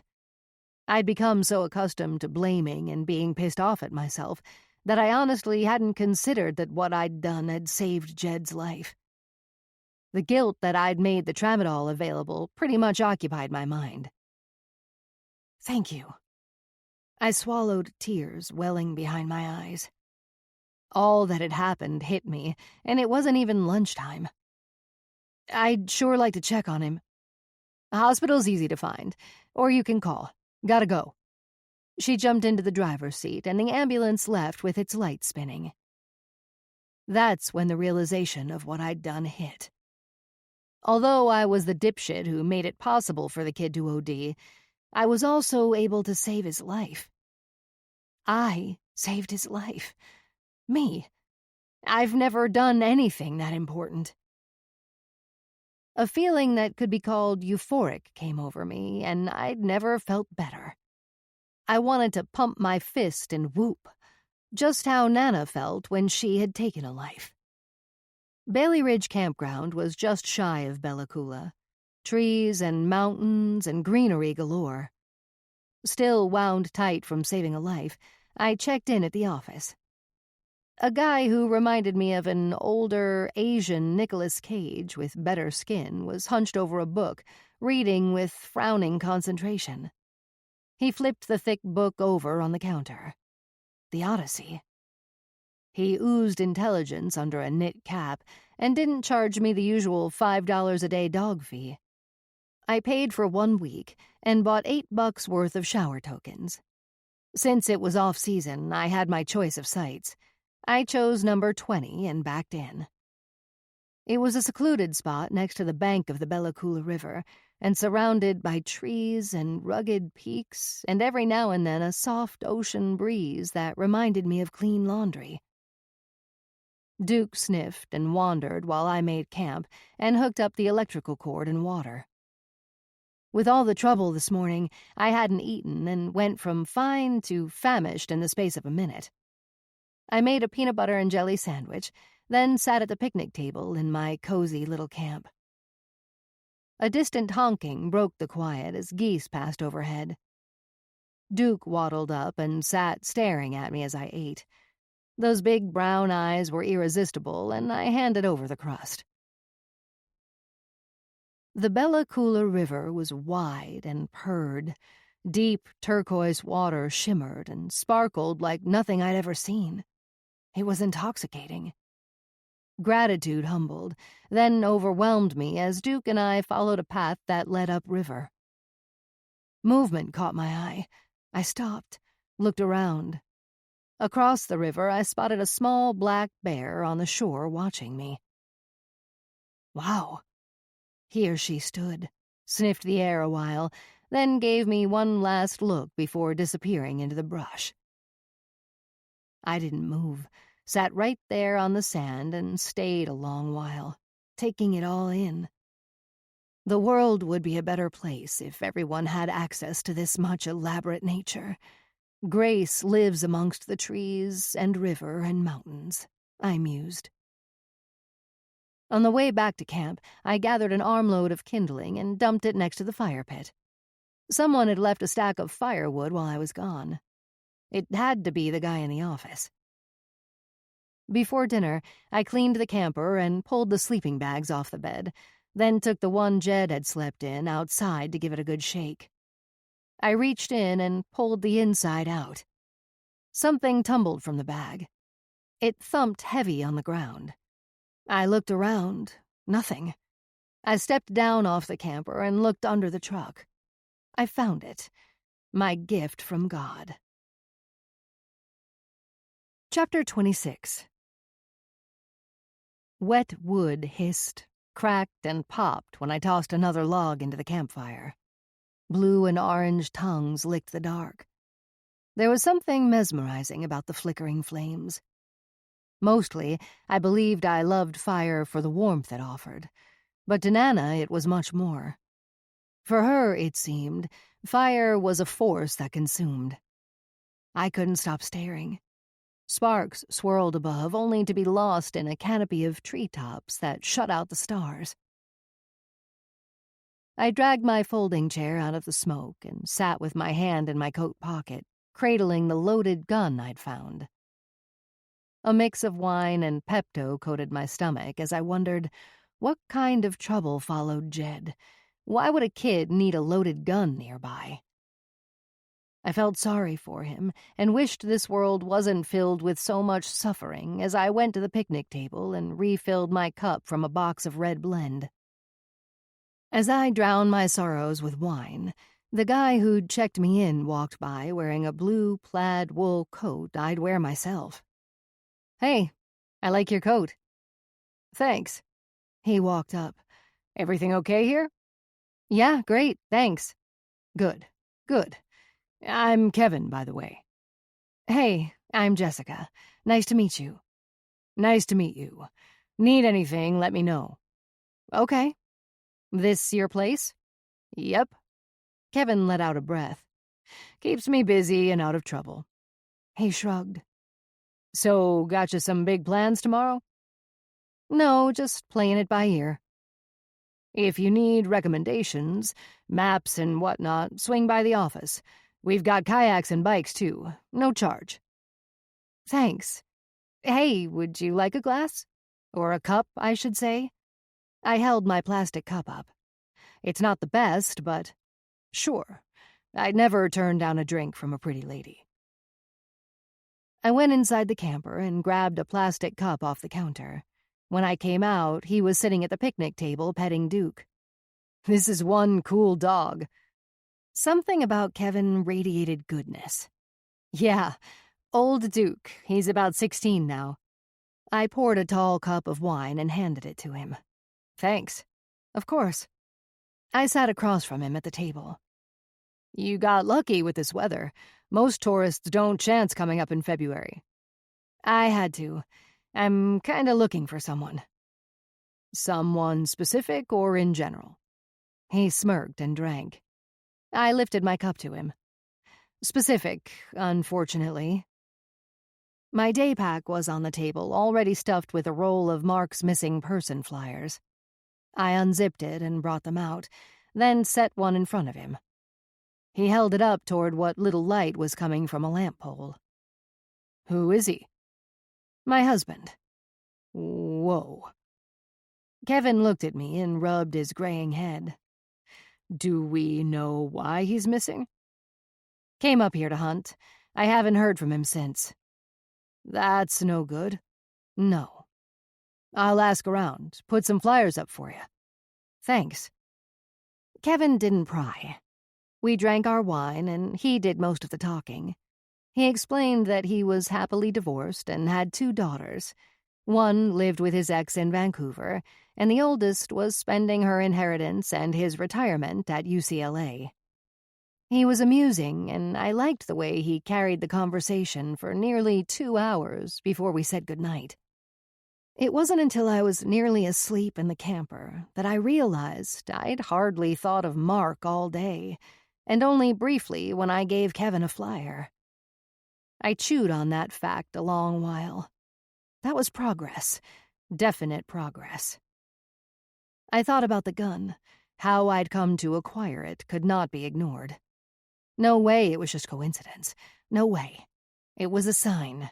An honest-to-goodness opportunity to kill Mark. I let my imagination run wild and visualized finding the bastard kissing on some hot girl in a dense forest. I walked up and pressed my gun into his heart as the girl ran away. The shock that filled his face before I pulled the trigger made me smile. Boom! His cold heart obliterated. Jesus. The desire to kill Mark was destroying what little faith I had left. The more I thought about it, the more I came to justify that what had happened to me and Nana was not fair, or just, and if God didn't want me to punish Mark, then he or she should end my desire to do so. A late-night rain had come and gone, but left a dense fog that shrouded the surrounding mountains in white. Kevin walked up as I sat at the fire drinking coffee. Good morning. Another day in paradise, eh? He stepped closer, and through the wood smoke, I got a whiff of his tangy, lemony cologne. I've never seen anything like it. These mountains are huge. They'd humiliate the Sierra. I spent a winter screwing around in Lake Tahoe when I was a lad. No kidding. Skiing was good. Not big like here, but fun. He sipped his coffee as Duke waddled over to him. Hey, old man. Kevin knelt and rubbed Duke's ears. Have you ever heard of a guide named Zach Lawrence? I asked. Old Zach, sure. Everyone knows him. He used to guide bear hunters or something, right? Yep. Used to take the fancy-pants trophy hunters into the Great Bear so they could get a grizzly. I'm talking big-ass monster bears. Kevin grunted and stood. Yeah, Zach. He shook his head and smiled. He was kind of an outlaw for a while there, but he quit all that. Does viewing tours now. Takes groups out to where they can watch bears do their thing. You know, get their selfies with grizzlies eating salmon behind them. Is he doing that now? I mean, this time of year? Don't think so. Kevin crinkled his brow. Maybe I could call him? Kevin's laughter was as light as wind chimes. Zach isn't good at what you call customer service. Lives completely off-grid. No cell service or internet. His gal pal/secretary left. Now he returns calls when he gets to town and has cell service. Might take a week or more. No telling. If you're in a hurry, just go see him. Heck, that's an adventure in itself. Where's he live? Over on 4 Mile Reserve. Not far. Don't unhook your rig and all. Take one of my camp bikes. The blue one's practically brand new. Perfect. Thank you. Swing by the office when you're ready, and I'll set you up with a map and a bike. You got a stapler I can borrow? You betcha. Fog gave way to sun as I rode toward 4 Mile Reserve up a long, empty highway. Under swirling clouds, I shifted gears to ease the resistance and paced my pedaling against an ocean breeze filtered through miles of evergreens. The scent was invigorating, and the temperate climate ideal for riding. No cars had come or gone in nearly an hour. I turned onto a side road and stopped. After double-checking my map, I grabbed a bottle of water from my day pack and drank. The reserve was a native New Hulk community of homes on unfenced, spacious lots separated by swaths of brush. Dogs rested on porches, in yards, and one, a husky type, slept in the middle of the road. For a moment I thought he was dead, until he lifted his head just enough to see me. Children played tag and screamed and waved as I rode by. It did me good to imagine children with happy lives. The Bella Coola Valley was clear, and I could see for miles. A sugar-coated glacier beckoned and grabbed hold of a passing cloud. The natural beauty stirred something in me. I felt strong and pedaled faster until the pavement ended. According to Kevin's map, I should go east on the dirt road here. I rode 2 miles until I reached the only cabin as far as I could see. It had to be Zach's. Dogs barked as I stepped off my bike and waited in what might be considered the driveway, but no one came out. Not even the dogs that barked and bayed from nearby. "Hello?" I yelled, and walked my bike toward the side of the cabin. A long barn came into view. "Hello?" Dogs were kenneled next to the barn. If someone were home, surely they'd come to investigate by now. Walking my bike back to the dirt road, I stopped at the mailbox welded atop a wagon wheel and shoved a flyer inside. If Zach and Mark were old hunting buddies like Mark had said, Zach would at the very least get in touch. On my ride into Bella Coola, I stopped and decorated every telephone pole and bulletin board with my flyers. A massive and elaborate totem pole with wings stood guard in front of the Spirit Bear Cafe. As I opened the screen door, a little bell dinged above my head. The few customers turned and looked my way as I sat at a corner table for 2. The server, a 20-something with pimpled cheeks and a man bun, handed me a menu and said salmon burgers with homemade slaw were the day's special. "I'll take that." I smiled and handed back the menu. "And a Pepsi, please." "You got it." He was light in his loafers as he sped back to the kitchen. When the check came, I asked the server if I could leave a flyer. "Maybe you could put it up in the window? My brother's missing." I stood and handed him a flyer. "We think he may be lost in the rainforest." The guy shook his head and placed his hand over his heart. "Are the Mounties out looking for him? They live for this." "Huh? The Mounties?" My heart skipped several beats. Are you shitting me? "The Mounties, yes. I'm just helping." The thought had never entered my mind. I was advertising myself into prison if they found Mark murdered. It wouldn't take Dickless Tracy to put it all together. I just happened to be in Bella Coola looking for Mark, then he just happens to end up dead. What was I thinking? The sensation of falling made me grab for the table. I hadn't the slightest clue what I was doing. I'll give this to the manager. She'll put it up." He walked away. "Actually, maybe I'll take that one back." I held out my hand. "I'm having new ones made. I'll drop it by tomorrow." "Oh, okay." He handed over the flyer. I took it and paid him with a 20 from my pocket. All the flyers needed to come down fast, or I might have to explain to law enforcement why I was in Canada looking for my dead husband, or worse, why I killed him. It wouldn't take much effort on their part to look into Mark's case. I jumped on my bike, pedaled fast the half-block back to the telephone pole where only an hour ago I'd stapled a flyer. It was gone. I hurried to the next intersection where I'd hung flyers. Gone. I checked each and every pole and bulletin board at the grocery and post office. Nothing. Not one flyer left where I'd put it. Except possibly the one I'd left in Zach's mailbox, and I wasn't riding back there. Who the hell took my flyers down, and why? Maybe you're not allowed to hang flyers around town. Maybe the locals think a missing person flyer is bad for business. Tourists don't want to think something bad could happen in paradise. Wherever the flyers had gone, something about it felt very wrong.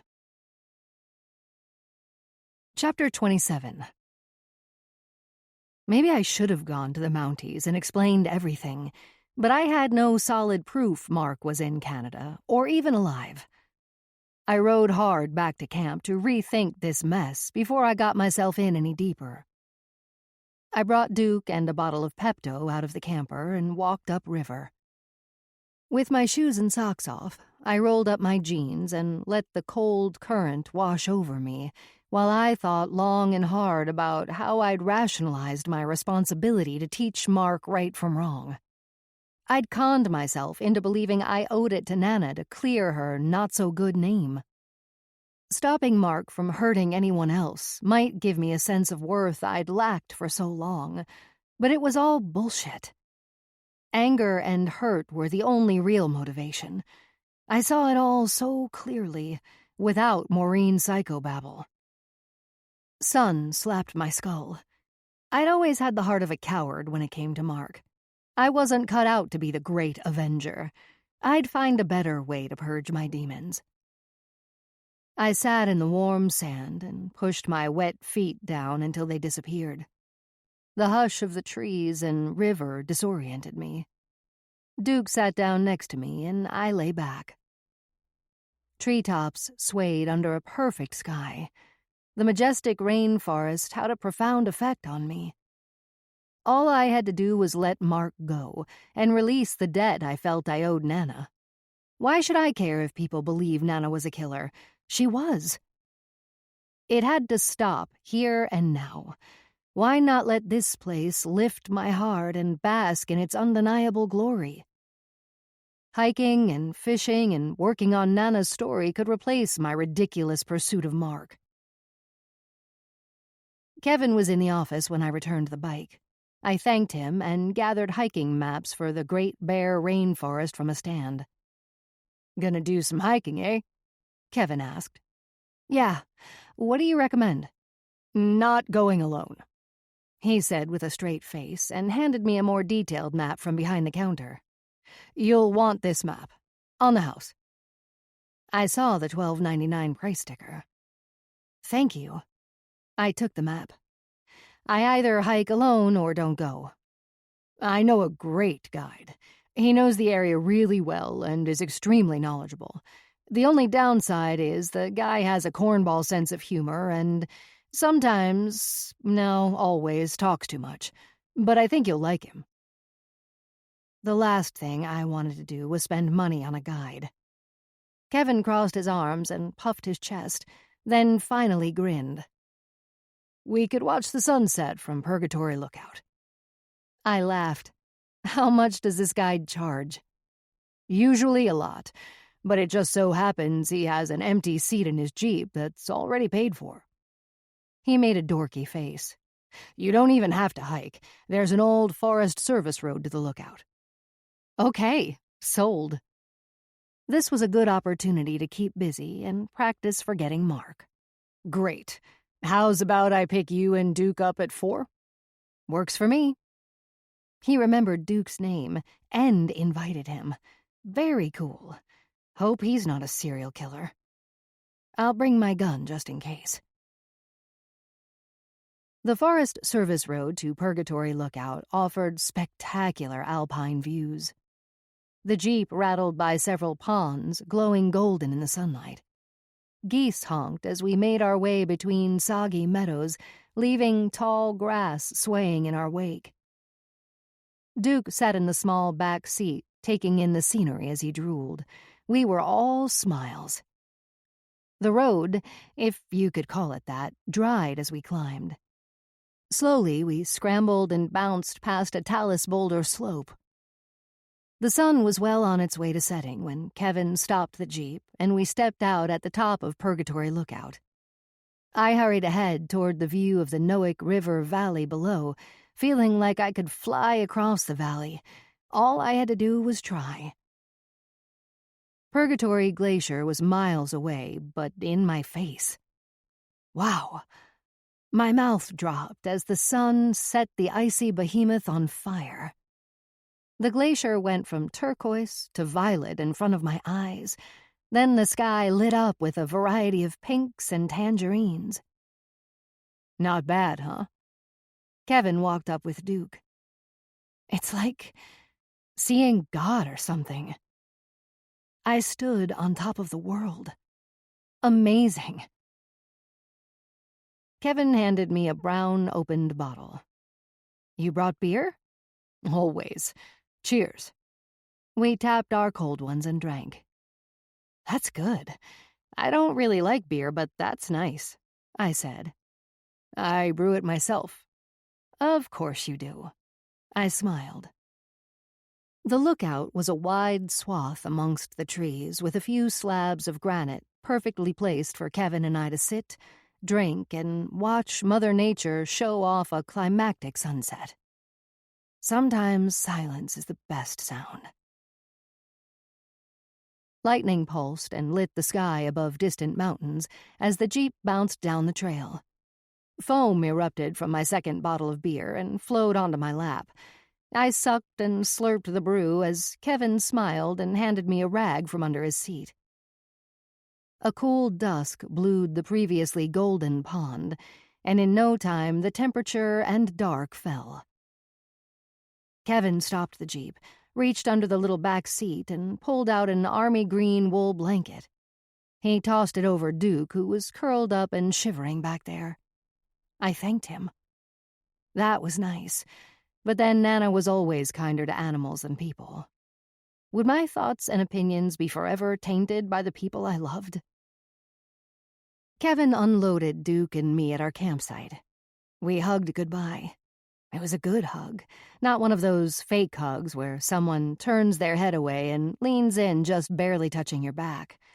This was 2 arms wrapped around me, followed by actual squeezing. Warm and real. As he drove away, I wondered what Mark was doing. Instead of sleep, the night produced 2 more chapters of Nana's story, but kept my mind occupied and off Mark. I dozed somewhere around daybreak. Since I was out of the finding Mark mode, after pancakes I took Duke for a long walk on the river trail. It was late morning when we returned to camp. I sat at the picnic table thinking about Jed and called the hospital twice. The first time, the staff was too busy and asked me to call back in an hour. When I did, the receptionist said they could not share patient information over the phone. Fine, I'll come for a visit. Kevin was on the phone when I walked into the office. I busied myself reading a variety of fly fishing brochures until he hung up. Hey, what are you up to today? Kevin asked. Just wondering if I could use the blue bike again. Of course, you don't need to ask. Just grab it whenever you like. The phone rang. Excuse me. He held up an index finger. Bailey Ridge Campground, could you please hold on for a sec? Apparently there was no hold button because Kevin covered the handset with his palm and whispered, You like to fish? Yeah, I nodded. We're going out for halibut this weekend. You want to come? Kevin leaned towards me. I'll bring beer. I'd love to. Kevin gave me a thumbs up and put the phone to his ear. Hey, thanks for waiting. How can I help you? I borrowed the blue bike from behind the office and checked on Duke. I'd tied a rope to a tree and snapped him to it so he could enjoy being outdoors. I rode away while he slept in the mid-morning sun. The hospital was small, 1 story and built in an L shape. I'm looking for my son, Jedediah Baxter, I said in pretend panic as I walked toward the front desk. The woman wore a white uniform right out of the 1950s. She never looked at her computer screen or asked any questions. Follow me, she said, and I did. At the end of a light blue hallway, she stopped. He's in here. She opened the door and held it for me. Thank you so much. I walked in. Your mother's here, she said from the doorway. Jed looked at me. Hi, hon. I hugged him. How are you feeling? With my hands. Jed's face stayed vacant.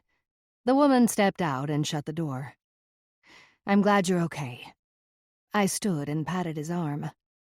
You saved my life. He didn't look at me. Yeah, I guess maybe I did. Why? Why? Why the hell not? He closed his eyes and slightly shook his head. Looked like he just might cry, and I couldn't help but think of Nana. Of Winnie, the little girl lying in a hospital, beaten nearly to death while no one cared if she lived or died. A lump stuck in my throat. Do you have any family? Again he shook his head, then opened his eyes and looked at the ceiling. Thanks and all that shit, but you really don't need to waste your time here.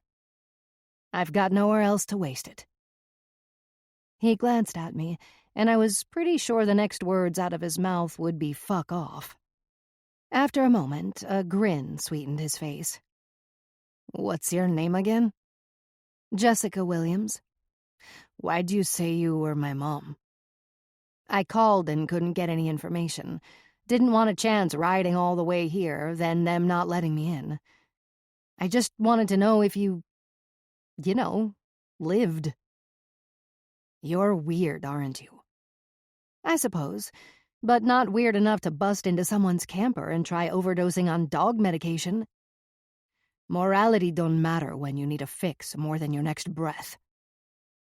I'm just grateful you're alive, and I'm sorry you're suffering. Feeling sorry for myself was impossible around this kid. His silence wasn't awkward. There was a mutual understanding in it. How long will you be in here? I asked. Waiting for the psych evaluation? Last time it took a fucking week. And being underage, I have to wait for someone, a legal guardian, to decide if I should be released. Sign all the paperwork. But I don't have that, so... Hey, you could be my mom. Sign me out. I'm sure they'd want a proper ID, and since I'm not Canadian, I don't think that'll work. Why not stay? Better here than sleeping on the street, right? True that. The food's good. No maggots. I hope you're joking. I ain't. You don't live like this and not eat out of trash cans. Holy shit. I didn't want to believe him. I wanted to wave a magic wand and make it all better. It ain't that bad. Maggots are like rice. That's what I tell myself. Most stuff's only bad if you think about it. And obviously sometimes I think about it. That's when trouble comes. You're wise beyond your years. He looked at me like he appreciated the words. I try. You keep trying. Don't ever quit. Okay.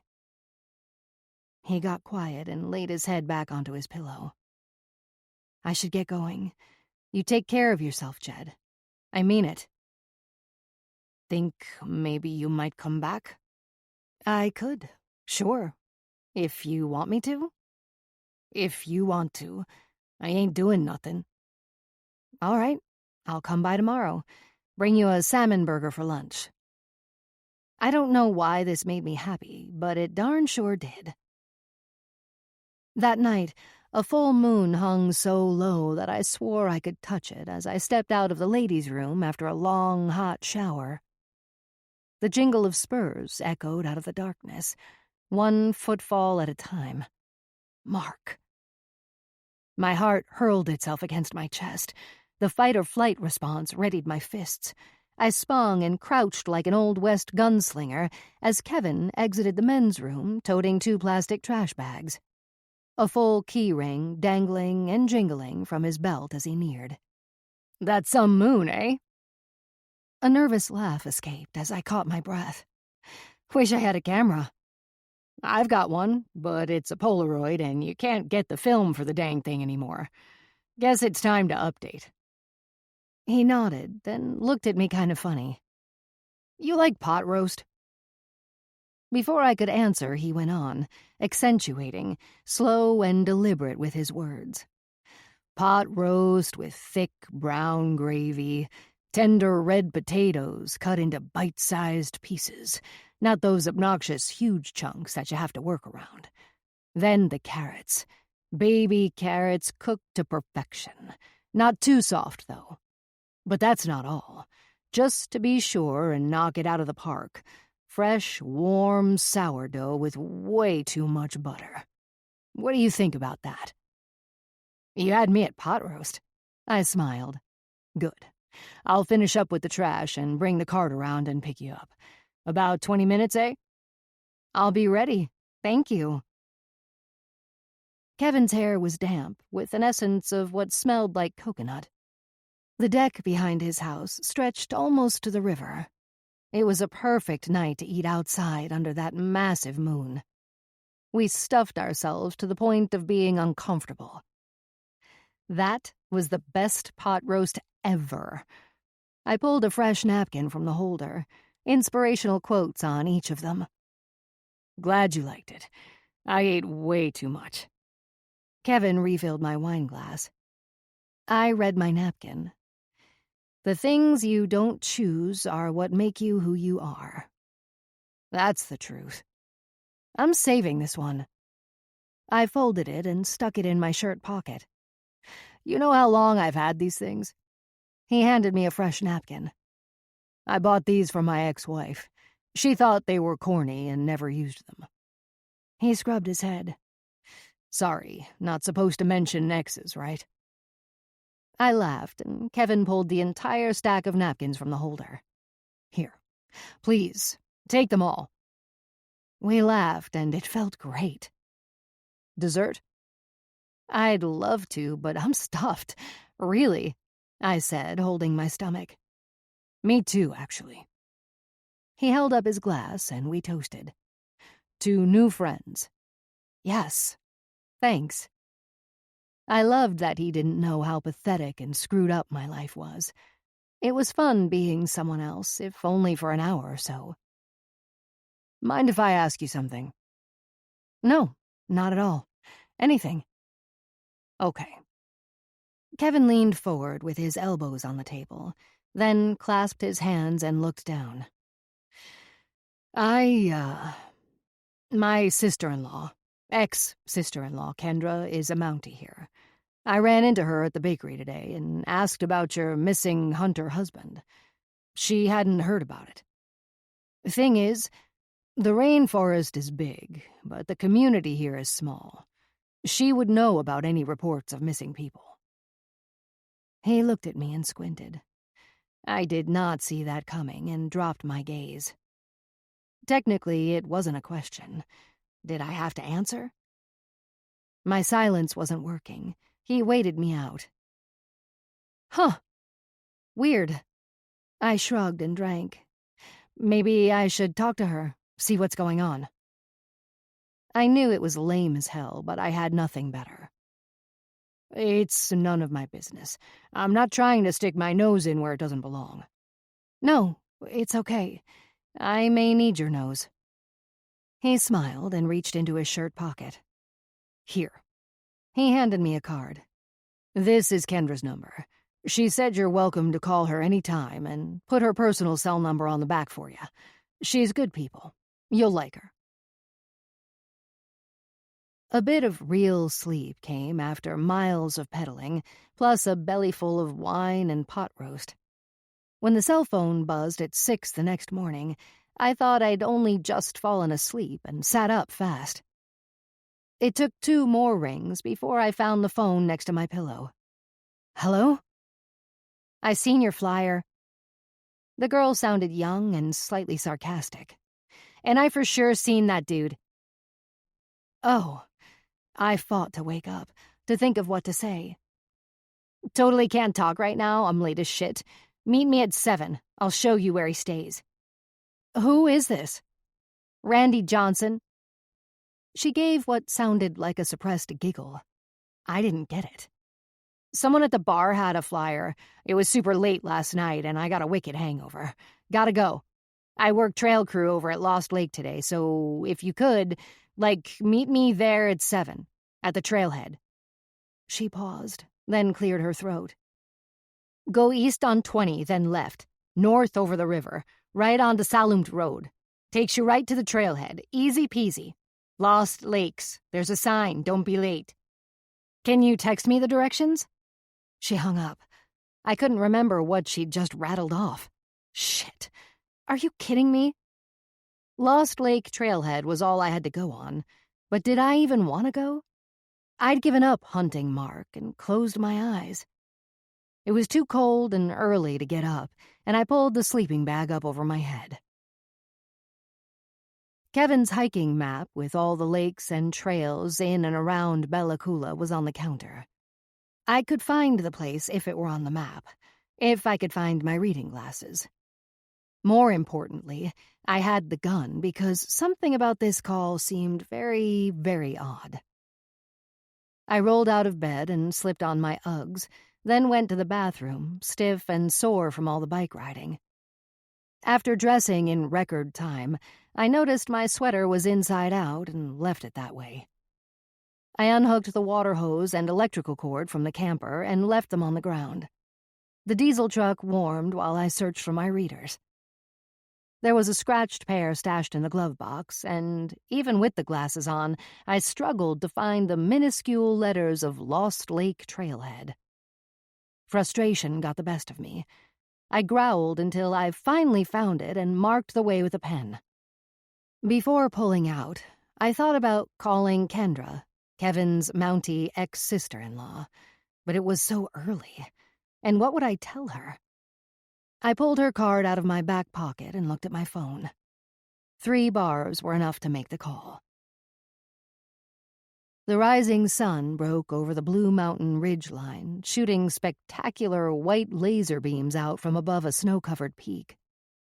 The shadowed tree line turned as purple as a bruise while we sped east on Highway 20.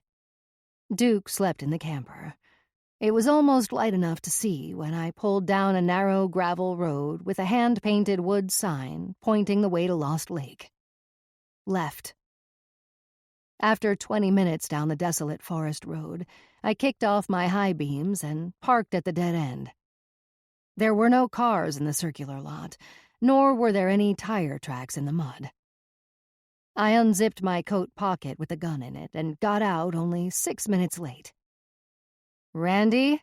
I called without really yelling. Nothing. I walked to the trailhead.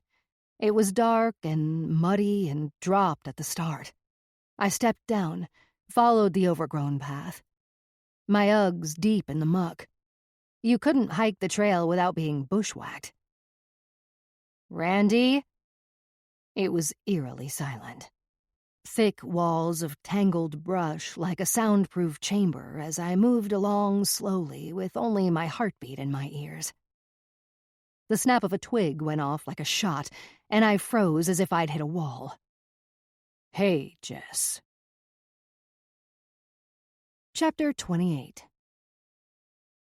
There he stood, towering above me on the trailhead like an apparition with a rifle slung over his shoulder, smiling as if he were happy to see me. Something inside busted loose and banged my chest. Love reared its ugly head and crushed all the pain and grief and hate. He opened his arms and came to me, and I let him. Let him catch me from my never-ending fall, even if just for a moment. I didn't hug him back, just buried my face in him with my hands in my coat pockets, my right hand on the gun. I hadn't felt safe or whole since he left, and when he wrapped his arms around me, it was like nothing bad could ever get me. He cradled and held my head against his chest, our breath in perfect harmony.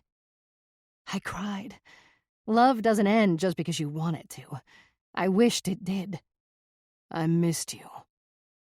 His voice was as caressing as a tomcat's tongue. I swallowed my pride like a disgusting wad of phlegm, down and gone.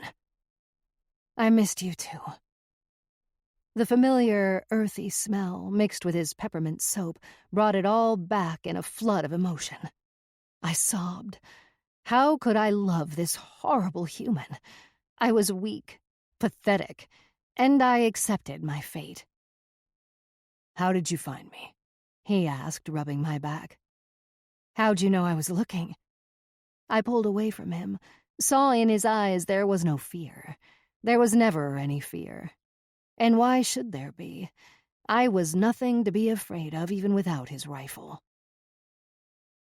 "Zach had you on camera leaving a flyer in his mailbox. Came to my cabin yesterday and showed me the video on his phone. My buddy Jolly saw you plastering the town with my picture, and he gathered them up. I have a lot of friends." "Who was the girl that called me this morning?" "Randy Johnson?" He laughed. "Just a friend." "Yeah, I bet." "I'm just thankful you're here." "No, you're not. You'd kill me if you could."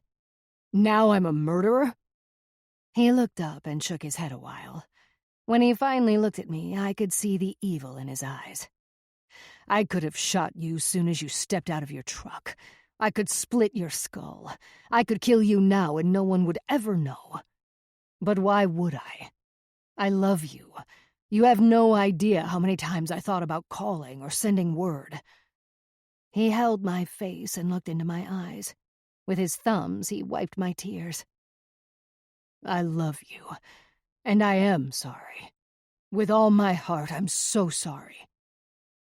He pulled me into him as far as I could go and held on. "You don't love me." I could pull the gun, shove it in his ribs, and shoot before he could react. "Things got sideways, but that has nothing to do with love." He said it like he meant it. "Nana died," I blurted and stepped back. "Oh, shit, babe. When? What happened?" "They arrested her. Now everyone thinks she's a serial killer. All because of you. She didn't deserve that." "No fucking way." "I know everything. About the Mexicans, Lupe dumping the bodies. Jesus, Mark. I did it to protect you. You shoved your dick into Gabby and however many others to protect me?" Something snapped, and it was all I could do to not shoot him in the face. I roared. "You're a lying, horse-killing piece of shit who dumps human beings like slop to hogs, then lets an old lady take the blame. Who the fuck does that? Fake your own death, Mark? Really? For what? Money to hunt down a mythical creature? Do you realize how idiotic and fucking insane that is?" He didn't answer, just cried without tears. "You know where you really fucked up?" I wiped my snotty nose on my sleeve. "You betrayed the one person who was always, always on your side. No matter what, I was loyal through all your wicked bullshit." "I can explain everything, if you just let me." He took my hand and kissed it. "Please, babe, come with me, right now." "Where?" "I have a cabin on an island. The most beautiful place you've ever seen." I laughed. "You're still my wife, you know." "I know." "Come on. Please come with me. You'll love it. We can fish and read and watch bears. I want you with me. You didn't want me when you had me. I know. I get that now. That's what it took for me to wake the hell up and realize what I had. Give me a chance, and I'll spend the rest of my life making it up to you. You won't regret it. He moved in, closed his eyes, and kissed my neck, the spot under my ear he knew gets me going. That warm, fuzzy urge stirred and kicked like always. He sent a hot breath in my ear, then trailed kisses down my neck. I was on fire. He pressed himself against me. I weakened when I felt his hardness through my coat against my belly button. We can start over, Jess. He slipped his hand between my legs and woke a carnal desire I'd thought had died. Our lips reunited like man and wife. My tongue slid onto his and fought for dominance until logic took over. "Stop!" I pushed him away, but he came right back. "I want you so bad," he whispered and licked my ear. Shivers spiraled every which way. "I love you." "You only love yourself." His brow furrowed.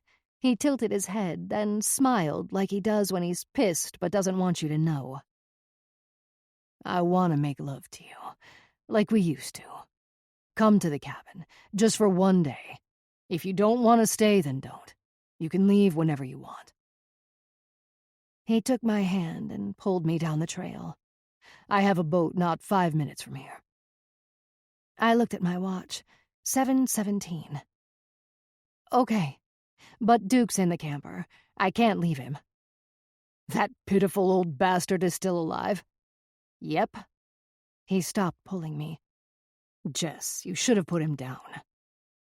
I turned and walked fast up the trail, hoping he'd follow me to the camper. No clue what I'd do once we got there. Duke snored but didn't move when I climbed into the camper and opened the narrow bathroom door. "I have to pee." "Hurry up." Mark stepped inside. The ugly black cat clock the previous owner had screwed to the wall read 7:21. I shut the bathroom door. Inside, I pulled the gun from my coat pocket and lifted the leg of my jeans. The gun rode nice and snug inside the top of my Ugg boot. I flushed the toilet, washed my hands, and stepped out.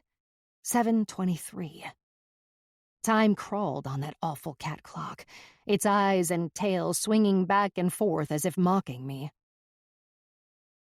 Mark seemed to take up all the space in the camper. I smiled, sucked an extra deep breath, and went to him. My hand went between his legs, kneading him. "I'm going to fuck you." "Please do." His hot tongue like a snake tickling my ear. "Let's go to the cabin. Grab your things." The rifle slid forward under his arm. He shoved it back as I unbuckled his belt and filled his mouth with my tongue. I unbuttoned his pants, then tugged the zipper down. I can't wait anymore. I wanted him in the worst way. "Get naked. I'm going to fuck you like never before." The words came out of my mouth like they belonged to someone else, while my hands worked his pants down just enough to free his erection. He unzipped my coat and reached under my bra, cupped, then twisted my nipples too hard. "I have to pee again." I adjusted my boobs back into my bra. "You just peed." "Think I'm getting a bladder infection." I stroked him with a slow, tight grip, and he moaned. "Get your ass up in that bed. I'll be right back." I smiled. Mark hesitated, blocking my way, staring down at me with a look I'd never seen before. I couldn't tell if he wanted me dead or in bed. "You know how beautiful you are, babe. Inside and out. I love you, and I'm going to spend the rest of my life proving it." He kissed the top of my head, then slipped the rifle off and set it on the counter. "I love you too." I glanced at the clock. 7:25, then opened the bathroom door. Before shutting it, I caught sight of Mark pulling his boots off, and I knew I had him. I took my time peeing, then flushed the toilet a while, the water pump gurgling and sputtering as I thoroughly washed my hands. "What are you doing?" "I'm coming." I opened the medicine cabinet and brought down a bottle of Pepto and took a few swigs before putting it back. With my heart racing, I moved the gun from my boot to my back pocket, my sweater long enough to conceal the weapon. Suddenly, sweating like crazy, I stepped out of the bathroom. 7:28. Mark was in bed, his clothes piled on the floor. I opened the camper door and looked outside. "What the hell are you doing?" Mark asked. "Thought I heard something." I left the door open, and in one swift move, reached the rifle off the counter and chucked it as hard as I could out the door. It landed with a splash in a puddle somewhere. In my back pocket, I felt the cold gun and slid it out with my sweaty finger on the trigger. "What the fuck are you doing?" Mark jumped down with a withering erection. "Get back up there." I pointed the gun at his head. "I swear to God I'll kill you." "Jess, why?" "Why? Are you kidding me?" I screamed, wanting to kill him, and clicked the safety off. With my thumb, I cocked the gun and steadied it at his head. "Get your ass up in that bed and don't move." "We both know you're not going to shoot me. I could take that gun." He struck like a serpent when he reached for it. I closed my eyes and squeezed the trigger, felt the jolt, but mostly the terror. The blast was deafening and shook the camper. I opened my eyes. Smoke, then an acrid stench burnt my nose. My ears screamed. Mark slammed against the wall under the bed, and we looked at each other in disbelief. I just killed my husband. Time slowed. I wanted to take it all back. Revenge felt awful, like my soul being gnawed, devoured. Holy shit! It was unreal, like a dream. His face went pale, then morphed into the sinister monster he truly was when he saw blood blossoming on his shoulder. He came at me, grabbed the gun with his left hand, exposing his bad arm with the plate in it, the long scar like a target. With all my might, I smashed my fist down onto his forearm, nailed the plate. Mark howled above the ringing and released his grip on the gun. I jumped from the camper, splashed down into the mud, then turned back toward Mark in the doorway. Like an expert, I held the gun with 2 hands as I cocked and aimed. He stood bent, holding his bad arm with his right hand and his shoulder with his left. The rifle was to my left. I moved over and reached down, keeping the gun on him. The rifle dripped with mud as I threw it aside. It slapped a big red cedar. Wetness soaked through my Uggs down to my socks as I repositioned, spread my legs, and straightened myself like a statue of a badass chick holding a gun on the devil himself. It seemed like an eternity, standing in the mud, aiming, waiting, and watching Mark strain to figure a way out. "Are you just going to stand there and watch me bleed?" Mark roared from the doorway. "Toughen up." Nana's words came with an overdose of adrenaline that sent effervescent tingles, not unlike an orgasm, throughout my entire body. The desire to share my overwhelming gratitude could not be contained. "Thank you, Mark." I bounced up and down on the balls of my feet and shouted, "Thank you for forcing me to be a badass." My armpits sweated. I could not have done it without you. Nana would be proud. The sun rose, took shape in the sky, and held the promise of another spectacular day. Mark slammed the camper door shut. My arms hurt, and I lowered the gun, shook my hands out to help the blood return, then breathed in the mountains long and slow. A bald eagle with wings spread wide glided by with a fish in her talons. I smiled at the vivid analogy. It sounded like an engine purring closer and closer. Then an SUV pulled into the muddy lot. I almost cried, then began to laugh. Another SUV. 2 Royal Canadian Mounted Police SUVs with lights flashing. I laughed. 3 uniformed men and 1 woman emerged from the vehicles. They left their doors open and stood behind them like shields with guns on me. I raised my hands high over my head. "I'm Jessica Williams, the one who called Kendra Rogers this morning. Mark Williams is wanted in the U.S. He's inside the camper." "Set your weapon down and step forward. Hands up." I did as instructed. "Is Mr. Williams armed?" a Mountie asked. "He had a rifle. I threw it over there." I pointed to the big cedar, and the Mountie headed that way. A lady Mountie with big doe eyes under her hat came at me. "I'm Kendra." With knee-high black boots, she kicked my gun through the mud to a fellow Mountie, who grabbed it. Before I knew it, Kendra had taken my arm and rushed me to the SUV. "Wait in here." She opened the back door and locked me in.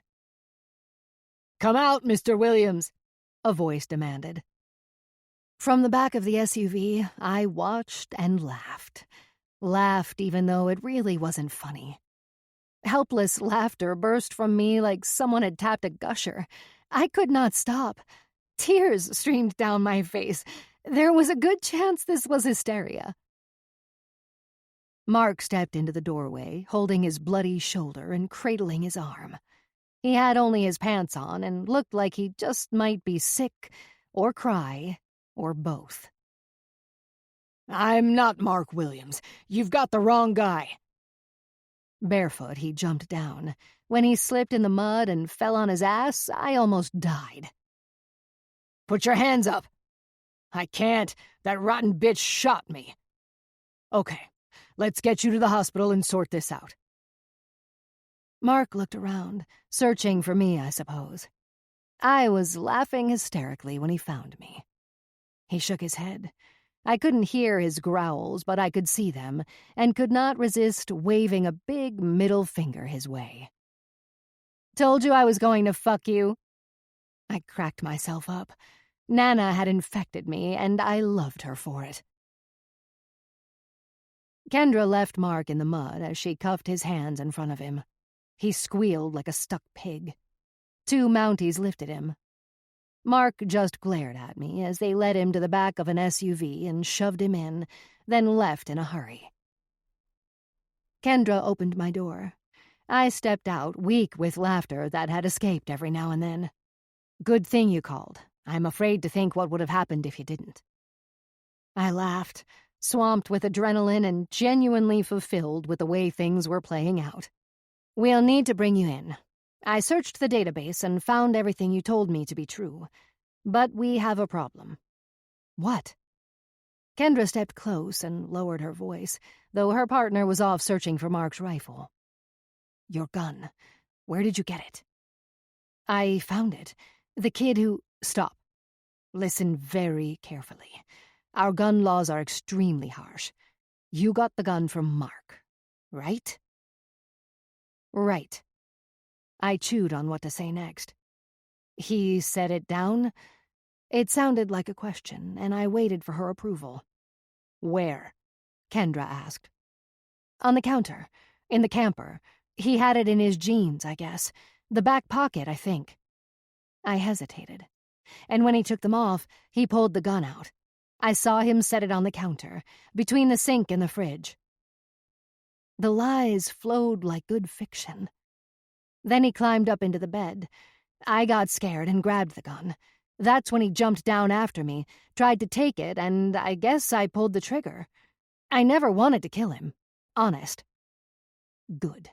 Remember every detail when they question you. Remember it the same exact way every time, no matter how many times they ask. Am I in trouble?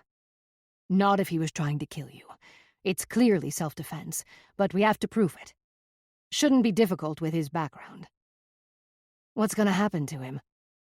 They'll take him to General, have him treated, then transferred to Vancouver while he awaits extradition. That'll take months, maybe years. That night I slept without the burden of murder upon my soul. I did not pray, did not worry, did not think of Mark. just closed my eyes and fell asleep with Duke snoring next to me. Tomorrow would come, and all I had to worry about was taking Jed his salmon burger. Epilogue. It was fitting that spring came early.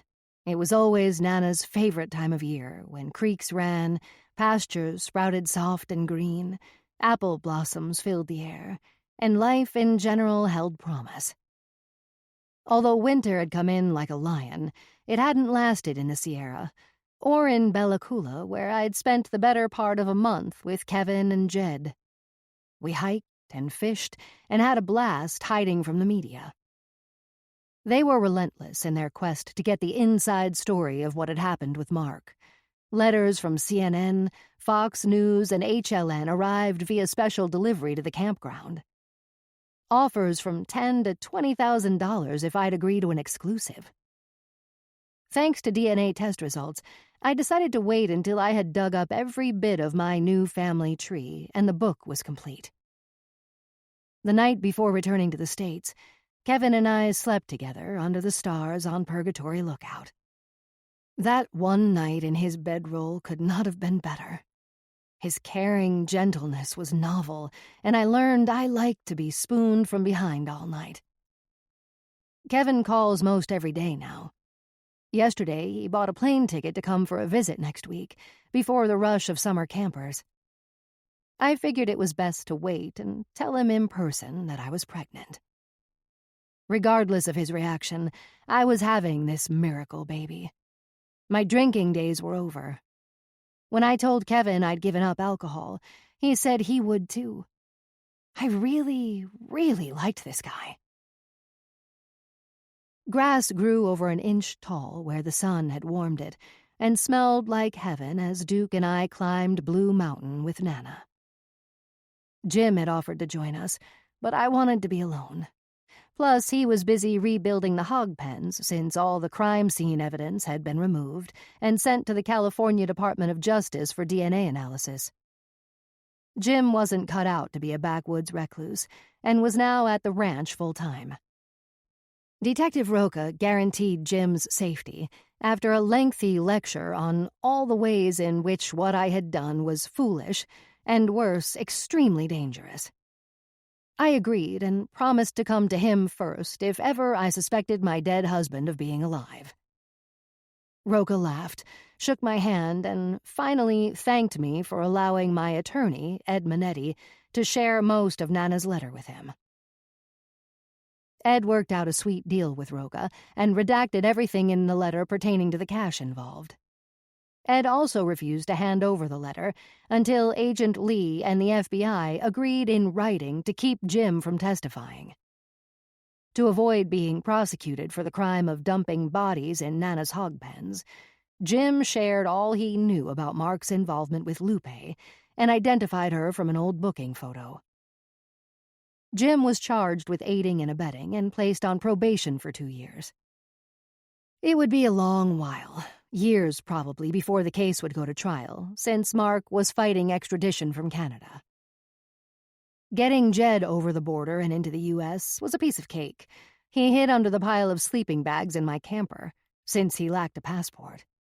He was adjusting just fine to hard work, 3 meals a day, and life on the ranch without drugs. Mountain misery crept over the trail and tangled all along the western slope. I'd been climbing this mountain since I was 7.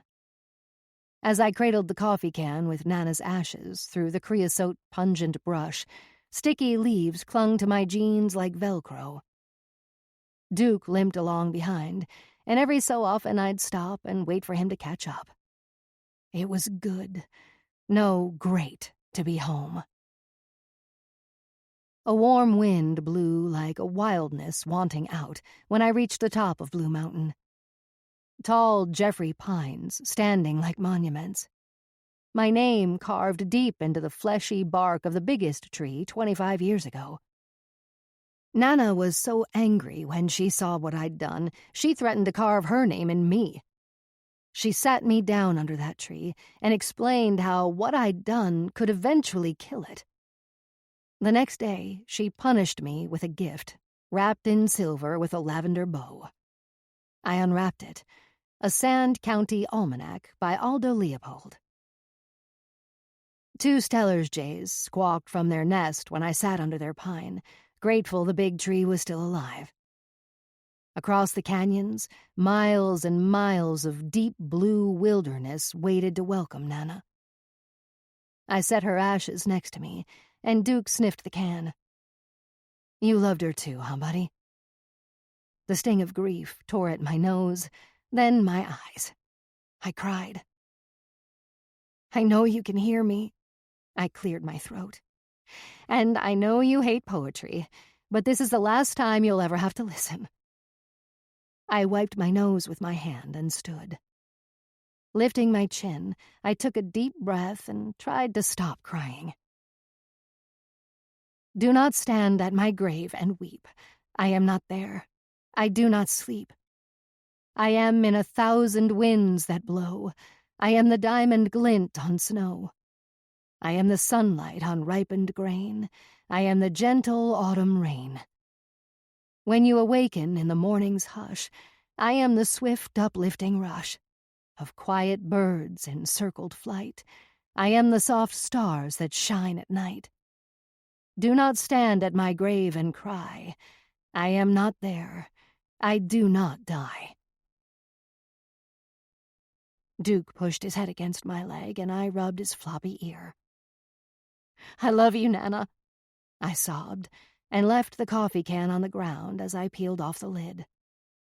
I pulled out the Ziploc bag and stepped to the edge of the evergreen cathedral, unzipped the plastic bag. Nana was not just ash and dust peppered with specks of gray bone. She was as much a part of me as my marrow, and now part of Blue Mountain forever. This recording of Blue Mountain, a psychological thriller about the secrets we inherit, was presented by Dreamscape Media, LLC. Narrated by Nicole Zanzarella, a member of SAG-AFTRA. Produced by arrangement with Lisa Michelle. Copyright 2021 by Lisa Michelle. Recording copyright 2025 by Dreamscape Media, LLC. Thank you for listening. Please check dreamscapepublishing.com for Dreamscape's latest releases. If you liked Blue Mountain, here are 2 similar RB Media titles you may enjoy. The Bitter Truth, written by Shanora Williams and narrated by Roderick Ross and Sable Lynn. The Bitter Truth is about a wife uncovering her husband's deadly secrets while rebuilding her life.